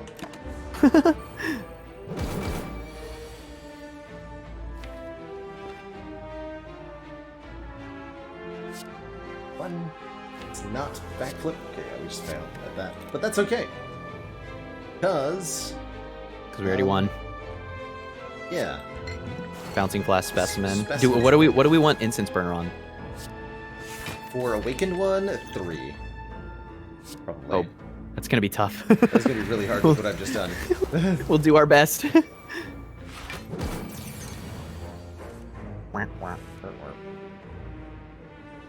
So you die next turn no matter what.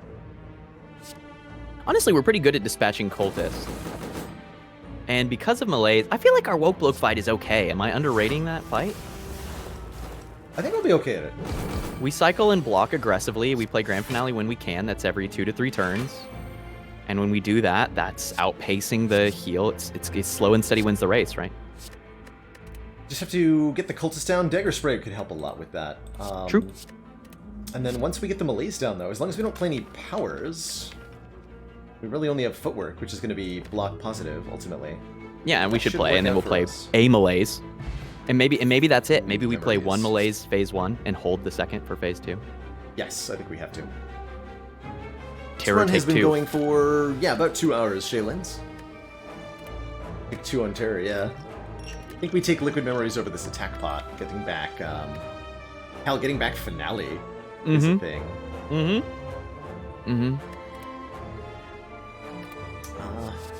Bro, Skipped we've all got these 4 cards fights before. left. Let's go. Skip them again. Let's The skip them final again. 4.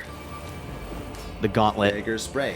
Dagger Hey, Spray. we also have 460 gold for the shop, effectively. And that's a big deal. That is a big Get deal.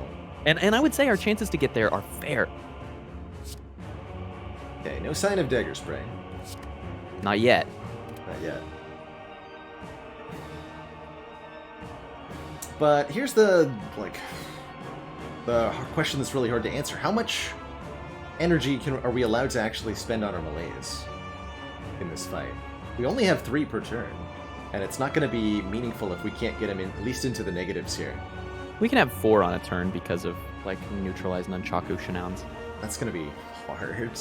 Mm-hmm. Actually, what I should do is at least backflip. Try to draw that Dagger Spray still. Really want that. I'm nervous about not playing footwork. A little bit. It makes us take 2 more damage but then also a little bit less. I'm thinking Blur Dodge and Roll is the... How much is that block-wise? Plus 6, 14. 19. Take 3 here. Acceptable. You could also do... Are we... Okay, so here's one Malaise big for question. 1 is an option, Do we too. need a Malaise for phase 2? Because if we don't, we can play a Malaise Plus on this turn, and it simplifies it. Malaise Plus would really simplify our life here. If we play it for like 2, I go Dodge and Roll Malaise. We sap off 2 points of strength. It's down to 20 and then down to 15. 15. We take 4 this turn. He's weakened for 2 turns. And Malaise again, ideally for 2 again. Bring him to -2. We've got a bunch of Piercing Whales. So it's possible that we don't need a Malaise for the second phase because we've got like a really dense card that we can use to deal with the multi-hits. But it would be nice to Malaise phase 2. It would be. But we've got energy constraints, right? We can't think about this the way we usually do because we usually have No. some mechanism to produce 4 or 5 energy to play this card.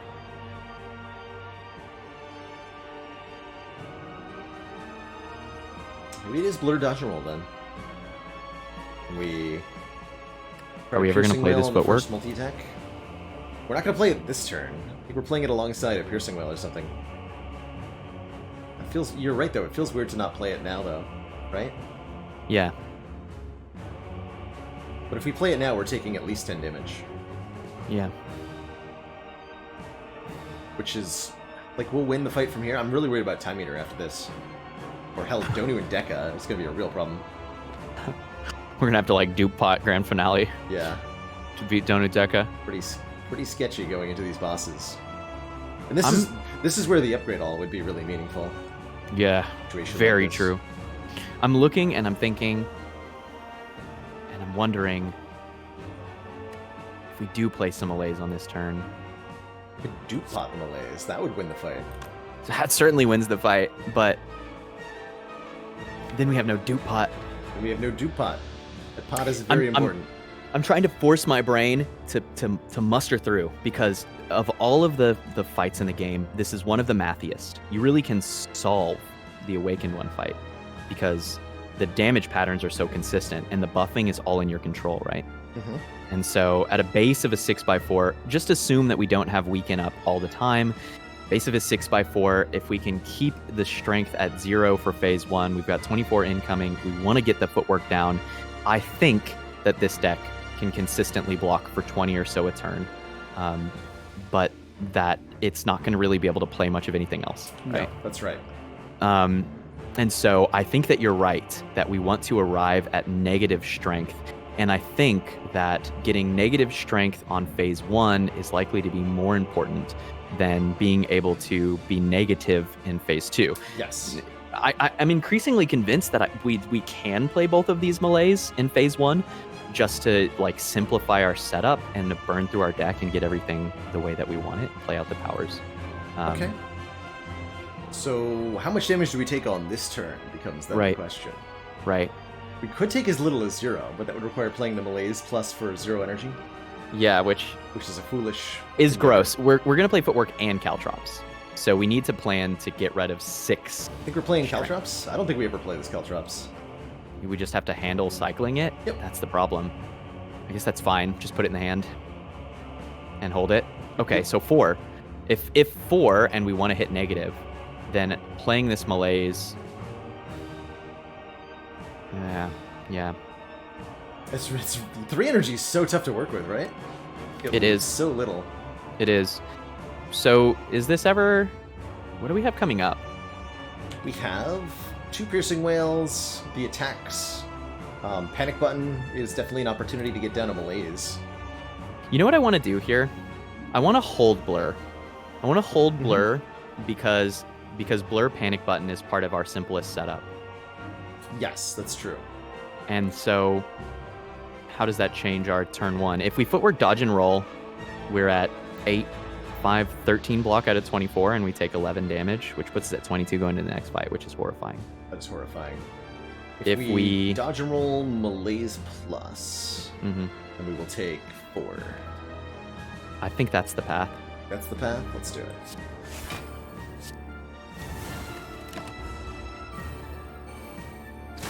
hard fight, man. Very hard fight.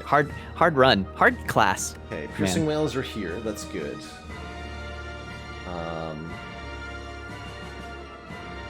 Really wanted the piercing whale. We want a piercing whale next turn for sure. If we go footwork, blur, defend, what would that be this turn? We block for 17 more. So we'll take exactly 6 doing that. Oh yeah, because we have 6 already, so we're at 23. Or we use one of our piercing whales already, and then probably have to use the other one next turn. That's not bad. We could definitely go piercing whale, which brings us down to pretty low numbers, and then footwork blur even lets us carry over a little bit of block next turn. Piercing whale plus next turn will shut down everybody, but then we're out of whales. No more whale. You know, we can also manipulate Tactician to get a better second malaise. Tactician and or Nunchaku. Yes, Tactician will definitely help with that, because we have 2 prepared. I think I used already? I did. We have Survivor. Right, I'm going to use the lesser piercing whale here. Get the footwork down. That's what I was thinking too. The sooner we get this footwork down, the more that it does for us, Or right? we perfectly block. Let's perfectly block. Keep the blur. I like that. Hold blur for panic button turn.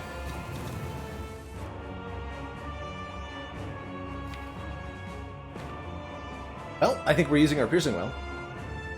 Oh, do we still have Akabeko? We still have Akabeko, so Flechette's kills a cultist here for us. But like next turn grand finale. next turn grand finale just kills them. So we just play 4 cards here and we grand finale. So that'd be piercing whale, defend blur. Hold on. We can just lose the Akabeko because the finale kills either way. Yeah. So just Do the wait for Flechettes here neutralize. on the big Or boy? Flechette's on big boy, yeah. Flechette's Kind of like that. blur. Bunch of damage, dog.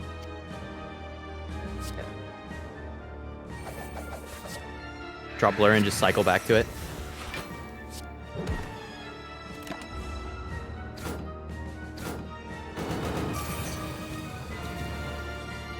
And then next turn we have grand finale.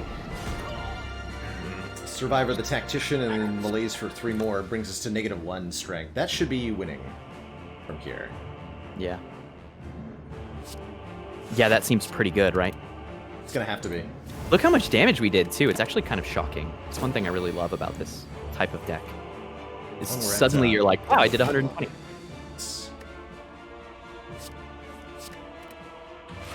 That flask down. So I gotta be a little careful with the poison, because it's really imperative that we use the Incense Burner to stop the 40 damage attack next cycle. I think you're right. I mean, we could theoretically use Panic Button for it. We could, yeah, we actually kept that. I don't want to get meta before we've, solved the fight at hand, but I have been so happy with this Panic Button. And the more I play Slay the Spire, the more frequently that I find that I say that when I take a Panic Button. Oh, yeah. It's such a good card when you pick it up early.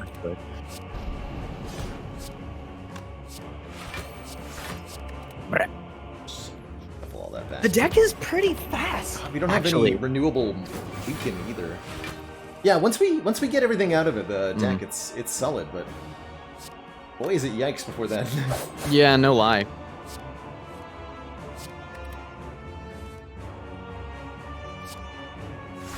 I think that 29 will be enough for us. I think 29 can do it. Got this. Draw 2. Easy.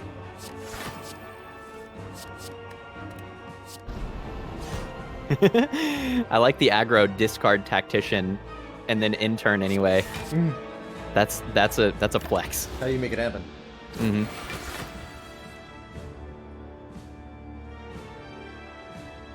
Okay, so we want to kill it next turn.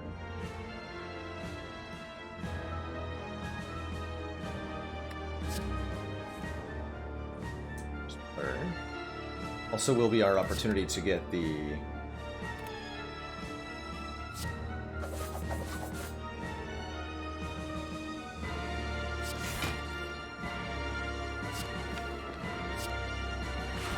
Caltrops in play, potentially.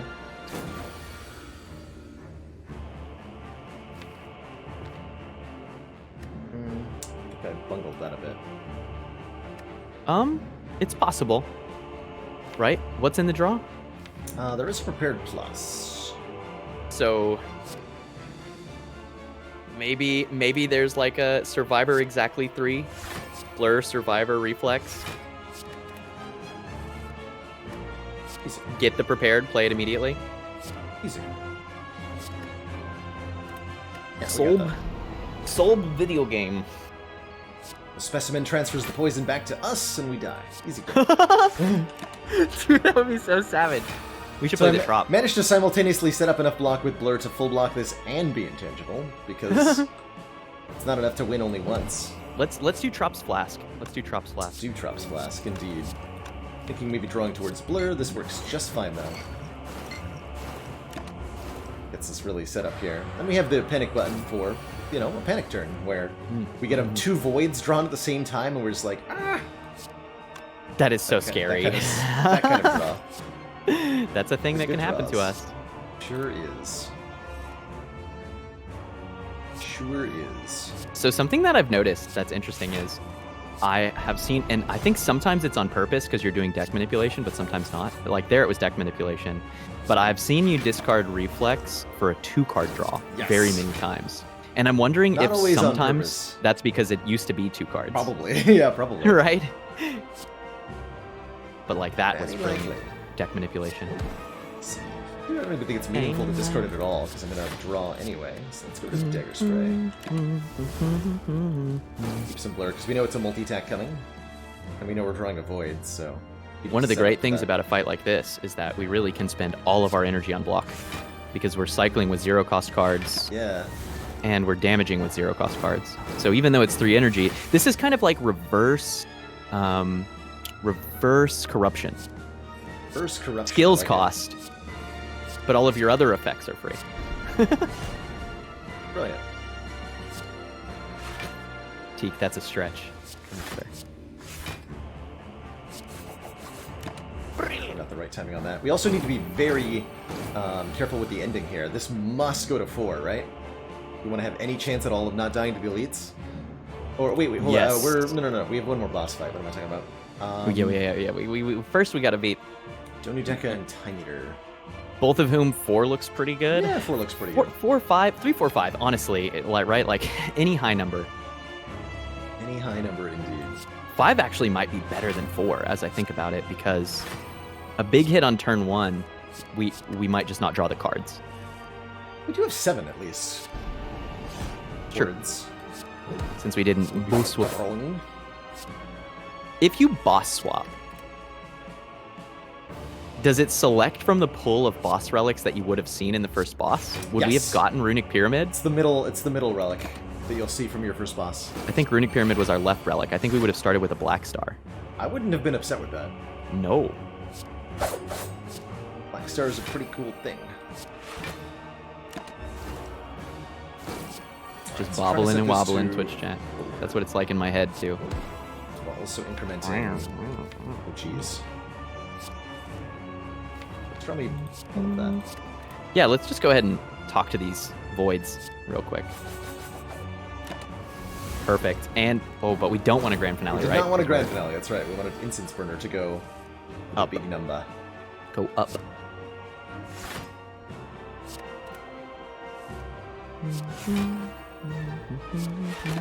What song is that?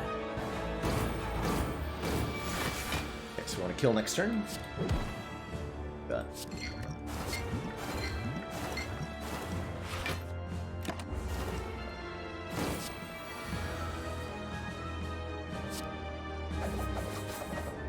No, not A Hard Day's Night. Just not looking for the Beatles. I think I wanted it on 4 over 5. Hopefully that was the right play, and we don't get attacked for a huge number here. Nope, 8 times 3 is reasonable. We are fighting Time Eater. That is a little bit worrisome. We're going to need some clever malazing, I think, to get us through on this one. Yes. Agreed. Oh man, I found the song. Ooh. Does your brain work like that? When you get something stuck in your head, will it bother you? Depends. Sometimes, yes. Definitely had moments. Anyway, that was a Feed Me song, so now I know. Let's Yeah, see. so are we split malazing this one? we're back to this consideration. I think so, yes. Yes. Because if we have positive strength going into phase 2, we can remove it with a piercing wail, and then permanently send back to low strength with malaise. I do like the turn 1 malaise here. We'll take 9 damage if we just malaise right now. But Health is a resource. We're going to spend most of it in this fight. So whatever the most efficient line is. We get to go back to full health because we have meal ticket.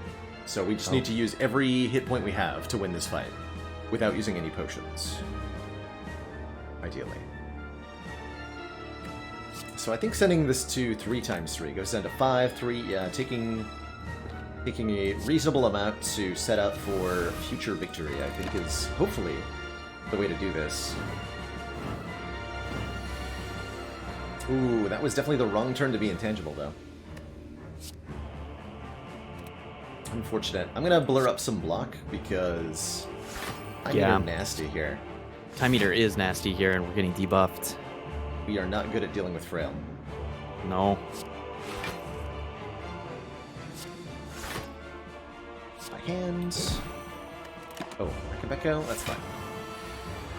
Okay, that's good. Then we can go Footwork Flask. 3 cards next turn. Definitely need the And we have poison to Nunchaku be set up too. doing a lot of our work here. That's good. No Caltrops yet, though. 1, 2, 3. Take a little bit more. This footwork has been really kind to us. Yes. For sure. What's in our draw? May I see that again? Draw pile is this. Our malaise. One of our piercing whales, the Trops. Sender's Bane. Nothing remarkable. It's a little sparse, right? I mean, it almost feels like we want to start to crack it. But Yeah, Grand I'm Finale is thinking- still I'm our major thinking- game plan for damage. Dodge, defend. Next turn we'll draw 3, and then Prepared gets us a finale. Perfect. Perfect. You take 1 point of damage. That's not bad. Okay. And it's a really good turn to be taking this attack. Well. Poor expertise. Nice. Not been able to do much for us. Not yet. It just really needs an upgrade at least. Maybe it becomes our removal. Maybe it becomes our removal, dog. Maybe. We'll be able to afford one at the shop, yeah. Yeah. Do eye flechettes. Might as well. 1 energy, deal 20. Get the draw. No, we don't get the draw back because we're at -1 draw. So we are currently drawing to full. In that case, I'm not going to do anything here. We've decided that the malaise is for phase 2. Next turn's going to be real scary if it's not a multi-attack, though. We're realistically going to need Piercing Wail to block this. Luck to us. And we still have Panic Button to We do still have Panic Button in case it's guide us out of the darkest turns. scarier than this, but this is pretty reasonable. Manageable. Manageable, yeah. Still think it's a Piercing Wail. I'm thinking so too.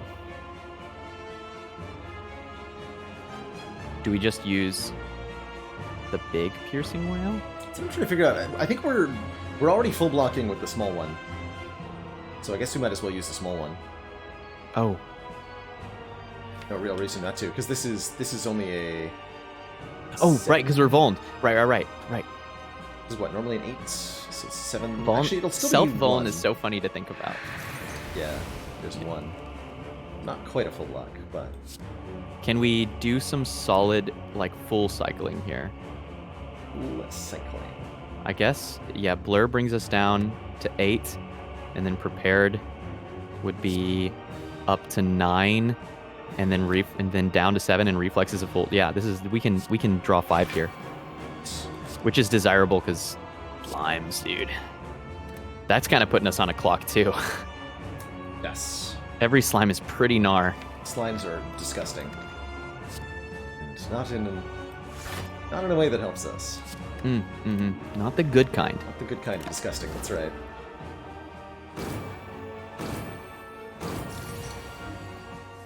Okay, pretty happy with this turn. Is there a potion play that we need to consider doing earlier rather than later? Or is it we can hold because in the worst case, we like do pot of malaise phase 2? Yeah, I think that DuPont malaise would definitely be a way to survive pretty consistently here. I'm just looking at it and I'm thinking about it because this fight is weird, even though it's not scaling super aggressively on strength. The debuffs and the slimes make it to where this fight will just get harder over time. This fight will get nasty.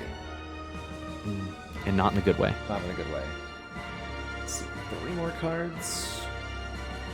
Right. Get that prepared if I want a finale. I'm just gonna not play unnecessary cards for the moment. I believe that's correct. Damn it, Time Eater. Damn it. I request that you attack on my incense burner turns, kindly. Please don't do this thing specifically. This is the big sad. This is a master class in the risk of dome. Oh, yeah. Let's slide here. So I'll draw only 1. Very unfortunate. I guess there was a play where we like played not prepared and then we were head up this turn. No, I'd be wrong. Yeah, I don't know. This is certainly what we didn't want to happen. Yeah. This is very bad. This is us having to use panic button in a way that we did not want to do it. Okay, here's something different than dupe. What about Liquid Memories Blur?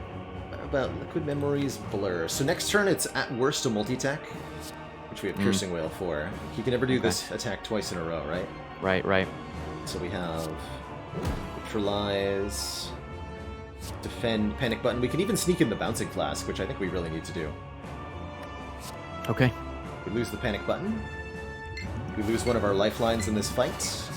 But I think we're still ahead in a lot of ways.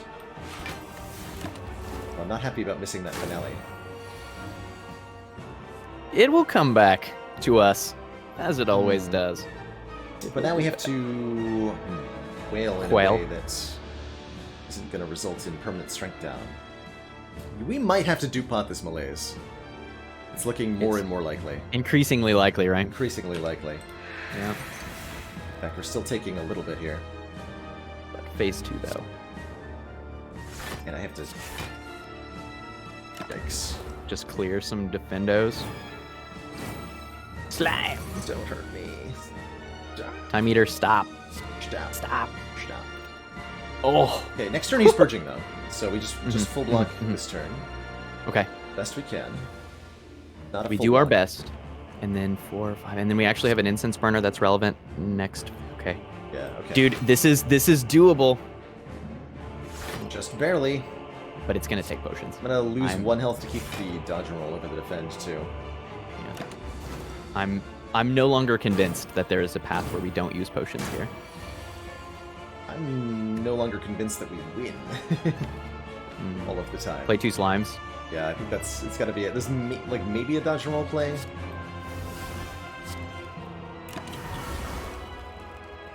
Please do a multi-attack. Oh, you stinker. This Time Eater is just trying to give us the business, dog. He is There's a Tactician in succeeding. hand. We can Survivor Tactician and Dupe Pot Malaise.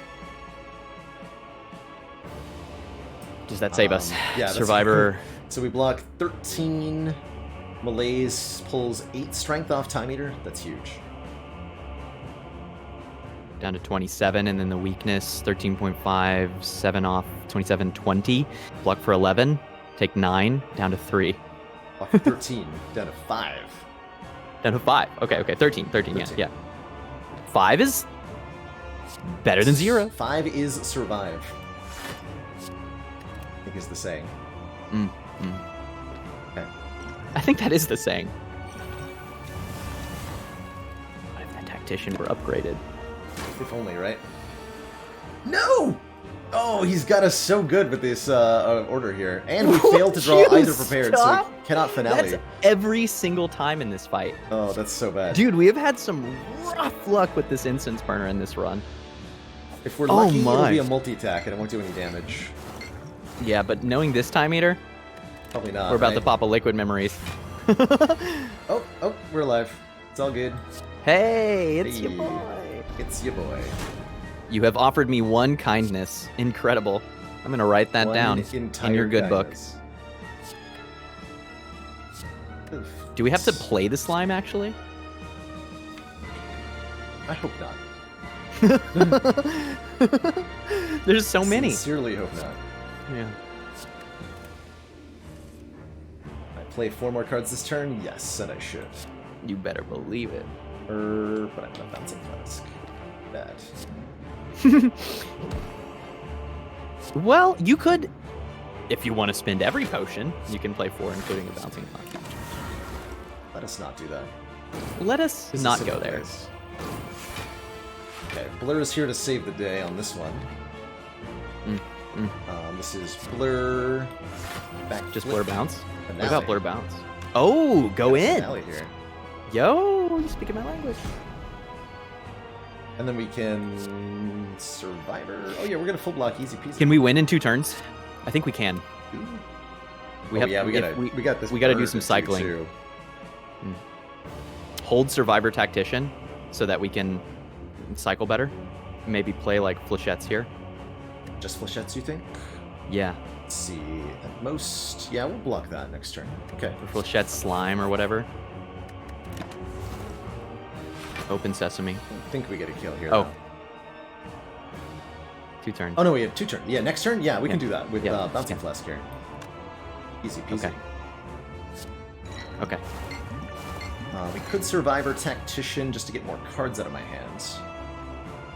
But I think just playing. We might want to hold that for safety next turn. Also for Although for it's never flechette's big value. hit twice. Yeah. Big hit twice. Right. Let's do How many maximum skills in hand here. We're gonna win next turn with flechettes. Yes, we are. And Nunchaku is potentially looking set up here. Yeah. We Oh, got Baylor. Optimal relic set up here. Oh, We survived, Baylor, dude. And we have one of our potions. Oh my GG. god! Survived. I'm not gonna be able to stream, dog. I will be. We'll I'm make it gonna have to quick. play We'll lose balloons. fast. That's right. You're gonna be late Reno here. No, it's fine. I mean, I'm on Twitch. The most Full 5 health short. the most astute observers will find me in this place. So is it the Tactician upgrade because it's the only energy upgrade we get to use more than once? Or is it like the Malaise or the Footwork upgrade? Or Trops, as said previously. Oh yeah, that's right. I was gonna say we need to upgrade Trops so we can kill Heart. I was even gonna be like DuPont Caltrops advocate. The store is so important. The sword is so Store important. is so important. Dude, It's so important. I'm It's gonna be a Ghost of a Jar. I'm kind of wondering if it actually is Tactician. But if we don't upgrade Trops, we're losing out on 32 damage a cycle. Yeah, which is reasonably gonna be. I think we're gonna go 3 full multi attacks against Heart. And that's a lot. That's 100 extra damage. You know, that's 2 grand finales in a single upgrade. But I like this Tactician. Too late. And yeah, that's right. Go too fast. Too late. We're just gonna get a blessing in the forge, and it's gonna be fine. Yo, Medical Kit is here. Bro, that's so good. That's pretty cool. That gets rid of the burns in the elite fight. We could have had the best like poison deck with the Snecko Skull multi-flasks and 2 catalysts. But that's not where we live. Where we live is medical kit and a card removal and probably a potion, if I had to guess. Hot ions. Not the best potions. Do you ever buy this Snecko oil? Ooh. No. It's madness. No. Wait, no. There is The no- madness this is madness. That's madness. Madness is Would an you- interesting idea. Would you ever buy it? I know. Like, It's if it made kinda Bouncing tempting. Flask free. I don't know. What was upgraded? If we had a Toxic Egg, I'd be down.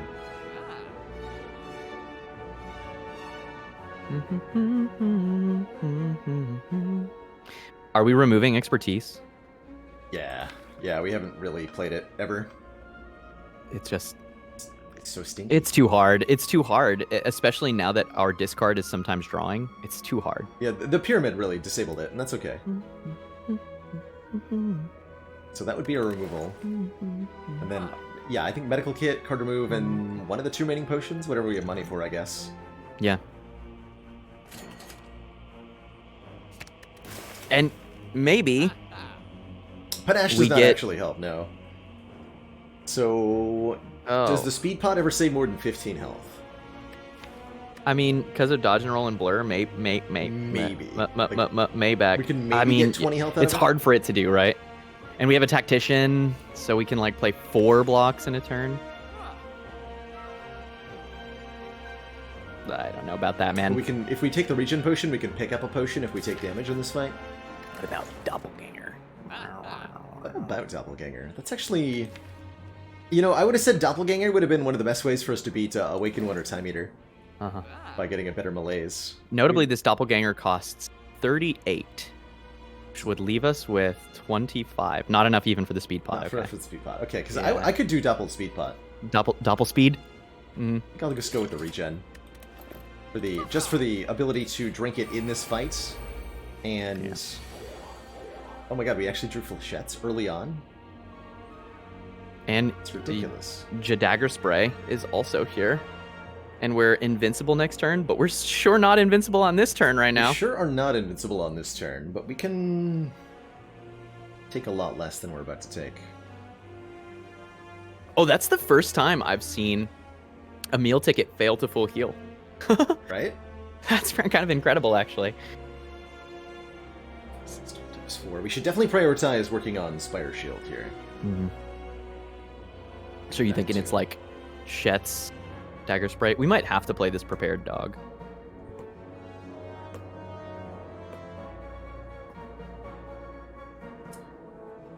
Yeah. Literally to look at one card. Literally to look at one card. It's not going to be a Cinder's Bane. We know that. And interestingly, we have like a... Oh! You know what play we have? We have a play to where we play Malaise. Yeah, there's for Malaise prepared into Piercing Wail with the Tactician energy. Yeah. Thinking about that. And that's a real play, and it lets us face the shield. And we're invincible next turn. Yes, but... Yes, but... Oh yeah, we're invincible next turn. No, you're right. Yes, but we're invincible next turn was my follow-up, but we're totally fine. And we can medkit those stinky burns, so it's only 4 damage. Can we face the shields? How do we face the shields? With flechettes. But we have to flechettes. Flechettes, Dagger Spray, Melee. Oh! Yeah, you see? How to card games. How to card games. Man. The Malaise turns us back around. And once we've played the Malaise, we cannot face the shield again. Yeah, because we played flechettes. Unless prepared draws us neutralize. Yes, unless prepared draws us something. Or we liquid memories, well, I guess, is the other yeah, option. And there's liquid memories, and maybe this fight demands it. In some ways, I'm pretty okay using the... Like, we're going to take a little bit here. Regen Potion. Yeah. I do like the Flechette's Dagger Spray, Malaise Piercing Wail line. That takes 21. Unless we draw something else. It's unfortunate. This guy could be doing nothing on this turn. Wouldn't that be nice? Wouldn't it be nice? Wouldn't that be nice? Does it take 21? Oh, because we're turning back around. Yeah. Definitely want to kill I like shield. this start. I like this start, and then we see what we have, and I'm super down to play Liquid Memories in this fight. Because if we can go into the heart fight with 82 life, I mean, that's huge, man. That is huge.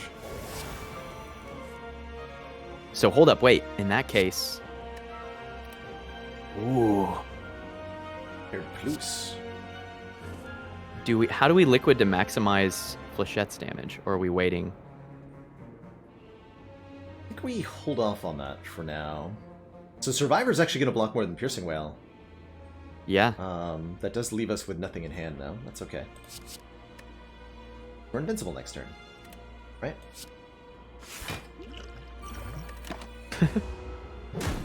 This turn is a bit of a stinky turn, but we're invincible, so it doesn't matter. Question mark?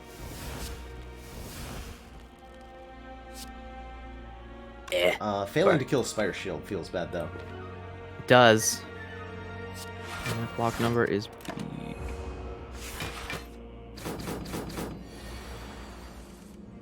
Panic buttons here work. That is my favorite state to be in as well, so that's convenient. And we have multi-saves coming. So it's actually okay Might take a little bit here. for us to Depending on- panic. But mostly we can just malaise for a lot. This is only a 8 times 2. Hold up. Is this ever... Oh, no. I was like, oh, is it time? Do we could bring back Grand Finale on this turn, but we're hitting into a 99 block. That ain't it. Mm-mm. Just full malaise it? Just full malaise it, I think. Next turn we have Piercing Whale Hmm. and Bouncing Flask. Mm-hmm. That's pretty good. 2 statuses on the draw pile again. And that's a big number, but Piercing Whale's here. Oh. Can we win from here without playing this potion, without taking any more damage? I think so? I think so too, right? Because otherwise, this turn is the turn we to take do it. 2, depending on what this draws. Oh. 1.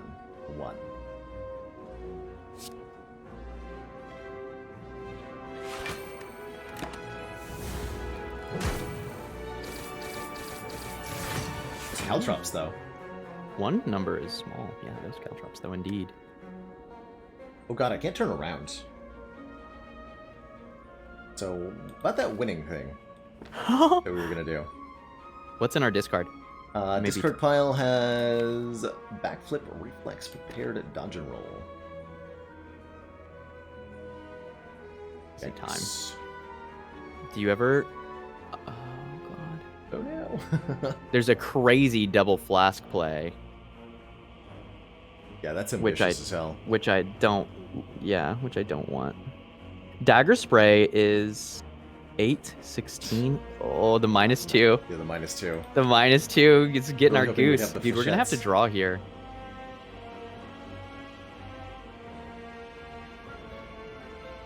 Yeah, We have to we draw have to... We have to... Liquid Memories for Backflip? That could even still whiff, I think. But we can get a lot done on this turn, too. I mean, we have, like, Survivor Tactician. True. We've got Footwork on this turn if we want to just go for, like, the biggest block number that we could possibly make. It's not terrible. It's not terrible. But it's not perfect. I do think I'm gonna go with Footwork at the Brutal. very minimum. Okay. Biggest block number we can possibly make is 36, take 24. That's not acceptable. Mm-mm. No. Let's discard Tactician and let's Liquid Memories the Backflip. Yeah. Okay, we got Flechettes. Still not quite enough. Can't quite finale draw here. But it turns us around. Does turns us around. So that's a 20-point block. Blah.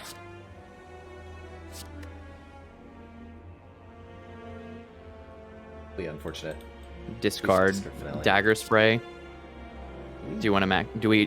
How much damage can we do with Flechettes here? 14. Oh, can we get the kill with Flechette's Dagger Spray?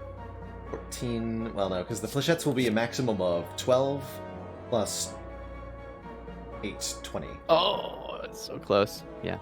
Okay.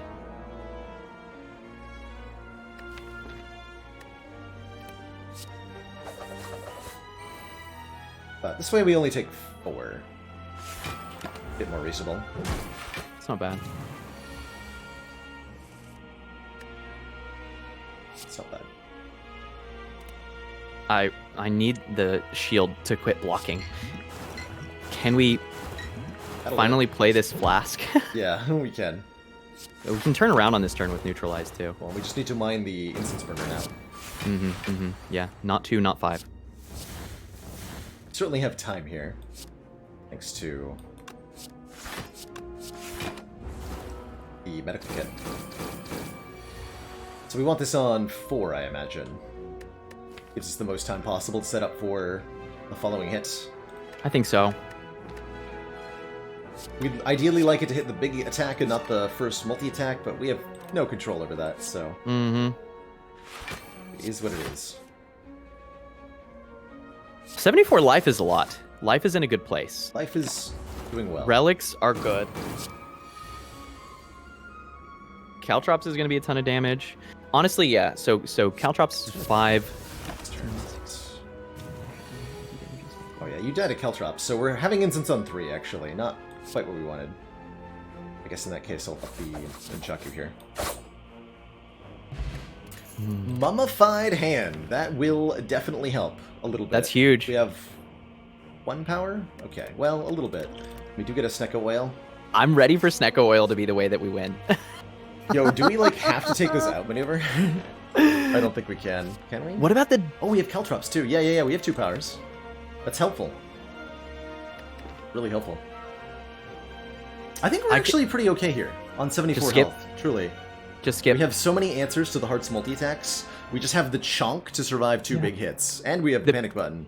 The big thing that I was thinking is we can expect, I think, every cycle Caltrops and every cycle a grand finale. But that's only 140 damage a cycle.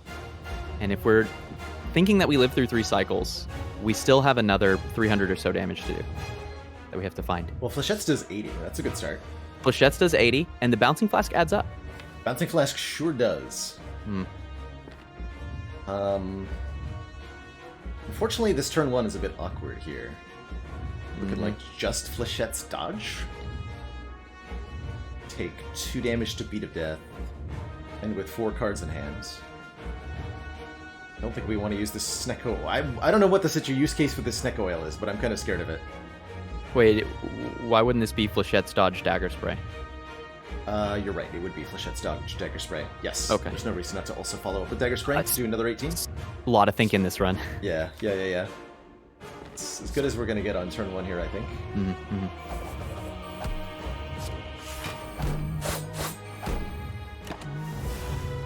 Beat of Death is flat damage. We can block it with our blocky block. Oh, no.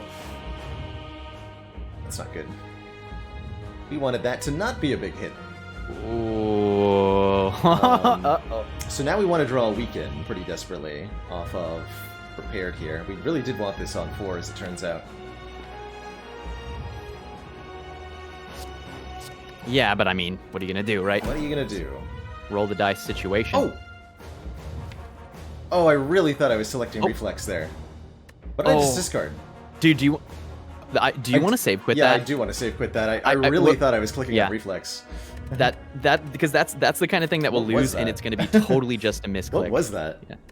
I'm so sorry, everybody. Did not mean to do that. That is a very fair mistake. That totally was not the same otherwise. Yeah. Not something I often do, but that's a fatigue play for sure. Yes. And the footwork will make something free, and then there's a chance that there's a chance that our turn 2 is Snecko Oil, man. I don't want to think about it too hard. You got the neutralize. Okay, I'm not too worried then. You... Oh, that's huge. Oh, and that's energy too. Oh, yeah. I think we have to get the flask down on this turn. I mean, realistically, the defense don't block for much. So this looks like... And we want to play bouncing. Bouncing, defend, neutralize, burn. We're immune next turn. Might have to Piercing Well anyway. Okay. Yeah, just to help with the vulnerable.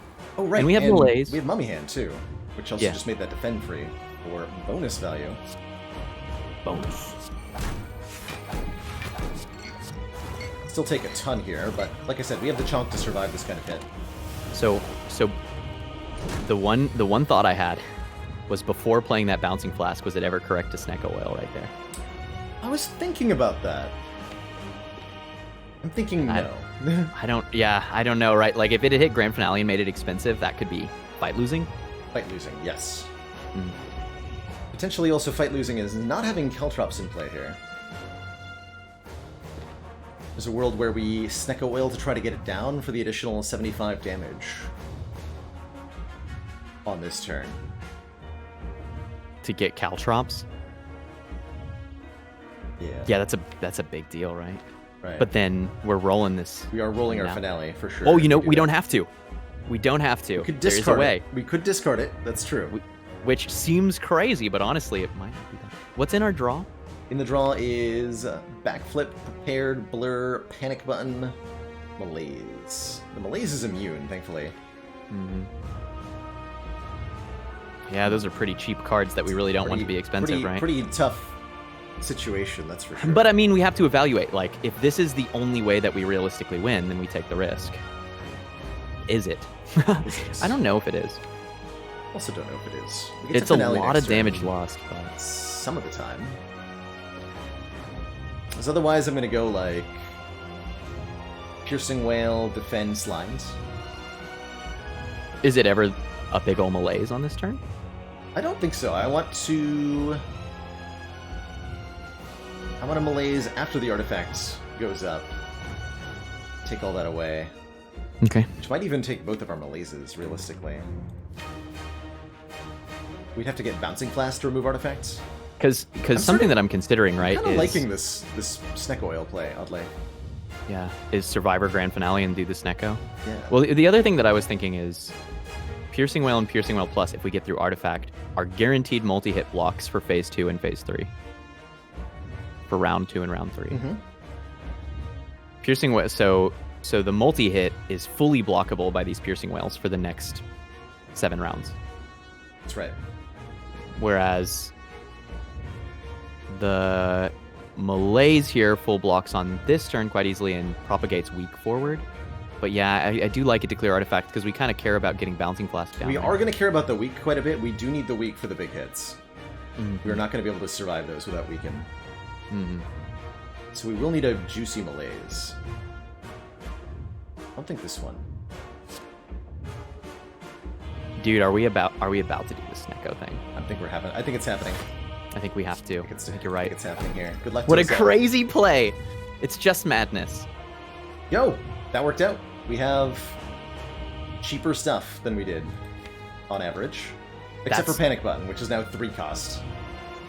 Which is sad. rough, but it's a good block. I mean, it's just an impervious now, right? And so Caltrops is here.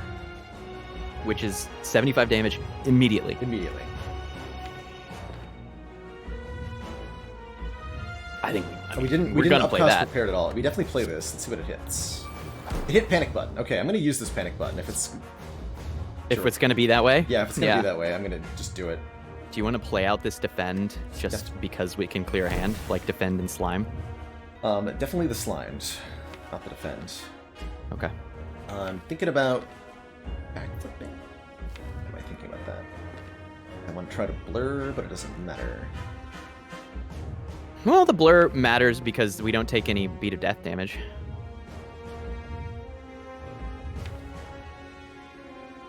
Right, but we won't be able to play it. Like, if I backflip, we don't have any energy. Oh. I'm not going to be able to actually play it here. That's right. Let's do this, I guess. Okay, 34 health. Can't play any cards this turn without taking Beat of Death. So I'm not sure that we play any of them. Oh, but we gotta cycle damage. We gotta get back to Bouncing Flask. We do gotta get back to Bouncing Flask. We could just play the cheap malaise literally just for weak.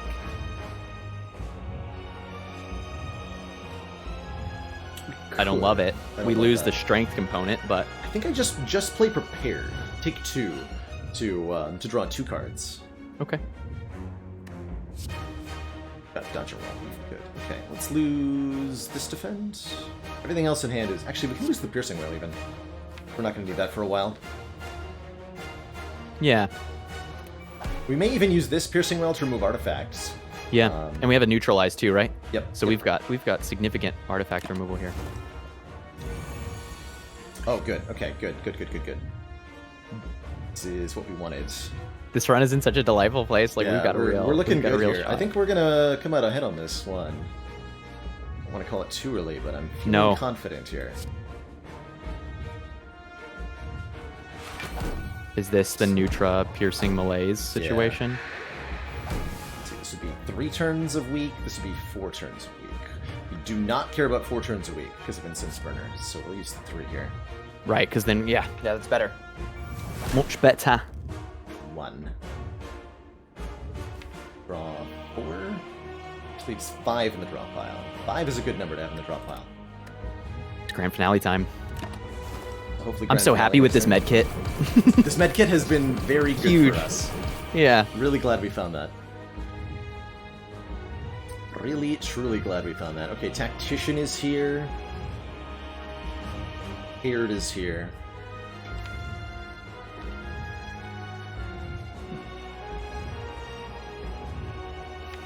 Interesting, right? I want to play this Bouncing Flask this turn while still blocking. So maybe we do hit Sounds Tactician. hard. Blocking how, exactly? If we prepared I think we play it next first, turn. we have space for 1 draw, which leaves with 4 in the deck. We could try to do the prepared for 2 and hit reflex, right? But if we prepared for 1, 4 left, and then we discard 2, and we play 2 cards, that's not very much block. It's not very much block. I'm thinking more like backflip, dodge roll, defend this turn. Still take damage. But we have set ourselves up with like blur, bouncing flask next turn. To be good. Are we here. DNR backflip to actually see all these cards? Let's see. I do not backflip. Defend. That would be a finale next turn. Unless we get reflex. Here. Not. We did get Survivor.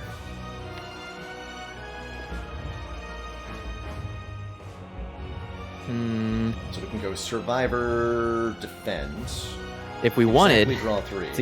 to give up the grand finale here, we can certainly block more by Survivor Tactician, but I don't.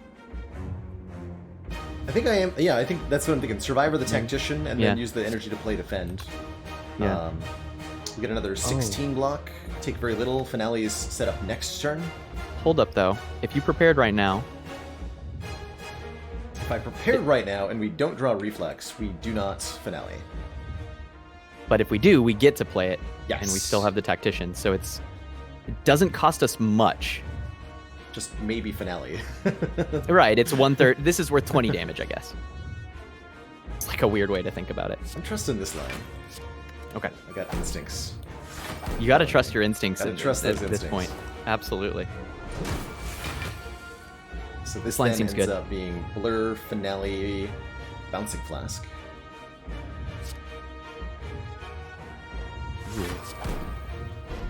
Hold Flechettes for next turn. Potentially. We might not even play them. We might even discard them or Yeah. something. Yeah. We could prepare now to shuffle. I kind of Doesn't like that. Actually, time the shuffle any differently, right? It's the same if we don't play any cards. And don't discard Reflex. Actually hold Reflex so that we get a full draw.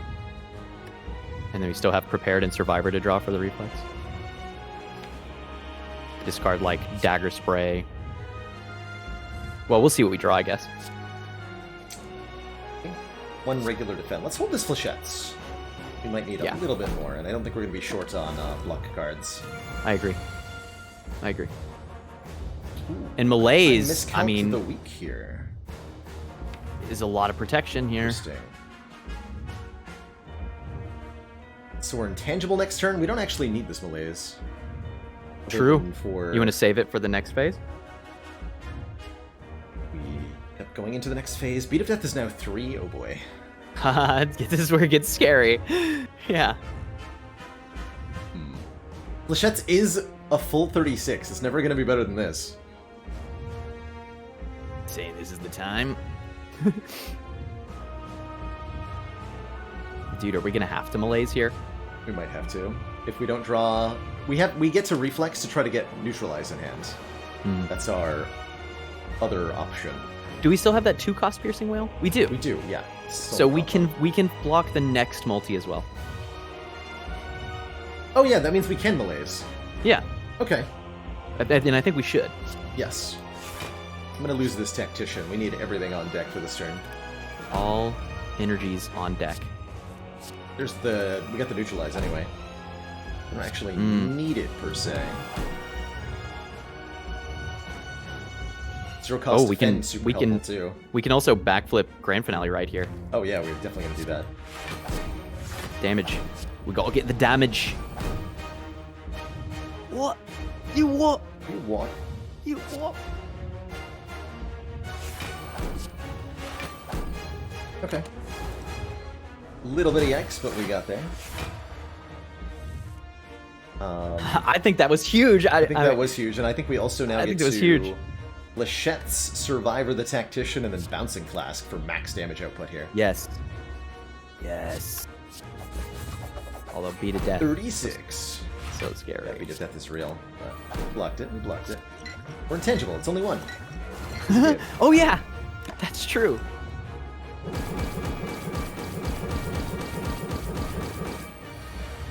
Alright, all we have to do is not die to next turn, and that's really easy with Blur. Basically. Blur up a bunch of block. See why I would do anything else? The energy always says 3 Twitch chat, unless Nunchaku procs or we discard Tactician or play cards, and then it goes up or down. 12. There it is. There it is. Run. Oh my gosh. Oh my gosh, dude. Oh, is Dude, it it's my happening. birthmas? Hit my Christmas.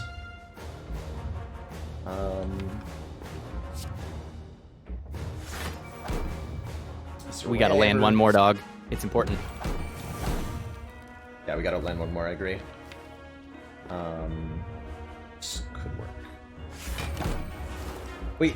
Oh no, yeah. It's still alive, technically. Here. Looks like we've got our work cut out for us, Commander. Just munch down, you find, that's a hilarious raid timing. We didn't draw the repaired. No, we missed it. We missed it. Oh no! The run is over. Forever. This is it. This is the tragicest.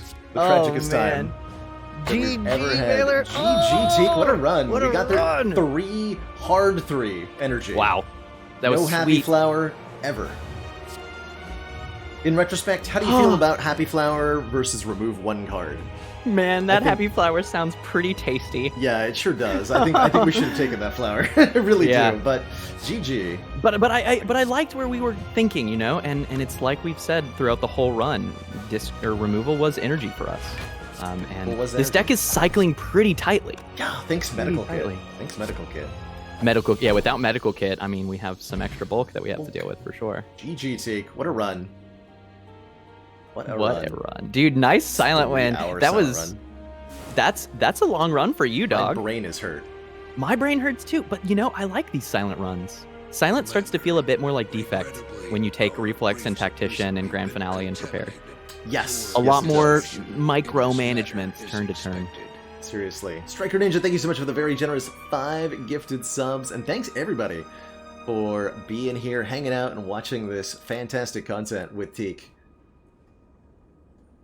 Kind of a hilarious run. We didn't really, you know, make a lot of use of the buffed cards. No, Which no is slice. Kind of the part, None of the colorless kind of the point buffs. of this endeavor, which I guess just means we should. But do we it did. again. But we did. There's a Reflex Plus in this deck, There and is a Reflex Plus in this it deck. felt good, and it felt good even with the Pyramid.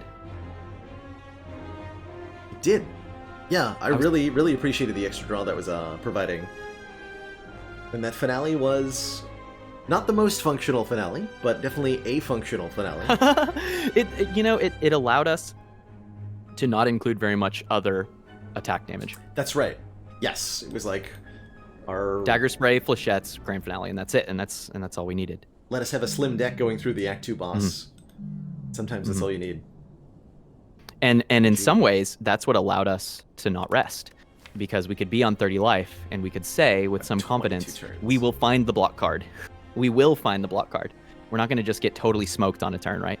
All 4 of those final fights were at least 11 turns long. That is the long fight in Slay the Spire. It's so long. Oh, those are some of the longest fights I've seen, man. Perfect 18 turn time. Time Eater. Wow. My Well, I brain mean, is sauce. That's when you only have 3 energy to spend. You really have to go long, just because you Yeah. cannot generate enough to right. to make do. You have a lot of turns where you only block, Only Blunk. and you're so, which means that, and Grand Finale I really think was huge in this deck and MVP. But can we talk about the single Bouncing Flask? Yeah, that How was so How much damage do you think that card did? 5,000. Maybe not quite that much, but definitely a lot. You know, What was our pretty final much poison number against the heart? Like 20-ish? 20-ish. And that And was that was a in that was 11. a 12 turn fight. Yeah. So very realistically, well I think over it 100 did. in Yeah, that fight alone. We can say average 15, and that's 12 turns. 180. So we're talking 180 damage 180 from that damage. bouncing flask, which is grand finale was played 3 times, I think. How much damage did Caltrops do, though? Well, did we get multi-attack 3 times or 4 times? Yeah, so 225 and then 3 big hits, 240 damage from this card. Beating the heart with 3 cards. But that's something that I really like about this game, is that the more that you learn about the fights, the more that you can find kind of single or just a couple card answers to your damage. That's what allowed this deck to walk the tightrope. It was the knowledge that we had a couple cards that could do hundreds of damage in the heart fight. Or hundreds of block. And hundreds of block, yeah. God, it was close, though. Really close. I'm really glad you convinced me to buy that panic button at the first shop. We would not have survived without it. It helped me feel better about Act 1, also. Yes. Because panic button is like, one of the problems with pathing Act 1 with Silent is you want to take this good stuff block, but then it kills you against Gremlin Knob. You can take a panic button, because you can even play that against Gremlin, right? And then you don't have to take other block cards for 10 floors. Easy peasy. Easy peasy. G friggin' G, man. All right. Well, I'll get out of your hair so you can close up stream. I guess I gotta start my stream. Good so luck. if you're looking to do even more Spire, I'll probably try. If you I'll manage to do hit my the start best. streaming button before I hit the stop streaming button, you'll get a host. Okay, all right. We'll do the thing. Thanks for having me on the stream. Thank you everyone from chat for hanging out with me. Catch you on the flip, y'all. Bye-bye. Bye-bye. So that is and was, of course, resident broadcaster Sneaky Teak, who is a wonderful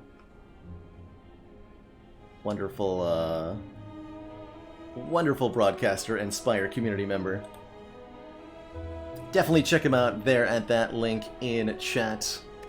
Totally awesome co-op content, really brilliant mind, really cool all-around dude, and boy, if he doesn't have one of the best communities on Twitch, then I don't know who does. Truly.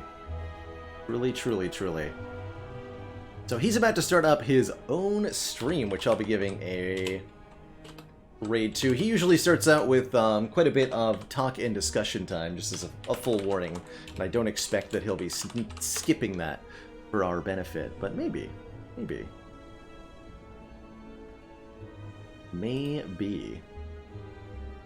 Does he eat his corn on the cob typewriter style, as only he can? I imagine. TikTok is the best part. Nothing wrong with that. Some sweet combos, some spicy memes, some genuine thoughtful comments. That's Teak for you. All in one. GG. Really pleased with that. So this does bring us to the end of this week's officially scheduled streams. It's possible there'll be some bonus Baylor on the weekend, but I cannot promise anything, unfortunately. My social life is something that doesn't get planned out fully all the time. 5 more minutes to choose the game vote winner. Bet it is pretty close here. Take a look at where the votes are hanging. Currently, oh my god, it's really close between Celeste and Hand of Fate. I respect that. They're both very fantastic games. That's a dang close vote. Not the first time we've had a really close call. So once a month, we do a community game. A game decided upon entirely by the community, just what folks want to see me play. Done through a couple of rounds of voting, which has worked out for some really awesome content in the past. That's how we found Polybridge, which I really enjoyed. Some truly wonderful content made out of Keep Talking and Nobody Explodes with Sneaky Teak. 25 subs offering to bribe chat if Oberdin wins. The far the third place finish. Good. Solid attempt. Literally buying democracy. How it go. I've heard very good things about Oberdin. I've watched a little bit of Celeste, and I know that game is good. Yes, Neorgen, that is how we ended up playing Papers, Please. which I was also really pleasantly surprised with. Shocked at just how many people were interested in tuning in specifically for Papers, Please. Even though the game had been out for a really, really long time. Alrighty, there's the official start of the Teak stream, so I'm going to sign off and say ta-ta for now, everybody. Thank you so much for watching. Appreciate all the subs, the follows, the love, and everything. Don't forget, if you want to be part of the community in a more active way, you can join the Discord, which is also a great way to be notified when the stream is live. But yeah, I'm going to throw you all on over to the Teak stream. Say hello, participate in the Teak Talk, and spread some love around. I'll be back at least by Sunday, noon Eastern Standard Time. That's our next officially scheduled stream, and there will be a rerun on Saturday if there's not a bonus bailer there. Yeah, I've got some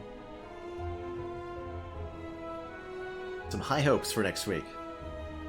Alright, everybody, ta-ta for now. See y'all next time, and toodaloo. Bye-bye, everyone.